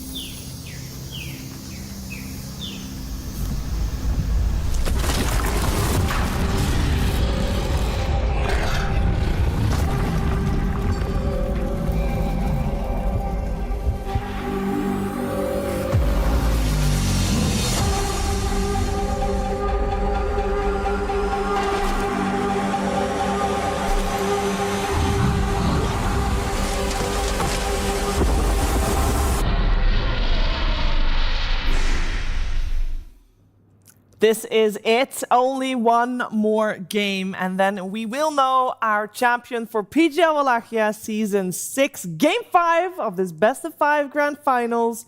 coming your way between MOUZ and Spirit. Score is 2-2, and all games have been very exciting.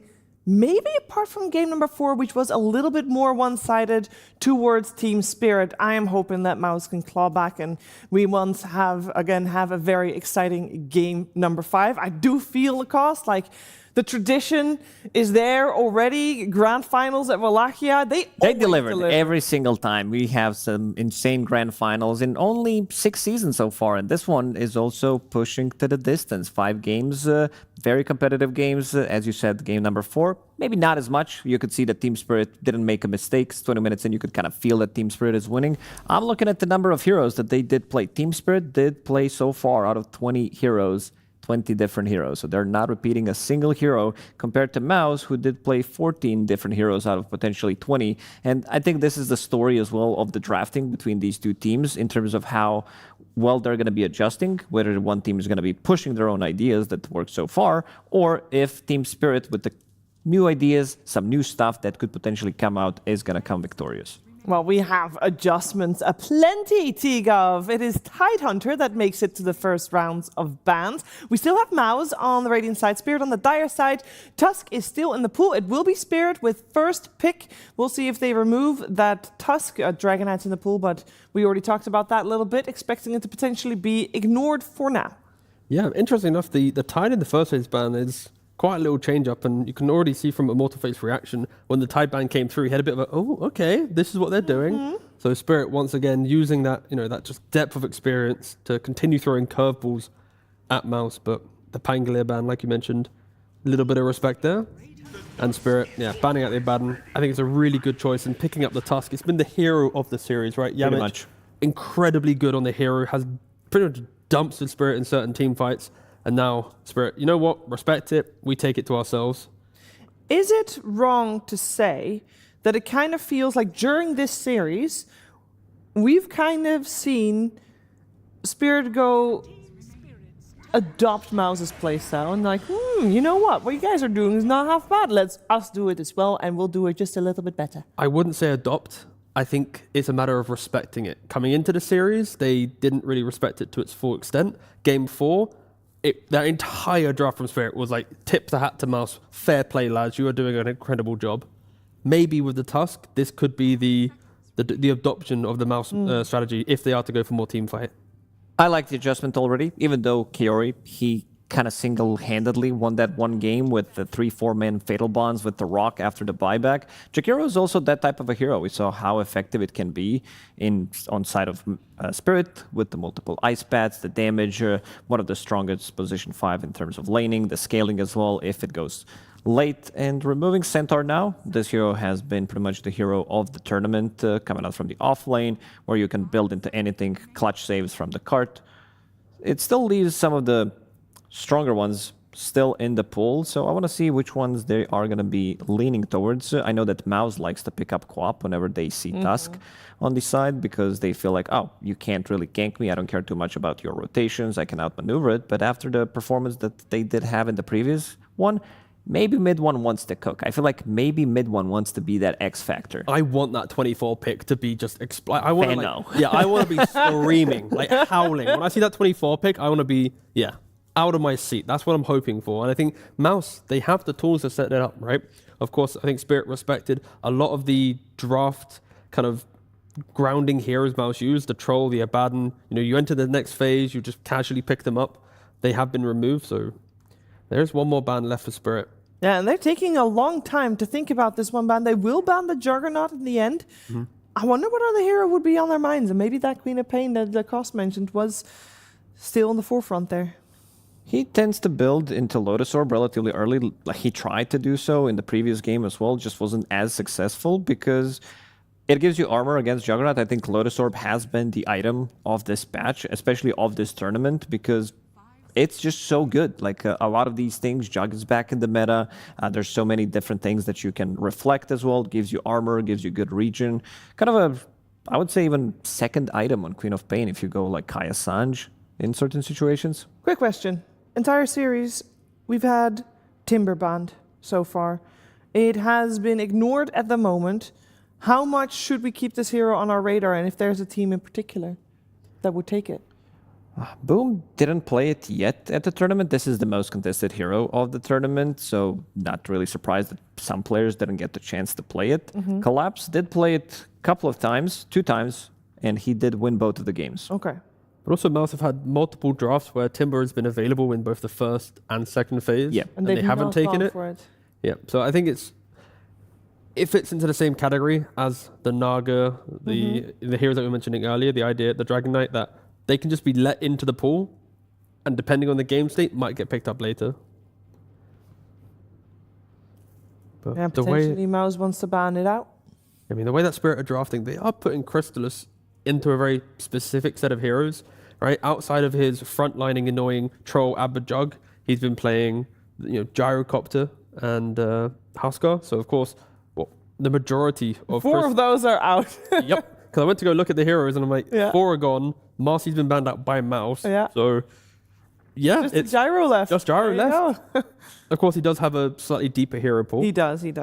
But the thing that MOUZ excels at is consistency, right? Crystallis, Boom, you know what type of heroes they're going to be playing, so that mid one can get the Lesh or the Venom or the Storm or the Shadow Fiend, right? They really do prop him up for success. They really do. And, I was commenting on how Team Spirit previous ban went deep into their bonus time. Actually, MOUZ is going even deeper. They only have 17 seconds left in their bonus time for the rest of the draft. That is very low as they pick up the slaughter for themselves. This is where you spend a lot of the time when you do have overall last pick, because it is a ban into pick, so it needs to be something strong out of the phase, and it is strong. I just don't feel like we've seen too much of the offlane Dragon Knights being successful. Not the biggest fan. Some really bad matchups that he played into. You're just not getting the same thing that you want from Slaughter. No innate ability in the river. You're not getting the levels. You can't be farming as much. Even in some scenarios where you're kind of losing the lane from the mid lane, Slaughter still does well because of the levels, because he can sprint around the map and get stuff done. And now Spirit, they, of course, MOUZ take the Slardar, but very quick on the draft. They don't care at all about this Slardar. They get the Dragon Knight, high armor. We mentioned that it's been banned out. It's a second phase hero, potentially. And then the Ringmaster. Spirit, they are crafting their ability to play around these kiting fights with the escape pack, the snowball save. And we talk about his hero pool and Crystallis getting fully banned out. It's no surprise he goes to the Gyrocopter. It was the only one left in the pool from the heroes he's played so far at the tournament. It feels like Spirit is kind of driving this draft. Like, everything they do is forcing MOUZ down a somewhat predictable line. I mean, if you want to continue playing like this, just get a Pudge, either go out with the bang or win the whole thing with the style. Yeah. I mean, I don't think Yamich would oppose to that one. Like, when you win a tournament and then like those heroes are like marked in history. But that's not to be the case for now. They do go for the Timbersaw. Yeah. Does mid one play Timber? I mean, I would imagine they probably put Slaughter mid, but just in mid one can pretty much play anything. Yeah, he's been contested, like the most contested heroes of the season so far. So I assume everybody started to play this and they want to use this as a flex. The question is, what do they want to play? Is this Dragon Knight going to be played from the mid lane? This is the only role that they played it so far on side of Spirit. Yeah. If we think about some of the counters that could potentially come out for this Timbersaw for Gyrocopter, Ursa is still available. Yeah. Ursa's the hero for me. Good lane into the Timbersaw. You can punish the Gyrocopter throughout the game going for like the early Abyssal Blade. You naturally buy MKB when Gyrocopter wants Butterfly. But instead they go for the Morphling. Right. It is a very good Morphling game, right? Into Slardar. If it is offlane Slardar, you don't care. Timber can apply some pressure. And you can but the turn Morphling doesn't care. into Jakiro. That's cool. You can I think Slaughter, it's more Slaughter and Gyro. Yeah, like even Timber, like he has some really, pretty much all 4 are fine, depending on the situation. Slaughter with the sprint. We saw him with the insane attack speed the other day when he was turning actually into Slaughter bashing people, because every 4th hit is a bash, and Morph does have a lot of agility. Of course, Morphling, he also wants to turn into Gyrocopter with the flag cannon. I like the 2 support duo on Spirit. 2 supports with saving capabilities and with a lot of damage plus the team fight. And look at the ban though from Spirit with the Doom. Yeah. They think that Yamich potentially could still be playing the Slaughter or the Gyro in the position 4 role. We've seen Yamich play Gyrocopter throughout the tournament in the 4 position, but some little Slaughter throw it on Yamich. I'm not opposed to it based on how Looked people have okay played it. in some of the games that 9class did play it. And it is overall last pick for MOUZ, so they can have that curveball. It is the Mars that gets banned out because on the other side, Team Spirit has made it pretty clear that they are looking for a hero for Collapse. They could swap it with the Dragonite. We've seen it played on the offlane a couple of times, but I would imagine that's not very likely. No, probably not. I think if this Dragonite is going to be going mid, and seems like it is going to be going mid considering what the Team Spirit played so far and the way the draft is developing, I would say put this Timber in a mid lane. Against the Dragonite. It's the matchup that he doesn't like to play into because you do have a kill threat on him, and then use this Slaughter from the offlane and decide whether this Gyro is good enough carry against what you see or you need to get something different. I don't know if I'm overcooking here. What are you thinking? I'm thinking like a 24 pick, Boom Enigma. You put the Timber mid, Gyro carry, Slaughter goes to the 4 position. You pick up the Enigma, some tower pressure. You try to overwhelm Spirit before they come online. Morph loses his tower. He's conceding the map. We don't see it too often, but I mean, if you wanted a game 5 to be pretty hype. I mean, any game with Enigma normally is hype. They do ban out the Ursa, so once again, they're respecting both offlane and carry to still be swapped. A lot of flexibility on the side of MOUZ. And now Collapse. What are you going to play? What Pipe Crimson here are you going to know? Honestly, they do lack early damage once more. All 4 heroes are kind of item scaling heroes that lean on physical damage in the early game, so... He's smiling a lot. Any reason to not pick Underlord again? Yeah, there it is. There, look at he's like, I can't wait to play Underlord again. Yeah. Instant Monkey King, just no cares. Well, I will say Monkey King is a Crystallis special. We'll see if that's the hero he'll get his hands on. Probably. This is the matchup that you want to be playing, because if Underlord steps up, this lane can become difficult. If you make like one mistake, let's see who's going to be playing 4 in this one. Gyrocopter will be your position 4. And the Timbersaw and the Slardar, we'll get our answer for that in just a second too. I would imagine Boom will play the Timbersaw on the offlane. Yeah, I was thinking about the 4 who's going to be playing between Rue and Panto, and Rue is going to be taking his kind of favorite hero that he hasn't been defeated so far in the tournament, the Ringmaster. Rue Master. Yeah, and he can be the one controlling that Monkey King when they try to play aggressive, hit him with the whip, hit him with the slow so that he doesn't get those extra hits on the Underlord. I mean, it doesn't really matter about the drafts anymore, right? It's the fact that in a grand finals, we've got Panto, right, who I don't think he's ever won a tier 1 tournament. He has not. Right, so for him, you win this game, you're marking your first big tier 1 win, especially on Spirit replacing Maposhka. So that in itself is such a feat to deal with. Yeah. And then for MOUZ, the lower bracket run. We've already showed it. This year, Falcons did it, boring. They win anything they go to, right? But for MOUZ, the underdog team, right? So I feel like no matter who wins this game, it is just great for Dota, right? I fully agree. Now, I do want to know who we feel has the upper hand here in these drafts. MOUZ in the early game, I'm leaning, right? The tenacity that you can bring with Sada plus Monkey King running around the map together, the damage of supports, that is very scary.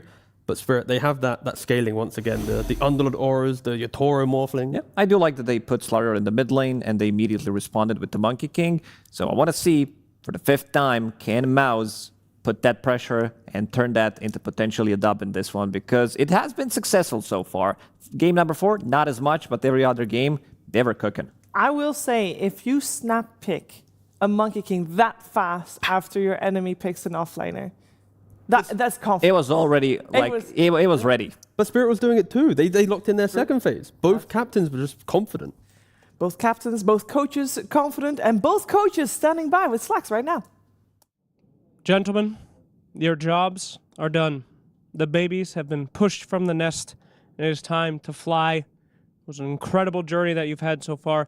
In this sacred moment of utmost Dota, I would like you each to have an ability to say something nice to each other and wish each other luck. What do you have to say to Immortal Faith and MOUZ before Game 5? Oh, you are very making us, how to explain, very good heroes and boys. Hard to play against you guys. Very good. What do you have to say to Team Spirit and their Gigabrain coach? I think this is the first time in these finals where I'm not sure based on drafts who is gonna win. So then it's not the best, you know? So if you win, congrats. Gentlemen, please put your hands together. I tried. He's very sick. You're both very sick. I'm very sick. Gentlemen, give a knowing nod to him. Give him a knowing nod. No. Go like this. Huh. Give him a knowing nod. I forget the Wallachian word for good luck, so I will just make one up. Nork, wiggity bop. Good luck, gentlemen. Game 5. Let's get it on. Good God, how does that, the way we start Game 5 here in the Grand Finals of PGL Wallachia Season 6. It was a good guess. It sounded very Romanian. Good job, Slex. You've definitely immersed yourself in the local culture. That could have been a lot of different languages, but definitely not Romanians. It was a good try. Very good attempt But from it's all Sirac about the Slack. spirit, Shannon. It's the spirit of what he's trying to do. A lot of the time, it's about putting in the effort, not what the actual result is. Slax has definitely gone the journey. Not Yes. sure which journey, though, but it's all good. Yeah, what a series this has been, and what a game this shall be as well. Adjustments aplenty again, and you could hear from Immortal Faith in the coach interview. He was like, I'm not really sure how this is going to go for the first time in the finals, which is possibly a bad thing. There's some pretty big change-ups here. They're putting Crystalis on his Monkey King carry, which he got famous for, but hasn't really played that much here. Boom on Timber. You got mid Slardar for mid one, instead of his, you know, Quaps and the like, you know, the Tempo Storm. So it'll be different. Yep, it will. We'll see how that affects him. But this hero, the Slardar that is, has been extremely powerful in this mid lane. Being able to use this river to stay alive in the early game. But on the other side, you see the DK. We usually see it as the carry, but Laurel picking it as the mid lane here. He's always been very good at this hero. He's been a rock when playing as DK. Curious to see how the lane is going to go in the matchup in general. Obviously, Corrosive Haze, one of the best ways in the game to remove a lot of Dragon Knight's armor. But conversely, he's one of the few heroes that doesn't instantly die when hazed. So it kind of works both ways. But it also means that in the lane matchup where Slardar against most melee heroes wins courtesy of high physical damage, DK has way more staying power. And I think Laurel will do okay. I still don't expect him to win against Slardar. I don't think he's going to get stumped. This is the more concerning lane for me for the side of Spirit. Monkey King Jakiro, talk about a bad lane for Underlord. This can get very tough, and Rue has to be clutch. Yep, Rue playing the Ringmaster, so he's going to have the box save this time around. And, well, they have a second save in the Panto Tusk, so decent amount at their disposal this game. As Collapse getting harassed out a bit. And once Crystalis starts leveling up, especially that level 3, Collapse is going to have to be extremely careful. This might just be a lane where you know you're going to lose it. You're just trying not to lose it super hard. Yeah. Speaking of this lane, Crystalis is probably going to be in trouble with Valve after this game because one of these two are true. Either he stopped having Dota Plus or he's on a Smurf because he's Bronze Monkey King, and that is definitely not true. I've seen him play plenty of tournaments as Grandmaster, so something is up here. Uh-oh. Maybe he's been smurfing the whole tournament, and that's why MOUZ Maybe he's the stand-in. Take off his mask. Who is that young man? It's Yatoro playing for both teams. Wow, what a beast. Nope, dual breath. Not going to catch Collapse. We'll be fine here. So, the panel talked about how MOUZ have perhaps the advantage early game. I mean, what do you think the ebbs and flows here are for both sides? If I had to give an edge to anyone, I would agree. I think Timbersaw should do fine up top, and it's mainly the bottom lane. That's where the difference is at for me. That one is just inherently very Monkey King favored, so if the other lanes are draws, then you are pulling out ahead, and you can see Timbersaw is doing quite a bit better than Underlord for now. Well, he'll steal the Water Rune. He's going to take some heavy damage. So the Crush actually hitting both heroes. Panto staying alive just a little bit, but no, it's going to be First Blood one way or the other. It is Yamich taking it home. Mid one, the miss comes out, and he is fine. And now Laurel being pursued with the Blood Grenade. Yamich is going to die one way or the other. Going to try to pursue this, but under the cover of the tower, it's not going to be enough. Laurel will live through the day. Meanwhile, Kaori continue to right-click Rue, and he's going to tick out eventually. No, the Fairy Fire. So Rue will barely survive. That was inches and then inches again and again. But they do get the kill with Blood Grenade on the Slardar. He dies from, I think, the last tick. And both Laurel and Rue survive on a beat stick of health. Just now. TP back. Oh, Now he's this taking is an real absolute bad. beating. Oh my goodness, that is super bad for the MOUZ side. He's going to have to walk back. Uncharacteristic for this tournament from mid one, a costly misstep. And keep in mind, so many of MOUZ's games, he is like the prime engine behind their successful early games is his rotations. And now with back-to-back deaths in mid, he's going to fall significantly behind the DK, who's going to hit 6 at a good timing, and perhaps you could triple down on killing him again, maybe. At the very least, he's got sprint. Yeah, it's so something. He can make it back, but this is a good start for the side of Spirit's mid lane. Well, Laurel is going to be fine. TP just in case from Rue. We'll see if mid one can try and bounce back here. I mean, how is this hero when coming from behind in general, would you say? As Chrysalis chasing Collapse at the moment with those Jingu stacks. It's forcing him out for the time being.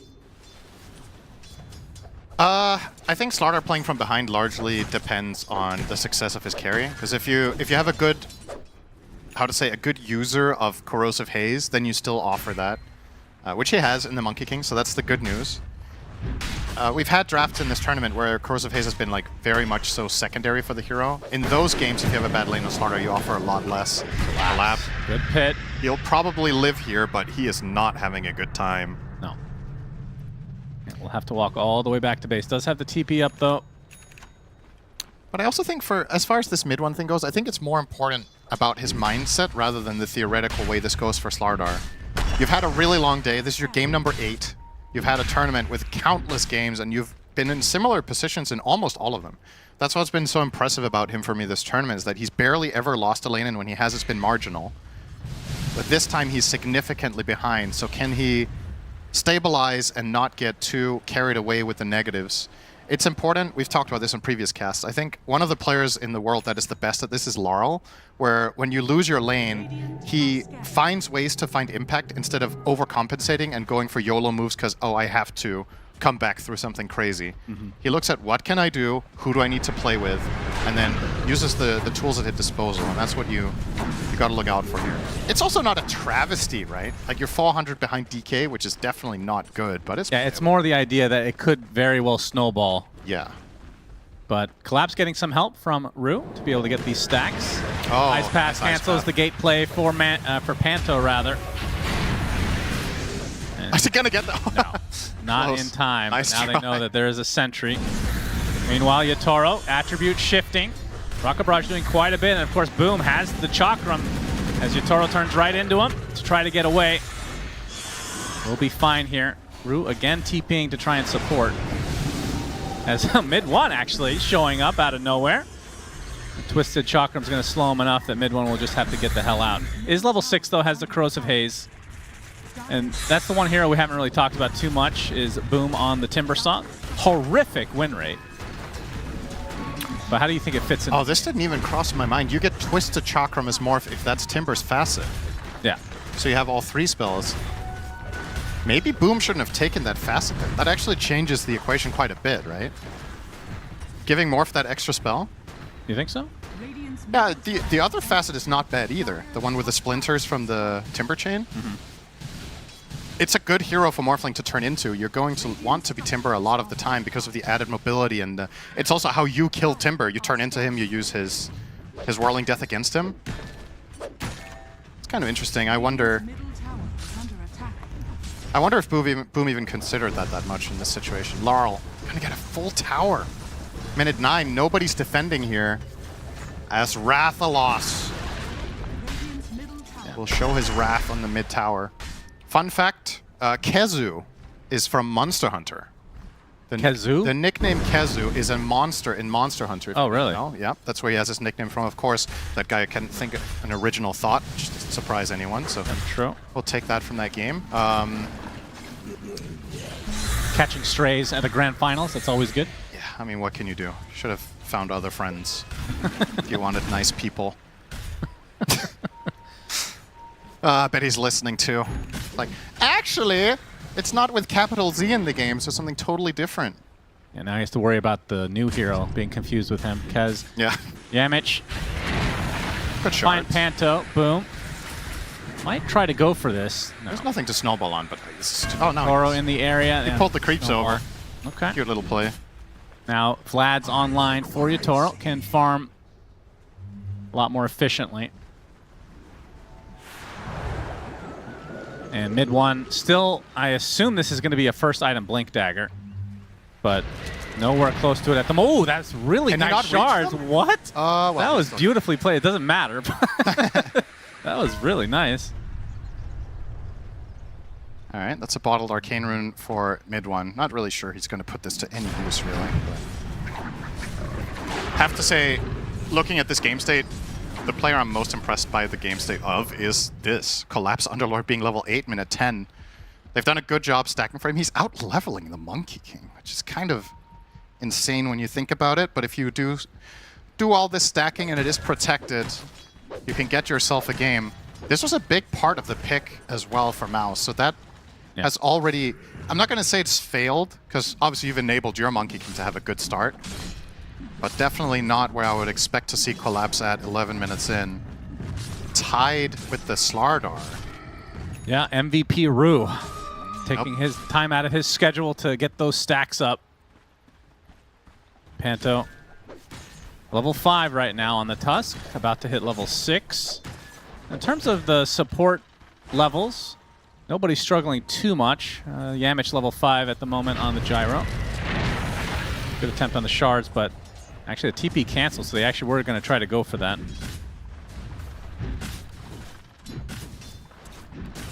Do you think, knowing these two teams and how the tournament has gone so far, do you think this is going to be just overall, as a Game 5, slower?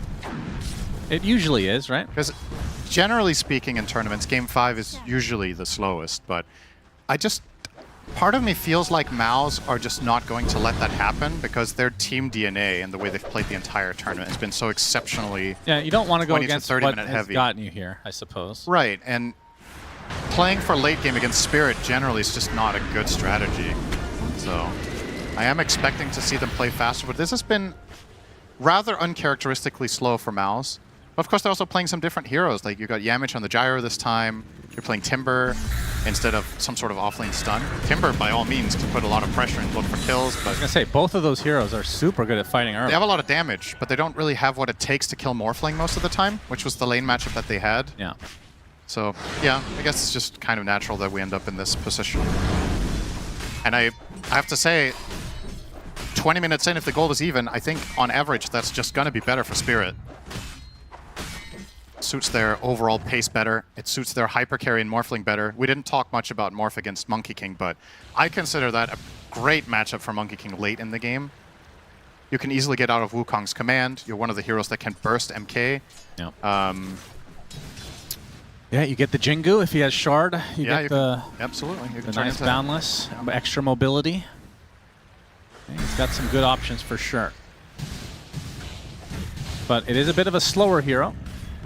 See this hero become an absolute monster in the late game. Depending on who plays it, I suppose. And a Dragon form. They want to pounce here for Spirit. You get the Dragon Tail onto the Timber Saw, but he's a little bit too far from the rest of the team. Looks like nothing will come of this, but I say that. Chrysalis has joined the party. Call down is applied with Wukong's command now. Wheel of Wonder is hypnotized. That is a dead Chrysalis, but it's a trade for Laurel, a 1-for-1. Yataro slow to a crawl inside this Macro Pyre. That's a lot of burst from Boom. Double kill for the Timber. They're going to be able to get this canceled. They canceled it once. Absolutely. That is another dead core for Spirit. All three, in fact. The only remaining members are the supports. And now Rue, with that Corrosive Haze, is going to get crushed. One more death and one more kill for MOUZ.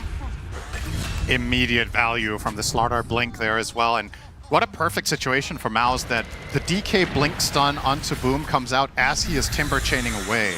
So the projectile actually ends up following him to the target destination, which was Seemed a little bit like chance, but boy, did that help them. You're going to see the replay here. He's already at the Yeah, it made it a lot more awkward for Spirit. Yeah, because you're committed into this position. You're already in the middle of the area on DK, and Crystallis comes in to help.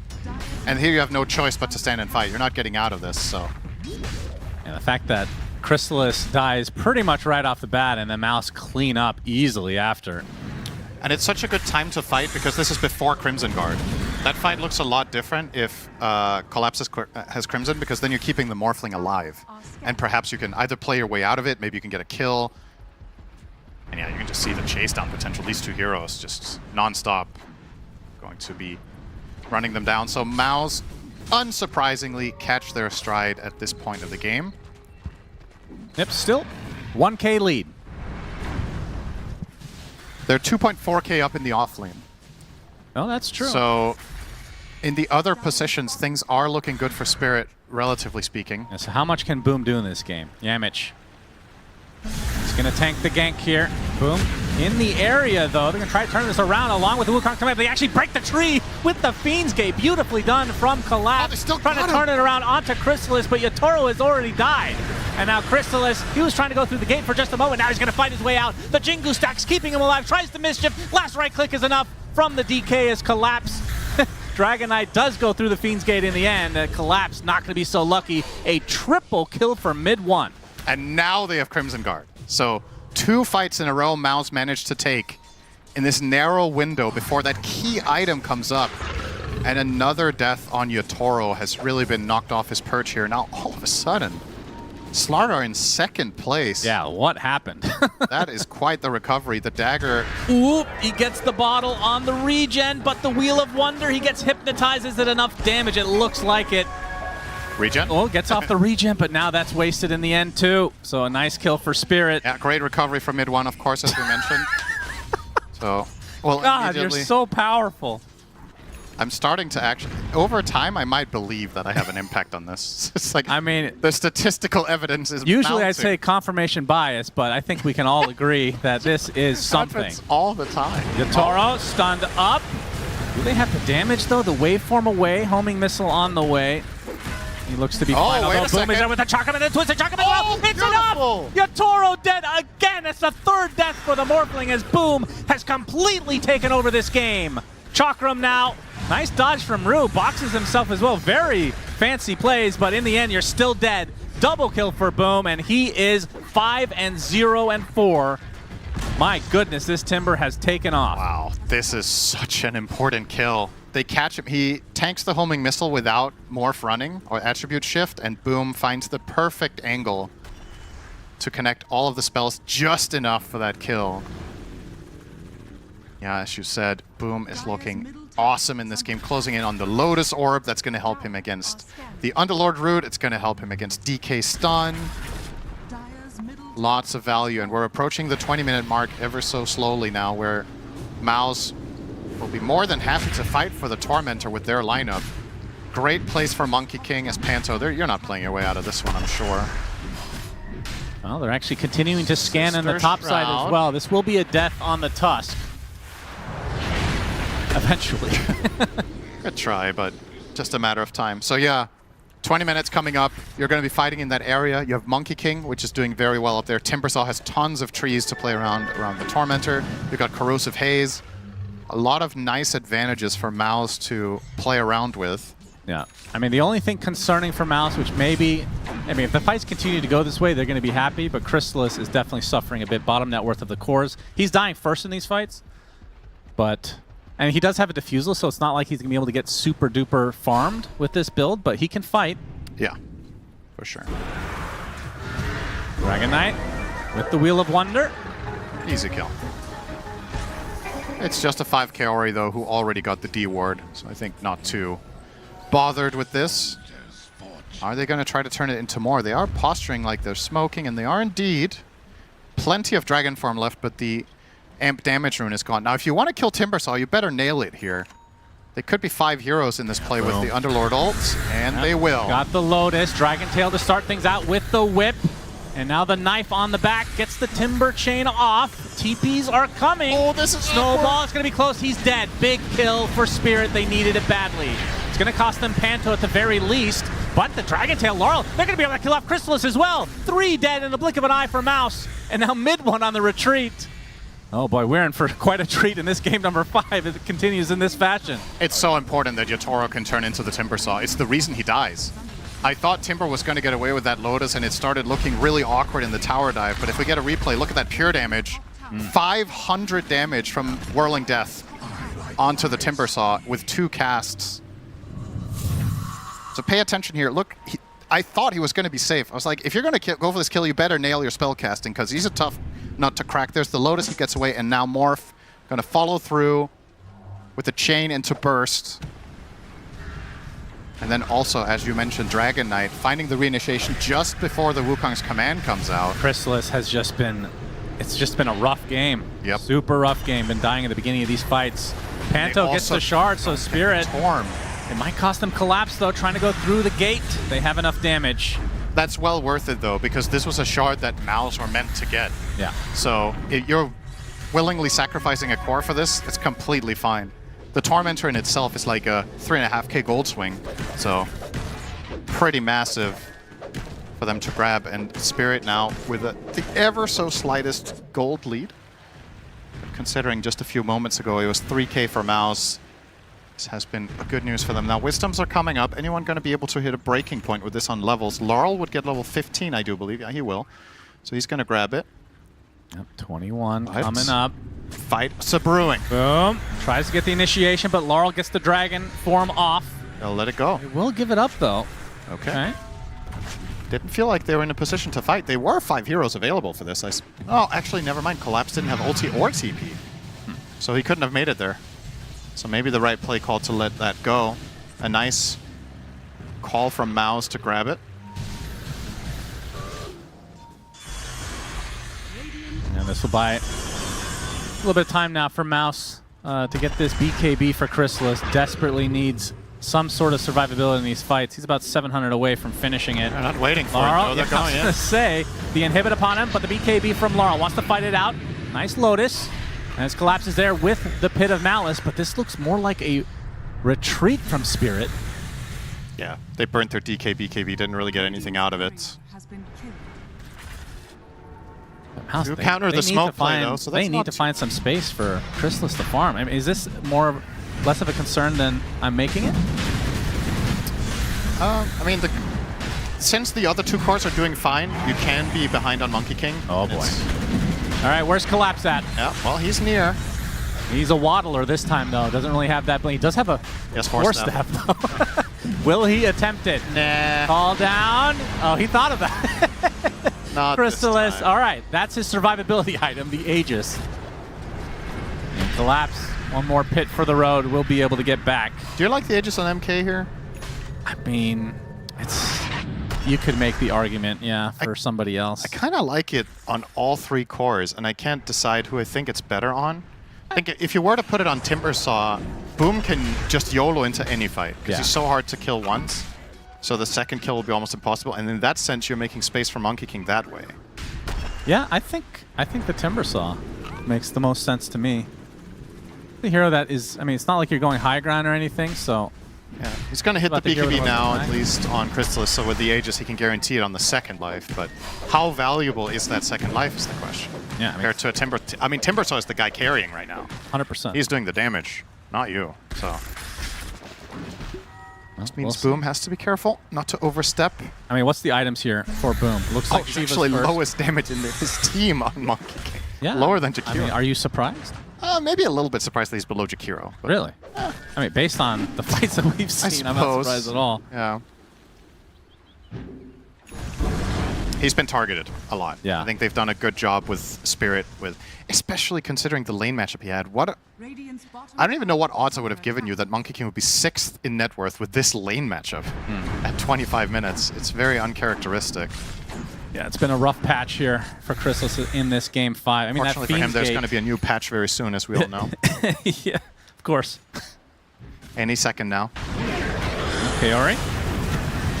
Not the Ice Path. Yatoro's in the area, turns into the Monkey King. Chrysalis pops the BKB and the Wukong's command. These Jingu Lose stacks. the Jakiro, though. And yeah, Chrysalis can kind of go to town here. Panto Blocks himself in the shards nicely, gets the blink off, might be okay. Crystalis cannot cancel this Fiend's Gate play, so, well, in the end, it's just a Jakiro dead.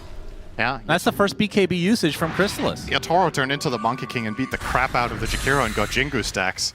So, that's another little play. Actually gonna smoke here, our Spirit. I think this is gonna be very unexpected for MOUZ. There's no Underlord ult. So this would be a 2-man kill on the Slardar. Actually, Collapse will connect now. They don't know at all. He did not walk toward the sentry. So he's gathering key information now. They want to fight. Oh, gets the crush off to start things out. Laurel with the blink, Dragon Tail. Now Panto with the punch, but the Wheel of Wonder again. Crystalis is just taken out of this fight completely. Mid one has to BKB, but more in a defensive measure is Boom. And try to contest this box as Yamich taking the right clicks from Yatoro as they try to find their distance. Laurel spotted thanks to the Corrosive Haze, but he gets the blink off. Everybody's juking and jiving in this fight. As Rue, he's no different. Gets off the horsey, but the Twisted Chakram again from Boom. The call down as well. Mid one there to finish the job. So 2 supports dead for Spirit. Still 2 minutes left on this Aegis. Not much more to gain though in that fight. It'd be cool to get a replay of that. I think the Wheel of Wonder from Rue actually missed on the Slardar. I think he was so close when the fight started that Wheel of Wonder has a minimum range. And I think the minimum range ended up so far behind Slardar that he couldn't whip it into it. And therefore, mid one got his BKB off. That is a totally different fight if he gets hypnotized. I think Spirit actually pile on him and kill him. And who knows what would have happened. But as soon as mid one gets the BKB off, he makes a ton of space in the fight for the Timber Saw. And again, Boom with another free engagement. Nothing really threatening him for now. Morph will get there. Eventually. Dead even game though. Yeah. Oh. Nice combo. Yeah, I was going to say, you do have to be careful of the Fiend's Gate breaking these trees. We've already seen it once, but you also have to be careful of your own team, apparently. Friendly fire on that. I think Boom was just making a statement. Remember who's carrying you. Yeah, that's true. I should have taken the Aegis. Yeah. They might not even use it here. 30 seconds. They'll get the tier 2, though, which can be considered a win here. And Crystalis is working on the Desolator. So they're going to have a lot of minus arm between that and the Corrosive Haze. Dead even game here. Game 5 of this Grand Finals. I'm a bit surprised to see the Deso first, actually. I thought he was going to rush Scotty against Morph and DK. There's the replay. So pay attention to Slardar here. The Wheel of Wonder is going to come out now, but the minimum range is that far behind. So you can see he's just outside the AoE when he lands here. I'm surprised that he even hit Crystalis, honestly. If that hits Slardar, that's such a big difference. But instead, MOUZ end up cleaning up a couple of kills. 28 minutes on the way. See if Rue wants to, or rather, Panto wants to try to steal. No, he was posing like he was going to go down the left side on Tusk, but... What the horse happens here? Delay voice. Okay, Shannon, please stop talking. Collapse has asked. Sorry about that. So Rue's dead, right? That's actually a pretty good angle. Who's creeping around the tree? It's a good facial expression here on the ringmaster. More of a Slark voice, but you know.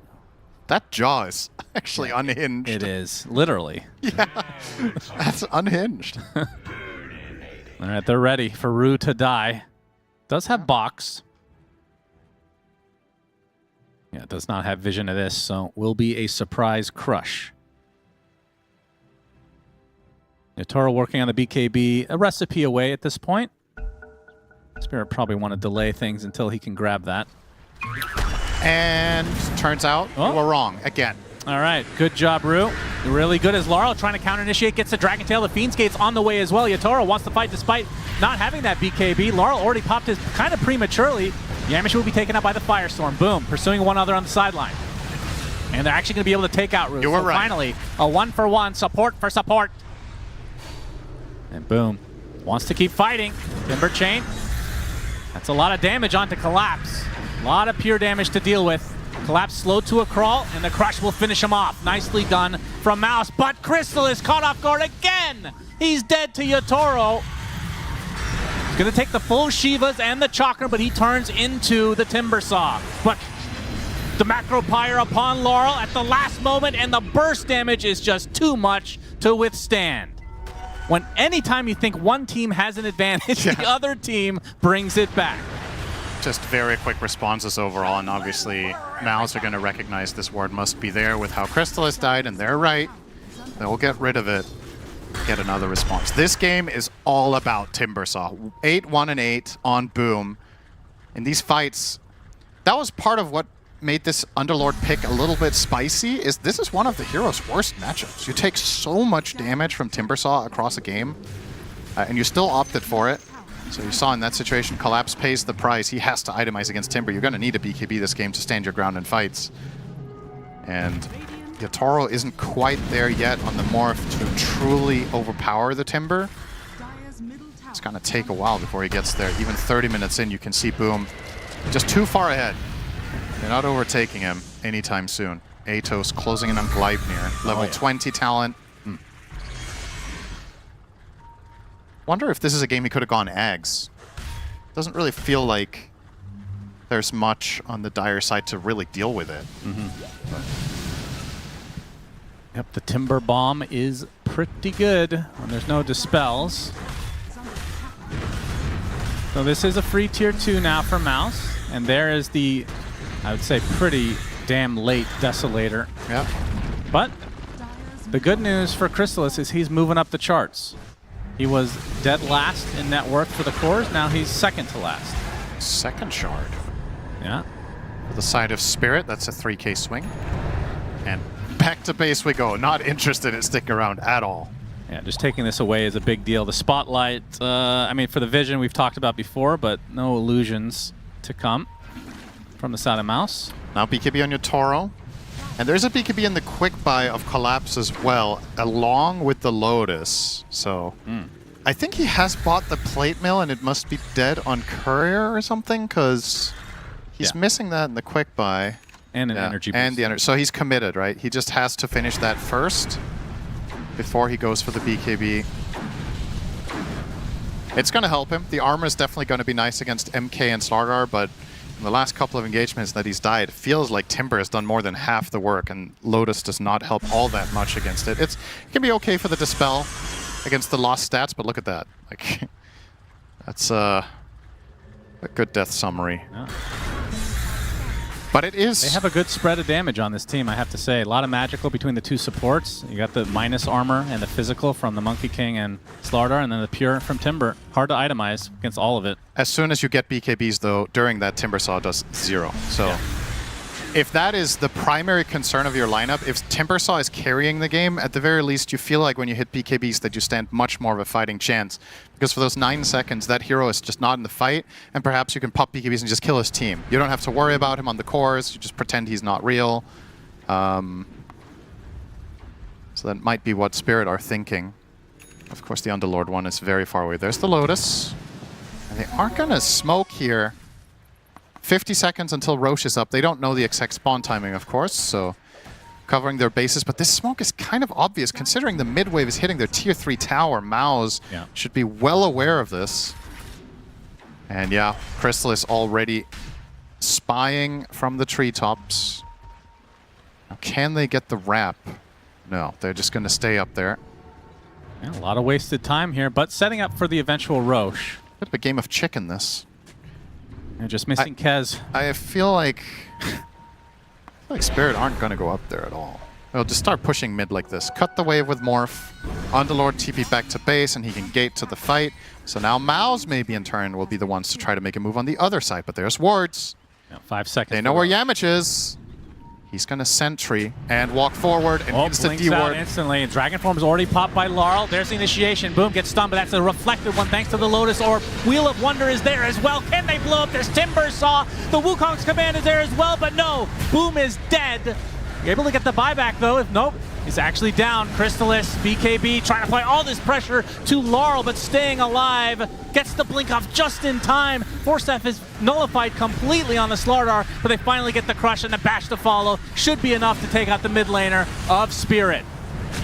Now Yatoro inside as that Timber Saw. Going on top of Kaori now. This will be a freebie. 2 for 2. Will this fight continue? Yamich blinks in, gets that gem back in his inventory. It was actually a 3 for 2 for MOUZ. Panto bought back in that engagement. They need to spend so many resources to kill the Timber Saw. It looked promising, but you're setting up a full Wukong's command, you're allowing Slardar free reign in the fight, you get a good call down. All of these other big spells do get implemented in the fight, but yeah, definitely a good showcase of just how ridiculously strong Timber is there, that Spirit had to use 5 heroes for a good 10 seconds to even kill him the first time. But they do get through him, and Yatoro is fancying his chances against Roche now. 45 seconds before he's tired of living here. Got a good offer on a condo on the other side of the river, but... Understandable. Yeah, it's always greener on the other side, except when it's the river, it's bluer. Actually, I don't. Maybe the water is greener on the other side. Well, it's probably the same. Who cares? It's dead. Yep, very interesting conversation. Yep. Yatoro gets the Aegis. They have Roche Banner as well. Spirit, despite being down 5k right now, going to have that second life on their carry. Do MOUZ want to do this now? Look at Do this. they want to do this into Aegis Morph? This is some balls. Panto? Boundless strike to start things out with the Wukong's command. Panto dead instantly. No buyback on him. They know that. So this is a 5-on-4 for a minute. There's a Wukong's for that, though.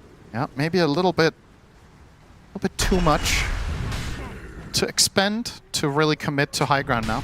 Mid one almost has Ags. That's good. Nice progression for him as well. He's now created some serious distance to the Dragon Knight, almost 5k ahead of him. Just these last couple team fights that Laurel has died have pushed him down. You can see in the past 5 minutes he's gained 2,600 over him. This tower's gone. Yeah, and this will give him the Ags that you talked about for mid one. Has that AC, extra minus armor with the Desolator on Crystallis. These supports are going to suffer hard for Spirit if MOUZ are able to get the jump. Radiant's bottom Yatoro in the meantime. Radiant's bottom tower. Is it a casual Crystallis here? Into the butterfly? Yeah, looks like it. Well, it looked like he had everything in his quick buy, so maybe he'll just let the gods decide. I don't know, what was locked as buy first? He has the... It goes in order, right? Yeah, so it should buy the... Yeah, okay. Alright. Got quite a bit of net worth in his backpack right now, I have to say. He's already playing without boots. Yeah. And this is a 4K unrealized net worth on him right now. He would love for no fight to break out for the next 1,000 gold so he can get the talisman and really unlock his hero. It's a pretty big change. It makes the matchup against Slardar and Monkey King so much better. To get that evasion. Neither of those heroes really interested in buying True Strike in the game. Yep, that's Monkey true. King has queued it up, but I think he would rather not. But it's his hands ironic are kind that of tied. his namesake, Monkey King, doesn't like to buy Monkey King bar. It's okay. I mean, the item is almost never the best unless the enemy team has evasion, right? Which is fine. That's how it should be. But it comes at the expense of not getting, say, some other bigger damage item or more stats. A butterfly of your own, perhaps, could have been nice against DK Morph. A lot more survivability in the Wukongs with that as well. Oh, there it is again. Dazun Bloodright One for with collapse. the crush initiation, but Yatoro turns into the Slardar. They're trying to catch it, but the BKB will allow him to get away. But they find the connection set onto Yatoro. That is life number 1. They blew him up really fast, and now Laurel forced to use his BKB. Yatoro finally pops his golden item, tries to right-click away to his heart's content. Wheel of Wonder is placed, but Yatoro now has to retreat with that attribute shift. Crystallis now. Well, the Crimson Guard being used to full effect for Spirit, but now look at this. Yatoro is all alone, completely isolated from the rest of his team. That is a full 80 seconds of no morph. They just have so much burst. And look how everybody's contributing. Look at the bar chart on the left. Just so much damage from all 5 heroes of MOUZ. Nice spread and a huge kill. And that was obviously the BKB of Timbersaw as well, which has now once again changed the game drastically. Now I feel like you can't kill him actually during it. I don't think Morph is going to get there for, yeah, maybe for the rest of the game. Well, have to focus on the heroes. High ground attempt for MOUZ. Trying to take this Game 5 home to be able to be grand champions here.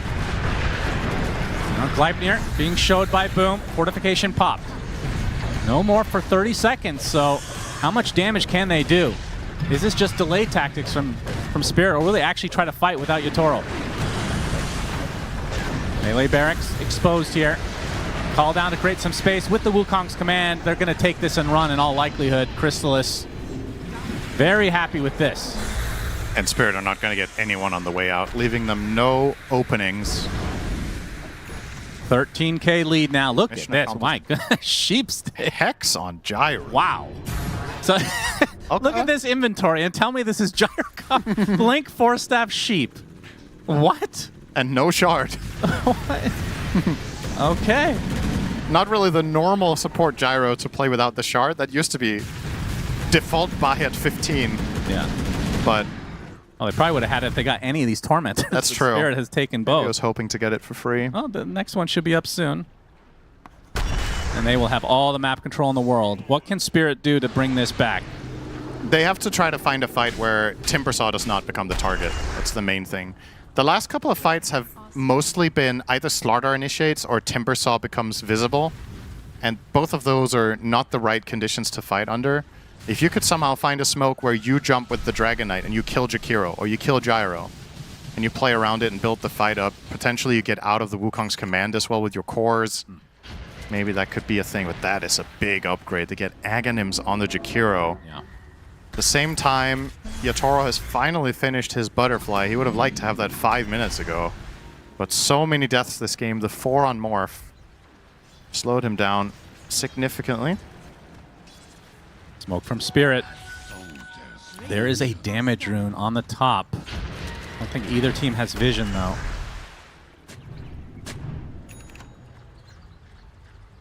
They're heading towards the pit area. Obviously not going to be up for quite a while. It's going to be Boom. They see. Oh, maybe KO. Dragon Tail, but it's reflected.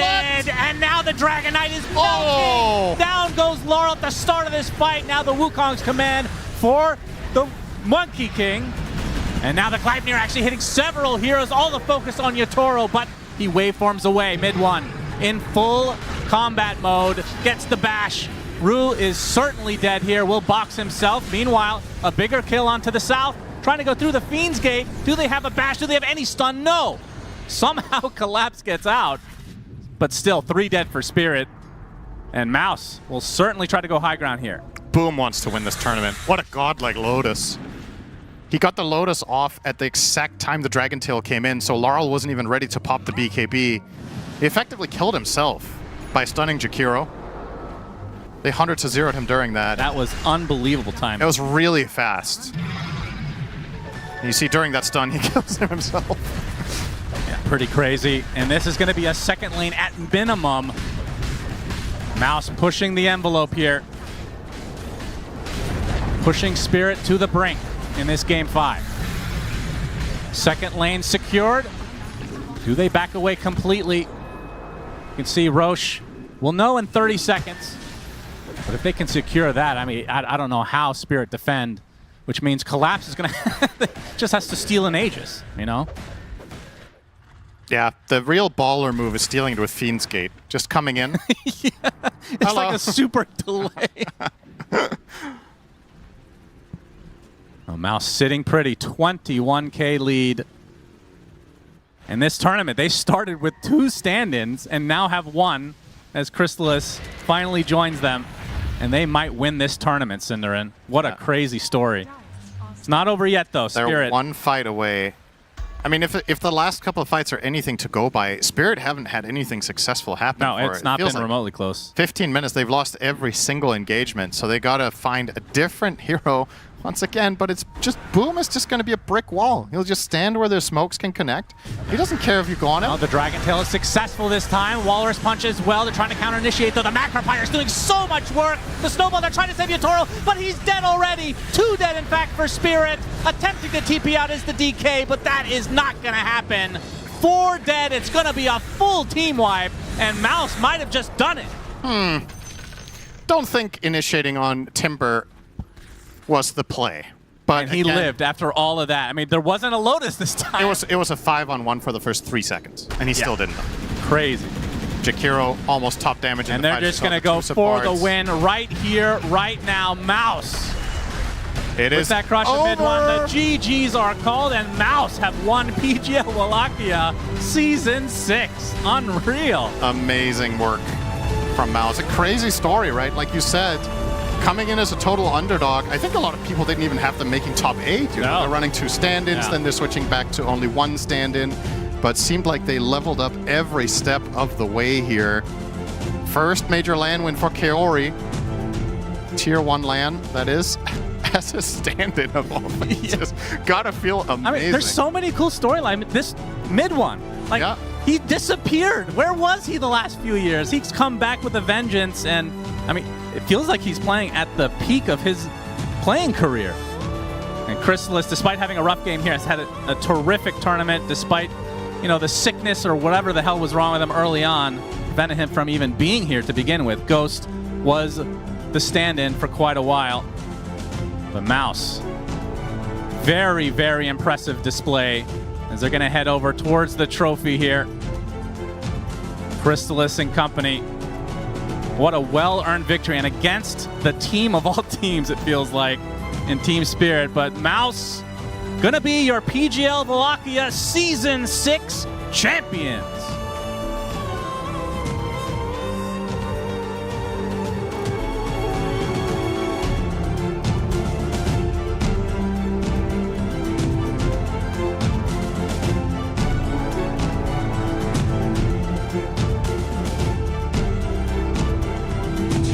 Ladies and gentlemen, your champions of PGL Wallachia! My goodness, congratulations, boys! An incredible victory. Well done. Quick word from all of you. You're here showing people that old dogs can... No old tricks, my friend. Congratulations, my friend, on this victory. It's been a long time coming. How are you feeling? I've been great. My teammate carried me. Team carried you? Absolutely. Well, you definitely carried them as much as they carried you. Congratulations again, Midone. Are you ready, my friend? You have won again, another top 4 finish. Are you excited to get kicked? Yeah. All right. I'm just kidding. How do you feel in this moment? I mean, such great teamwork, such a great team. I don't know. I'm 1-4-24. My team won me the game. Good to them, you know. I don't know what this guy's saying. I was not doing shit that last game. Oh, come on. You guys are so humble. Congratulations again, my friend. How you feeling? Easy game, easy life, coming in here and owning. This is a huge moment. I'm just going to give you the mic, my friend. How are you feeling? I feel great. Fantastic. Hard journey for you? Exciting to be here? Yeah, I didn't expect to even play this tournament, so yeah. Well, I got to be real with you. I don't think you're going to have any problems finding future opportunities with anybody. I think things are pretty damn good for you here now. Congratulations again. Huge moment. Hope you enjoy it, my friend. Hello. Are you ready to talk to the fans? All right, you got a lot of new fans in this tournament, my friend. What do you have to say to everyone out there that did not know your name before today? Mid 1 prime, 2nd prime. Okay, everybody on this team so humble, but congratulations. Enjoy your victory. Big win. Well done. Boom. A lot of people are saying most improved player that anyone can remember. You absolutely destroyed this team. Many would say MVP, no matter how humble these boys are. Absolutely incredible performance, Boom. Any words out there to the fans? Any words to your teammates? Yeah, I mean, I think everyone played fucking insane. Thanks to my teammates. Thanks to Kaori for standing in. We had 2 stand-ins in this tournament. I think nobody expected us to win, you know? And we've done it, even with a stand-in. He did fucking good. And just proud of them. I'm proud of you guys too. Congratulations. The entire community is proud of what you were able to do here. It was not an easy journey. crushed all the top teams, took each one down, and now you are the top team in the world. And I must say, Mr. Faith, it has been a long journey for you. This entire tournament, you have been quite ill. But today, after this, the world can now say that you are indeed sick, baby. Nice. What do you have to say to the boys, Mr. Faith? I mean, basically, we are a team of rejects, right? Players that maybe were not wanted by other tier 1 teams. But together, I would say we are one of the best now. We are a tier 1 team, and we hope that we are an enjoyable team to watch. And thanks to the community, thanks to all the Dota fans for making Dota the best game to play. And also, it's absolutely, you know, it's insane to play in these tournaments, and we look forward to keep on winning.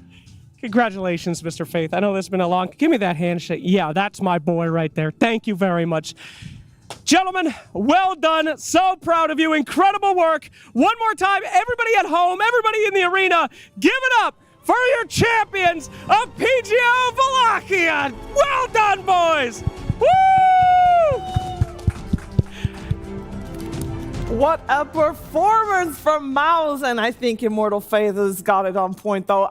They are a very enjoyable team to watch, and I'm sure that people are going to enjoy them much, much more. Oh, absolutely. I'm looking forward to see what they're going to be doing next, because this team formed 2 months ago, and suddenly they're getting top 6, they're getting top 3, top 4 at the Blast Slam, and here against all odds with 2 stand-ins as they punted it out. Now still with 1 standing winning the tournament, which is pretty crazy to think about. It's very crazy to think about. Yeah, and for Boom, Yemich, and Kaori all to win their first Tier 1 event, right? They've had pretty decently long careers, right? You might not have known all players due to them, you know, playing multiple qualifier teams, but like Immortal Faith said, to be honest, they were a bunch of, you know, European rejects coming together outside of Mid 1 SEA, but still the point is they come together, they have to go through the open qualifiers at the start of this competitive season, they qualify to the events, they now get to Wallachia, and they play up against all the best teams in the world, and then they prove, you know what, we're here to stay. So that is the best reason why open qualifiers are beautiful, and this roster, beautiful. I think also, in general, this grand finals, Game 5, it was the absolute cherry on top. It definitely was. Because Boom stepped up as well in this game, right? Because in other games, we always talk about, oh, Mid won this, you got to activate him through this and that. Sure, Crystalus, you got this, Shiva. If MOUZ can do it, you can do it too. I'm trying to make sure almost there. Not break the oh, here we go. What's the fatal cost, quickly? The fact that like 30 people in US die every single year by opening a sham. Just don't point that at us and we're fine. Woo! Okay. Cheers to MOUZ. Fantastic tournament. Can you okay, come on guys, help out. There you go. No, thanks for cost. Very good. Fantastic tournament. Oh, I did not do this very well. Okay, let's lean in. There you go. No need for iPads. There and there you go. Cheers to also the final PGL event of the year. Can break the I will say though, how is it that this grand final? How does Wallachia get these grand finals? We've been blessed every single time. Something magical happens. And now we had this magical run as well from the MOUZ, from the lower bracket, 4 rounds of lower bracket, which only happened. This is the 9th time that it happened in the history of Dota. When you start in the lower bracket, round 1, and then you go all the way through more than 3, if you played more than, 4 or more in the lower bracket, and they managed to do so. Cheers to MOUZ. Cheers to that. But also the fact that we've had stand-ins before at Wallachia, but then the main guys come back, kick the stand-in, start playing, then they lose. Crystallis is like, thank you for the group stages, Ghost. I'll take it from here. Yeah, Celery's like, you know what, Kaori, you got this, boss. But no, for MOUZ and everything that they do, it's like, we don't get these stories too often, but when they happen, it is just beautiful. And you can remember There's going to be one major change, though, because the next tournament MOUZ is playing in, they will not be the underdogs, and they have kind of enjoyed that underdog aura a little bit. Not anymore. No, not at all. And I hope for Celery that he's already playing some Warlock and Phoenix in pubs, because they were pretty... It fits in so well. It fits in so well to this roster. So yeah, Celery's going to take some notes from Kaori, but yeah, they are 100% the tier 1 team. I think Immortal Faith, again, he's worded it perfectly. Like, they've earned their way here. You don't just become tier 1 through rocking up to tournaments. You actually need to win the events and become, top 6 consistently, and that's what MOUZ are doing in the season. Yeah. No other team can make drafts like this work. It's just something magical about it. Constant brawl, just like we're gonna get you, we're running at you. They're not gonna give you enough time to breathe. And again, cheers to this type of Dota. Brings back a lot of memories. Cheers to you for joining me for the evening panels. Much appreciated. Cheers to you for joining us throughout the last 9 days of incredible Dota. We've had such long days. We provided some S-tier entertainment with the teams we had playing here in Bucharest, Romania. Congratulations. It's already kicking in. I have one sip, guys. Good luck. Congratulations to MOUZ once again for a fantastic run and a great championship and a great tournament to look back at. And from all of us here from Romania, thank you guys, all of you at home, for tuning in and for enjoying this journey with us. We'll welcome you back again in 2026, but for now, we wish you all a great night. See you around.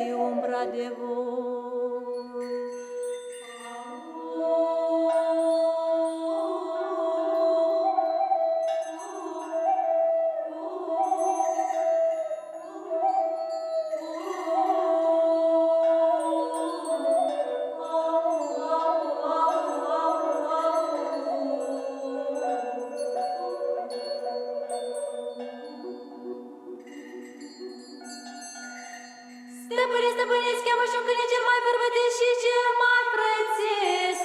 Că la pus de soare vreau să-mi o mare baciu.